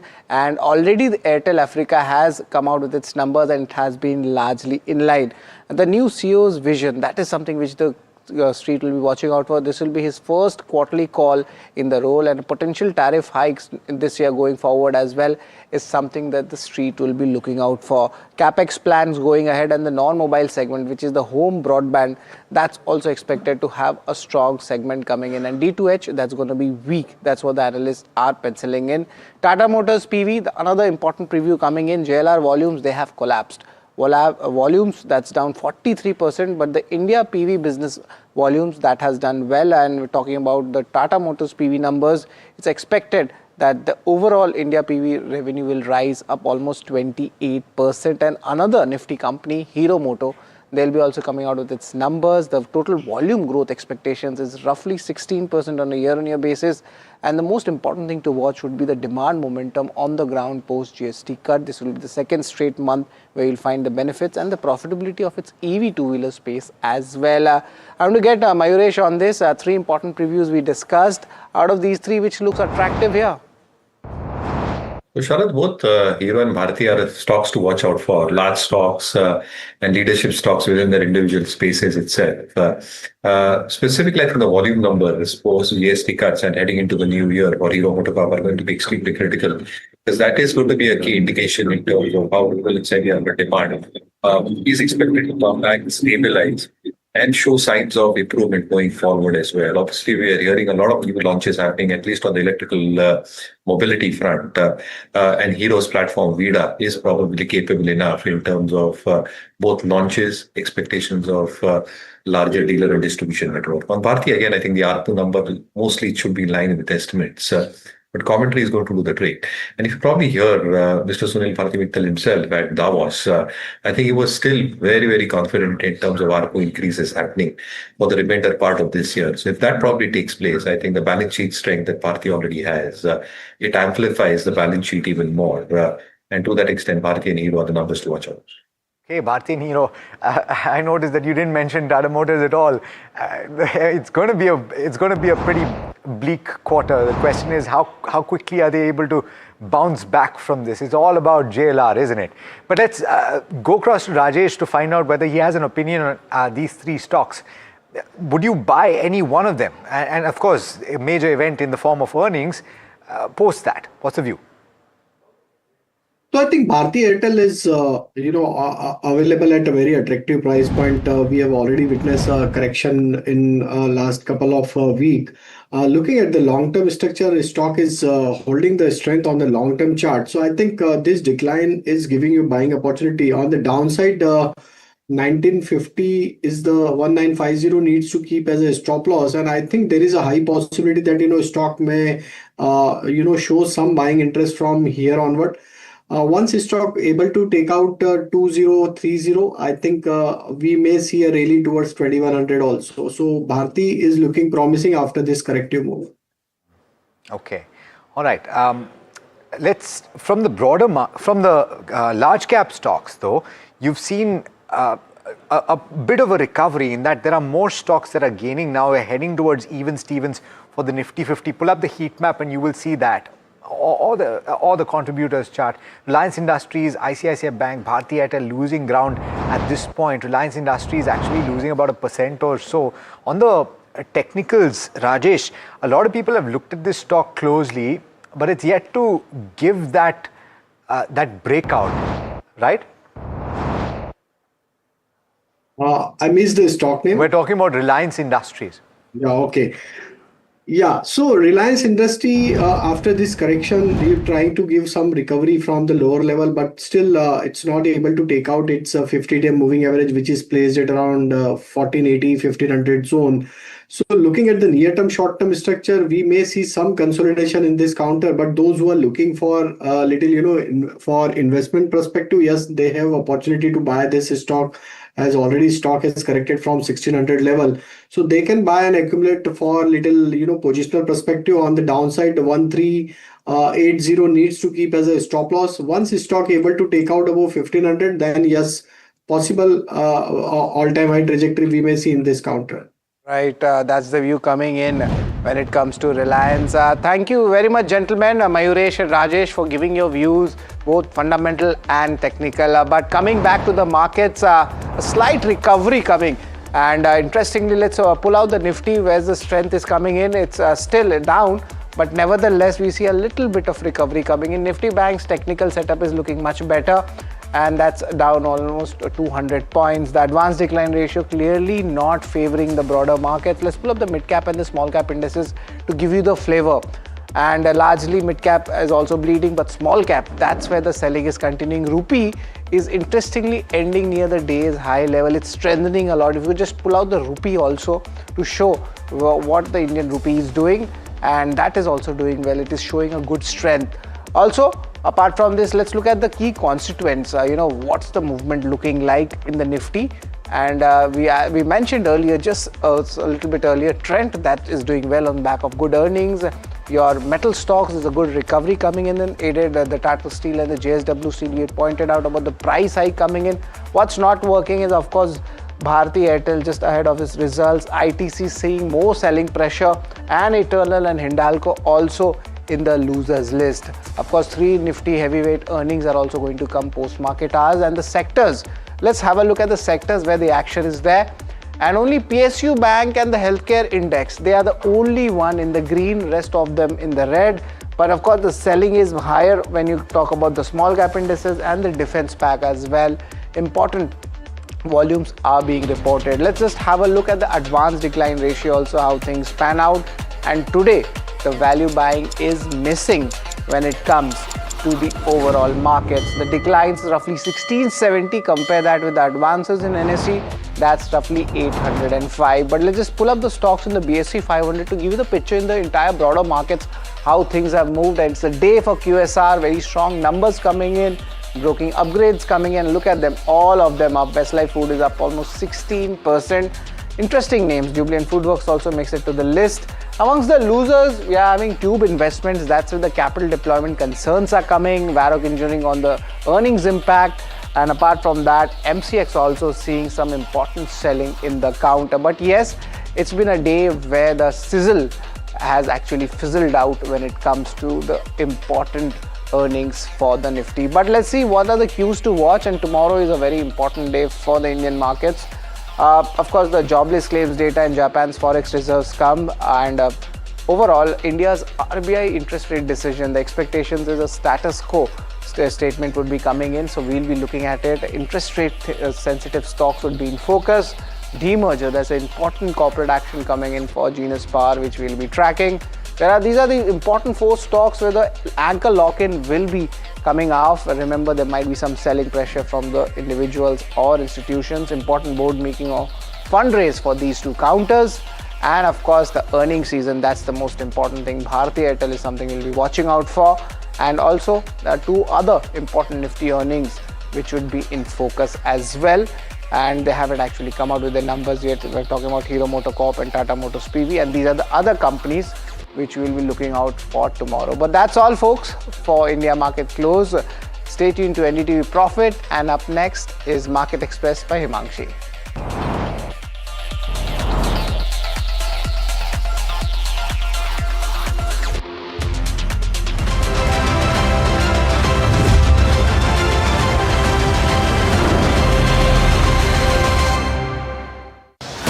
As tariffs rewrite trade, and India's New Deal and the US redefine global alignments, a powerful shake-up is reshaping the global economy. What is India's next strategic move?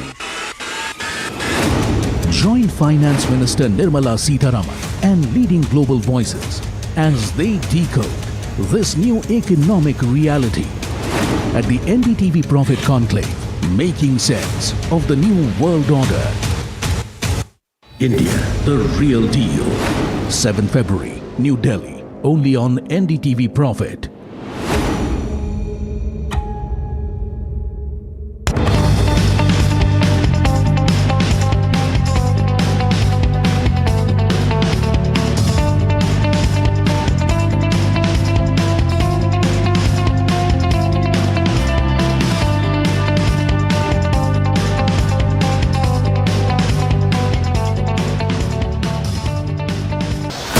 As tariffs rewrite trade, and India's New Deal and the US redefine global alignments, a powerful shake-up is reshaping the global economy.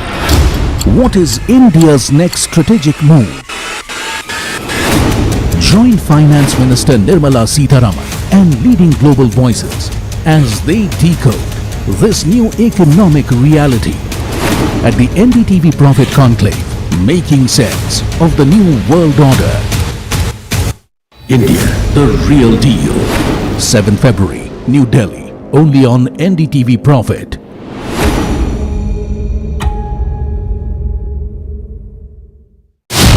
When you're starting with a mutual fund investment, you cannot go with a trend-based mutual fund or a random mutual fund without any thinking. We have launched a very interesting tool called CRISP. What is that kind of behavior nudge that you're providing? As a platform, we have actually able to champion our cause. I think it works very well when people stick to the product and invest with a long-term perspective.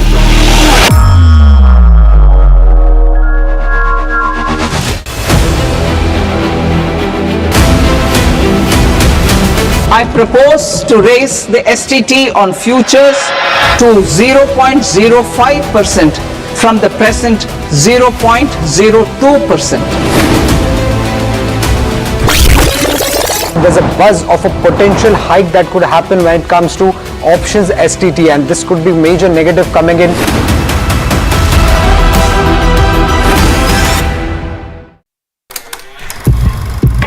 लोग कहते हैं कि जिंदगी एक film की तरह होती है, लेकिन मेरी जिंदगी सिर्फ एक फिल्म नहीं, एक ब्लॉकबस्टर फिल्म है। बचपन से पता था मेरे सपनों में दम है, आगे नहीं सबसे आगे जाना है, स्टार नहीं सुपरस्टार बन के दिखाना है। नाम मिला, फेम मिला, प्यार मिला। I was not just running, I was flying. सबकी जुबां पे बस एक ही नाम, यो यो हनी सिंगर। लेकिन फिर ब्लॉकबस्टर कहानी में आया एक ट्विस्ट। 7वें आसमान से सीधा गिरा मैं जमीन पर।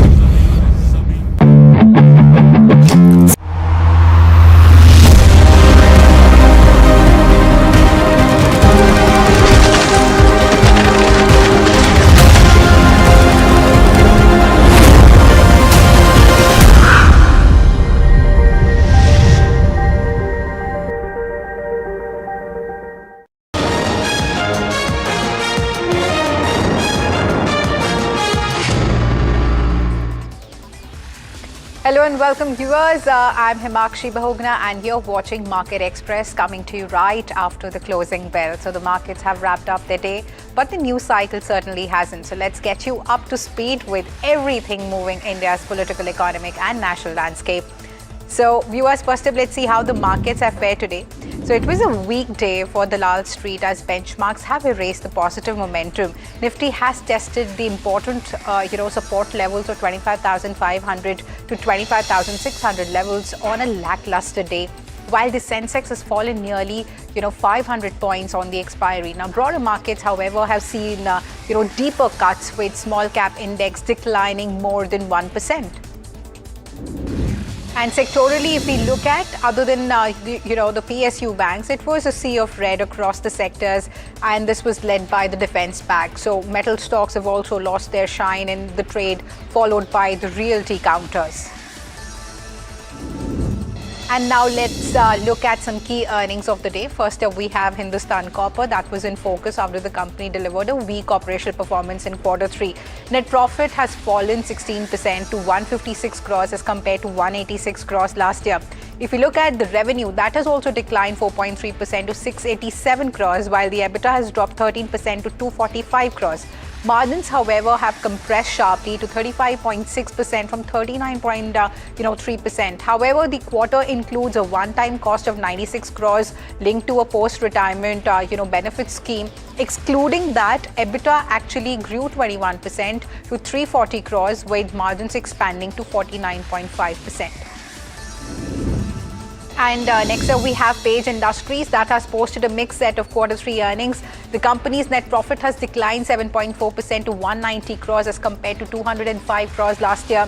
And this includes a one-time cost of 35 crores. This is linked to the implementation of a new labor codes. So revenue grew 5.6% to 1,387 crores, while the EBITDA was up 5.2% at 318 crores. Margins have remained broadly steady at 22.9% versus 23%. And in a shareholder-friendly move, the company has announced an interim dividend of 125 rupee per share. So what was a major win for the stock was the beat on the EBITDA front. Next up, we have PVR's Q3 numbers. So they have failed to set the markets buzzing, but the cinema giant certainly rode Dhurandhar wave at the box office. Collections were up 13%, with theatres clocking 28% plus occupancies. More people walked through, the doors too. Patron visits grew 8.6% year on year. Ticket prices have inched up 4.1%, and what audiences have spent on food and beverages, they've also rose by 4.2%. And on the balance sheet side, PVR has reported its lowest net debt since merger and rolled out 20 new screens across 5 cinemas. A steady quarter operationally, but clearly not enough to thrill the street. Next up, we have Tata Power that has delivered a weak Q3 with profitability hitting by higher losses, in the Mundra cluster, and also continued delays in the renewable energy commissioning. Demand has stayed flat, and the company's solar manufacturing business posted steady profits quarter on quarter, though a dip is expected in Q4 due to higher captive sales. But there was a one clear bright spot there. The Odisha discoms, where profits surged 2.6 times, emerging as the strong driver, for the quarter. And on to the stock that has ended the day with deep cuts over 9%. Dredging Corp has reported a weak set of numbers. The company has reported a net loss of nearly 25 crores versus profit of 16.1 crores, and the revenue had a downtick of 14.9%. Meanwhile, the EBITDA was down nearly 40% as well. Margins have contracted nearly 12%. Keeping with the earnings momentum, J. Kumar Infra has delivered a weak Q3 dragged down by software execution and also margins. Profit has fallen 17.1% to 82.9 crores as compared to 100 crores last year. EBITDA has slipped 14.1% to 188 crores, while the revenues were down 11.8% at 1,311 crores versus 1,487 crores. So margins have also inched up lower at 14.3% this quarter as compared to 14.7% last year. And viewers, Cummins has revved up the sentiment this quarter, powered by a strong and confident management commentary. Now, the company has retained its double-digit growth outlook and is also even targeting the double-digit domestic growth in FY27. So, its core power generation businesses continue to fire on all the cylinders, delivering a near double-digit growth while the broader demand environment stays supportive. Management also flagged a big structural tailwind, an EU free trade agreement which could boost the India's data center momentum, where the company is already seen a robust project pipeline. And viewers, Force Motors has jumped after delivering a strong set of numbers this quarter. The company's Q3 net profit has jumped to 406 crores, which is a sharp rise from 115 crores last year. Revenue is up 12.7%, coming in at 2,129 crores, while the EBITDA has surged 61% to 374 crores. Margins have also improved significantly, rising to 17.6% from 12.3% last year. And importantly, this quarter includes a one-time gain of 211 crores, which has boosted the bottom line. Next up, we have Minda Corporation that has delivered a strong Q3 performance. Net profit has jumped 32.3% to 86 crores compared to 65 crores last year. Revenues have also seen a solid rise, up 24.6% to 1,560 crores versus 1,253 crores. Operating performance, however, remained healthy, with EBITDA growing 27.8%, which is nearly 28%, to 184 crores, and also margins inching up to 11.7% from 11.4%. And viewers, HAL stock has seen some selling pressure, primarily after reports confirmed that the company has been excluded from the AMCA 5th generation fighter jet program, marking a major strategic setback. HAL has officially stated that it is awaiting formal communication from the DRDO and also therefore cannot confirm or deny the reported developments. And this ambiguity has further amplified the investor caution. Parallel to this, HAL has achieved meaningful progress, including the completion of 14 Tejas Mk1A aircraft, 5 of which are ready for delivery. But these positives have been overshadowed by the AMCA fallout. Next stock in focus is Alembic Pharma that has reported steady Q3 with revenues rising 10.8% to 1,876 crores versus 1,693 crores. EBITDA was up 12.8% at 294 crores, and margins have held firm at 15.6%, slightly higher than last year's 15.4%. But profits have taken a hit here. PAT has slipped 3.9% to 133 crores from 138 crores, largely due to a one-time loss of 42 crores linked to the new labor codes. So operationally strong, but the bottom line weighed down by that exceptional item. And viewers, the street is turning more constructive on Devyani International City. City has maintained its buy rating and also even hiked the target price to 192 rupees, saying that better same-store sales growth could actually spark a re-rating. And Jefferies has gone a step further, upgrading the stock to buy from hold with a target of 145 rupees. Brokerages are saying that the incoming CEO is expected to take a hard look at the business, with management already indicating that a Pizza Hut turnaround is underway. Jefferies sums it up. They view the stock as a long-term positive, and also the street seems to be warming up to that view. And viewers, Trent has delivered a strong margin beat in Q3, even as revenue growth has slipped to a multi-operation, quarter low, and also like-for-like sales have turned negative. Management is saying that a gradual recovery in the consumer segment, is underway, which could support the momentum ahead. But the PAT beat was powered by a massive 201% jump in the other income, helping the retailer shine despite softer top-line trends. And on the street, opinions remain split. Bernstein maintains outperform. Morgan Stanley stays overweight. Jefferies holds its hold rating, while Citi sticks to its sell rating, flagging concerns around the quality of the earnings. Keeping with some brokerage notes, Citi has upgraded DLF to a buy, setting a target price to 830 rupees. The brokerage is saying that DLF remains the true ultra-luxury player in India, leading not just in high-end launches, but also in the segmental mix and also inventory discipline. Now, Citi has added that DLF's dominance in the ultra-luxury space gives it a clear edge as demand for premium housing continues to surge. And viewers, up in Asia, biotech has come under regulatory pressure after Hungary's National Center for Public Health and Pharmacy has issued a statement of non-compliance. For its Buddy manufacturing facility, the notice follows an inspection conducted in late January where the regulator has flagged multiple GMP deviations and also revoked all sort of valid GMP certificates for the site. And the company says that it is already implementing corrective and preventive actions and will seek a re-inspection at the earliest to restore the approvals. And importantly, the regulator did not identify any sort of risk to the quality of the products already released, and the financial impact is expected to be limited. Keeping with the earnings momentum, viewers, we have Quality Power that has delivered a blockbuster Q3 driven by stronger execution across product lines, and revenues have surged 291% to 283 crores, while the EBITDA has jumped 354% to 78 crores, with margins expanding 382 basis points to 27.8%. The bottom line was equally strong. Net profit soared 181% to 38 crores. The company has also highlighted a robust order backlog of over 895 crores, and this is underscoring sustained demand visibility.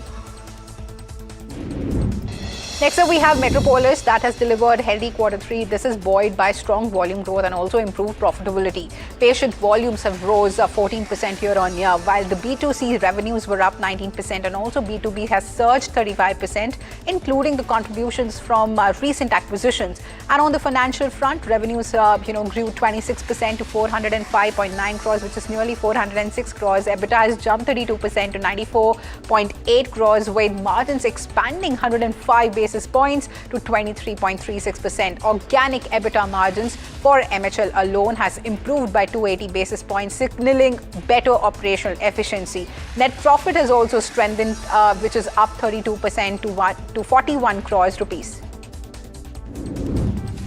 Now on to some corporate action. Viewers, markets are eyeing the Reserve Bank of India's upcoming MPC meet with steady anticipation.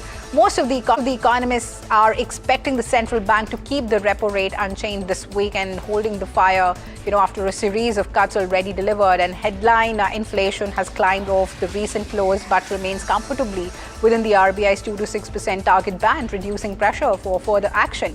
And with transmission of past rate cuts still lagging and also inflation showing signs of firming up, the RBI appears keen to watch and wait rather than tweak the policy again just yet. So growth still looks solid, but cautious wording from the MPC could shape the market expectations.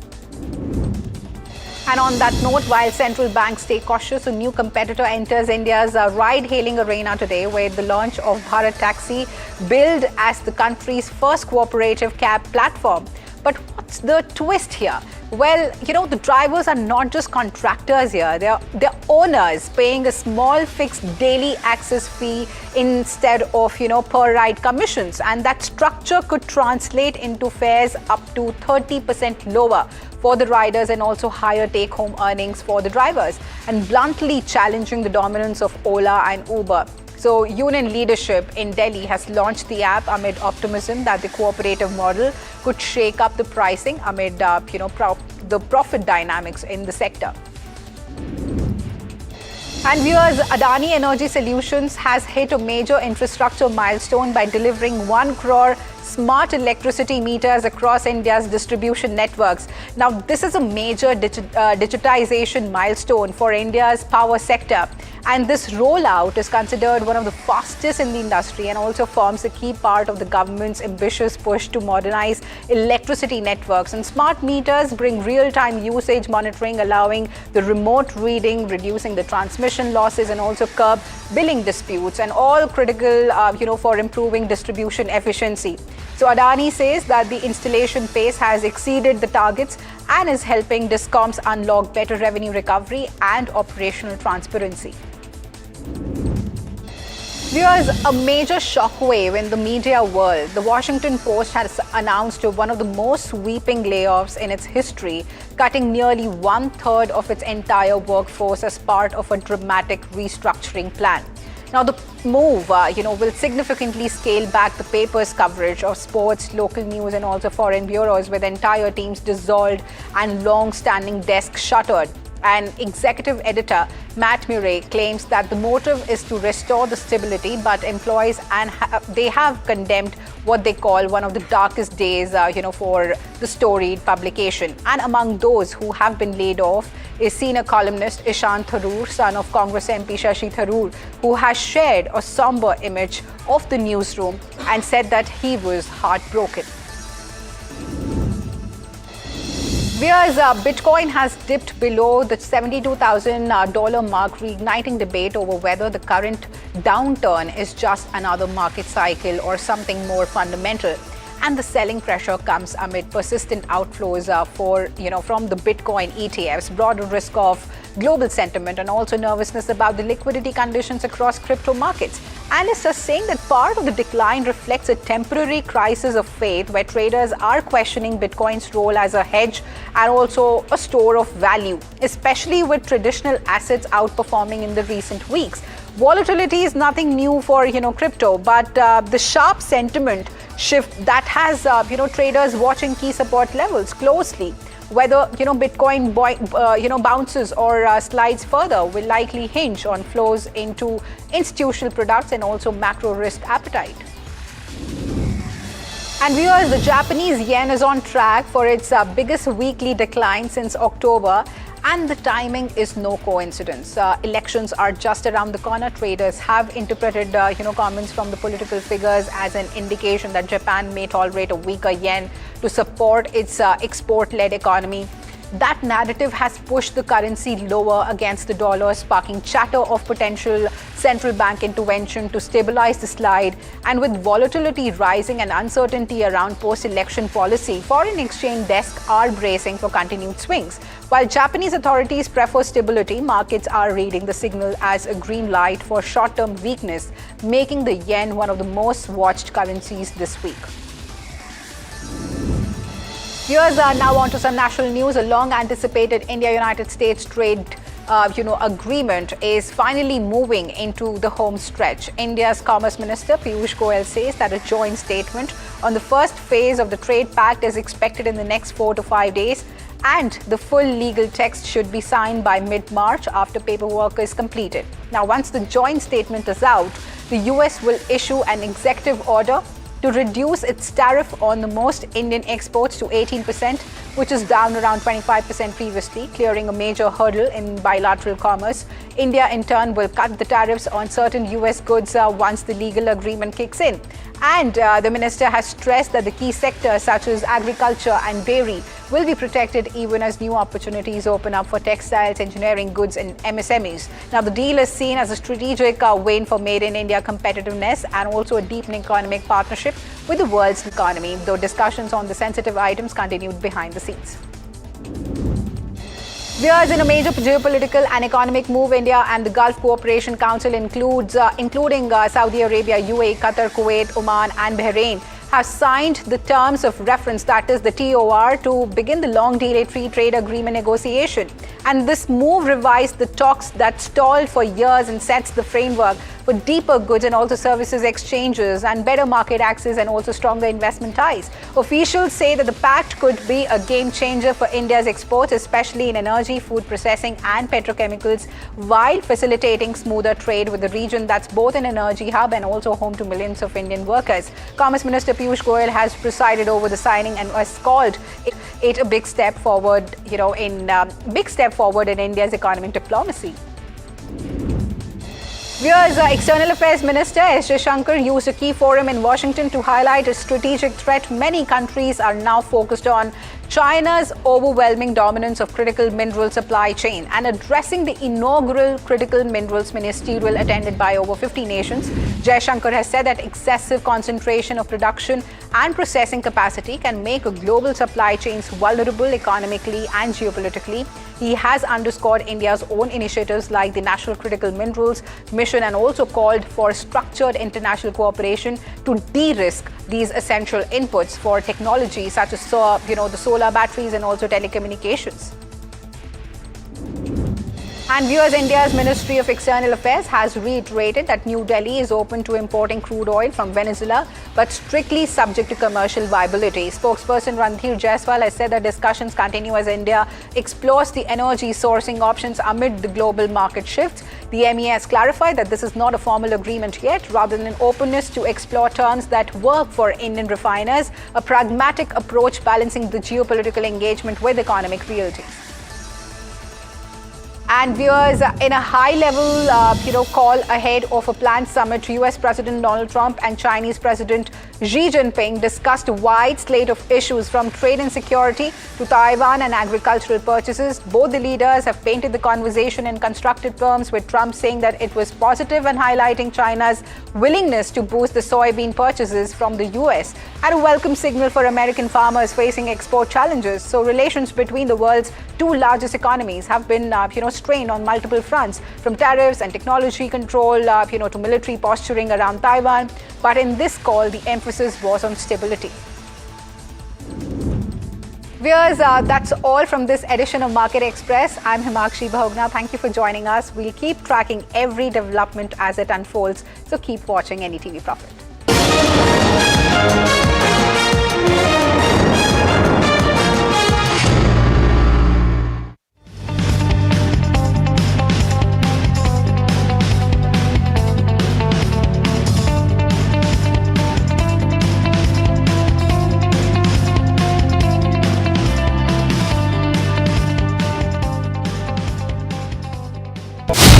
When you're starting with a mutual fund investment, you cannot go with a trend-based mutual fund or a random mutual fund without any thinking. We have launched a very interesting tool called CRIS. What is that kind of behavior nudge that you're providing? As a platform, we have actually able to champion our cause. I think it works very well when people stick to the product and invest with a long-term perspective.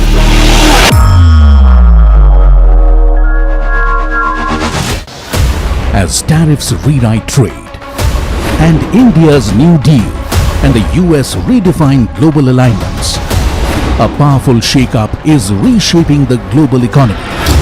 What is India's next strategic move? Join Finance Minister Nirmala Sitharaman and leading global voices as they decode this new economic reality at the NDTV Profit Conclave, making sense of the new world order. India, the real deal. 7 February, New Delhi, only on NDTV Profit.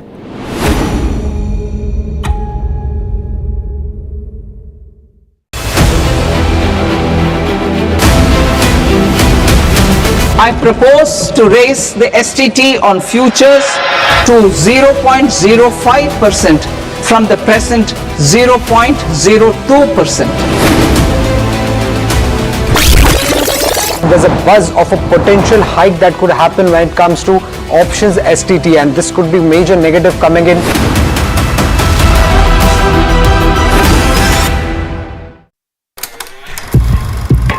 लोग कहते हैं कि जिंदगी एक film की तरह होती है, लेकिन मेरी जिंदगी सिर्फ एक फिल्म नहीं, एक ब्लॉकबस्टर फिल्म है। बचपन से पता था मेरे सपनों में दम है, आगे नहीं सबसे आगे जाना है, स्टार नहीं सुपरस्टार बन के दिखाना है। नाम मिला, फेम मिला, प्यार मिला, I was not just running, I was flying। सबकी जुबां पे बस एक ही नाम, यो हनी सिंगर। लेकिन फिर ब्लॉकबस्टर कहानी में आया एक ट्विस्ट, 7वें आसमान से सीधा गिरा मैं जमीन पर। फिर क्या, खुद पे काम दोबारा शुरू, फैंस ने फिर प्यार दिखाया, फिर स्टार नहीं सुपरस्टार बनाया। है ना मेरी जिंदगी एक blockbuster.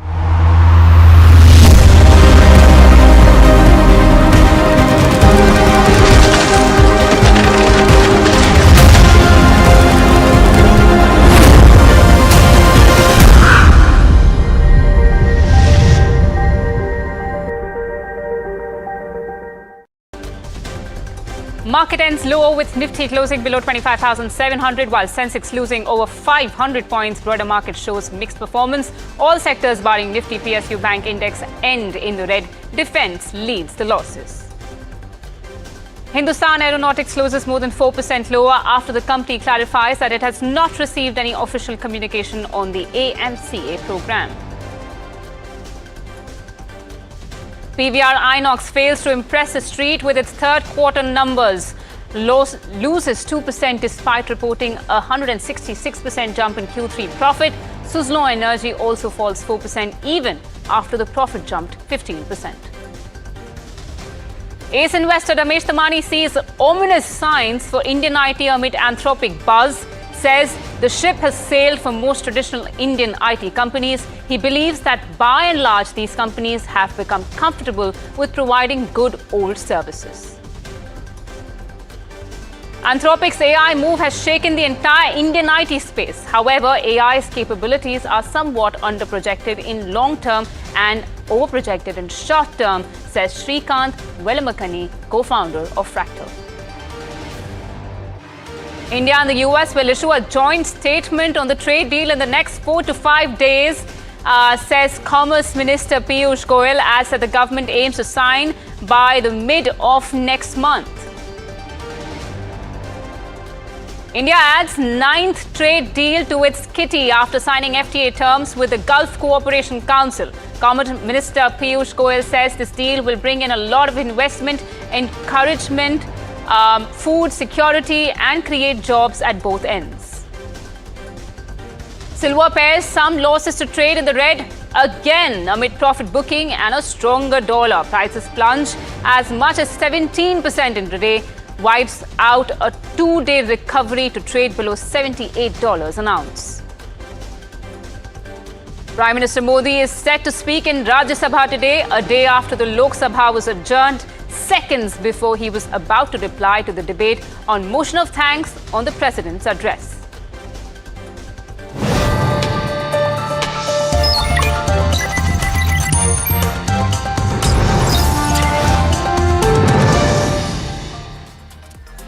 Hello and welcome viewers. A warm good evening. This is Profit 360 on NDTV Profit and I'm Malika Mishra. Along the next half an hour, we'll bring you the latest on markets as well as national and international news. As is habit, let's first check how the Indian markets closed today. The Indian equity markets ended lower with the Nifty 50 falling about 0.51% or 130 points. Broader indices showed mixed performance as the Nifty Midcap 150 declined 0.31%, outperforming the benchmark, while Nifty Small Cap 250 dropped about 0.99%. That's close to 1% underperforming the benchmark. Market breadth remained weak with the Nifty advanced decline ratio at 21:29.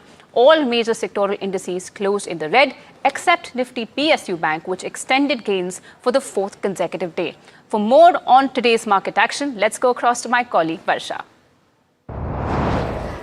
So yes, Nifty falls below 0.51% today, which is down 130 points. Broader market shows mixed performance. Nifty Midcap 150 falls 0.31%, outperforms benchmark, while Small Cap 250 if you see fell 0.99%. Hindalco leads the fall in Nifty, down more than 3%. Tube Investment and Hindustan Zinc lead the fall in Nifty Midcap 150. Tube Investments falls 10%, while Hinzinc follows, which is down almost 4.5%. JP Power and Reddington are the top losers when it comes to Nifty Small Cap 250, which fell more than 5%. While all sectors barring Nifty PSU Bank is in red, Nifty Metals lead the falls down almost 1%. Vedanta and Hindustan Zinc become top losers when it comes to Nifty Metal. Thanks for that, Varsha. Now, viewers, ace investor Ramesh Tamani says that the ship has sailed for most traditional Indian IT companies. He believes that by and large, these companies have become comfortable with providing good old services, the services that provide stable profit margins instead of taking solid risks. Our exclusive conversation with the market legend comes amidst the noise around Anthropic AI and the blow it has had on the Indian IT pack. He also prognosticated the employment route of software jobs in India in the coming decade. Further, he shed light on what really needs to be done to catch up with the ever-evolving pace of artificial intelligence. Let's listen in to a brief portion from our interview with him. Is this the nth time you've seen the Indian IT companies being written off, or does it feel different this time? It feels different this time, Toman. I've been a big bull and a big beneficiary of the big software boom that has engulfed India for the last 30 years or so. But here's someone sent me a tweet yesterday, which I'll share with you. This is the top Indian 7 software companies are worth about $350 billion. Anthropic is worth $350 billion in itself. Anthropic has 2,000 employees. We have 16 lakh employees. That is the scale of productivity change that is happening in this business. So, while I think the business will continue, I think the multiple of these businesses have already been derated and will continue to probably be derated. So I think the world for the last 30, 40 years, ever since I've been in the market, the apex of value in India has always been brands, software, licensing, patent, intellectual property. I think that's about to change. I think the next 10, 20 years will be led by a different set of leaders than what we saw in the post-1992 era. Now, so I'm going to dig a little deeper on that, because what has been loved about these companies also is that they are cash rich, they give dividends, and they are conservative in their approach. I'm talking about the big ones. You think that something which was seen as a positive now becomes a negative, that they are not moving fast enough or they're being too careful? I mean, that's been the rap, that these guys are using their cash piles to pay out dividends, as opposed to investing in new technology like AI learning models or product development. I think maybe the ship has sailed for these companies in terms of riskability. There are a few innovative companies that are doing that, but by and large, the massive Indian companies are focused on good old services business, which brings good stable profit margins. I think it is under threat. I think it also reminds us that nothing is permanent in this world. You know, the business models change and keep evolving. Ramesh, I wonder if you've thought about the implications if things go the way some people are suggesting, to say that the workforce that you spoke about, the 16 lakh employees, if that needs to be curtailed at some point, the knock-on effects of the destruction of demand here in India in various pockets, maybe even real estate to a certain extent, because I was in Coimbatore just the other day. They say 60-70% of people buying real estate there are IT professionals. Does that have a huge knock-on effect? See, it's very difficult for me to prognose into the future of how this will go, because it's a bit above my pay scale, to be honest with you. But there's a lot of movement in global capability centers in India, which will take the role of software, so there will be employment there. And there'll be displacement. I don't think there'll be the easy entry-level software jobs that people got graduating from IIT or a technical institute will probably be gone. But there are different jobs. For example, if you were in the 80s, you never heard of someone, you were a bank teller, you never heard of an ATM expert or a YouTube influencer. Sure. All these new jobs keep getting created. So while there is some pessimism regarding the software jobs in India, I think overall the employment will continue to be fine. I would not be too worried about that at this point. Apart from Ramesh Tamani, let's give you a peek into another important conversation on artificial intelligence. In our interview with Srikanth Velimakanni, co-founder of Fractal Analytics, the founder interestingly pointed out that AI's capabilities are somewhat under-projected in the long term and over-projected in the short term. Let's listen in to what he says about Anthropic's AI game in India. Behind every market exuberance or market fear, there is a kernel of truth. And there certainly is a huge kernel of truth here that AI will compress everything.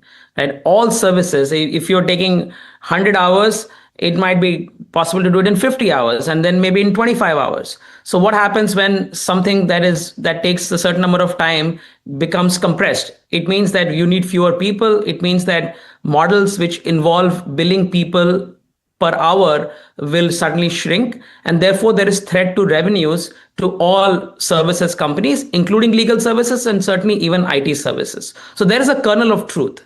But I think there's also somewhat overblown. The capacity of AI, the capability of AI is always overprojected in the short term and maybe underprojected in the long term. So today, when Anthropic shows something like this, it's easy to see that, okay, this is where the puck is moving and it will compress all of IT services. But realize that IT services are handling some of the most complex transformations inside large companies. They have incredible software complexity, system complexity, user complexity, stakeholder complexity. They have to manage, connect all the data pipelines using mostly structured data, not unstructured data. What Anthropic has shown is success over unstructured data, which is video, voice, text. Most of what Indian IT services works with are structured data sets, things on rows and columns in databases, massive number of them. And therefore, to expect that you can just plug in a tool and it will completely transform something immediately is somewhat overblown. Well, that was how some industry experts and industrialists think about artificial intelligence, especially here in India. Let's take a look at how PVR numbers have turned out to be. PVR Inox closed 2% lower despite reporting a stellar set of numbers for the third quarter. Consolidated profit jumped 166% versus last year to over 95 crore rupees as it rode the Dhurandhar wave at the box office. Revenue also increased more than 9% to more than 1,800 crore rupees. Margin grew at 33% as the collections gained 13% and theatres clocked more than 28% occupancies. Patron visits grew 8.6% year-on-year and ticket prices inched up 4.1% as well. But now let's listen in to what the Executive Director Sanjeev Bijli has to say about the company's performance in an interaction with us earlier. And we've got about a minimum of 100 to 120 screens already under fit out. These are very value creative screens. We are finding opportunities not just in the main cities, like we just opened 2 more centers in Hyderabad, and we are opening more even in Bombay and Bangalore as we go forward. But we're finding a lot of great opportunities in places like Agra, in Jabalpur. We recently opened in Leh Ladakh, which is doing about 50% occupancy. So India is very underscreened as opposed to the rest of the world. And we're getting some great opportunities around the country in both Tier 1, Tier 2 and a Tier 3 strategy as well, where we're looking at even smaller centers where there is absolutely no cinemas and no retail infrastructure. And it seems like volatility is the nature of the game as far as precious metals are concerned, because precious metal ETFs witnessed a sharp erosion in value today as a sudden sell-off in futures markets ended a brief 2-day rebound. Silver-linked ETFs suffered the steepest losses, in fact.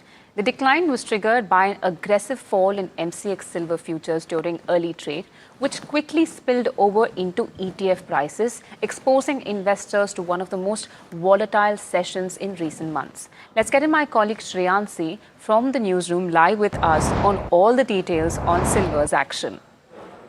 Well, absolutely, and volatility is the name of the game, so much so that you would perhaps need a crystal ball to be able to tell you what is going to happen next to prices, because charts clearly are not doing justice right now. Let's quickly take a look at the levels when you talk about gold and silver.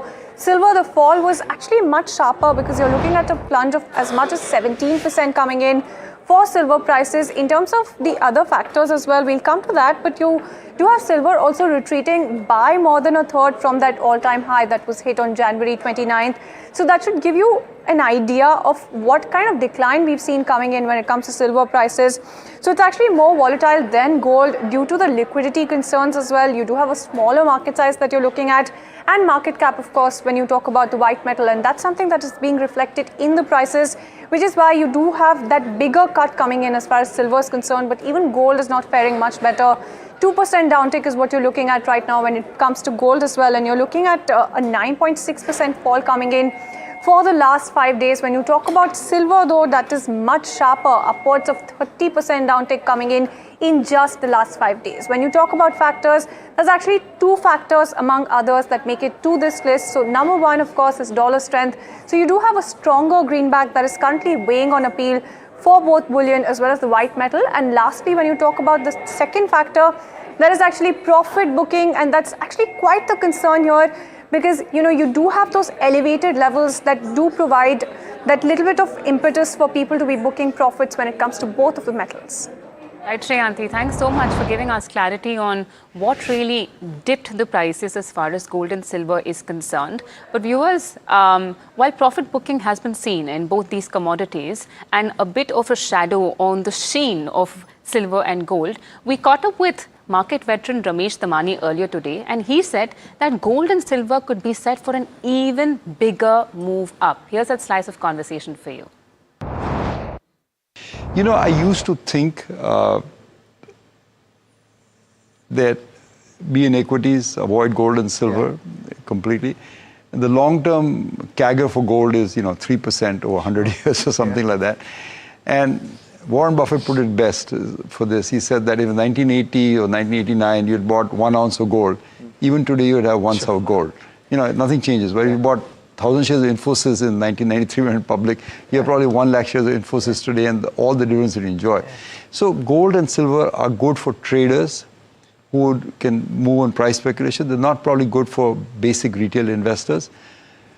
But the caveat to that is that I think the world is now moving perhaps to a commodity-led cycle. So I think my sense is gold and silver are probably headed higher, even from the record levels that we saw. That was a big projection for gold and silver from Ramesh Damani. But moving on, in a spree of trade agreements, India has signed the terms of reference for a proposed free trade agreement with the six-nation Gulf Cooperation Council. So India has moved closer to signing this FTA. The negotiations that have been stalled for nearly 2 decades are now back on the table, signaling a push to deepen economic engagement with one of its most important trading regions. Commerce Minister Piyush Goyal said that this will enable free flow of goods and bring policy stability.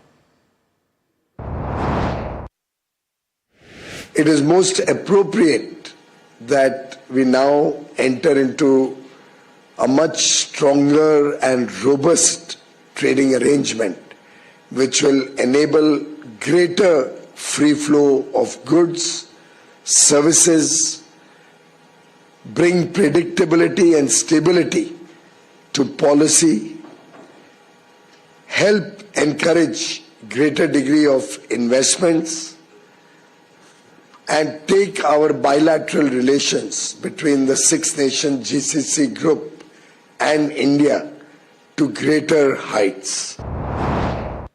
And speaking on the sidelines of the same India GCC signing terms of reference for the FTA, the Commerce Minister Piyush Goyal also said that India and the US are close to firming up the first tranche of the bilateral trade agreement. A joint state fact is likely to be visible within a few days from now, with a formal agreement targeted by mid-March. Listen into his comments on this as well. बहुत ही सार्थक चर्चा चल रही है भारत और United states of America के बीच, जो हमारे दोनों नेताओं ने निर्णय लिया है। हमारा पहला ट्रांच बायलैटरल ट्रेड एग्रीमेंट का लगभग तैयार हो गया है।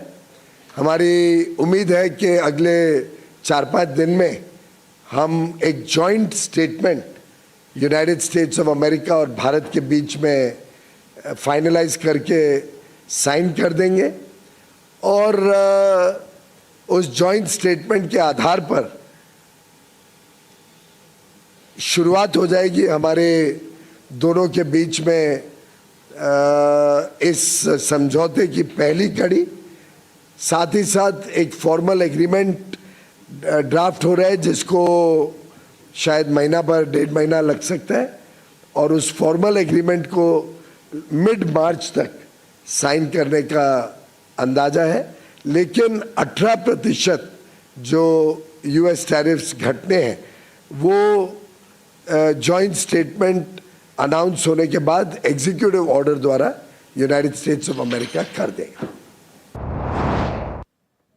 And viewers, one of the most evident and prominent conditions of our free trade agreement, our trade agreement with the US, was our decrease of buying Russian oil. And the government now has clarified its stance on President Trump's claim that India has agreed to stop buying Russian oil. The MEA spokesperson Randhir Jaiswal said that the government has stated publicly on several occasions that ensuring the energy security of India's 1.4 billion people is the supreme priority of our government. He also clarified if there is indeed a shift to buying crude from Venezuela. Listen into his comments. The government has stated publicly on several occasions, including me here, that ensuring the energy security of 1.4 billion Indians is the supreme priority of the government. Diversifying our energy sourcing in keeping with objective market conditions and evolving international dynamics is at the core of our strategy to ensure this. All of India's decisions are taken and will be taken with this in mind. Let's now shift focus on a significant trigger for D Street, which is the RBI MPC meeting with the policy decision due tomorrow. A Bloomberg poll shows most economists expect a pause on further rate cuts as the RBI focuses on bond market stability and currency risks. To tell us more about it, we are now being joined by my colleague Alex. The big event at the end of the week has to be the outcome of the monetary policy review by the Monetary Policy Committee of the Reserve Bank of India. Let's take a look at what is expected. If you consider the poll of economists, it suggests that it's likely to be a status quo. The repo rate kept unchanged at 5.25%. And based on a poll that was conducted by Bloomberg, practically 34 out of the total of 39 have weighed in and said that they anticipate a pause. Of course, there's an outside chance based on 5 economists that there could be a 25 basis points cut. So if there's no cut that is anticipated, then what's the big deal? There's going to be quite a bit of focus on what the outlook for inflation and growth will be, because there are major developments in the space. Take a look at this. There's a change in the base year for CPI that comes into effect on the 12th of February, and that could well change the way that you look at CPI for the rest of the year. There's also the fact that the trade deal has been announced earlier this week, and that means that what was being shaved off of growth estimates will now have to be put in again. By the way, CPI, you have a change in the number of items in the basket. It goes up to 358. But on the growth front, like I was saying, people were anticipating that a 30 basis point of hit would take place on account of this lack of a trade deal and the tariffs therein, but that will likely have to come back in. 7.6% was the last estimate in December. This was lower than the previous forecast. I wonder what happens next. Now, beyond this, of course, is the transmission as well as rupee and liquidity. All of those things come into focus. The rupee, of course, has strengthened from those lows of 92 that it saw at the end of January. The meaning of that is that the RBI will now have to intervene less than it has had to in the past, and that is good news for liquidity. Liquidity is important, of course, from the perspective of transmission of the 125 basis points of rate cuts that you've already seen, and that is not complete. And so the RBI will likely have something to say about the liquidity going forward. That is also something that you should watch out for in trade tomorrow. Thanks so much for that, Alex. But viewers, that's all the time we had on this edition of Profit 360. But do stay tuned to NDTV Profit as we have an extremely important interview lined up on the other side of this very short break.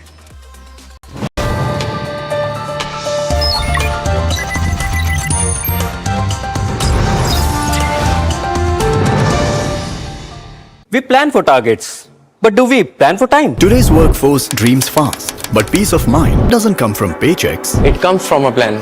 or plan to invest in your retirement. The National Pension System, a trusted, flexible and fully digital retirement solution. It's simple to adopt and delivers high returns, helping employees grow their retirement corpus steadily. Smart companies adopt NPS Corporate. Smarter employees ask for it. NPS जरूरी है. Future security is teamwork. That's why. NPS जरूरी है. It's challenging to know which sector may perform next. Data, tech and AI help our fund managers spot suitable sector opportunities. Presenting Geo BlackRock Sector Rotation Fund. NFO closes the 9th of February 2026. Mutual fund investments are subject to market risks. Read all scheme-related documents carefully. The global plastics industry comes together at Plastindia 2026, the world's largest plastics exhibition. Visit and explore opportunities from 5th to 10th February at Bharat Mandapam, New Delhi.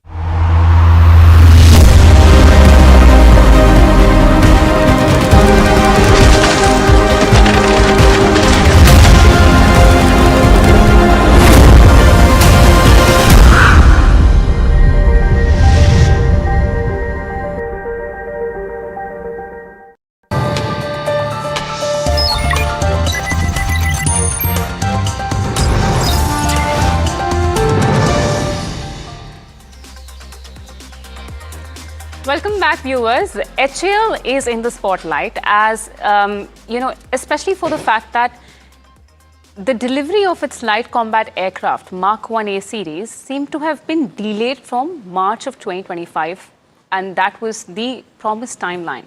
The company's shares traded under pressure today, extending its decline to a second session after reports said the Defence Ministry shortlisted private players over the PSU giant for an advanced fighter jet program.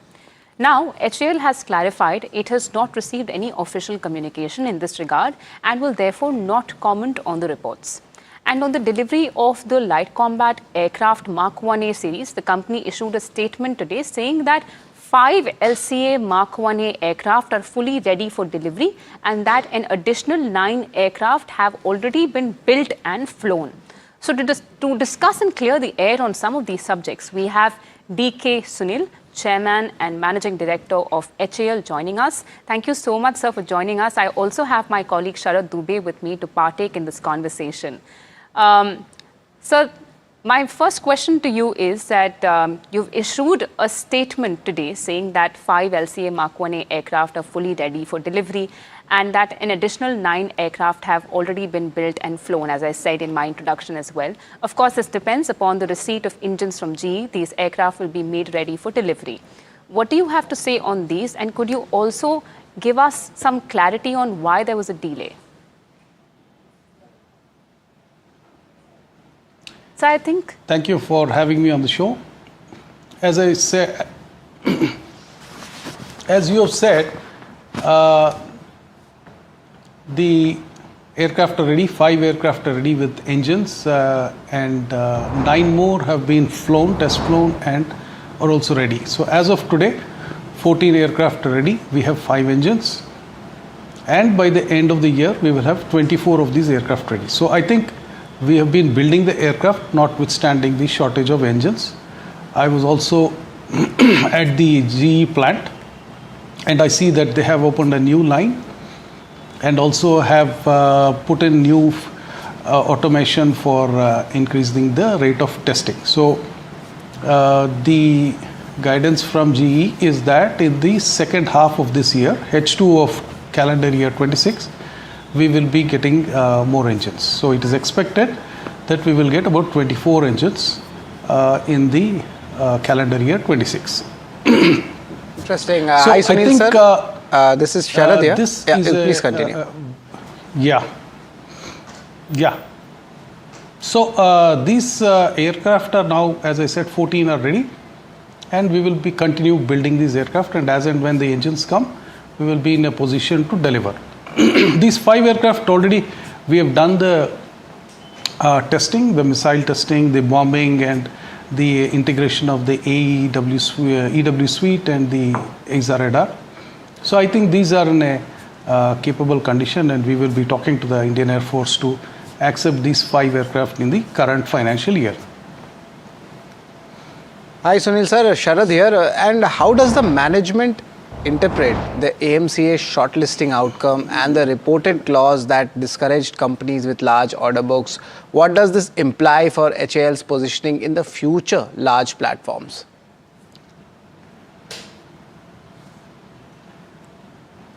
Yeah, so as I said, I would first of all make a disclaimer that as of now we don't have anything in writing that we are out of the race.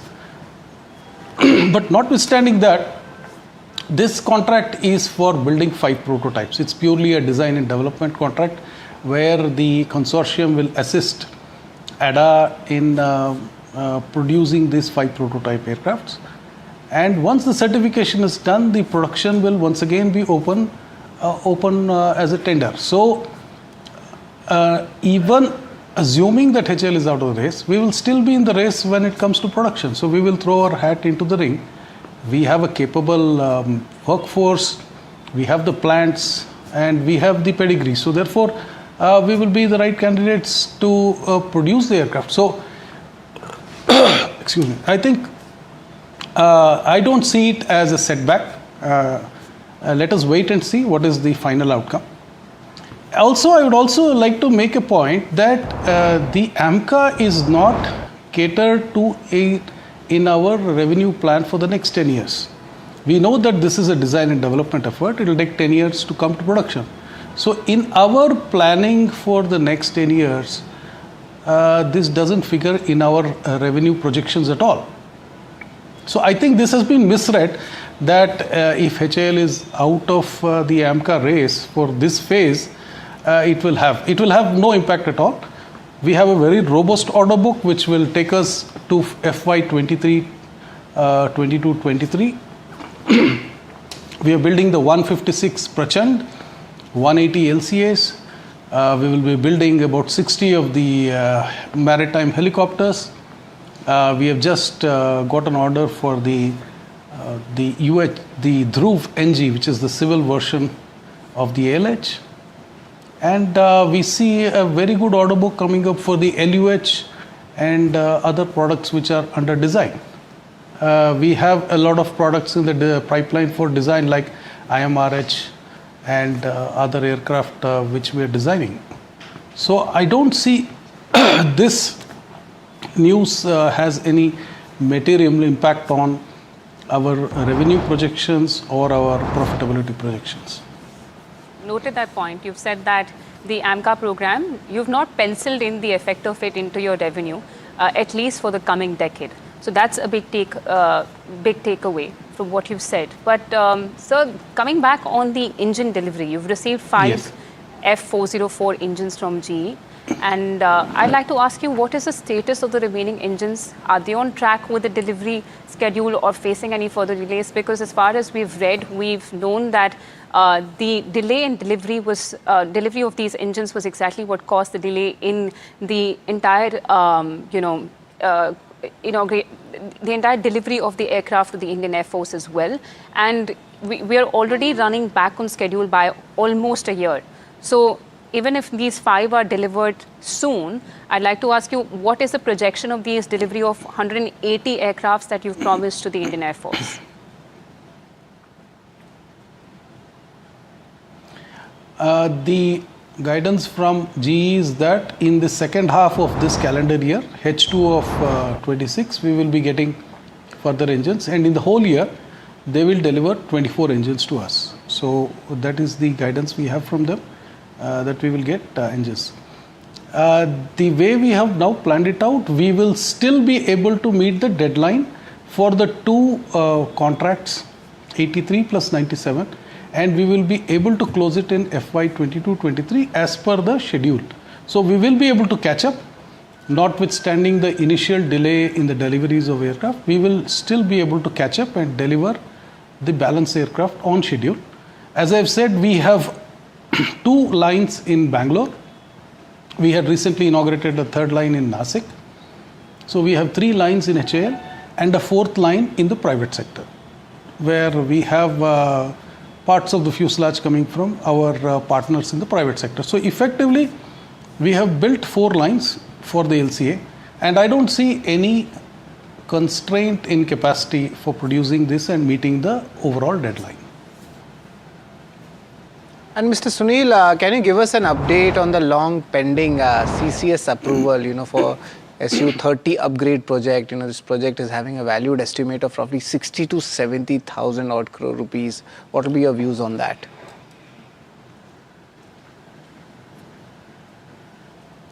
Yeah, I think that is in the final stages, as I see. Some of the modalities are still being worked out between IAF and HAL. I think it should shortly go to the CCS. It's in an advanced stage.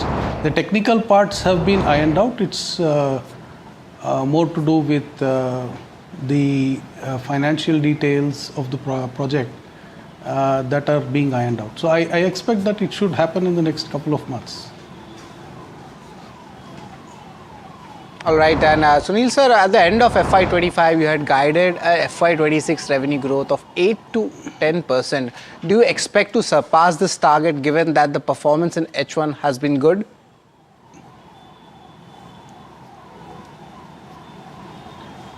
I think we will maintain the guidance that we have given.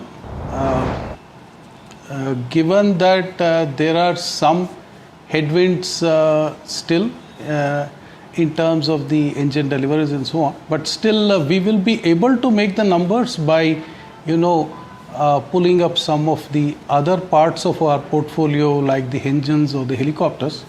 So I think we still maintain the guidance that we have given. Right.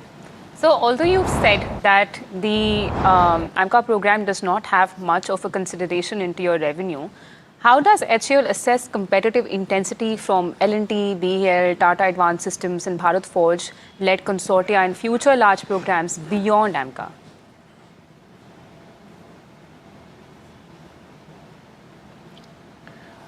See, the intent of the government is to bring in, build this sector and build in more players. So I think that really doesn't at this stage worry us, because you see, from what we were, say, 30, 40 years ago, where we were a TOT-led company, where we used to produce, manufacture under license.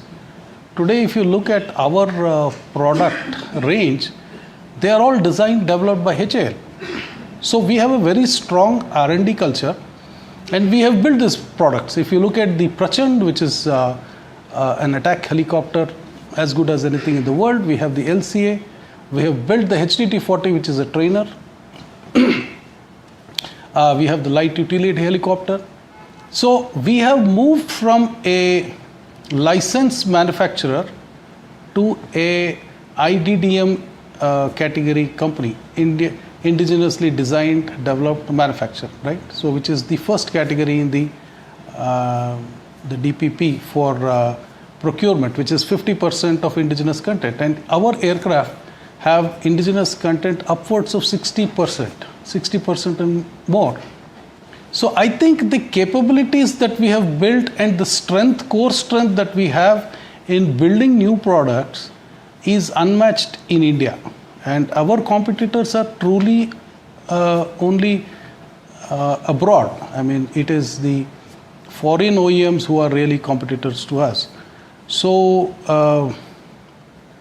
we don't see any significant competition coming to us from indigenous companies, because they still have to move up the ladder from a licensed manufacturer to this stage and the capability that we are in today. But notwithstanding that, yes, we are working with all these companies, the private sector companies as an ecosystem, to make our products more competitive by roping in their capabilities also. So I think as a company, we are evolving on two fronts, by building our own products, and secondly also collaborating with the private ecosystem being built in the country to make our products more competitive. And Mr. Sunil, does HAL expect the Ministry of Defence procurement norms to increasingly cap the exposure to any single vendor with a large order book, and how this might actually impact HAL's ability to win the future mega contracts?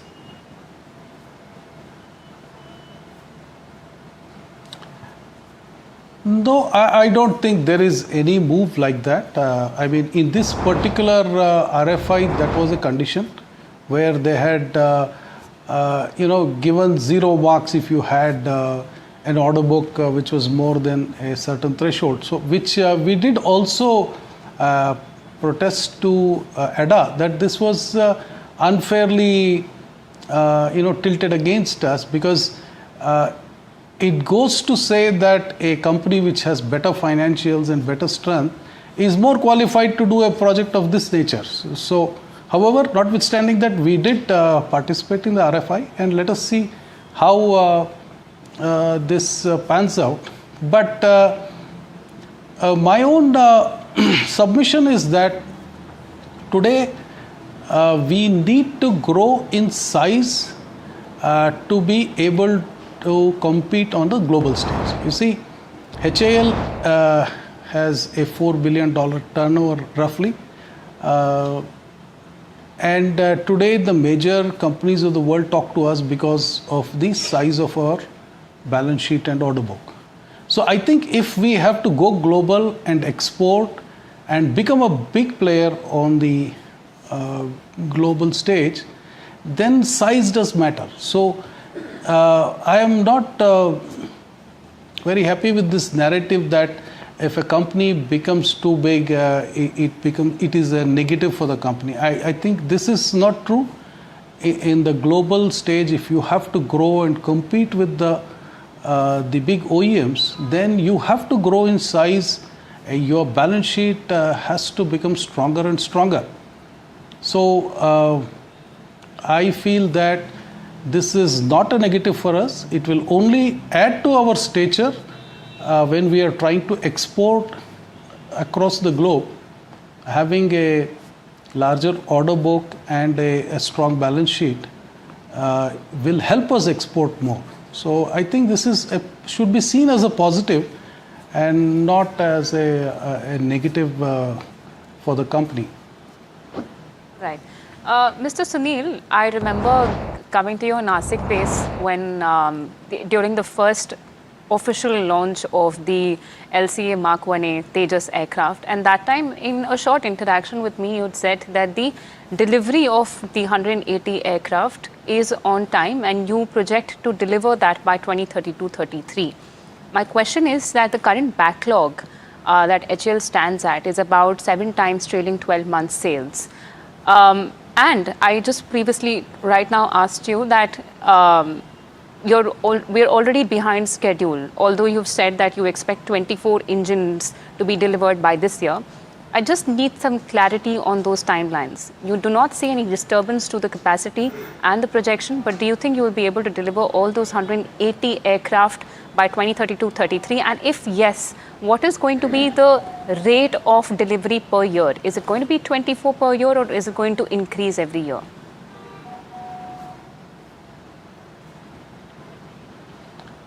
Yes, you see, the aircraft deliveries will pick up as the engine deliveries pick up, and we are confident that in the second half of this year, the engine deliveries will start stabilizing. So the kind of rate that is promised by GE will be about 28 to 30 engines per annum. Once this year we get those 24 engines, we expect that in the subsequent years they will be delivering 20, 32, 32, 30 aircraft. So on an average about 30 engines per annum. This is the kind of ramp up they are doing. So that is the basis for our confidence that even though there is some catching up to do with these engines, as the rate ramps up, we will be able to meet the contracted schedule. And as I said, notwithstanding this, we are building the airframes. Today we are going to have 24 airframes by the end of this financial year. And we have 4 lines, as I said. So I don't see any constraint in meeting this schedule. As long as the engines deliveries meet the promised numbers, we will be able to complete these deliveries as scheduled. Interesting, Mr. Sunil. But the biggest question remains is, do you have any contingency plans if the engine shipments face the further delays?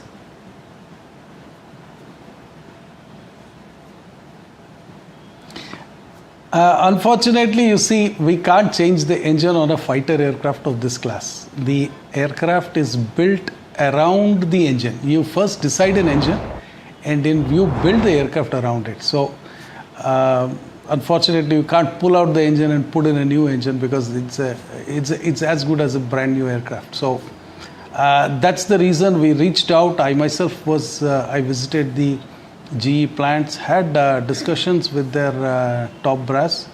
So I am confident that the kind of changes they have brought into their management structure, the new lines of production that they have opened and the testing facilities, I'm quite confident that GE is giving the kind of seriousness to this project. And I'm confident that in the second half of this year, we will get those deliveries. Okay.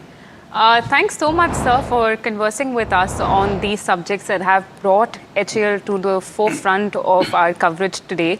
And of course, thank you so much for giving us clarity on the AMCA program, the revenue projection that you see from that, also the timeline of the deliveries of the LCA Mark 1A series. So thanks so much for talking on these various points. It was a pleasure having you. And viewers... Thank you for having me. Thank you. And viewers, that's all the time we had on this special conversation with HAL, but do stay tuned to NDTV Profit as we bring you a lot more news and updates. This is Malika Mishra and Sharad Dubey signing off.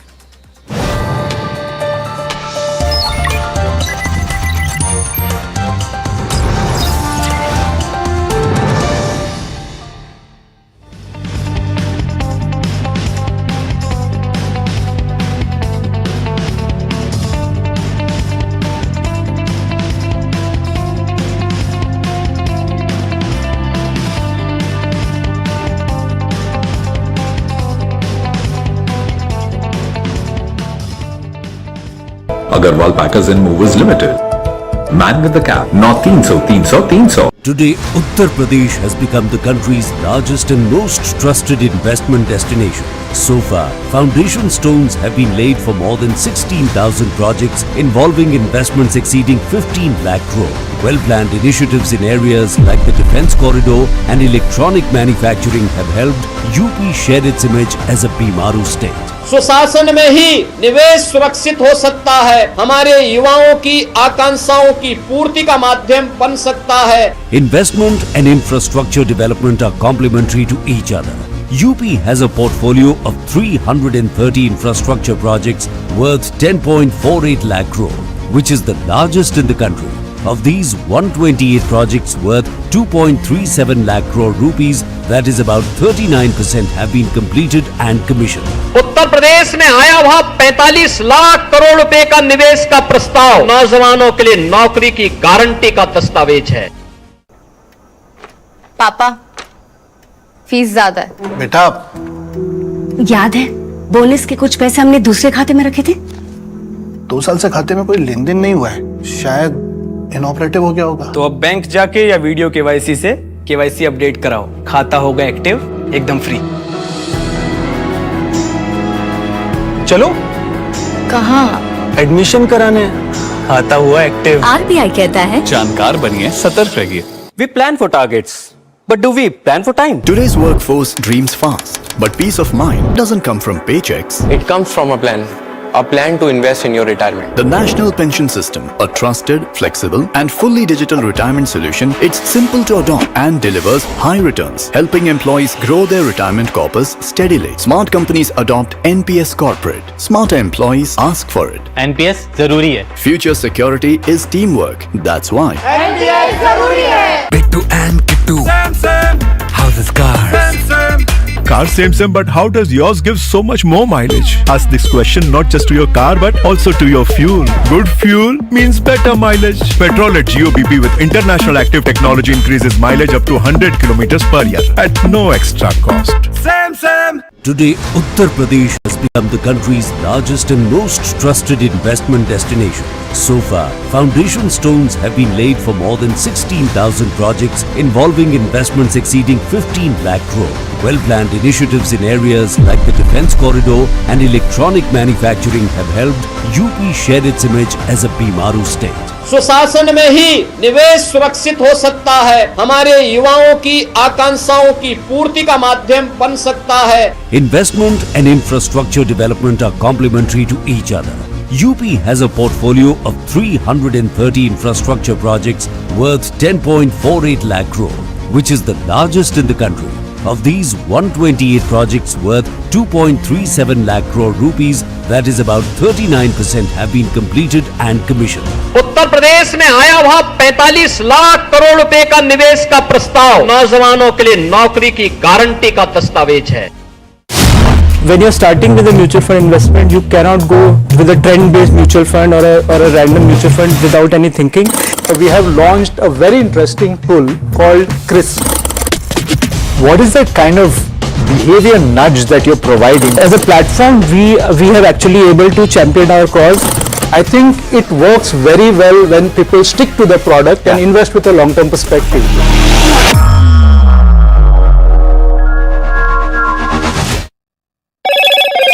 Hello, Moto.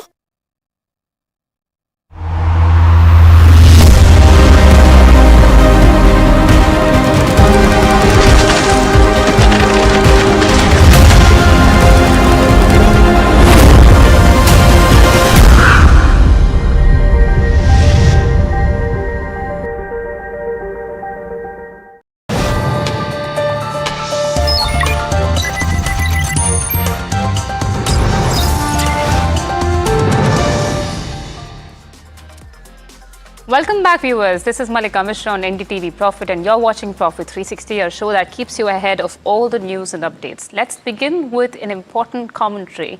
Ace investor Ramesh Damani says that the ship has sailed for most traditional Indian IT companies. He believes that by and large, these companies have become comfortable with providing good old services. The services that provide stable profit margins instead of taking solid risks. Our exclusive conversation with the market legend comes amidst the noise around Anthropic AI and the blow it has had on the entire Indian IT pack. He also prognosticated the employment route of software jobs in India in the coming decade. Further, he also shed light on what really needs to be done to catch up with the ever-evolving pace of artificial intelligence.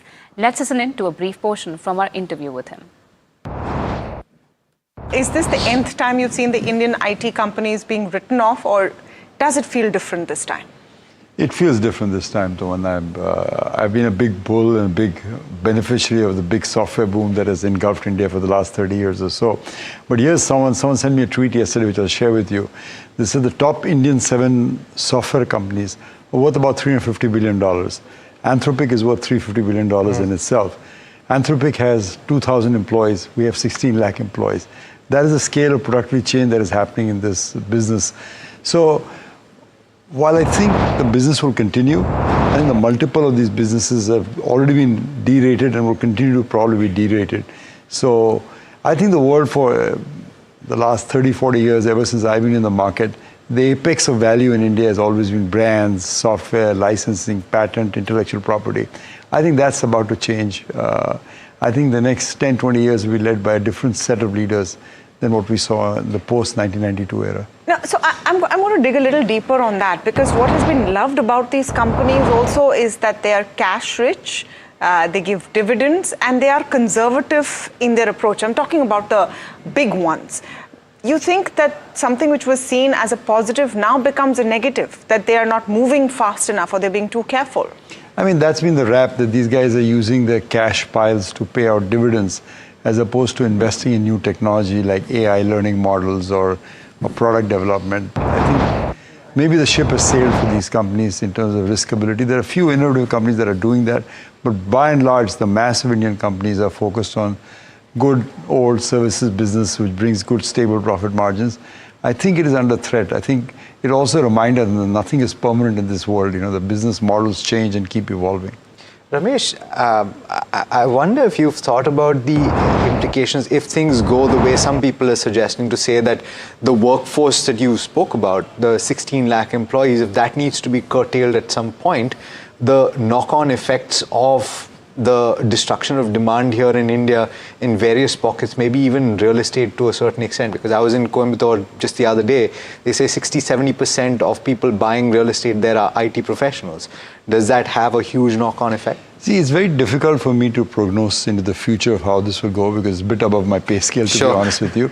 But there's a lot of movement in global capability centers in India, which will take the role of software, so there will be employment there. And there'll be displacement. I don't think there'll be the easy entry-level software jobs that people got graduating from IIT or a technical institute will probably be gone. But they're different jobs. For example, if you were in the 80s, you never heard of someone, you were a bank teller, you never heard of an ATM expert or a YouTube influencer. Sure. All these new jobs keep getting created. So while there is some pessimism regarding the software jobs in India, I think overall the employment will continue to be fine. I would not be too worried about that at this point. A global recalibration is underway as economic frontiers shift, placing India at the forefront of a new world order. As the nation prepares its next strategic move, the NDTV Profit Conclave brings together policymakers and corporate leaders for dialogues that shape India's growth. Tune in to NDTV Profit on Saturday, February 7th to watch policymakers and leaders decoding policy shifts and outlining how India will chart its economic future. As tariffs rewrite trade, and India's New Deal and the US redefine global alignments, a powerful shake-up is reshaping the global economy. What is India's next strategic move? Join Finance Minister Nirmala Sitharaman and leading global voices as they decode this new economic reality at the NDTV Profit Conclave, making sense of the new world order. India, the real deal. 7 February, New Delhi, only on NDTV Profit.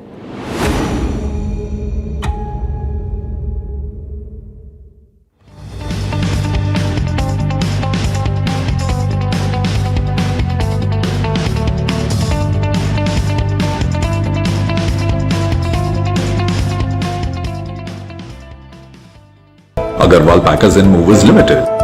Man with the cap. Not 300, 300, 300. We plan for targets, but do we define global alignments?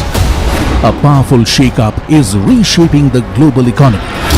What is India's next strategic move? Join Finance Minister Nirmala Sitharaman and leading global voices as they decode this new economic reality at the NDTV Profit Conclave, making sense of the new world order. India, the real deal. 7 February, New Delhi, only on NDTV Profit.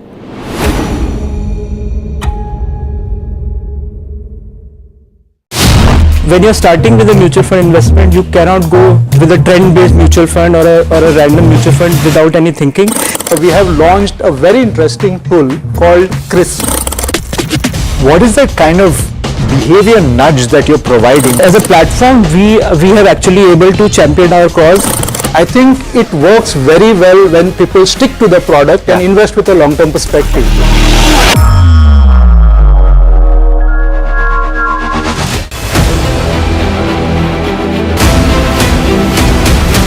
I propose to raise the STT on futures to 0.05% from the present 0.02%. There's a buzz of a potential hike that could happen when it comes to options STT, and this could be major negative coming in.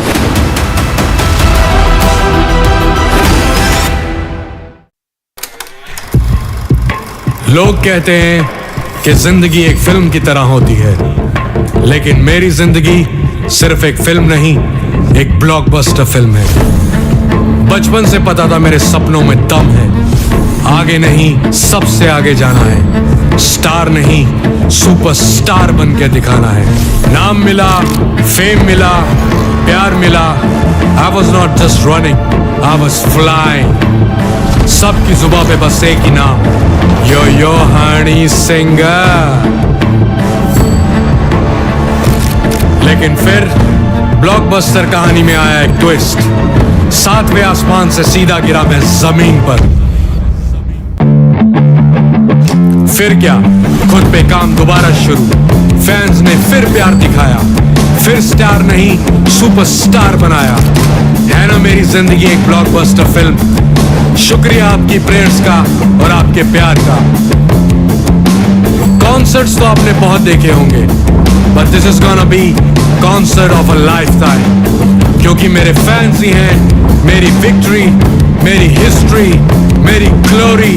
So come and witness Yo Honey Singh, this is my story।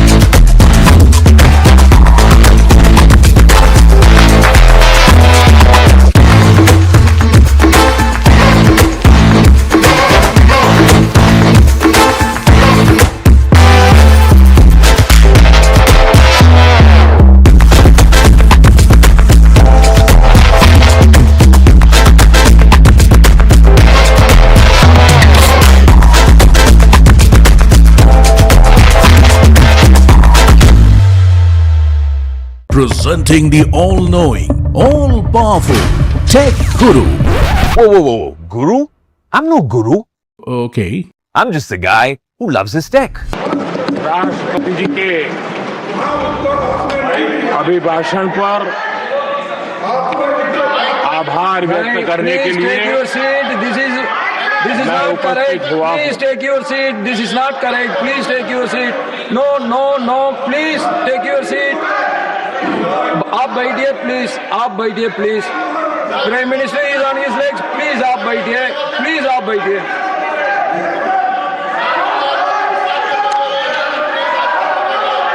आदरणीय सभापति जी, इस धन्यवाद प्रस्ताव पर समर्थन के लिए इस सदन में अपनी भावनाओं को व्यक्त करना मैं अपना सौभाग्य मानता हूं। आदरणीय सभापति जी, विकसित भारत की यात्रा में बीते वर्ष देश के तेज प्रगति से विकास के वर्ष रहे हैं। Nothing will go on record except Prime Minister's speech. जीवन के हर क्षेत्र में, समाज के हर वर्ग को उनके जीवन में परिवर्तन का एक कालखंड रहा है। एक सही दिशा में तेज गति से देश आगे बढ़ रहा है। आदरणीय राष्ट्रपति जी ने बहुत ही बढ़िया तरीके से पूरी संवेदनशीलता के साथ उन्होंने This is not correct. इस विषय को sit your seat, हम please. सबके सामने प्रस्तुत किया है। आदरणीय सभापति जी, मेरी एक प्रार्थना है, आदरणीय खड़गे जी की उम्र देखते हुए वो बैठ करके भी नारे बोल सकते हैं तो अच्छा होगा, ताकि उनको कष्ट न हो। पीछे नौजवान बहुत लोग हैं, तो खरगे जी को आप बैठते भी When you are speaking, they are listening. You are नारे बोलने की अनुमति दे दीजिए।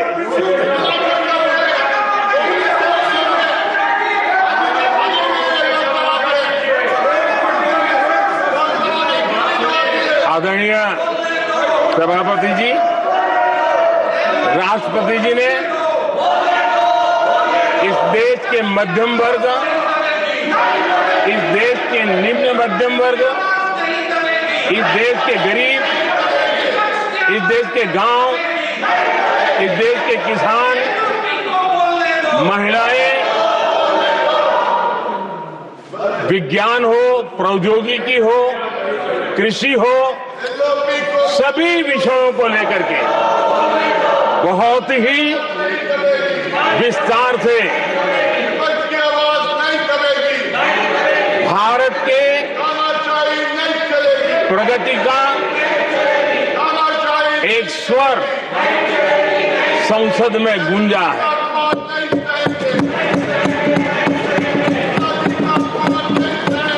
देश के नौजवान भारत के सामर्थ्य को कैसे आगे बढ़ा रहे हैं, इसकी भी विस्तार से चर्चा की है।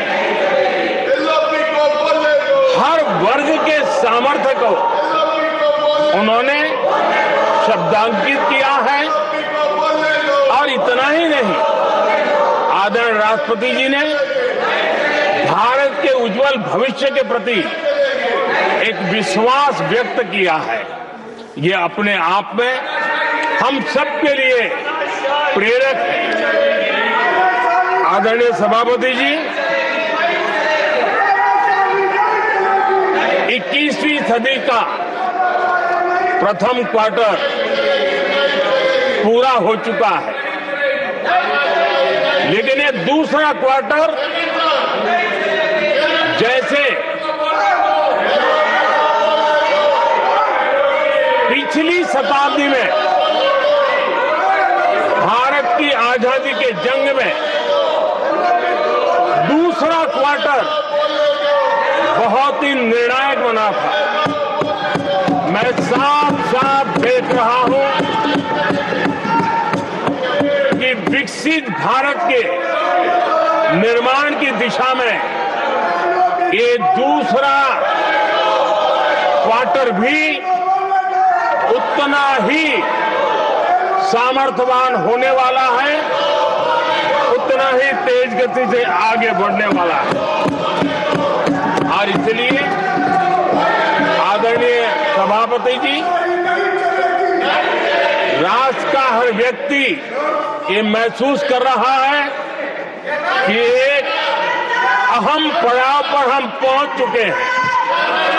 अब न हमें रुकना है, न हमें पीछे मुड़ करके देखना है। आगे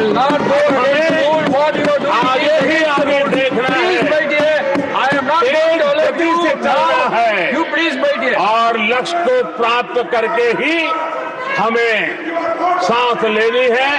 उस दिशा में हम आगे बढ़ रहे हैं। Nothing should go on without except to the Prime Minister's speech.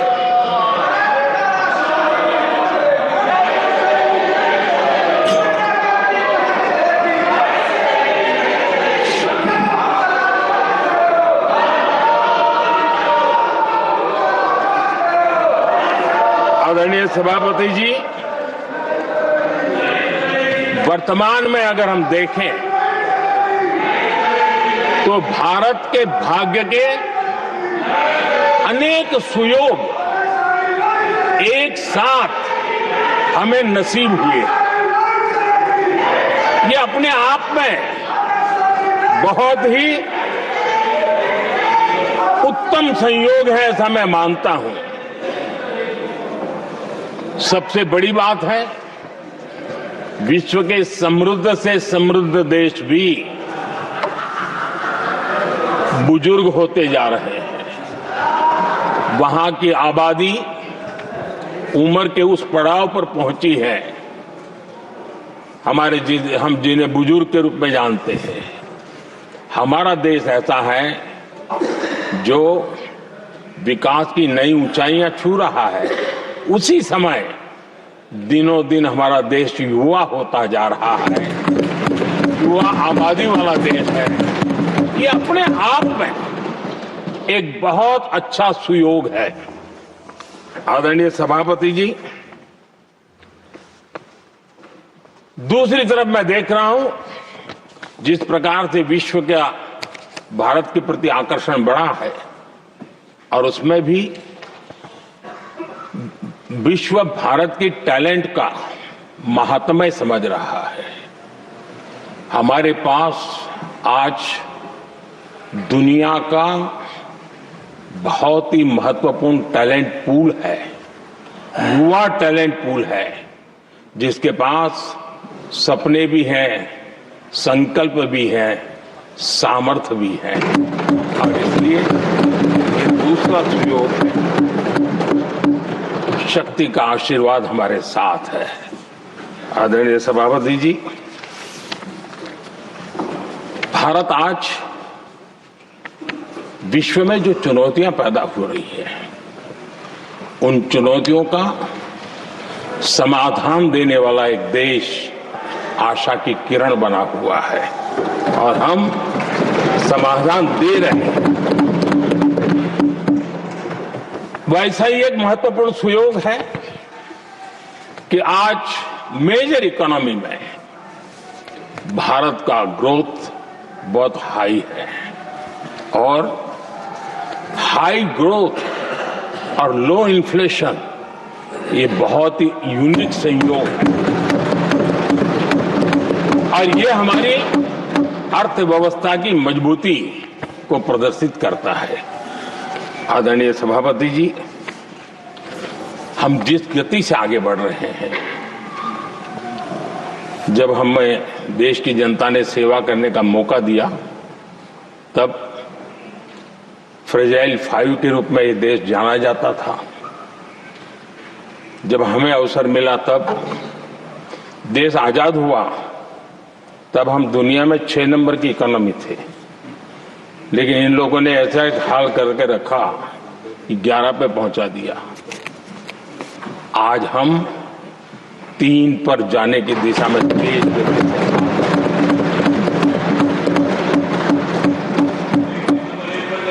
आदरणीय सभापति जी, आज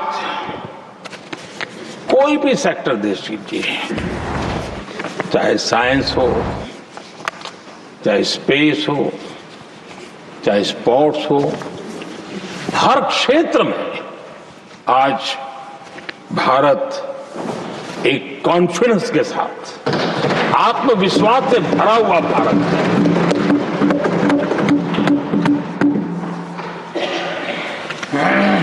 कोविड के बाद विश्व में जो स्थितियां पैदा हुई और ऐसी नई नई चीजें जुड़ती गई, आज दुनिया संभल नहीं पा रही है।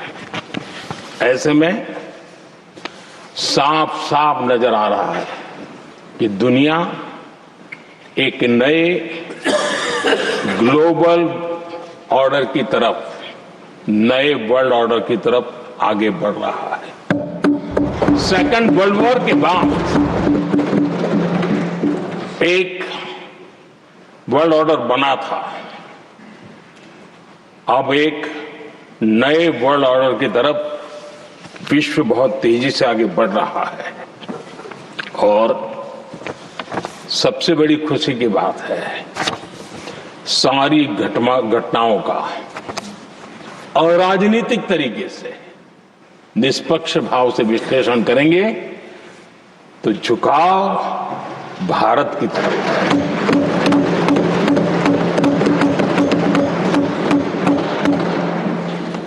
विश्व मित्र के रूप में, विश्व बंधु के रूप में आज भारत अनेक देशों का विश्वस्त पार्टनर बना है और हम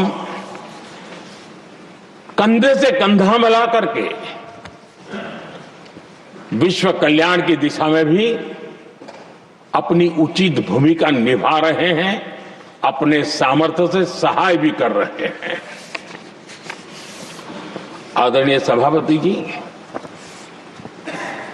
आज पूरा विश्व ग्लोबल साउथ की चर्चा करता है, लेकिन उस चर्चा के सूत्रधार के रूप में आज भारत वैश्विक मंचों पर ग्लोबल साउथ की बुलंद आवाज बन गया है।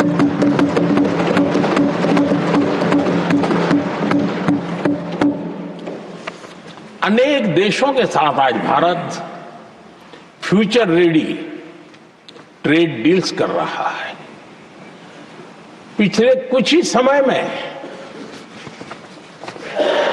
दुनिया के महत्वपूर्ण 9 बड़े देशों के साथ 9 बड़े हमारे ट्रेड डील हुए हैं और उसमें मदर ऑफ ऑल डील एक साथ 27 देशों के साथ, यूरोपियन यूनियन के साथ।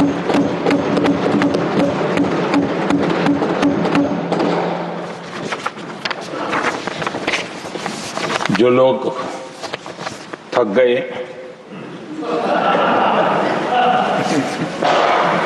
बेचारे चले गए, लेकिन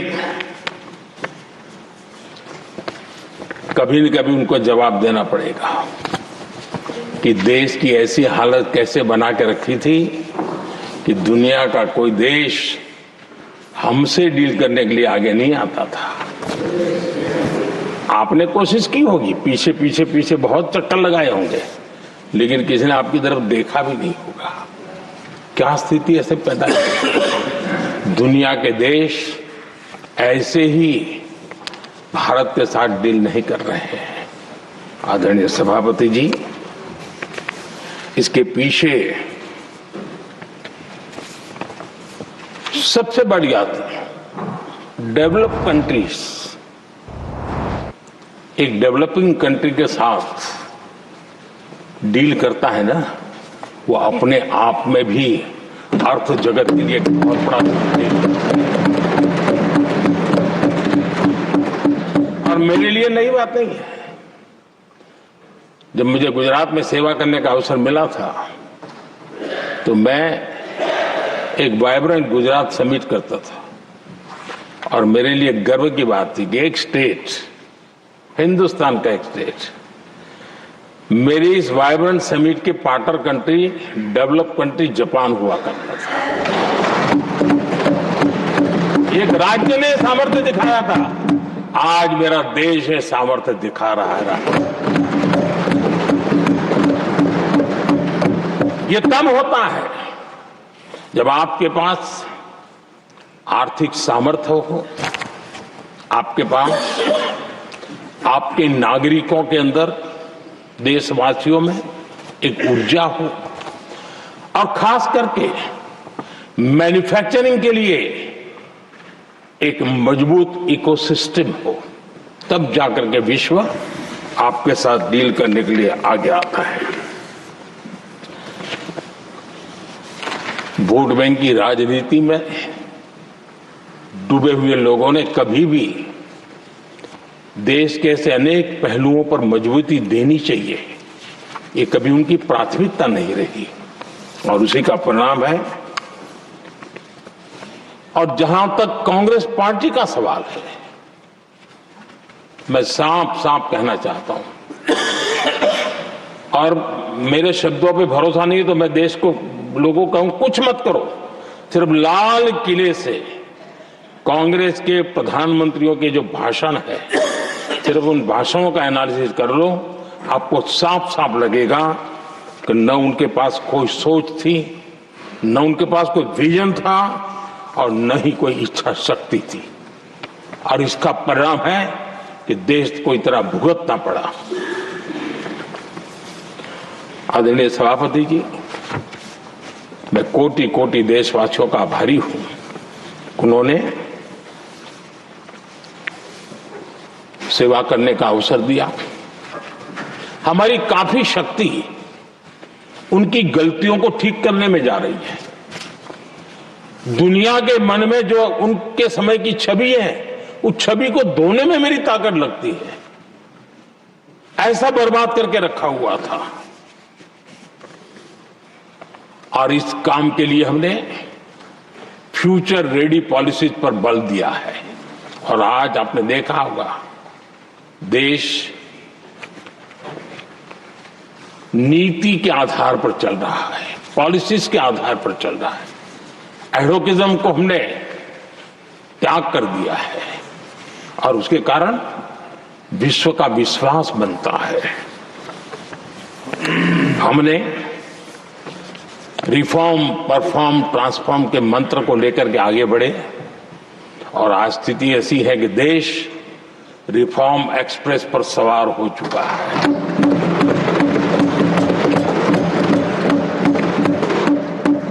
हमने स्ट्रक्चरल रिफॉर्म्स किए हैं, प्रोसेस से जुड़े रिफॉर्म्स किए हैं, पॉलिसीज में रिफॉर्म किए हैं। हमारा मैन्युफैक्चरिंग सेक्टर, हमारे उद्यमी ये सशक्त हो, भारत की हर चीज का वैल्यू एडिशन हो, उस दिशा में हमने प्रयास किया है। और मैं आज विश्वास के साथ कह सकता हूं, आज भारत विश्व के साथ स्पर्धा करने के लिए पूरी तरह तैयार है।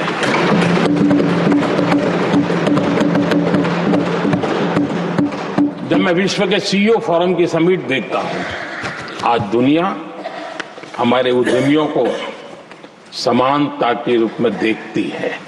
और जब पिछले दिनों सभी दलों के डेलीगेशन विश्व में गए थे, ये भाव उन्होंने भी अनुभव किया और आकर के मुझे सभी दल के माननीय सांसदों ने अपने अनुभव बता रहे थे, बड़ा गर्व से कह रहे थे कि हाँ, बराबरी से बात हो रही है। ये हमारे लिए अपने आप में बात है। आदरणीय सभापति जी, एमएसएमई का बहुत बड़ा नेटवर्क जितना सामर्थ्यवान होता है, वो लंबे अरसे तक इकोनॉमी को ताकत देता है।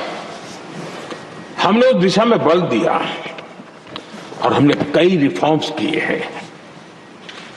आज हमारे एमएसएमई नेटवर्क पर दुनिया का भरोसा बढ़ रहा है। बड़े बड़े हो सकता है हम हवाई जहाज नहीं बना देंगे, लेकिन कई हवाई जहाज हैं जिसमें कई पुर्जे मेरे देश के छोटे छोटे एमएसएमई बना रहे हैं।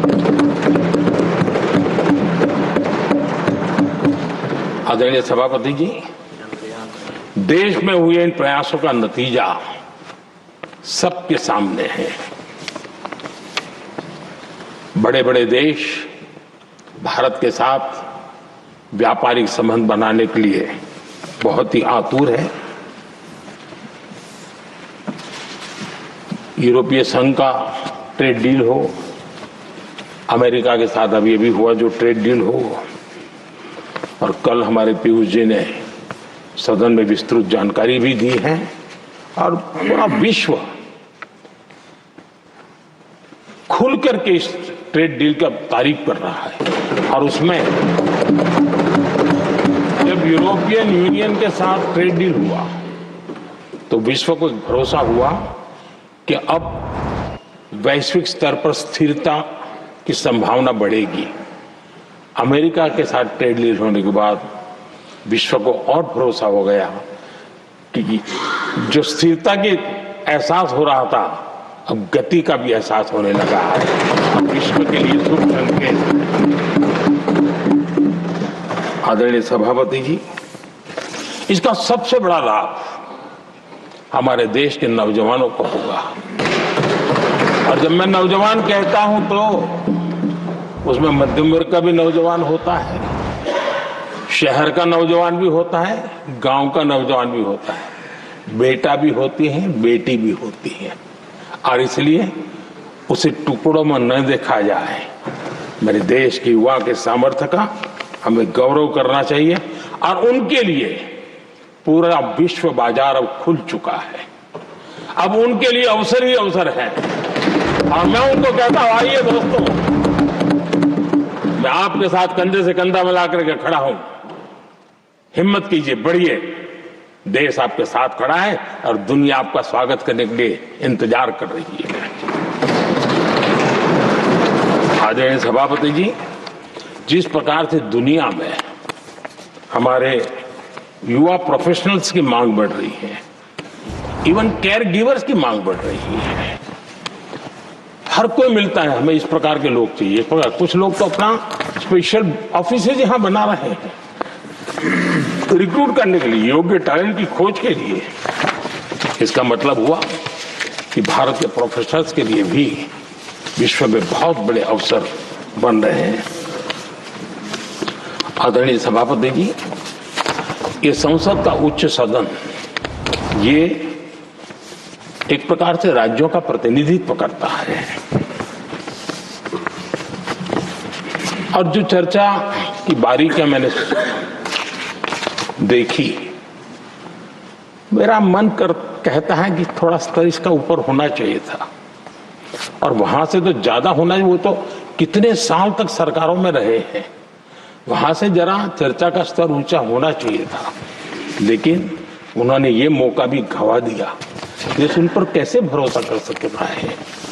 आदरणीय सभापति जी, मैं कल एक माननीय सदस्य को सुन रहा था, यूं तो वो अपने आप को राजा कहलाने में बहुत गर्व करते हैं, लेकिन वे आर्थिक असमानता की चर्चा कर रहे थे। बताइए, जो खुद को राजा माने और वो आर्थिक असमानता की बात करे, सबको लगता है कि क्या यही देखने के बाकी रह गए थे क्या।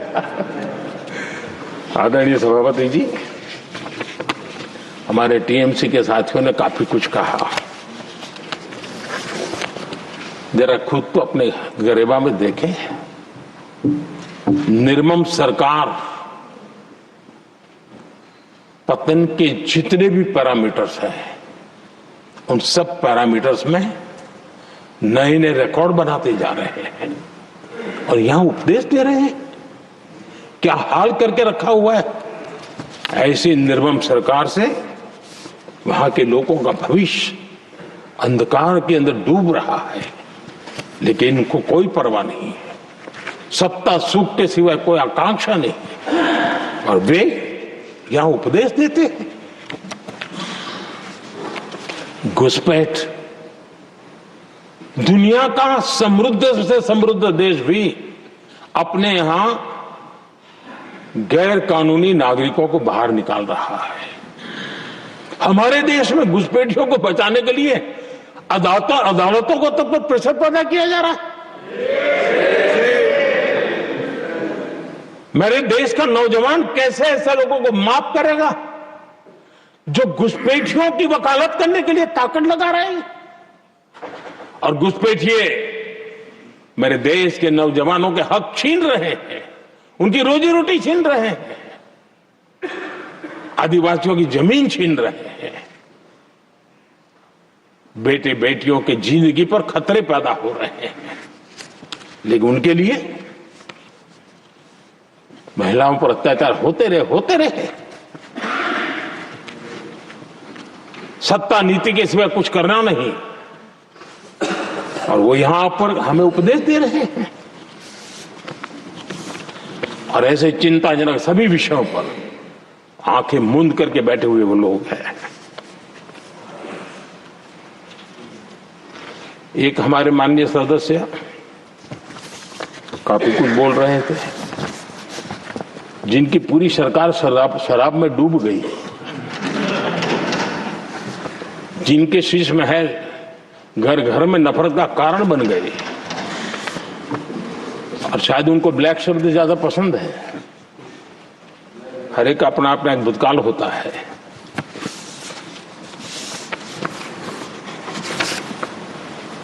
पता नहीं ब्लैक के साथ उनका क्या पुराना रिश्ता है। आदरणीय सभापति जी, ऐसे सभी साथियों से मैं आज जरूर कहूंगा, तुम कितना दुनिया को धोखा दोगे, तुम कितना दुनिया को धोखा दोगे। आईना देख लिया तो अपनी सच्चाई कहां छिपाओगे?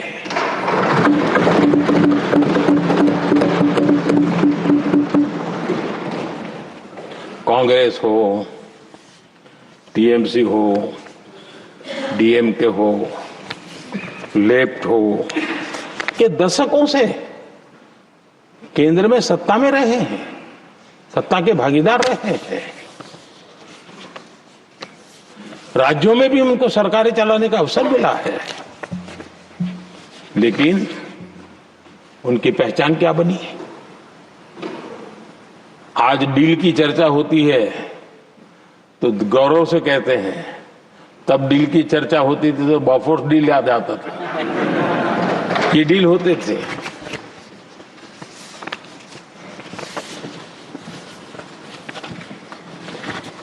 उन्होंने सिर्फ जेब भरने का काम किया। नागरिकों के जीवन में बदलाव आना ये उनकी प्राथमिकता नहीं थी।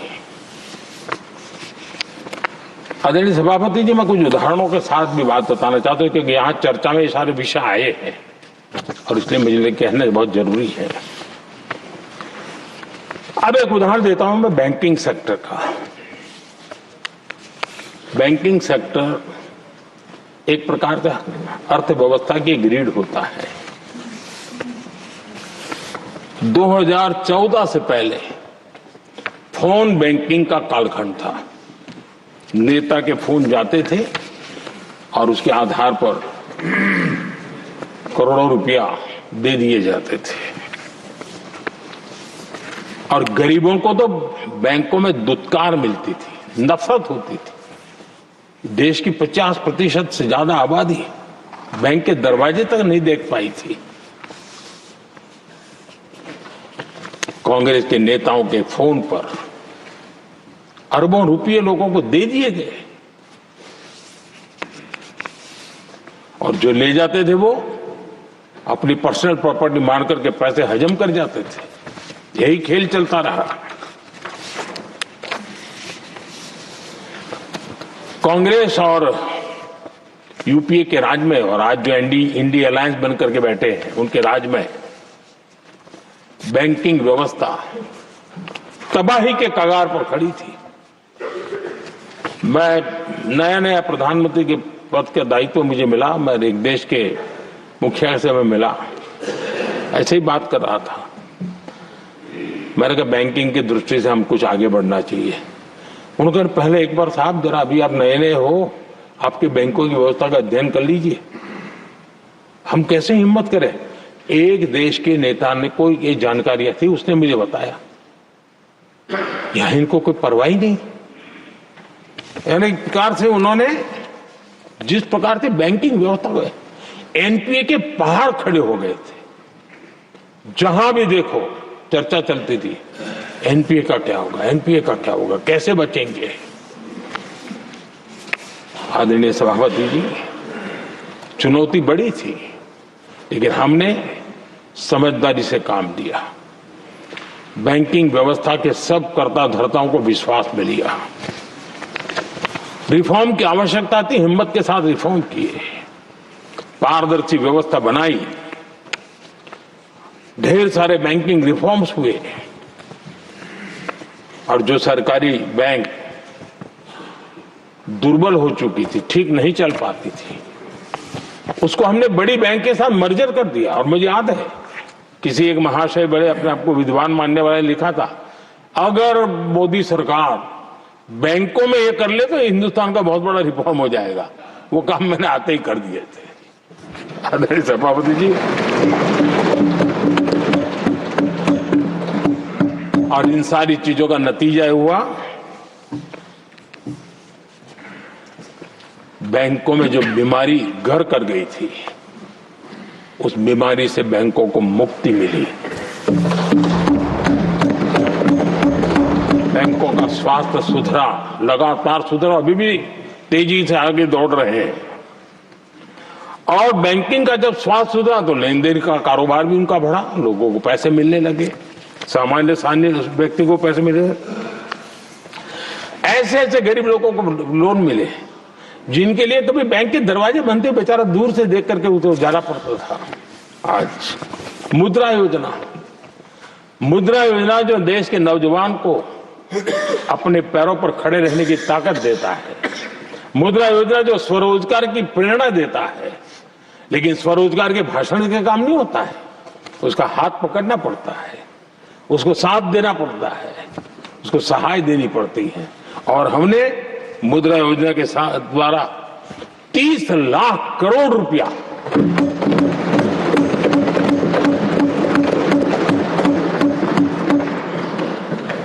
₹30 लाख से ज्यादा लोन मुद्रा योजना के माध्यम से और बिना गारंटी देश के नौजवानों के हाथ में दिया और उन्होंने अपने कारोबार को आगे बढ़ाया। और गर्व की बात है, उसमें बहुत बड़ी मात्रा में माताएं बहनें भी हकदार बनी, लाभार्थी बनी। सेल्फ हेल्प ग्रुप, इन दिनों ग्रामीण महिलाएं बड़े सपने देखती हैं, खुद अपने पैरों पर खड़ा होना चाहती थी। विमेन सेल्फ हेल्प ग्रुप का हमने विस्तार तो किया ही किया, लेकिन 10 करोड़ बहनों को हमने सीधी आर्थिक मदद की व्यवस्था की। हमारे एमएसएमई सेक्टर को हमने भरपूर लोन दी और मैं आज बड़े संतोष के साथ, बड़ी जिम्मेवारी के साथ इस पवित्र सदन में कहना चाहता हूं, हमने एनपीए जिसके पहाड़ हुआ करते थे 2014 के पहले, आज उसको हमने नीचे निम्न स्तर पर ला करके खड़ा कर दिया। आज एनपीए 1% से भी नीचे है। ये अपने आप में बैंकों के स्वास्थ्य के लिए बहुत उत्तम काम हमने किया। मैंने इतना ही नहीं, हमारे बैंकों का प्रॉफिट आज रिकॉर्ड पर है, हाई रिकॉर्ड है उसके। ये अपने आप में देश की अर्थव्यवस्था को ताकत देने के लिए, बैंकिंग व्यवस्था मजबूत होती है तो बाकी अर्थव्यवस्था को भी मजबूती मिलती है। उस काम को कहेगा आदरणीय सभापति जी। मैं एक और उदाहरण देना चाहता हूं। हमारे पीएसयूज, आमतौर पर पीएसयूज के संबंध में मान्यता बन चुकी थी, वो बनते ही है बीमार होने के लिए, वो बनते ही हैं बर्बाद होने के लिए, वो बनते ही हैं बंद होने के लिए।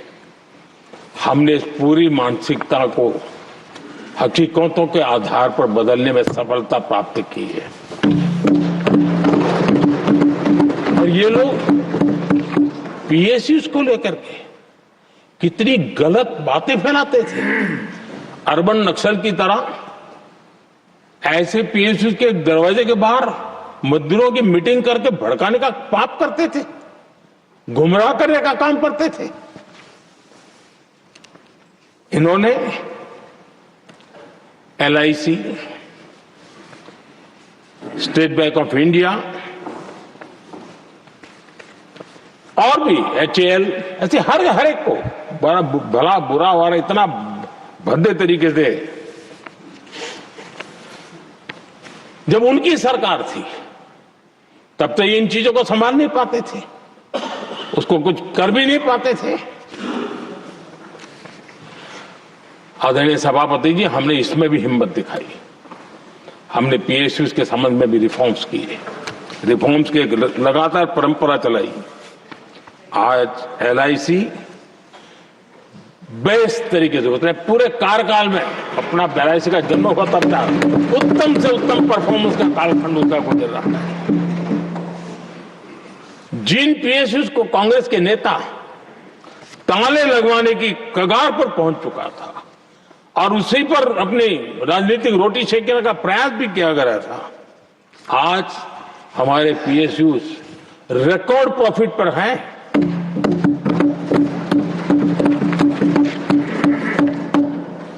इतना ही नहीं, वे अपने परफॉर्मेंस से मेक इन इंडिया को भी गति दे रहे हैं।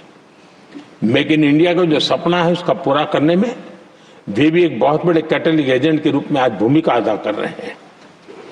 रिकॉर्ड संख्या में रोजगार बना रहे हैं। इतना ही नहीं, हमारे कुछ पीएसयूज आज विश्व के अंदर जा रहे हैं, विश्व में भी अपनी ताकत दिखा रहे हैं, विश्व के साथ जुड़ रहे हैं, दुनिया के कई देशों के विकास यात्रा में वो भागीदार बन रहे हैं।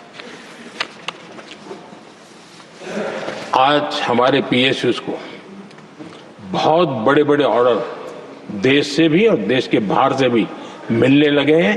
ये अपने आप में मैं जो कहता हूं ना, एक बहुत महत्वपूर्ण पड़ाव पर ये देश 25 साल है, उसका संकेत यहां नजर आता है। आदरणीय सभापति जी, कांग्रेस ने विश्वासघात करने के विषय में भी हमारे देश के अन्नदाता को भी नहीं छोड़ा। इस देश में 10 करोड़ किसान ऐसे हैं जिनके पास 2 हेक्टेयर से भी कम जमीन है, छोटे किसान हैं। उनकी तरफ कभी परवाह नहीं की गई, उनकी तरफ कभी देखा नहीं गया, नहीं उनके दिमाग में ये छोटे किसानों का कोई महात्म्य था। उनको लगता है कुछ बड़े लोगों को संभाल लिया तो गाड़ी चल जाएगी, और यही राजनीति करते रहे। आदरणीय सभापति जी, हमारे दिल में छोटे किसान के प्रति एक दर्द था। हम जमीनी हकीकतों से परिचित थे और उसी के कारण हम पीएम किसान सम्मान निधि योजना लेकर गए और आप इतने कम समय में हमारे इन छोटे किसानों के खाते में 4 लाख करोड़ रुपया हमने दिया है। 4 लाख करोड़ रुपया आंकड़ा छोटा नहीं होता है आदरणीय सभापति जी, और उसने हमारे छोटे किसानों को एक नई ताकत दी है, नए सपने देखने का सामर्थ्य दिया है। और मुझे पक्का विश्वास है कि हमारा किसान उस दिशा में जरूर भारत की आशा अपेक्षा के अनुरूप परिणाम देगा।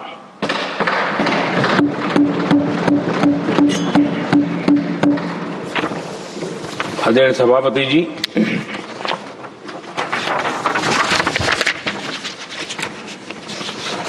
यहां कुछ साथियों ने इम्प्लीमेंटेशन के संबंध में शिकायतों का भाषण काफी किए। शायद वो तय करके आए थे कि ऐसा ऐसा बोलना है, तो इसमें तो उनका ऐलान दिखता था, बाकी में तो नहीं दिखता है। आदरणीय सभापति, जब ये इम्प्लीमेंटेशन को लेकर के इतनी बड़ी बड़ी बातें करते हैं, मैं एक जरा किस्सा सुनाता हूं। मैं किसी का भला बुरा कहने के लिए नहीं कर रहा हूं, मैं सिर्फ हकीकत है रख रहा हूं। परेशानी जिनको होगी उनको होगी, लेकिन तथ्य तो तथ्य ही होते हैं। हमारे देश के एक नेता हिमाचल प्रदेश के दौरे पर देते हैं और वहां से आने के बाद उन्होंने खुद ने ये घटना कहीं सुनाई, रिकॉर्ड पर उपलब्ध है। उसमें उन्होंने कहा,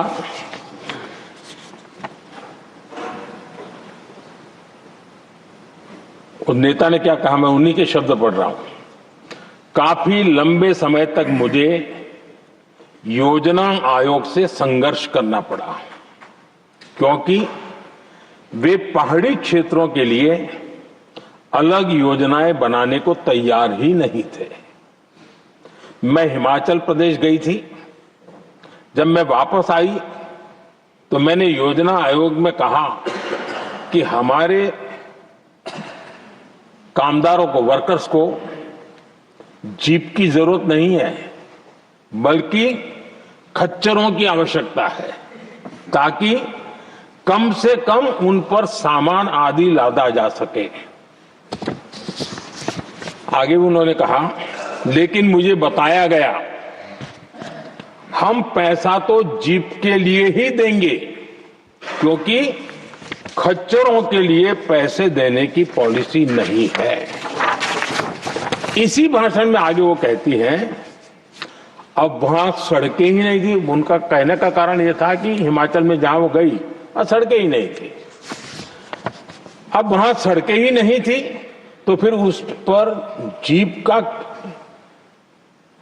क्या लाभ हो सकता है? जीप लेकर के कौन जाएगा जहां रोड नहीं है?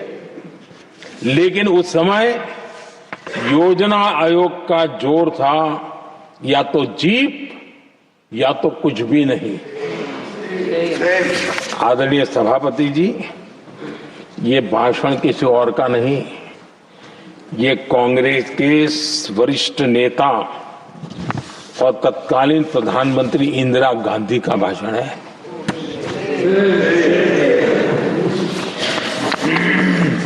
कांग्रेस के लंबे शासनकाल में यही कार्यशैली रही और जिसको इंदिरा जी खुद जानती भी थी कि ये पाप चल रहा है, लेकिन इस कार्य संस्कृति को सुधारने के लिए उन्होंने कोई कदम नहीं उठाया। और इंदिरा गांधी जिस प्लानिंग कमीशन की धज्जियां उड़ा रही थी, उसके जन्मदाता उनके स्वयं के पिताजी थे। और प्लानिंग कमीशन को बना और इंदिरा जी ने जब कहा, उसके बीच में 2 दशक बज चुके थे, लेकिन हाल यही था। और 2014 तक सब दुखी थे, सब परेशान थे, सब गलती देख रहे थे, लेकिन सुधार करने की तैयारी नहीं। 2014 के बाद जब आपने हमें मौका और कांग्रेस ने जिस प्रकार से प्लानिंग कमीशन अटकाना, लटकाना, भटकाना वाली कार्यशैली बना दी थी, 2014 में जब हमें मौका मिला तो हमने आकर के काम किया, प्लानिंग कमीशन को खत्म कर दिया और नीति आयोग को।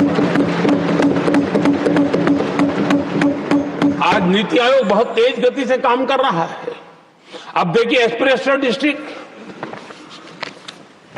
वो भी एक बड़ा प्रेरक उदाहरण है। और मैं तो देख रहा हूं कि डेवलपिंग कंट्रीज के लिए, विकास के लिए एक मॉडल के रूप में वैश्विक संस्थाएं इसको अनुमोदन दे रही है। ये एस्पिरेशनल डिस्ट्रिक्ट की ये सफलता बनी है। देश के कई जिले ऐसे थे जिसको पिछड़े मान करके छोड़ दिया गया था और वहां करोड़ों लोगों की जो मौलिक जरूरतें थी उसको भी नकार दिया गया था। उनको तो ऐसे ही जीने के लिए मजबूर कर दिया गया था। और जो पिछड़े इलाके थे वो और पिछड़े होते गए और बर्बादी आती गई। और हालत तो सरकार में ऐसी थी कि जब किसी को पनिशमेंट ट्रांसफर करनी होती थी, पनिशमेंट पोस्टिंग देना होता तो ऐसे ही जिलों में भेजा जाता था ताकि और खराब करे वो। ये हाल बन गया था, ये वर्क कल्चर बन गया था। हमने इस स्थिति को बदला। सबसे पहला आग्रह है, यंग होनहार अफसरों को लगाया जाएगा और पूरा 3 साल का मौका उसको दिया जाए काम करने का। एक के बाद हम निर्णय किए और आज देखिए किसी समय छत्तीसगढ़ का हमारा बस्तर एस्पिरेशनल डिस्ट्रिक्ट में था। आज वो बस्तर पूरे देश में बस्तर ओलंपिक के नाम से चर्चा में है।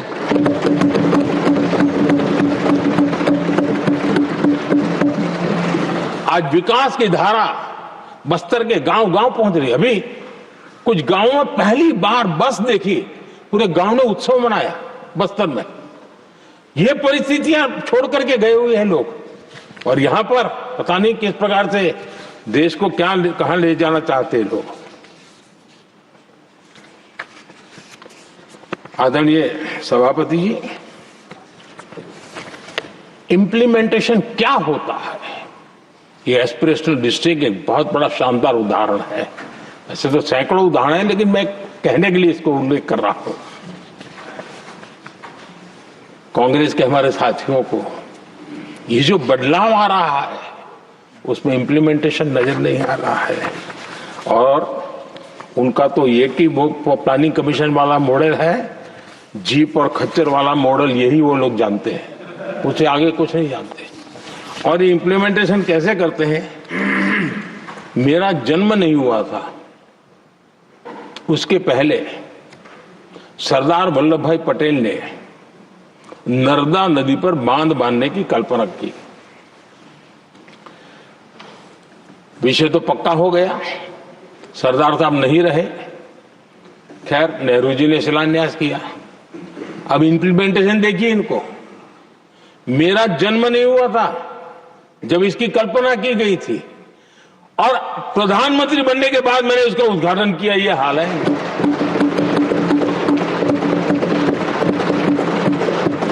और उनका इंप्लीमेंटेशन देखिए, मुझे मुख्यमंत्री रहते हुए 3 दिन अनशन पर बैठना पड़ा था नर्मदा सरदार सरोवर डैम के लिए, मेरे राज्य के किसानों के लिए। मैंने अपने आप को दांव पर लगा दिया था, तब जाकर के भारत सरकार को झुकना पड़ा, और तब जाकर के सरदार सरोवर डैम के कंस्ट्रक्शन को गति मिली, और यहां मैं पहुंचा तब मुझे उसका उद्घाटन करने का सौभाग्य मिला। और आज कच्छ तक, हावड़ा बीएसएफ के लोग जहां बैठते हैं वहां तक नर्मदा का शुद्ध पानी पीने के लिए पहुंच रहा है। इंप्लीमेंटेशन क्या होता है, और यहां पर इम्प्लीमेंट किसी ने शब्द पकड़ा दिया, हर एक के मुंह से वही निकल रहा था। हमने कांग्रेस की कार्यशैली को बदलने के लिए, जब मैंने देखा कई ऐसे काम थे अटके पड़े हुए, कोई पूछने वाला नहीं थे फाइलों में, और पॉलिटिकल फायदे के लिए अनाउंसमेंट कर दिए, दिए जला दिए, पत्थर लगा दिए, करना कुछ नहीं। आखिरकार मैंने एक टेक्नोलॉजी वाला प्लेटफॉर्म बनाया यहां आकर के, प्रगति के नाम से। ये प्रगति प्लेटफॉर्म का मैं उदाहरण देता हूं, आप हैरान हो जाएंगे, मुझे एग्जैक्ट याद नहीं है, लेकिन शायद हिमाचल में एक ट्रेन उन्होंने पार्लियामेंट में घोषित की थी, शायद ऊना और कोई। मेरे आने तक वो कागज पर भी उसका ड्राइंग नहीं बना था, बताओ, और चुनाव जीतने के लिए वो घोषणा कर दी। प्रगति के अंदर मेरे सामने विषय आया, ऐसे कई विषय मेरे सामने आए, और उस प्रगति के अंदर हमने एक एक प्रोजेक्ट क्यों अटके हुए, कॉस्ट किस डिपार्टमेंट की काम में क्या मुसीबत आई है, किसने गलत तरीके से इसको आगे बढ़ाया, और बजट तो बढ़ता ही गया था। जो योजना 900 करोड़ में होनी थी वो 90,000 करोड़ तक पहुंच जाए, ये हाल करके रख दिया था इन्होंने। हमने एक टेक्नोलॉजी प्लेटफॉर्म बनाया, हर महीने बैठा, अभी मैंने 50वां एपिसोड पूरा किया उस मीटिंग का, और लगातार उस काम करते करते, और संबंधित राज्यों को भी बिठाया, उनकी कठिनाइयों को भी समझा, उसके इम्प्लीमेंटेशन में कौन मिनिस्ट्री का परेशानी हो रही है, किस स्टेट की परेशानी हो रही है, किस कानून की परेशानी हो रही है, हर एक की बारीकी से देखा। और आज मैं गर्व से कह सकता हूं कि इस प्रगति के इम्प्लीमेंटेशन को बारीकी से प्रधानमंत्री के स्तर पर देखे जाने के कारण 85 लाख करोड़ रुपीस का काम को गति मिली। 85 लाख करोड़ रुपीस के काम, आप कल्पना कीजिए, देश की कितनी बड़ी शक्ति को अनलॉक किया हमने। इंप्लीमेंटेशन कैसे होता है ये हमने करके देखा है। रेल हो, रोड हो, सिंचाई हो, ग्रामीण कोई व्यवस्था का काम हो, इन सारी चीजों को हमने इसमें लिया। अब जैसे जम्मू उधमपुर श्रीनगर बारामूला रेल लाइन, आज ये प्रोजेक्ट पूरा हुआ, और बर्फबारी में इन दिनों आपने देखा एक वीडियो बहुत पॉपुलर हुआ है, बर्फ के बीच में थे, चारों तरफ बर्फ की चादर छाई हुई है, और वंदे भारत ट्रेन निकल रही है, और लोग कहते हैं गलती मत करना, ये तो विदेश है, ये हिंदुस्तान है, ये रील चल रहे हैं बाजार में।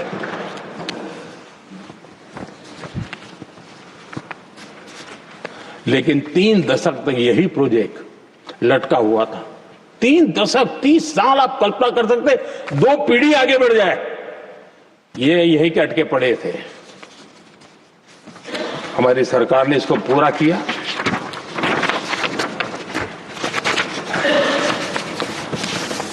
आदरणीय सभापति जी, मैं असम की बात करता हूं, और कोई ये मत सोचो मैं चुनाव है इसलिए बोल रहा हूं, इनके पाप है इसलिए मुझे कहना पड़ रहा है। कांग्रेस सिर्फ इमेजिन करती है और इंप्लीमेंट करने का उनको कोई लेना देना ही नहीं होता है।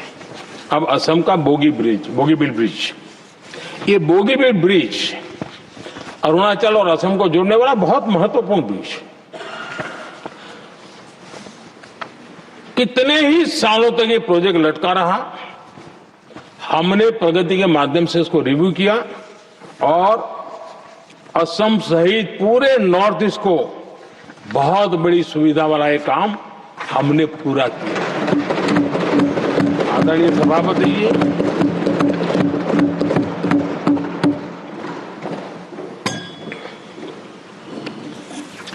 इम्प्लीमेंटेशन की बातें जब करते हैं तो एक बार हमारे पास तो तथ्यों के साथ चीजें हैं कि हमने चीजों को समय पर पूरा करने की दिशा में आगे बढ़े। और इन दिनों तो जो काम कर रहे हैं समय से पहले हो रहा है। हमने पूरी दुनिया को कहा था कि हम 2030 तक यहां पहुंचेंगे सोलार में, हमने वो काम 2025 में कर दिया। हमने इथेनॉल का समय तय किया था, हम उसमें भी 2-3 साल पहले ही काम पूरा कर लिया। तो एडवांस में हम काम पूरा करने का इंप्लीमेंटेशन की ताकत हमारे से उससे भी ज्यादा है। आदरणीय सभापति जी,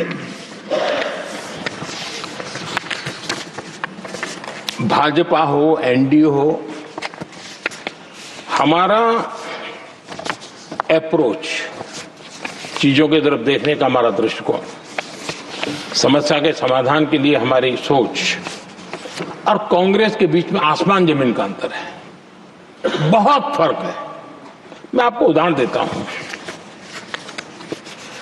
हमारी सोच यह है कि 140 करोड़ देशवासी ये इतने सामर्थ्यवान हैं कि वह चुनौतियों को समाधान दे सकते हैं। ये हमारी सोच है।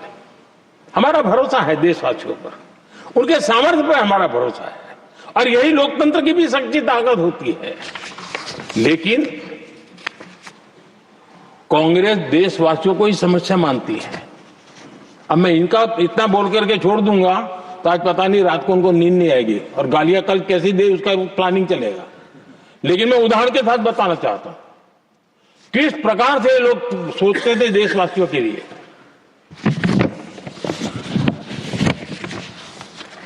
देश के लोगों के बारे में नेहरू जी और इंदिरा जी की सोच क्या थी, मैं उसके विषय में बताना चाहता हूं। इंदिरा जी एक बार ईरान गए थे और ईरान में वो भाषण दे रही थी और उस भाषण में उन्होंने नेहरू जी के साथ जो बातचीत हुई थी उसका उल्लेख किया। खुद ने कहा है, उन्होंने कहा, और मैं जो इंदिरा जी ने कहा था उसको कोट कर रहा हूं, जब किसी ने मेरे पिताजी से पूछा, यानी नेहरू जी से पूछा कि उनके सामने कितनी समस्याएं हैं, तो उन्होंने उत्तर दिया था 35 करोड़। नेहरू जी ने जवाब दिया था कि उनके सामने कितनी समस्याएं हैं, बोले 35 करोड़। उस समय हमारे देश की जनसंख्या थी 35 करोड़। अब आगे देखिए, 35 करोड़ देशवासी नेहरू जी को समस्या लगते थे। ऐसा कोई मुखिया हो सकता है क्या जी? और इस बात का उदाहरण देते हुए इंदिरा जी ने आगे कहा कि आज देश की जनसंख्या 57 करोड़ है, इसलिए मेरी समस्याओं की संख्या भी उतनी ही बड़ी है। यानी पिताजी को 35 करोड़ समस्या वाले देशवासी लगते थे, अब 57 करोड़ उनको समस्या। कोई ऐसा हो सकता है जो अपने ही देशवासियों को समस्या माने? ये फर्क है उनकी सोच और हमारी सोच में, ये फर्क है उनके अप्रोच और हमारे अप्रोच में।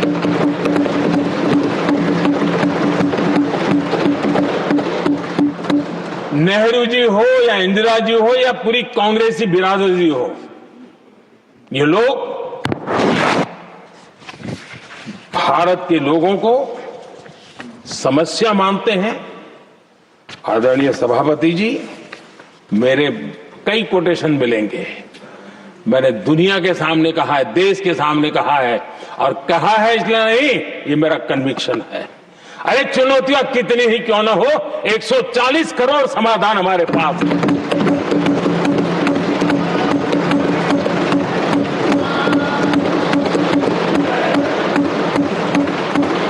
हमारे लिए देशवासी समर्थक की पूंजी है। हमारे लिए हर देशवासी भारत का उज्जवल भविष्य का नियंता है, निर्माता है, कर्ता धर्ता है। हम उसको समस्या कैसे कह सकते हैं? ऐसी सोच वाले लोग अपने परिवार का ही भला करेंगे और किसका करेंगे?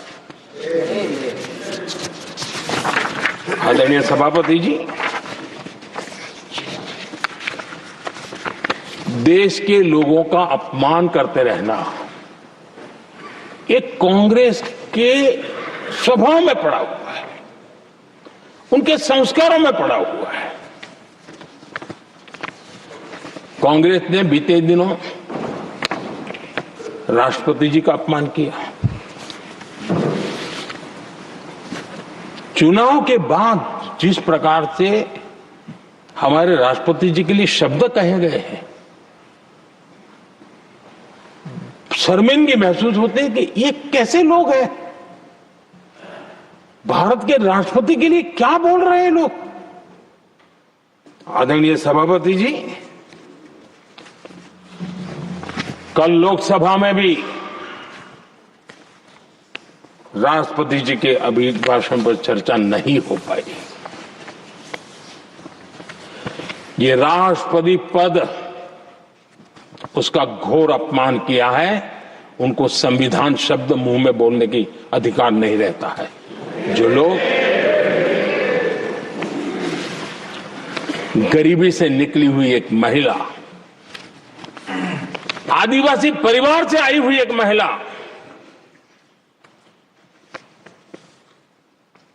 जब आपने लोकसभा में जो व्यवहार किया है, आपने आदिवासी समाज का अपमान किया है, आपने महिला का अपमान किया है। भारत के सर्वोच्च पद पर विराजमान, संविधान ने जिनको सर्वोच्च पद दिया है, आपने उनका अपमान किया है। आपने संविधान का अपमान किया है।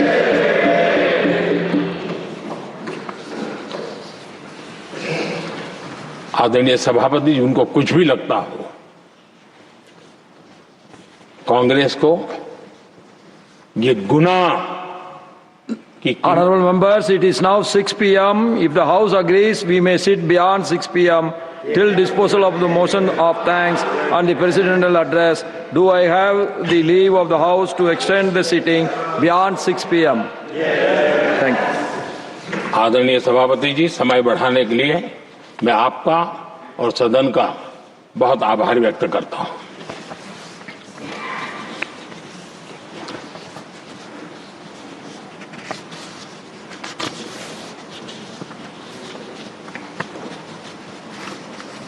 आदरणीय सभापति जी, बड़ी दर्दनाक लोकसभा की घटना है और शायद हताशा, निराशा तो हम समझ सकते हैं,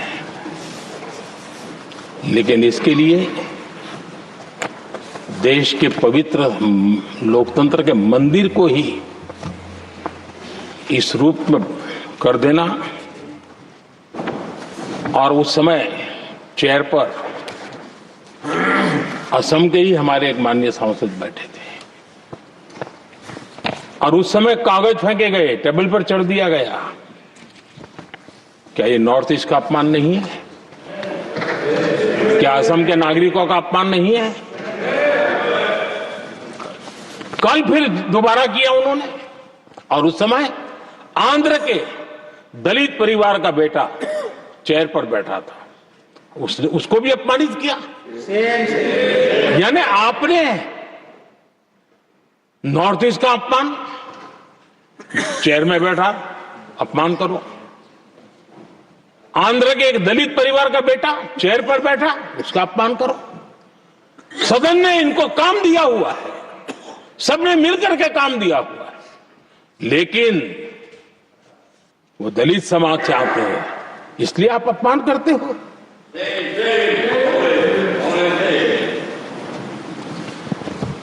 और ऐसा लगता है कांग्रेस के लोगों को असम की जनता के प्रति बड़ी नफरत है। उनको लगता है कि उसकी जनता ने उनका साथ छोड़ दिया, मतलब उनके दुश्मन हो गए। क्या कभी लोकतंत्र में ऐसे सोचते हैं क्या? मुझे तो तब बहुत पीड़ा हुई थी जब भारत रत्न भूपेन हजारिका जी, जो कि इस देश के बहुत ही सम्मानीय व्यक्तित्व है जी, आज भी घर घर में उनको स्मरण करते हैं लोग। उनके प्रति जो भक्ति का भाव है आप कल्पना नहीं कर सकते, लेकिन उनको इसकी भी कोई परवाह नहीं है। और जिस प्रकार से, और हमारा सौभाग्य था कि हमने भूपेन हजारिका जी के देश के लिए जो उनका योगदान था, नॉर्थ ईस्ट जैसे इलाके से पूरे देश को अपने वाणी से, अपने विचारों से, अपनी अभिव्यक्ति से बांध के रखा था। हमने भारत रत्न देने का निर्णय किया, इस पर भी इनको ऐतराज। और मैं तो हैरान हूं, खड़गे जी अगर होते तो मैं उनके हाजिर में कहता ही है, इन्होंने जिस प्रकार से बोला ना भारत रत्न के बाद, वो वीडियो पर उनका चेहरा देखेंगे ना, आपको लगा रहे ये ऐसे लोग हैं, ऐसा व्यवहार करते हैं। और ये कहा, अरे ये तो सिंगर थे। मैं समझता हूं कि एक किसी का भी अपमान करने में कभी भी पीछे नहीं रहते हैं। उन्होंने भूपेन हजारिका जी को भारत रत्न दिया, उसका भी विरोध किया। ये पूरे असम का विरोध है, पूरे देश के कला प्रेमियों का विरोध है। और मुझे पक्का विश्वास है असम कभी भी इस अपमान को भूलने वाला नहीं है।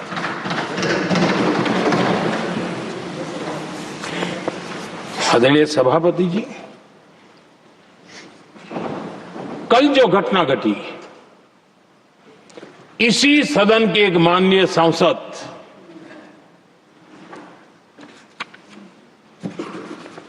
कांग्रेस के शातिर दिमाग जिनका है, ऐसे एक युवराज ने उनको गद्दार कह दिया। अहंकार कितनी 7वें आसमान पर पहुंच चुका है इनका। और कांग्रेस को छोड़कर के कितने ही लोग निकले हैं, कांग्रेस के कितने टुकड़े हुए हैं, कई लोग दूसरे दलों में गए हैं, लेकिन औरों को तो किसी को गद्दार नहीं कहा उन्होंने।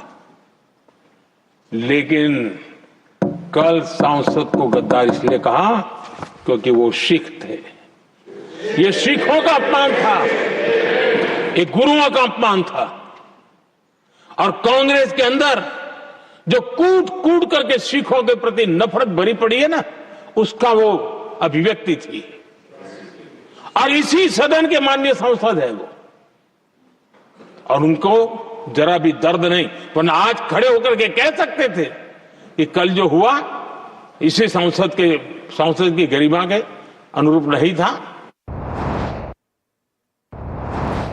Prime Minister Narendra Modi speaking in the Rajya Sabha, he of course addressing the address made by the President of the country, and indeed there is pandemonium that initially did play out, but then we've heard this full speech and he continues to speak over there, the extended time of Parliament.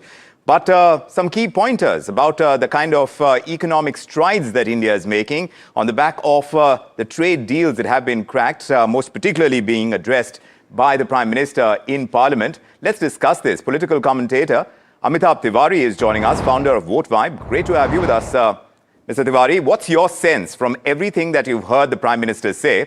Yes, there was a lot of political rhetoric over there as well, but when you're talking about the posturing that India is now doing on the back of the trade deal with the US, with the mother of all deals, with Europe, how has the Prime Minister come across in that speech he's making in Parliament even as we speak? No, essentially, if you see the style of the Prime Minister in any motion of thanks or presidential address speech, he essentially first bears out the achievements which the government has done over the past 10 to 11 years. And that's how we see how he's talking about the Indian economy going from a fragile 5 economy to a top 4th economy in the world, and how the programs and policies which his government has drafted are going to make India the number 3 economy in the world soon, and also perhaps take India to the developed economy status by 2047.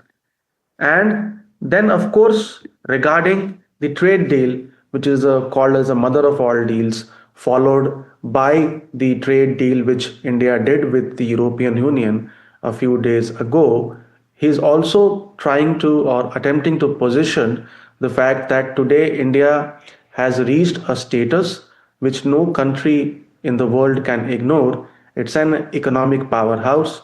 It's one of the biggest markets in the world where each country, each and every developed country now today wants to have a pie of this developing market.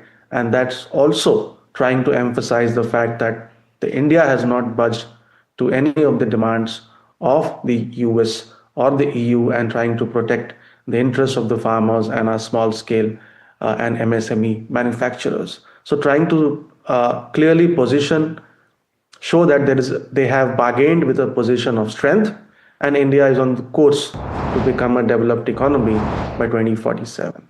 So in building the manufacturing prowess, you did mention MSMEs, and he's rolled out the reforms that he's spoken about in that speech as well. He says our MSME network is more promising than before, and the world trusts our MSME network. In the point of the posturing, in the light of the exports that we need to kind of now rise to competitive standards of the world, how is the Prime Minister posturing India right now? Because he says that India is a strong voice of the global south. But when it comes to India as a market, as opposed to a marketing hub, how did you see that posturing by the Prime Minister there? No, clearly, if you see manufacturing as a percentage of the GDP has been a key concern. And India, to develop and to attain the status of China, has to export. And we have to move from a demand-oriented or a domestic demand-oriented consumption economy to an export-led economy. And therein, he mentions about the success of the PLI schemes. We've seen how the various PLI schemes have been a success. They've not only contributed to our exports, but have also given employment to lakhs of people. Today, there is a clear example of how Apple is manufacturing and exporting a lot of, in fact, a huge percentage of its shipments to the US. So clearly, what he is mentioning is that the economic policies laid out by the government in the past 10 to 11 years, the easing of the GST or the decline in the GST rates, which have taken place in the last year, the budget which has been presented just recently, the FTAs signed with many countries, including the EU and the EU and the US, and the fact that today India is one of the fastest growing economies in the world, despite the global economic headwinds and the geopolitical tensions around the world. Yes. The industry now is positioned to take advantage of this and step up and increase our exports. And to an added point, when he talks about India's prowess, he's talking about an aging population outside of India, but India's demographics really support the kind of growth that India is working on to achieve the Viksit Bharat dream. To that extent, with all the news coming in about AI and how it's likely to pan out, and it's an important subject for our debate as well, tell us how you see the Prime Minister looking at the employment situation, because here, in this speech at least, he says we have the most important youth talent globally. How true does that ring? No, of course, India today has almost 50% of the population in the working age below 35 years of age. And this demographic advantage which India has had, some of the debate has been around the fact whether we have been able to really use this demographic advantage to our advantage in that sense. And with these schemes announced last year in the budget, with the internship scheme, with the announcements of PLIs and generation of lakhs of jobs, and with a clear focus of the government now on employment generation, I think there is now a clear roadmap, because the government also realizes that unemployment is one of the key concerns. The fact that the global demographic age is on a decline or is rather aging, we also have now an advantage in terms of that, wherein our population is young, and we can, sitting from here, become not only a AI hub for the entire world. We've seen how the GCCs and the data centers have been growing, and also in this era of AI, because AI, you can say, is the next stage of the boom, which earlier happened in the IT industry in the form of BPOs, KPOs, and now the data centers. So also trying to position India as one of the emerging champions of the AI space globally, wherein our young demographic population can support the entire world in terms of its R&D and implementation. Outlay that we've seen in the budget this time and the kind of tax holiday that data centers are going to enjoy, that is proof of the fact that we are pushing on that front too. How much more is going to come through, and how much more is the AI challenge going to hold out against the jobs that India needs to create, especially when you talk about the IT sector and the services sector as a whole, of which IT is a major part, is going to be tested in times to come and not too distant. It's going to happen here and now. But Amitabh Tiwari, thank you very much for your insights. The Prime Minister's speech continuing in Parliament. We are tracking it. We are going to take a small breather right now, and we will be back with a big question on the other side. Do stay with us.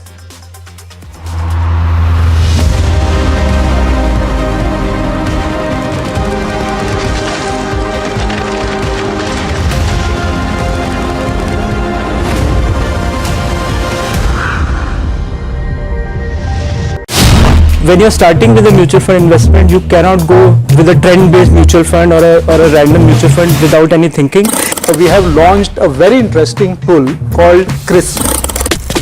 What is that kind of behavior nudge that you're providing? As a platform, we have actually able to champion our cause.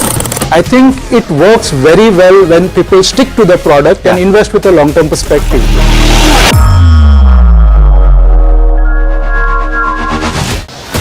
As tariffs rewrite trade, and India's New Deal and the US redefine global alignments, a powerful shake-up is reshaping the global economy. What is India's next strategic move? Join Finance Minister Nirmala Sitharaman and leading global voices as they decode this new economic reality at the NDTV Profit Conclave. Making sense of the new world order. India, the real deal. 7 February, New Delhi. Only on NDTV Profit.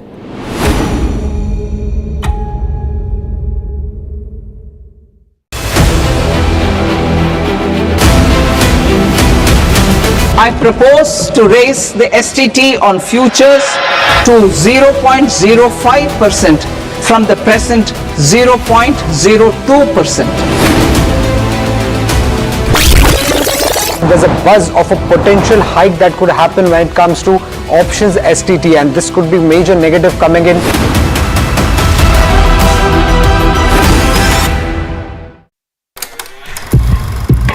लोग कहते हैं कि जिंदगी एक film की तरह होती है, लेकिन मेरी जिंदगी सिर्फ एक फिल्म नहीं, एक ब्लॉकबस्टर फिल्म है। बचपन से पता था मेरे सपनों में दम है, आगे नहीं सबसे आगे जाना है, स्टार नहीं सुपरस्टार बन के दिखाना है। नाम मिला, फेम मिला, प्यार मिला, I was not just running, I was flying। सबकी जुबां पे बस एक ही नाम, यो हनी सिंगर। लेकिन फिर ब्लॉकबस्टर कहानी में आया एक ट्विस्ट, 7वें आसमान से सीधा गिरा मैं जमीन पर। फिर क्या, खुद पे काम दोबारा शुरू, फैंस ने फिर प्यार दिखाया, फिर स्टार नहीं सुपरस्टार बनाया। है ना मेरी जिंदगी एक ब्लॉकबस्टर फिल्म। शुक्रिया आपकी प्रेयर्स का और आपके प्यार का। कॉन्सर्ट्स तो आपने बहुत देखे होंगे, but this is gonna be concert of a lifetime, क्योंकि मेरे फैंस ही हैं मेरी विक्ट्री, मेरी हिस्ट्री, मेरी glory. So come and witness yo Honey Singh, this is my story.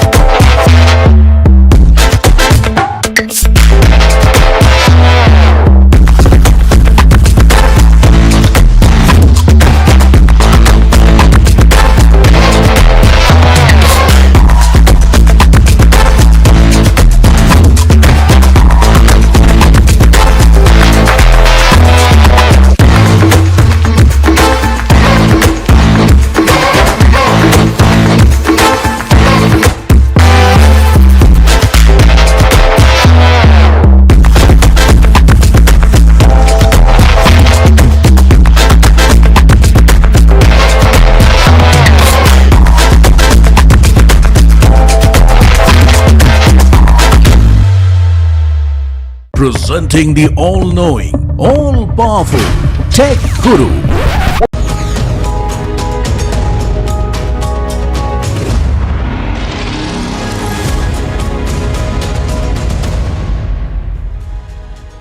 Good evening. You're with us on The Big Question on NDTV Profit. I'm Ikram, and you know, just yesterday on this very show, we were asking whether India's biggest software companies are staring at this huge structural shift, whether that old people-driven IT model can survive in an AI-driven world. Well, 24 hours later, that question has only become louder and sharper and far more urgent, because today a new storm is gathering. In 2025 alone, we have seen 1.23 lakh tech jobs vanish. They went out across 269 companies. TCS, Accenture, Amazon, Intel, Microsoft, all of them reshaping their entire workforce, and all of them citing automation, AI, and the future-ready push. And if that wasn't enough, the first few weeks of 2026 have delivered another big jolt. So Amazon, Pinterest, Meta, Citi, even Oracle now, they're all slashing thousands more roles, many of them tied directly or indirectly to efficiency gains from artificial intelligence.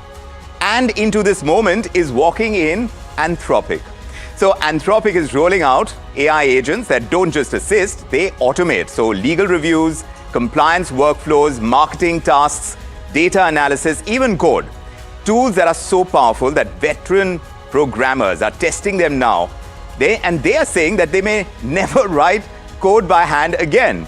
We've got those tweets on social media. So no wonder Anthropic CEO Dario Amodei, this happened in the middle of May last year. He was predicting that 50% of the kind of entry-level white-collar jobs could be disrupted within as little as 1 to 5 years. And that is not a forecast, that is a countdown. And Indian IT seems to know it, because 60 to 70% of the revenues of Indian IT is still coming from the traditional service streams, the very areas that these new AI agents are targeting. So if clients are going to begin shifting spends from the outsourced manpower to AI tooling, then the entire foundation of Indian IT is getting shaken. Yet, at the same time, there is a paradox, because look at L3 talent, the high-skill specialists. They are suddenly commanding 30 to 40% premium. The GCCs, the Global Capacity Centers, and the data centers, they are driving half of all IT hiring. And India's tech industry is trying to climb that value chain faster than ever before. Which is why tonight on The Big Question, this is what we're asking. Is Anthropic's new AI wave just the next tool in the kit? The NVIDIA's Jensen Huang, he wants us to believe this. Or now the question is also, is this the beginning of a SaaSpocalypse? One that could take away India's software jobs before the sector can reinvent itself. Which is why we're asking at this point about India's readiness for this, because India is playing at a time where the world is moving towards that entire entry-level jobs going out of the picture. That picture is definitely shrinking. The mid-level jobs, now they are becoming the base. And now we're dealing with AI, not as a co-worker who we cannot do without. They are actually looking at AI as a co-worker. So in that kind of scenario, where is India placed? It's an important question to ask, looking at what's happening with the entry of this entire toolkit that Anthropic has brought to the table. Let's take it across to our guests, and joining us on the discussion tonight, let me introduce you to our guest. Saurabh Gupta is with us, the founder and CEO of Verisma.in.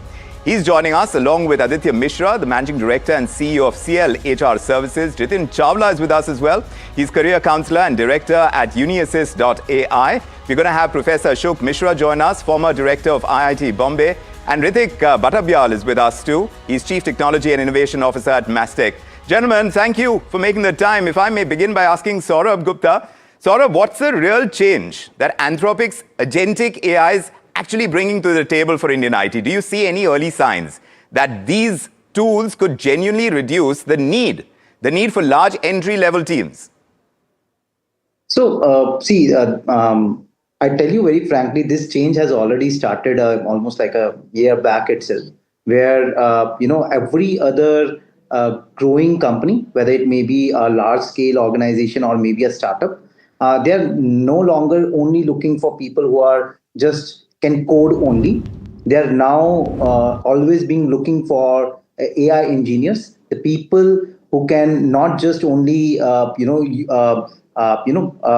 kill that arbitrage model of labor intensive jobs, but rather focus on the L3 L4 part of it, where their job must be like everything around debugging, managing different set of AI agents and other set of thing altogether. So this shift has slowly been wiping out a lot of jobs, which is at the entry level. You are very correct on that particular thing itself. But the best part about this thing, it is gonna generate a lot of other jobs and also revolutionize of how fast we move in terms of every part of the industry itself. Seeing a shift. You're saying there will be a shift of the kind of jobs going out. There will be some level of disruption. Aditya Mishra, what's your sense? Do you agree? When you look at hiring data today, what is actually happening on the ground? Are companies now slowly, are they slowing down the fresher hiring because of AI? Or because there is a broader demand itself? Now we are seeing some amount of softening in the IT sector? No, I think this shift is happening, and the industry is trying to adjust itself to this shift which is happening, and this shift is happening very rapidly. If you think of the major disruptions which have happened in the past, for example, the internet itself as a disruption, or computerization, or industrialization, some of these major disruptions which have happened, they happened at a certain speed, but today's disruption of AI is happening at a much faster pace. And a lot of investments have come into this particular space. The ROI is yet to be established. So there is a lot of wheels in motion right now. And hence the industry is trying to adjust itself. And I think you have already raised an important question, Vikram, that are we ready as a country? I think our education system, the skilling, and that entire universe is also thinking and trying to accommodate. Correct. So we are kind of in a middle of a transition. Yes, so we're in the middle of a transition now. How future ready are we? Jitin Chawla, students watching this are pretty confused about which skills still matter. So tell me, and if you could address them directly, what should a third year engineering student, what should this student start learning right now to stay relevant in what is going to be a very AI-heavy workplace? So India is a country where, parents have dreamt of engineering as a job, engineering as a career, and children join a number of institutions. And it has been, if I look back 10 years back, and you do engineering for any place and you will go get some work, and maybe after 2-3 years, you're flying outside. Now that story is definitely over. So what is not going to happen quickly is entry-level software jobs will go down, already going down, lower complexity IT jobs going down, manual QA going down. So a lot of people who are kind of learning average, their story is not happening. But what is it that will remain? So people who are in system design and architecture, security, privacy. So I've been telling a lot of students to look at cybersecurity as a big area. So any kind of security, privacy, compliance kind of roles, data engineering kind of roles, anything which is domain heavy. So you are working in fintech, retail tech, healthcare, infrastructure tech. So if you're in a domain heavy role, you are combining with other things, then definitely it is good. From a counseling perspective, panic is the wrong response. I might be in fourth year, like, oh God, what is happening? There are no jobs. No, it is not like it. There are a lot of companies who are looking for the right set of people, but you might have to upskill.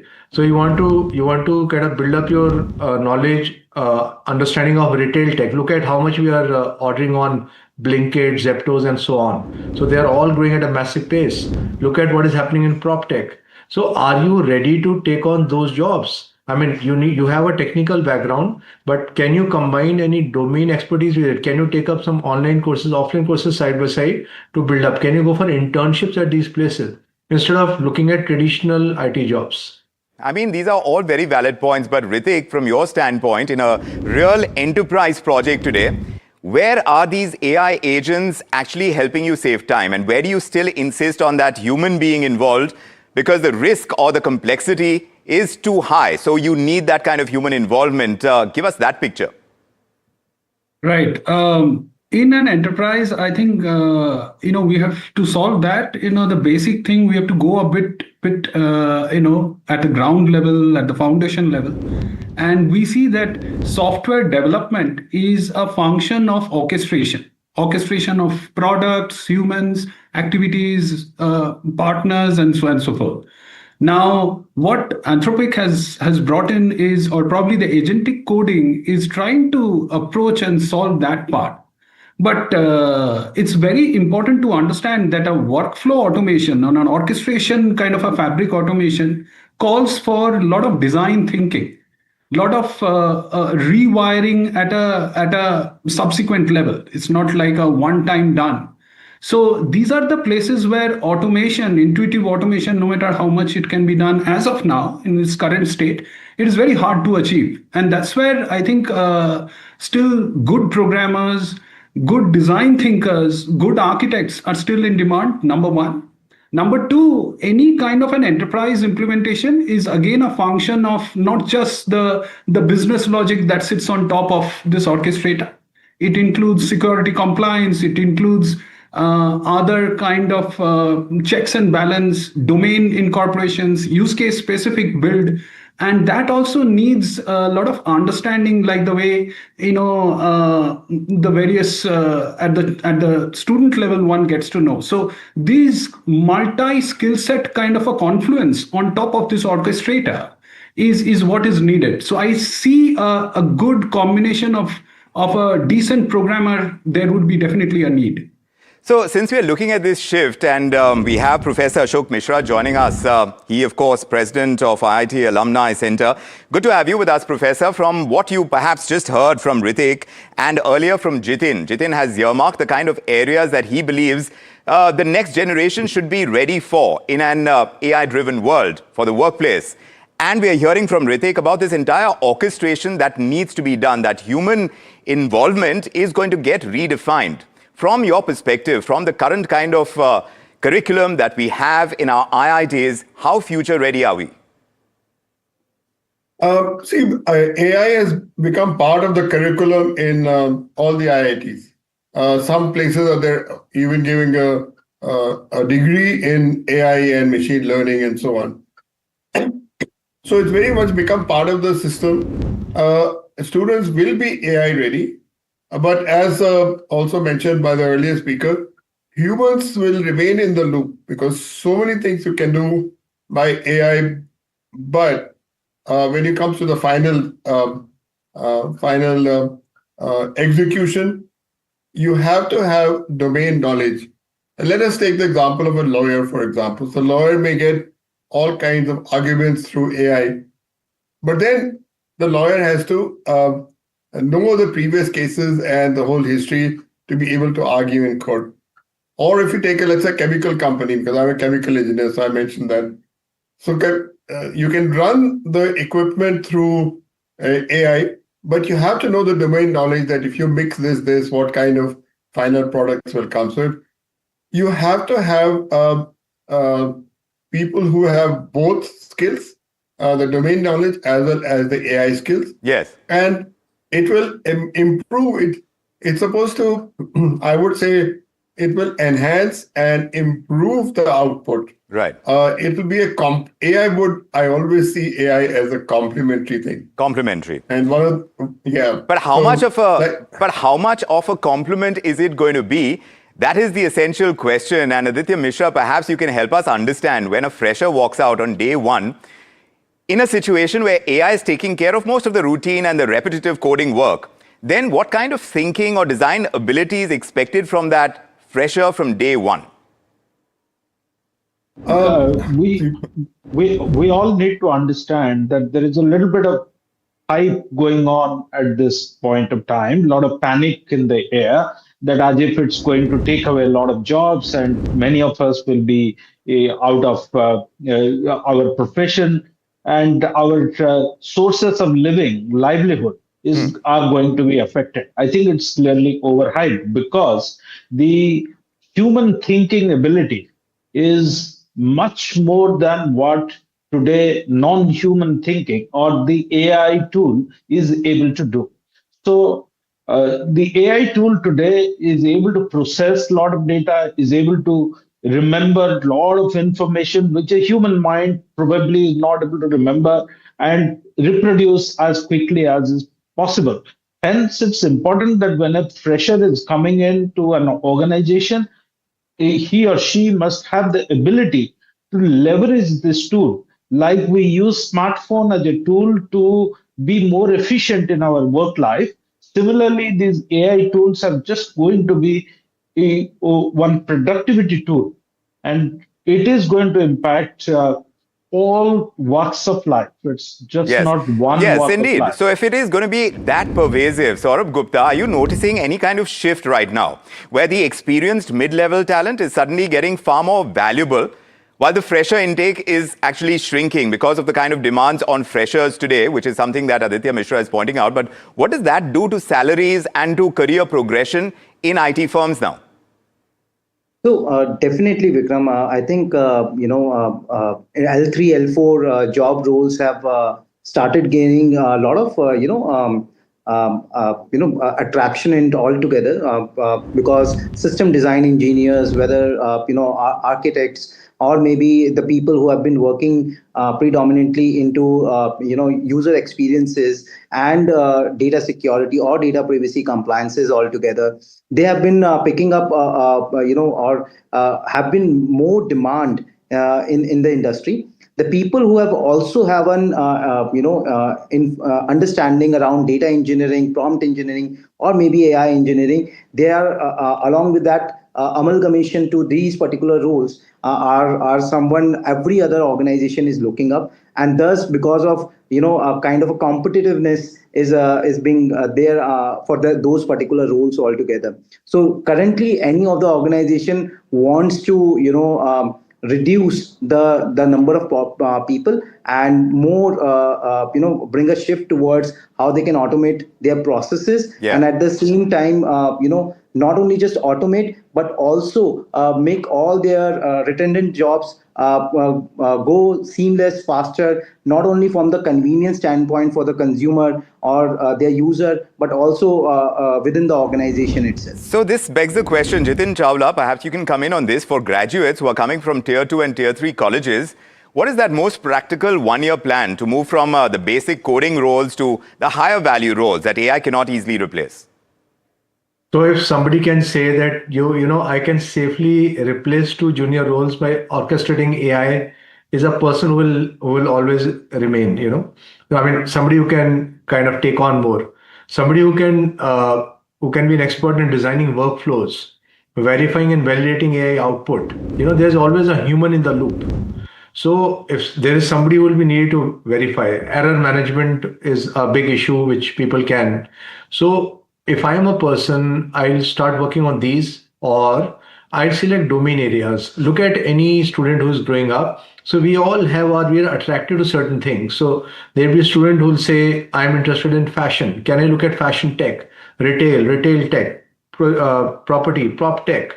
Governance tech, So what is it that you really are passionate about? Can you look at developing things on that side? Of course, as the roles are changing, even further tools are evolving. So can we understand those tools? Can we be more adaptive? Can I intern in different kind of organizations to understand where I should land up? So these are things which I need to answer. And repositioning is required. I've been thinking in a certain way. I have to immediately reposition and think that what additional things I would align, and then build up my profile and hence build up my career. So Ritik, just taking away from what you're hearing, do you believe that Indian IT firms now, with this new kind of setup, if I may call it that, do you think these IT firms should start changing the way that they price their work, moving from the billing hours to delivering the outcomes, as it were? Because in this orchestration that you were talking about, you need to kind of have AI boosting productivity and should do it dramatically. So then the multiplicity of one role of an engineer, even if it's at the mid-level, which is now suddenly becoming the base level, is going to be critical, isn't it? Oh, absolutely. I think the way we price typically in an enterprise are there are clear models associated with that, like function point based or story point based. I think any automation will impact some of those calculations or computations. So when AI comes into play, there would definitely be a remodeling of using those computational frameworks. But while saying that, I would probably say that there would be a very interesting balance which would exist with this kind of a new age computational framework using AI by having a AI based story points or AI based function points based approach, and also the existing people driven, human driven model works. Let's not forget that the whole building of these models is on a premise that it is on data, and that data is a function of the contribution that has been done to the online repository, if I may say.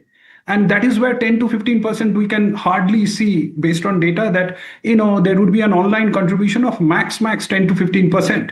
And the whole training of the AI models are possibly 50 to 60% kind of a training that has been done on English language as a language.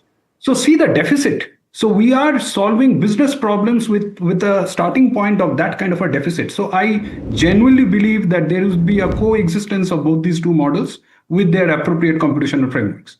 Thank you. Yes, absolutely. But Ritik, I still want to ask you from a technology leader's viewpoint, which are the AI tools or the workflows that have already paid off for you? And what is one area where you feel that this entire AI hype, because some of you are calling that hype, is actually ahead of the actual results coming through? Oh, yeah. I think, and I would probably say, probably peel the onions in a step-by-step manner. Firstly, every possible development is a function of tech models and business models. The tech models are where probably we use Copilot or sometimes the GPT-5 OpenAI models. And there are other meta models and multiple models are there. But when we go to specifics at the domain level, there are SLMs which come into effect, or probably domain models which come into effect. And that's where we cherry pick either from NVIDIA or probably there are providers to that. And there is a third layer, which is an in-house built vector store. And that is very, very specific to a scenario, to a situation. So this kind of a interplay of multiple types of strategies at the model level is what we try to adopt in solving scenarios. So that's the adoption strategy that we have. Is the curriculum today, Professor Mishra, reflecting all of that you're hearing on the ground from these industry stalwarts? Because AI is starting to write and test entire blocks of code. So there is that involvement of human oversight that is going to be required in the future. But like who should be responsible for the checking and the approvals and the securing, what AI produces is going to be an important question. Now, how prepared are the students that we are turning out for that kind of scenario? Yeah, so I believe that the students are getting the tools to do it. And then when they work with a particular company, in an organization, they will use those tools to let's say they're in the manufacturing scene where combat equipment is being made, combat machines like a tank and so on. Now with the AI, they can design those parts much more efficiently, save time in manufacturing by about 30-40%. But this can only happen if they have the domain knowledge.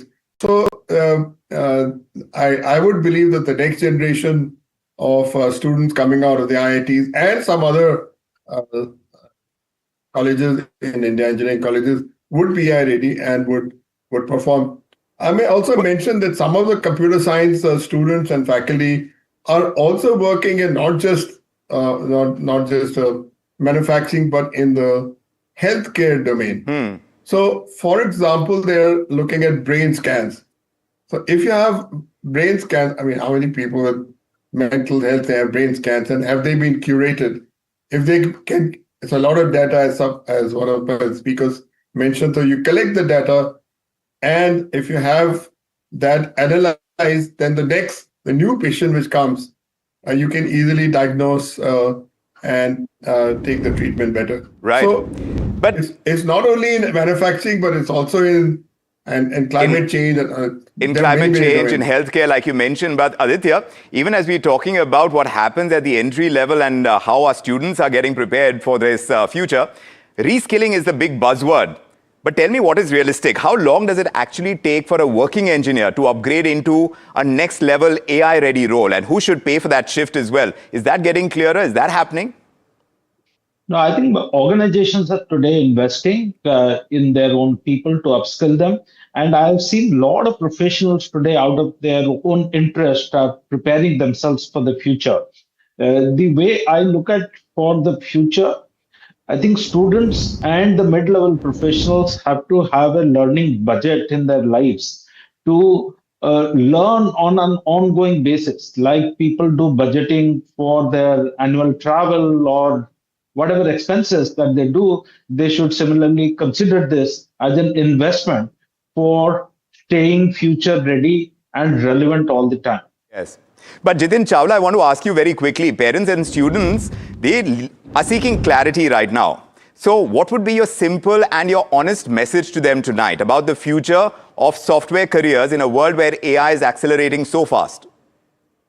So the challenges, and like me and my team, we visit more than 200 schools and quite a few colleges in India and Gulf region.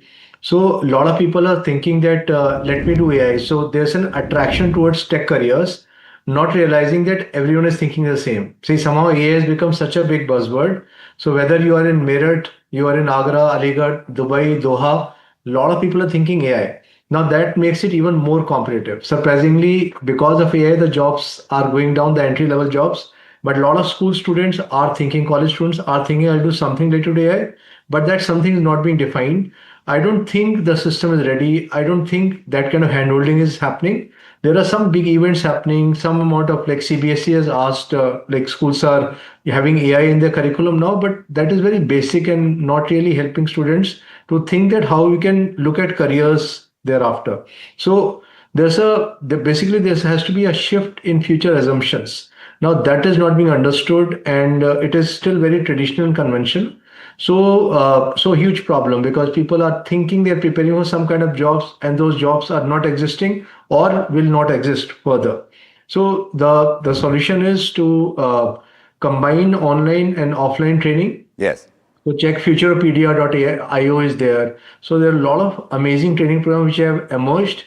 Like my brother in US works with a big multinational company. Yes. So last year he was sponsored for a course at Harvard. So immediately, I mean, the company spent $2,000 and immediately he could like be trained and start implementing. Okay. But obviously not everyone has that facility and can be taken Very there. true. Very so true. That's where the challenge lies, that how do you access the best content and in what direction? And hence career planning becomes much more important. Much more important. And my own sense is that there is this transition. We are hearing it, we are seeing it, we are talking about it. It is underway. It's not going to be overnight. We see it coming. We are discussing it on this very show, but the transition is not going to be entirely painless as I see it. Also because we know it is coming, the transition does not have to be chaotic. Yes, AI is rewriting the rules, which means that Indian IT now has to decide whether it wants to defend that old model or build the next one. And the opportunity is massive, but so is the urgency, and the future is not going to wait. So thanks so much for your insights. My panel this evening, Saurabh Gupta, Aditya Mishra, Jitin Chawla, Professor Mishra, Ritik Batabyal, thank you very much for giving us those insights. Yes, indeed, viewers, it is a matter of churn that we are talking about. What we decide and do now is going to really tell us the course of action that Indian IT is going to take in times to come. Are we future ready or not is going to be a question that will keep cropping up, and we'll keep trying to find answers. From me, Vikram Oza, and the entire team on The Big Question, thank you for joining us.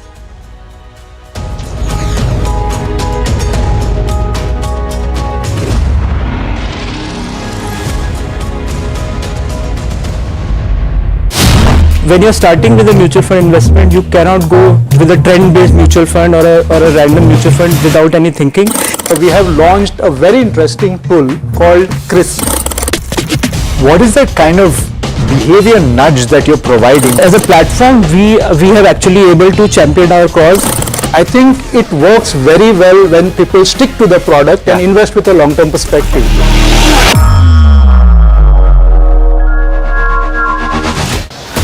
as tariffs rewrite trade, and India's New Deal and the US redefine global alignments. A powerful shake-up is reshaping the global economy. What is India's next strategic move? Join Finance Minister Nirmala Sitharaman and leading global voices as they decode this new economic reality at the NDTV Profit Conclave, making sense of the new world order. India, the real deal. 7 February, New Delhi, only on NDTV Profit.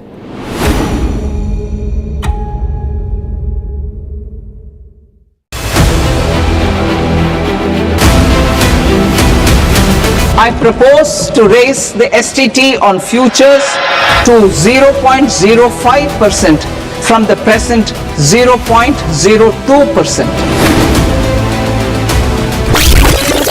There's a buzz of a potential hike that could happen when it comes to options STT, and this could be major negative coming in.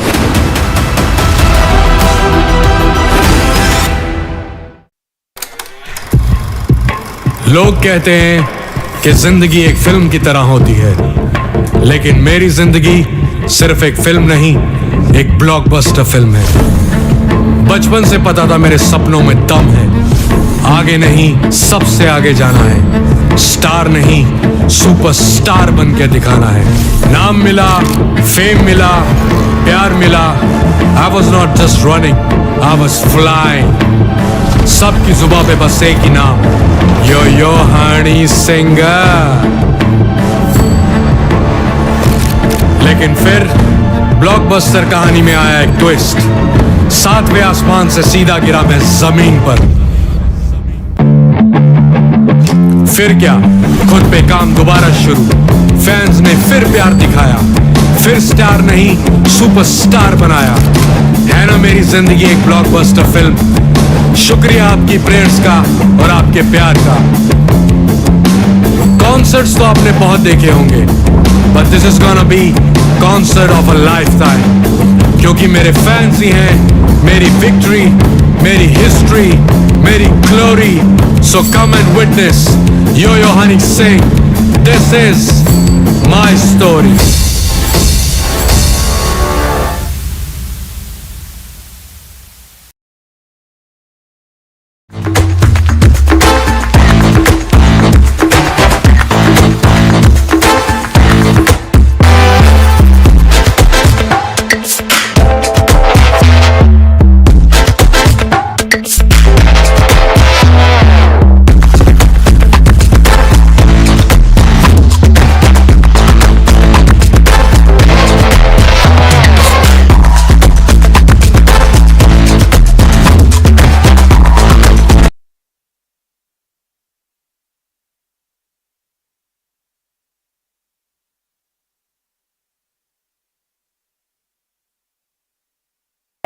For our own wedding, everything around us felt secure. We were surrounded by people who guided us, supported us, and reassured us that everything would be okay. And in the middle of all that happiness, one simple thought stayed with us. Is this the same sense of security available to every woman when she begins her married life, especially for Divyang young women who already navigate life with immense strength and determination, yet often carry unspoken worries? Worries about independence, about dignity, about what the future holds. અમને આ વિચાર ઘણો સ્પર્શી ગયો અને આ વિચાર દયામતી નથી આવ્યો. આ વિચાર રિસ્પેક્ટમાંથી આવ્યો. Respect for the strength it takes to show up every single day. And from that feeling, Mangal Seva was born. In recent years, our country has taken an important step by changing how we look at disability, by recognizing Divyangjan not through limitation, but through strength and capability. This thinking has been strongly encouraged by our Honorable Prime Minister, Shri Narendra Bhai Modi, through initiatives that focus on dignity, inclusion, and empowerment rather than sympathy. That philosophy resonated deeply with us. So, like Diva was saying, all of this began with a belief. A belief that marriage should not begin with fear. A belief that support should never feel like dependence. And a belief that dignity is not something to be earned. It is something everyone deserves. When we spoke to families, we realized that for many Divyangjang women, marriage can be joyful and meaningful, but it can also bring anxiety about finance, health, and long-term security. So we felt very strongly that if we were going to do something, it had to reduce that anxiety sustainably, not add to it.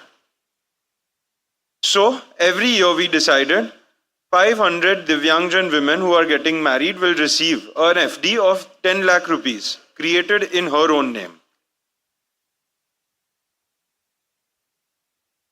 The interest from this deposit will support her every year, and after 10 years, the full amount belongs to her. But this FD is not just money, it is reassurance. It is choice. It is a safety net that allows a woman to plan her life with confidence. Very early on, we realized something very important. Mangal Seva is not about giving. It is about standing beside. I remember meeting a young woman with a physical disability who was about to get married. She didn't talk about celebration. She spoke about worries. What if I fall sick? What if there's an emergency? What if I become a burden? When she heard that there was a fixed deposit in her own name, she went quiet for a moment and then said, "Have mane thodu halku lage chhe." That sentence stayed with me because that is what security truly does. It makes you feel lighter inside. That moment taught us something profound. Real empowerment is not loud. It doesn't announce itself. It quietly changes how someone looks at tomorrow. Money alone does not empower. What empowers is the confidence that comes from knowing you have support without having to ask for it. Another woman we met was hearing impaired. After marriage, she was worried that she would always be seen as someone who needed help. Over time, over the last year, the interest she received and she planned for, she began contributing at home and started planning her child's future. One day she told us, "Pehla loko mari bહુ ચિંતા કરતા હતા. હવે લોકો મારી વાત સાંભળવા માંગે છે." And that shift from being worried about to being listened to changes how a person sees herself. That is the heart of Mangal Seva. And these stories are the reason we will continue this journey. Yes, 500 women have been supported this year, but numbers don't capture how we feel. What moves us is seeing this fear turn into confidence, seeing this silence turn into voice, and seeing someone plan for the future without any hesitation. આ અનુભવ અમને યાદ આપે છે કે inclusion ત્યારે જ સાચું હોય જ્યારે અંદરથી સ્ટ્રોંગ બનાવે. And one meeting that I will always remember was with a woman who used part of this income to join a skill development course. She smiled and said, 10 વર્ષ પછી પૈસા મચ્યોર થશે, પણ મને આજે જ લાગે છે કે હું મારી લાઈફ કંટ્રોલમાં લઈ લઉં. She wasn't waiting anymore. She had started believing in herself.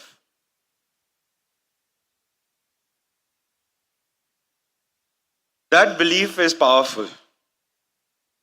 Mangal Seva has taught all of us that sometimes the greatest support is the one that stays quietly in the background, steady, dependable, and respectful. This journey would not have been possible without the entire Adani Foundation team, our partners, and the families who trusted us. For us, this is not something that we complete and move on from. It is a responsibility we carry forward. The Mangal Seva family is our extended family and we hope it grows year after year. અમે ઈચ્છા રાખીએ છીએ કે મંગલ સેવા આગળ વધે, નંબરમાં નહીં પણ અર્થમાં. કારણ કે જ્યારે એક સ્ત્રી સિક્યોર ફીલ કરે છે ત્યારે એ પોતા માટે જ નહીં, એ પોતાની ફેમિલી, એની સંતાનો અને એની આસપાસની દુનિયા માટે સ્ટ્રોંગ બને છે. આપ સૌએ અમારા ઉપર વિશ્વાસ મૂકીને અને અમારી આ ભેટ સ્વીકારી છે, એના માટે અમે બેઓ દિલથી આપ સૌને આભાર માનીએ છીએ.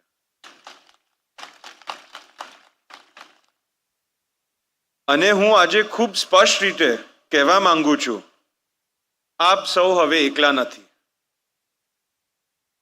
અદાની ફાઉન્ડેશન નો મજબૂત આધાર આપની સાથે છે અને હંમેશા રહેશે. Mangal Seva is built on belief. Belief is the strength of Divyangjang.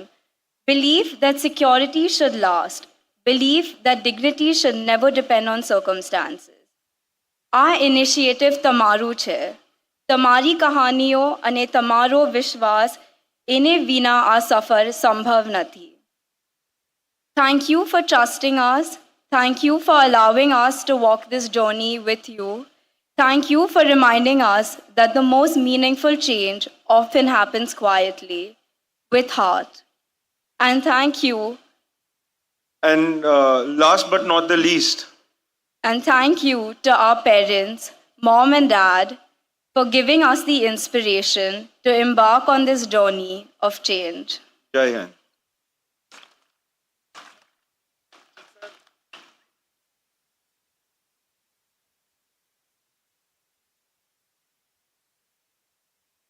Ji sir અને Diva ma'am.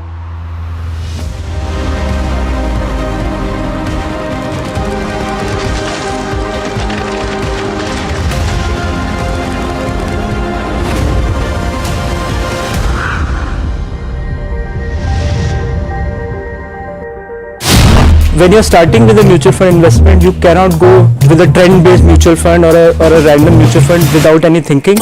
So we have launched a very interesting tool called CRIS. What is that kind of behavior nudge that you're providing? As a platform, we have actually able to champion our cause. I think it works very well when people stick to the product and invest with a long-term perspective.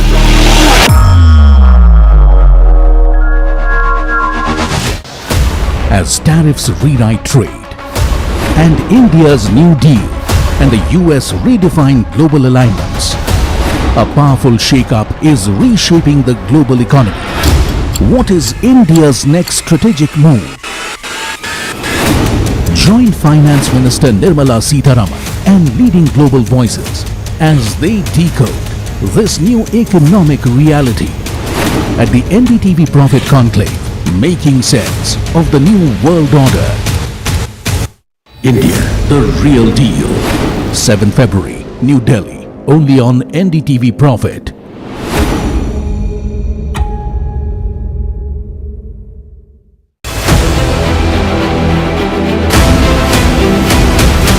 I propose to raise the STT on futures to 0.05% from the present 0.02%. There's a buzz of a potential hike that could happen when it comes to options STT, and this could be major negative coming in.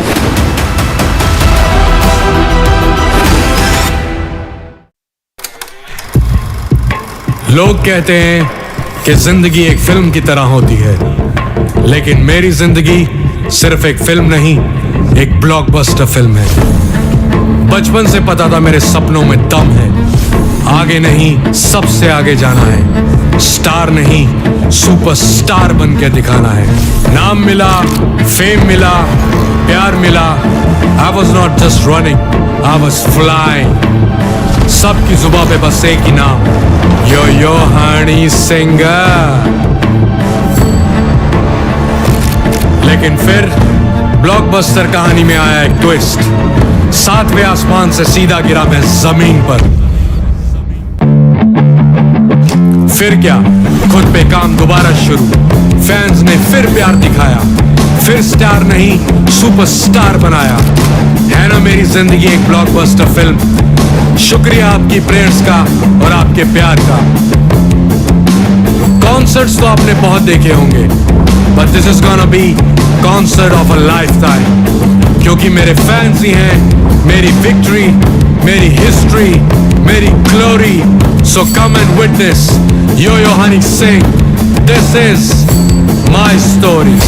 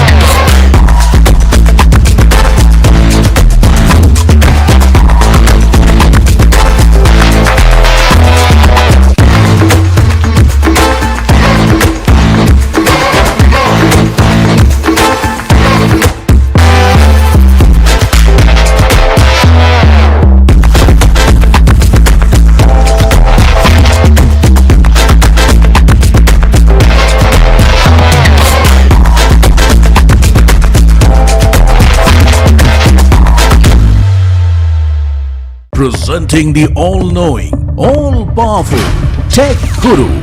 Whoa. Guru? I'm no guru. Okay. I'm just a guy who loves his... Prime Minister Narendra Modi highlights India's expanding global trade footprint in Rajya Sabha. PM says India-US trade deal is being praised across the world for combining stability with speed and will especially benefit India's youth. India and US will issue a joint statement on the trade deal in the next 4 to 5 days, says Commerce Minister Piyush Goyal. Adds that the government aims to sign by the mid of next month.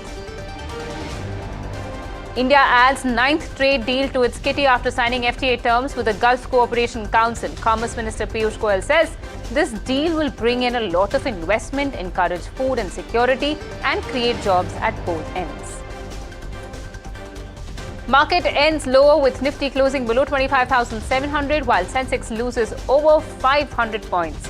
Broader market shows mixed performance. All sectors barring Nifty PSU Bank Index end in the red. Defence leads the losses. 14 aircraft ready. We have 5 engines.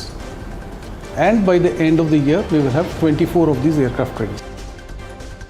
Hindustan Aeronautics CMD DK Sunil clarifies on reports of removal from the AMCA program, shares the company's delivery timeline and FY26 order book picture. LIC reports steady third quarter numbers. Consolidated net premium income and profit rise more than 17% versus last year. AUM grows by 8% to 59.17 lakh crore rupees. Bharti Airtel's net profit misses estimates, slides 2% versus last quarter to over 6,600 crore rupees. Revenue increases 3.5% to more than 53,000 crore rupees. Telecom major sees a one-time cost of 257 crore rupees in the third quarter. Ace investor Ramesh Tamani sees ominous signs for Indian IT amid Anthropic buzz, says the ship has sailed for most traditional Indian IT companies. He believes that by and large, these companies have become comfortable with providing good old services. Silver pairs some losses to trade in the red again amid profit booking and a stronger dollar. Prices plunge as much as 17% intraday, wipes out a two-day recovery to trade below $78 an ounce.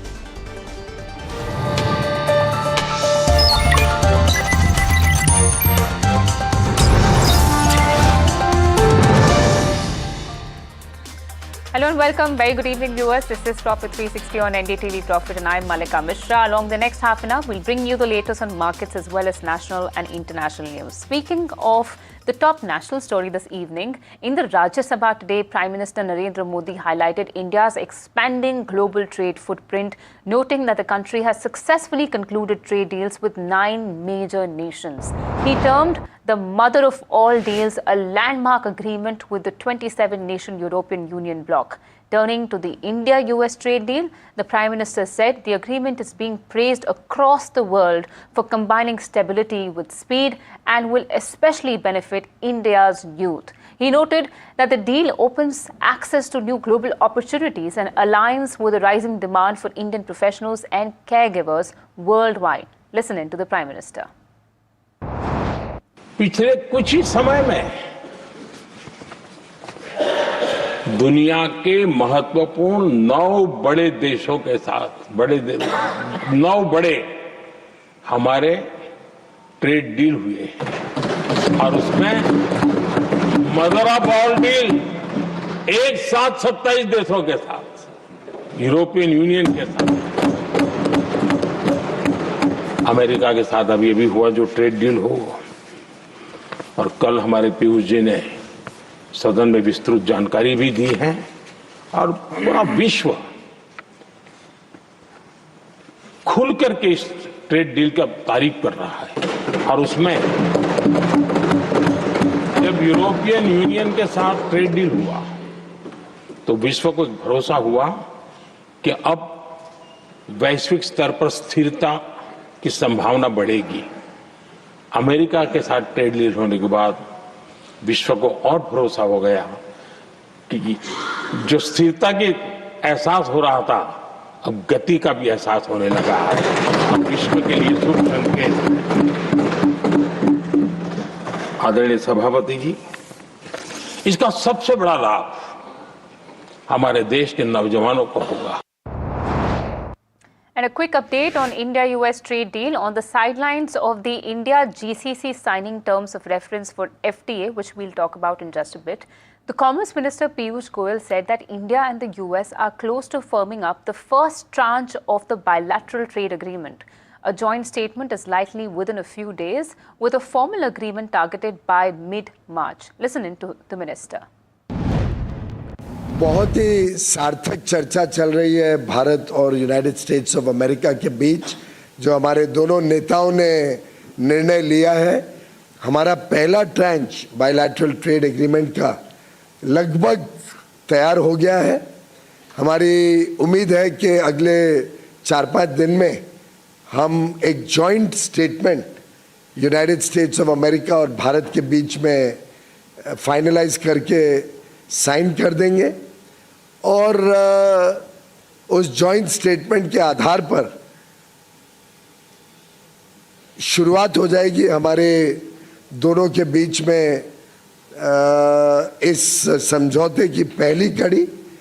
साथ ही साथ एक formal agreement draft हो रहा है जिसको शायद महीना भर 1.5 महीना लग सकता है और उस फॉर्मल एग्रीमेंट को मिड-मार्च तक साइन करने का अंदाजा है। लेकिन 18% जो यूएस टैरिफ्स घटने हैं वो जॉइंट स्टेटमेंट अनाउंस होने के बाद एग्जीक्यूटिव ऑर्डर द्वारा यूनाइटेड स्टेट्स ऑफ अमेरिका कर देगा। So we have two things to look forward to: the joint statement on the India-US trade deal as well as the final framework of this deal. But as I was saying earlier, in a spree of trade agreements, India has signed the terms of reference for a proposed free trade agreement with the 6-nation Gulf Cooperation Council. So India has moved closer to signing this FTA, especially in the backdrop of the negotiations that have been stalled for nearly 2 decades and are now back on the table. This signals a push to deepen economic engagement with one of its most important trading regions. And there, Commerce Minister Piyush Goyal said that this will enable free flow of goods and bring policy stability. Take a listen. It is most appropriate that we now enter into a much stronger and robust trading arrangement which will enable greater free flow of goods, services, bring predictability and stability to policy, help encourage greater degree of investments, and take our bilateral relations between the 6-nation GCC group and India to greater heights. And now let's take a look at how the Indian markets closed today? Well, they ended lower with the Nifty falling 0.5%. Broader indices showed some mixed performance if you look at the Nifty Mid Cap 150 and the Nifty Small Cap 250 over there, with 0.3% cuts in the mid cap space and over 1% cut in the small cap space. All major sectoral indices closed in the red except Nifty PSU Bank, which extended gains for the 4th consecutive day. Nifty Metals, in fact, led the decline, falling over 1% and snapping a 3-day winning streak. Vedanta and Hindustan Zinc were the top draggers in that sector, both down more than 4%. Let's now put the spotlight on Hindustan Aeronautics, HAL I'm talking about, which is out of the ambitious AMCA, or the Advanced Medium Combat Aircraft project, also known as the country's 5th generation stealth fighter jet. Earlier today, we spoke to Hindustan Aeronautics' CMD DK Sunil, who clarified on reports of the company's removal from this project. Listen in to a snippet of that conversation. As of today, 14 aircraft are ready. We have 5 engines. And by the end of the year, we will have 24 of these aircraft ready. So I think we have been building the aircraft, notwithstanding the shortage of engines. I was also at the GE plant, and I see that they have opened a new line and also have put in new automation for increasing the rate of testing. Moving on, ace investor Ramesh Tamani says that the ship has sailed for most traditional Indian IT companies. He believes that by and large, these companies have become comfortable with providing good old services. The services that provide stable profit margins instead of taking solid risks. Our exclusive conversation with the market legend comes amidst the noise around Anthropic AI and the blow it has had on the entire Indian IT pack. He also prognosticated the employment route of software jobs in India in the coming decade. Further, he shed light on what really needs to be done to catch up with the ever-evolving pace of artificial intelligence. Let's listen in to a brief portion from our interview with him. Is this the nth time you've seen the Indian IT companies being written off, or does it feel different this time? It feels different this time, Toman. I've been a big bull and a big beneficiary of the big software boom that has engulfed India for the last 30 years or so. But here's someone sent me a tweet yesterday, which I'll share with you. This is the top Indian 7 software companies are worth about $350 billion. Anthropic is worth $350 billion in itself. Anthropic has 2,000 employees. We have 16 lakh employees. That is the scale of productivity change that is happening in this business. So, while I think the business will continue, I think the multiple of these businesses have already been derated and will continue to probably be derated.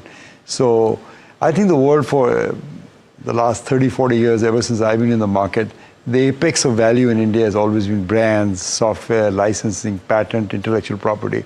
I think that's about to change. I think the next 10, 20 years will be led by a different set of leaders than what we saw in the post-1992 era. Now, so I'm going to dig a little deeper on that, because what has been loved about these companies also is that they are cash rich, they give dividends, and they are conservative in their approach. I'm talking about the big ones. You think that something which was seen as a positive now becomes a negative, that they are not moving fast enough or they're being too careful?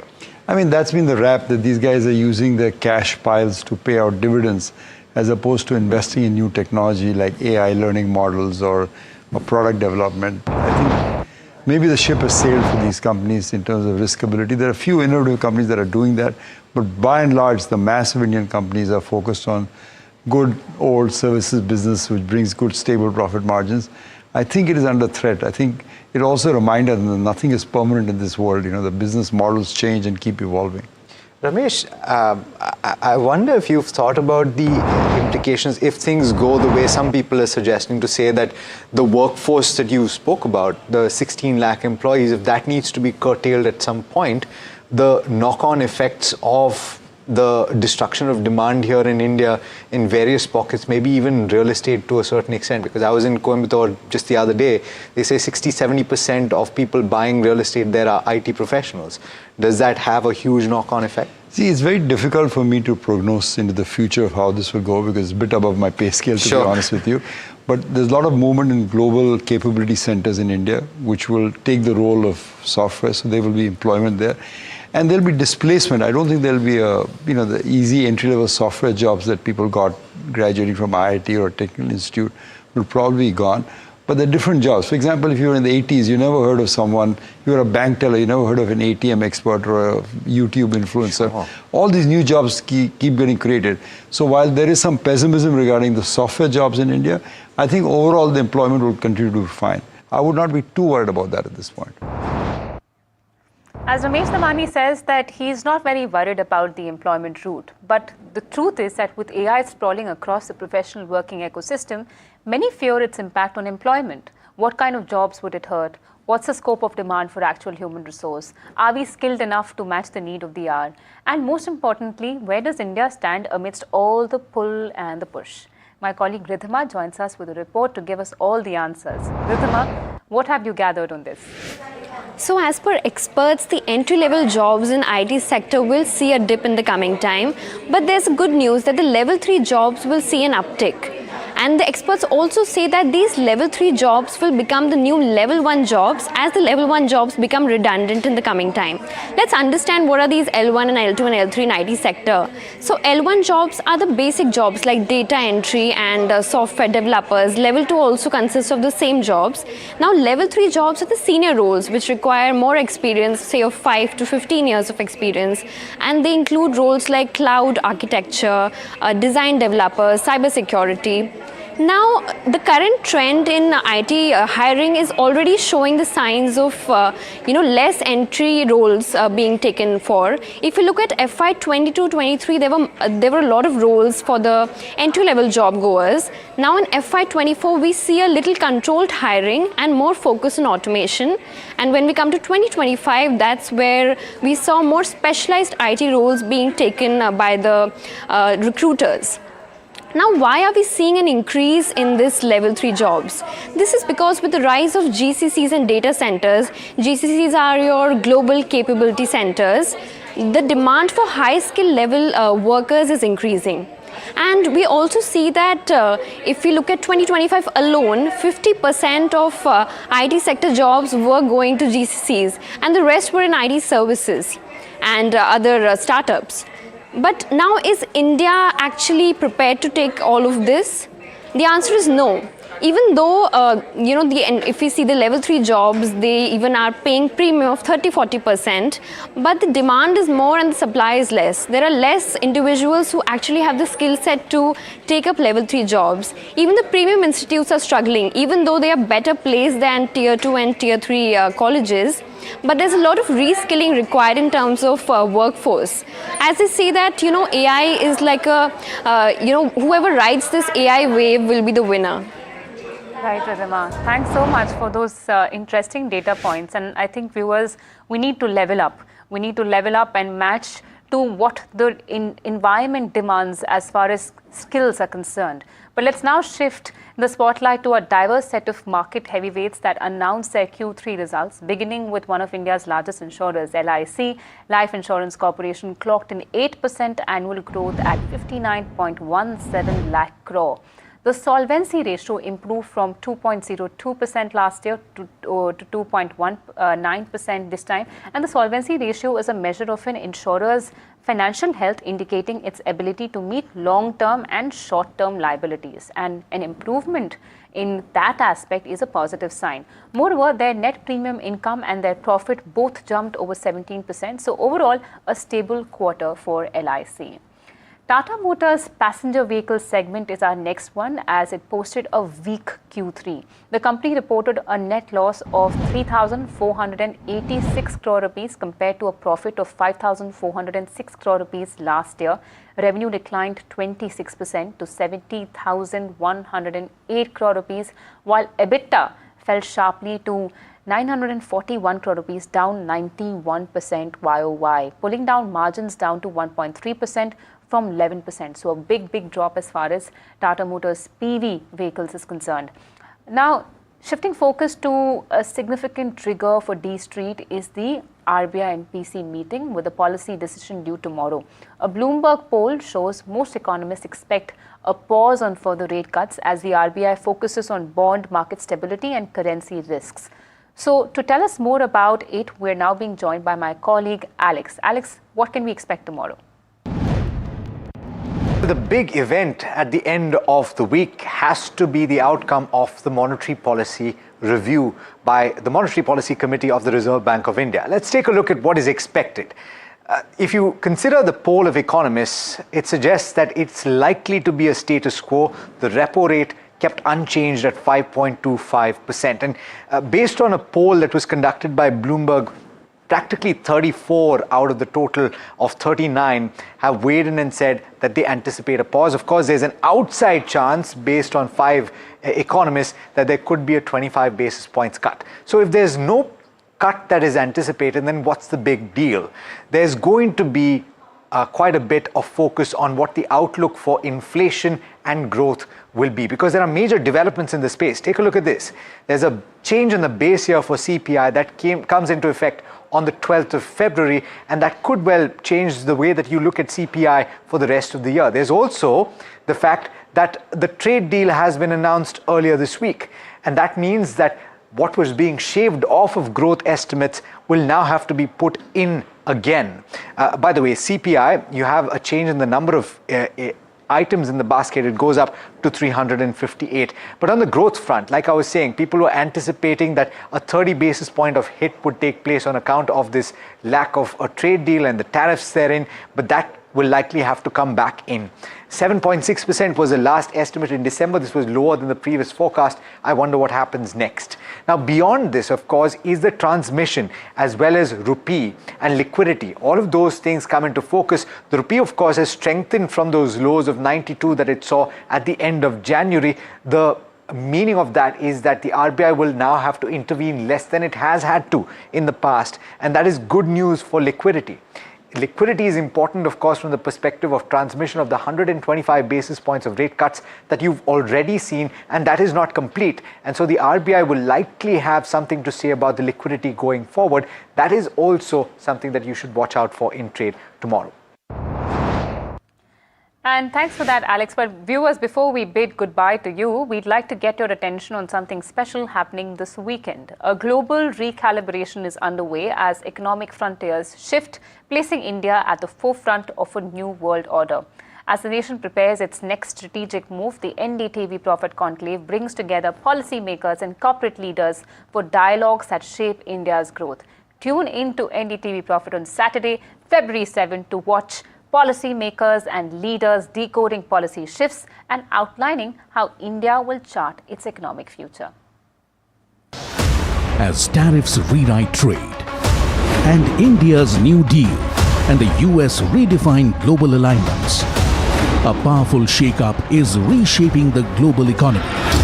What is India's next strategic move?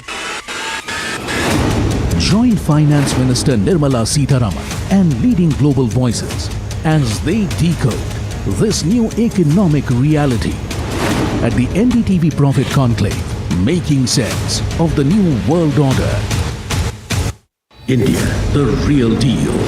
7 February, New Delhi, only on NDTV Profit.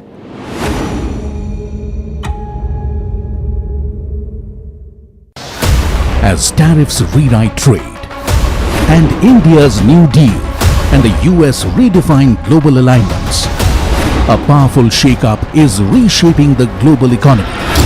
What is India's next strategic move? Join Finance Minister Nirmala Sitharaman and leading global voices as they decode this new economic reality at the NDTV Profit Conclave, making sense of the new world order. India, the real deal. 7 February, New Delhi, only on NDTV Profit.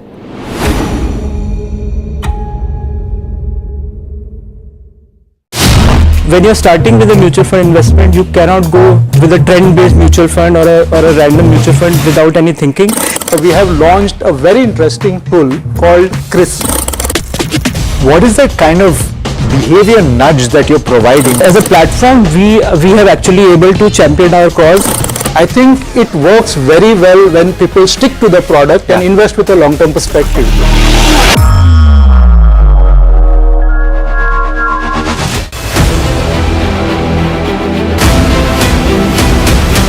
I propose to raise the STT on futures to 0.05% from the present 0.02%. There's a buzz of a potential hike that could happen when it comes to options STT, and this could be major negative coming in.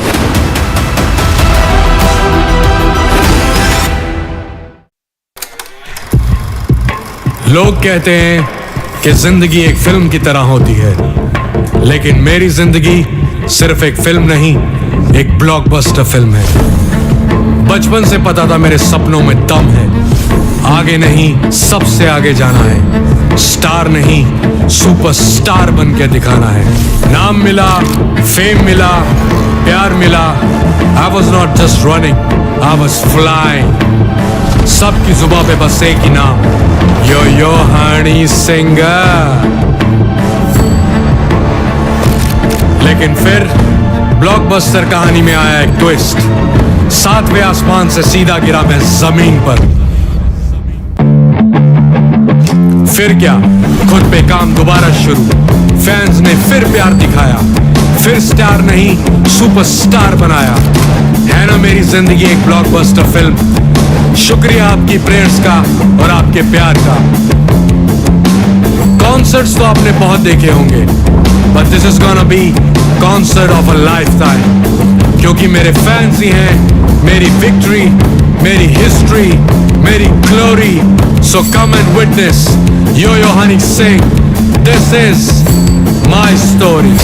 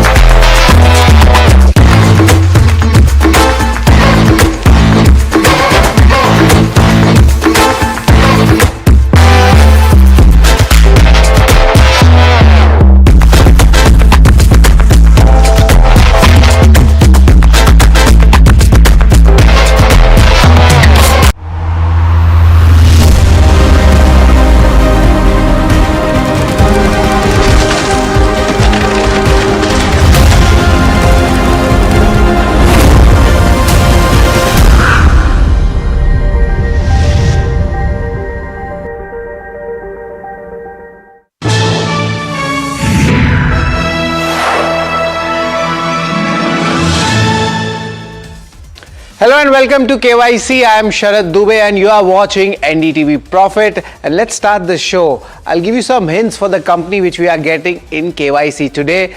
Also, let's put out the hints. It's a staffing solutions company. It seems like a deja vu. Yes, it is.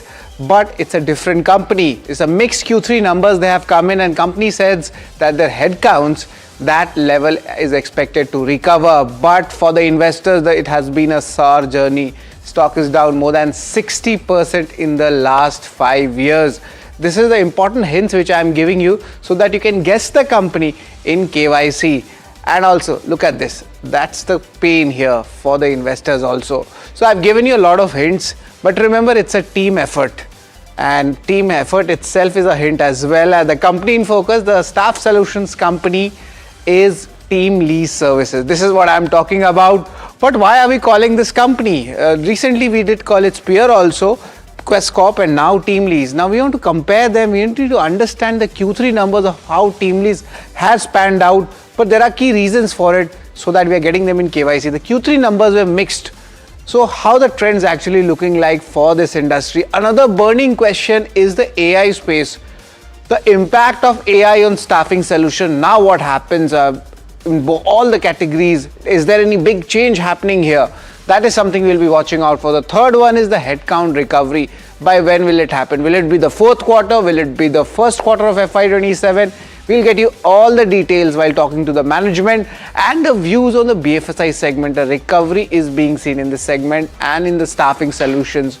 Will this strengthen going ahead? The margin guidance also for the company, especially on the value added products which they are adding. If there anything happens there, then what will be the margin guidance? And joining in the show will be Ramani Dhati. She's the CFO of the company, and we'll be asking Ramani a lot of questions on the numbers as well as on the strategy as well.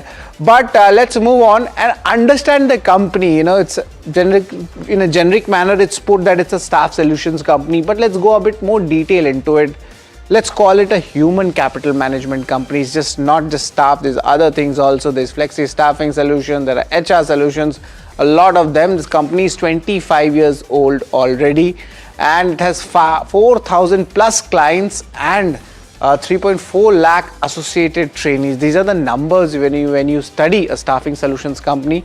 This is important. But what are the services being offered by Team Lease Services? It's around 7-8 services, but I tried to get the main ones. The general staffing, specialized staffing is there. There is flexi staffing also, the gig economy which we call, that's also there. HR tech services is there, and learning services there. Lot of degree related services is also there.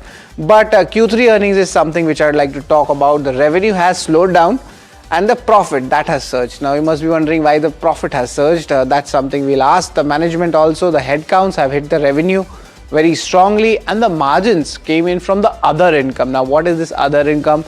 That is something which we'll ask Ramani. BFSI insourcing, that has dragged the volumes here, so that's also a concern for the stock. And the growth numbers, the general staffing revenue, it's nothing great, it's just 1%. But GCC, the global capability center, that is showing a very strong growth, and that's a very big emerging market trend in India. But let's look at the outlook, how things are panning out. Our recovery is expected to come in from the fourth quarter. BFSI segment, that's what I was talking about. The headwinds are largely absorbed. Now that means from a lower base, something good can happen. Headcount recovery is expected over the next 1 to 2 quarters, and GCC and the specialized staffing, that is expected to stay strong. Remember, GCC has done really well, so this number is going to be something which is very important for most of the staffing solutions company going ahead. And the margins also, expectations are there that it will gradually expand as well. And just to put that in perspective, the street view, the growth has normalized in FY27. Earnings CAGR expectation is 15 to 20%. So this is the entire picture for Team Lease Services. But to give you more perspective, in our show in KYC, there are 8 parameters where we judge a company. And of course, financials are one of the most important things where we get the company income statement, where your Q3 numbers will also be involved. Then there is balance sheet to check important ratios, the cash flows, return ratios, the ROEs and the return on capital employed, shareholding, and street trade, how much the stock has moved around and the returns have come in for the people who are already invested in this stock. Valuation, we compare it with its peers, and the analyst tech, what the analyst community is thinking about this counter. So 8 rating parameters in KYC, and I would like to start the first one, that is the income statement. Let's talk about that. And largely these are the numbers which we have gathered in. Revenue, there has been a decent growth coming in, and if you do the mathematics, so this definitely goes past the 12,000 mark. So there is a decent growth, but it's not a very great growth, looks like a single digit growth. And even the PAT numbers, they are very stable business model, and the Q3 numbers, to be honest, were on the mixed side. So I have given a neutral rating when it comes to the income statement. But now let's talk about the balance sheet, how much things have moved around. These are the key metrics in the balance sheet which we have found out, and largely we see the book value has increased nicely, and these are the FY27 numbers coming in. Remember, we have one more quarter left, and then we get the entire picture. Apart from this, the borrowings, that has slightly gone up, but for a business model like this, these borrowings actually don't matter. These are basically the working capital related borrowings, and the cash and bank balances. Generally these companies have a higher cash bank balances, but that has actually come down in FY25. But there was a major IT refund, which I'll talk about it later on in our third important rating which we judge. But now, right now, balance sheet also, it is stable. So I'll give this also a neutral rating. So 2 neutral ratings coming in for income statement and balance sheet, but importantly cash flows. They are very much important in any kind of a business. But remember, the cash flows which you're seeing is on the higher side coming in. Of course, there is some kind of variability in the net cash flows, but the operating cash flows have been decent. But what's an important number to actually watch out for is that 400 crore plus net cash flow the company is standing at, and this is because of an important IT refund also which has come in. So company's cash flows are very strong.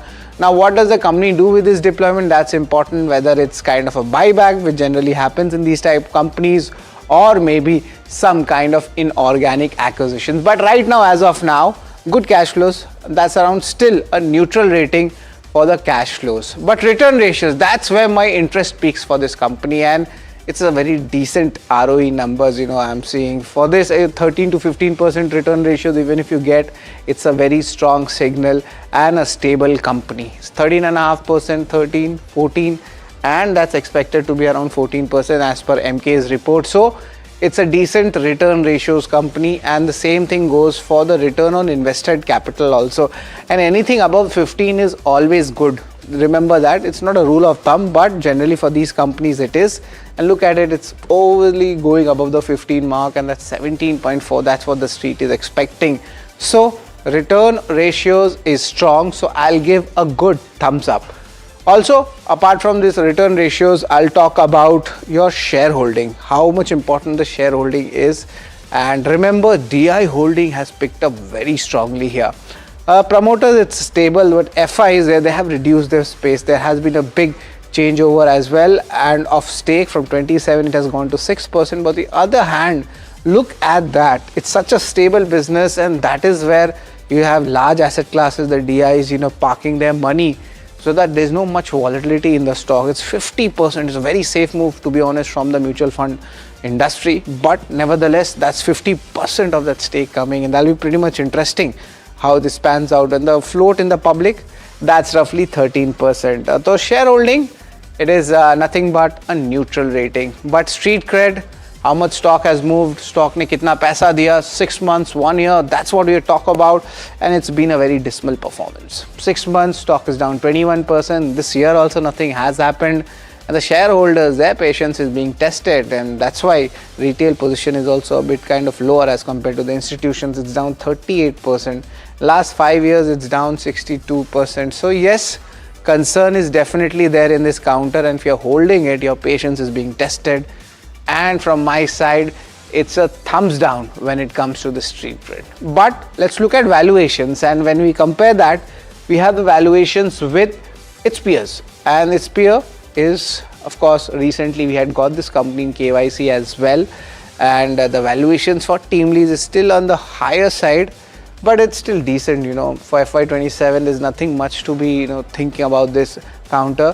15 times, it's fine, it's decent, but it's all the industry numbers are also decent, so nothing much great here. It's a bit slight expensive than Quest Corp also, but overall the expected P numbers which we have gotten, it's still a neutral rating when it comes to TeamLease services. But let's talk about analyst tech. Total analyst, I feel, is 12 of them are tracking it, and that's a strong kind of analyst take coming in at 12 buys. Likely return is almost 46%. So that is something which you're watching out for. So it's a positive rating when it comes to the analyst rating. So let's give in the final ratings, how things are panning out. This has been largely neutral. Return ratios have done well. That's why I've given a strong thumbs up. And the other rating parameters are also there. It includes shareholding, valuation, which has been neutral, analyst take, that's good. And lastly, street cred, nothing much returns coming in for the investors. It's roughly 4.5 out of 8 we have given for TeamLease services. So that's something which we'll be watching out for. And now joining us is Ramani Dhati. She's the CFO of TeamLease Services. Hi Ramani, good afternoon. The numbers were slightly mixed in this quarter. What are the key takeaways you're getting? Yeah, hi, good afternoon. Firstly, we have indicated that there is one large NBFC client which is undergoing RBI audit, and they have given us a heads up in terms of that some numbers, they may be directed to in-source. So that NBFC has close to about 22,000 headcount between our staffing and apprenticeship business. So that's the hit we had this quarter. Otherwise, overall, if we look at the margins and overall performance, specialized staffing for us has been doing extremely well, especially the GCC segment has been consistently adding headcount as well as expanding on bottom line. HR services, again, this quarter, there is a very good catch-up billing contributing to the bottom line expansion. And also we received a large chunk of our pending tax refunds in this quarter, along with interest credit. So that also has contributed to very good cash flows overall. So in terms of general staffing, while there is a overall slowness compared to last 2 years, especially in BFSI, the rest of the segments continue to be maintaining the trend of hiring. If I have to call out the top sectors right now that we are seeing positive on new headcount addition would be FMCG, FMCD, retail, quick commerce, e-commerce, and manufacturing entities, apart from the GCCs. That's pretty interesting on that, Ramani. The cash numbers are on the higher side, and whenever cash numbers become on the higher side, my question for companies like yours is where does this get employed? Any inorganic acquisition, maybe a buyback, what it is? Yes, so this is a question that we are also asking ourselves, and by year end there'll be a decision taken by the board.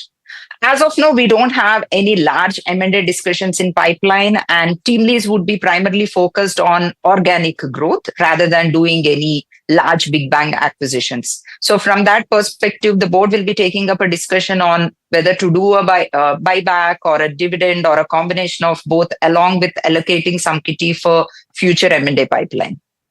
So 3 options are there for the board, and Ramani, interesting trend which has picked up is the impact of AI. Everybody's talking about it.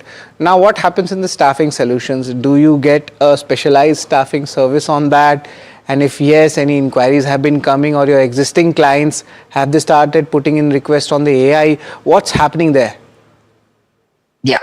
No, definitely AI is impacting jobs in IT, especially the coding jobs. There has been a substantial drop in the number of coding jobs that we used to do 2 years back, or even for that matter, 1 year back to now. But however, we have quickly shifted gears, and now we have built all our capabilities in under specialized staffing towards niche and cutting edge skills. So right now, almost 60 to 70% of our hiring happens on skills that are related to AI, ML, cloud, cybersecurity, these kind of profiles, which are currently on high demand. So we don't cater to any entry level roles or the basic coding roles anymore. So they're all largely focused. All the 7,000 roles that we have, majority of them, 60 to 70% of them, are now towards GCCs and with the new age technologies.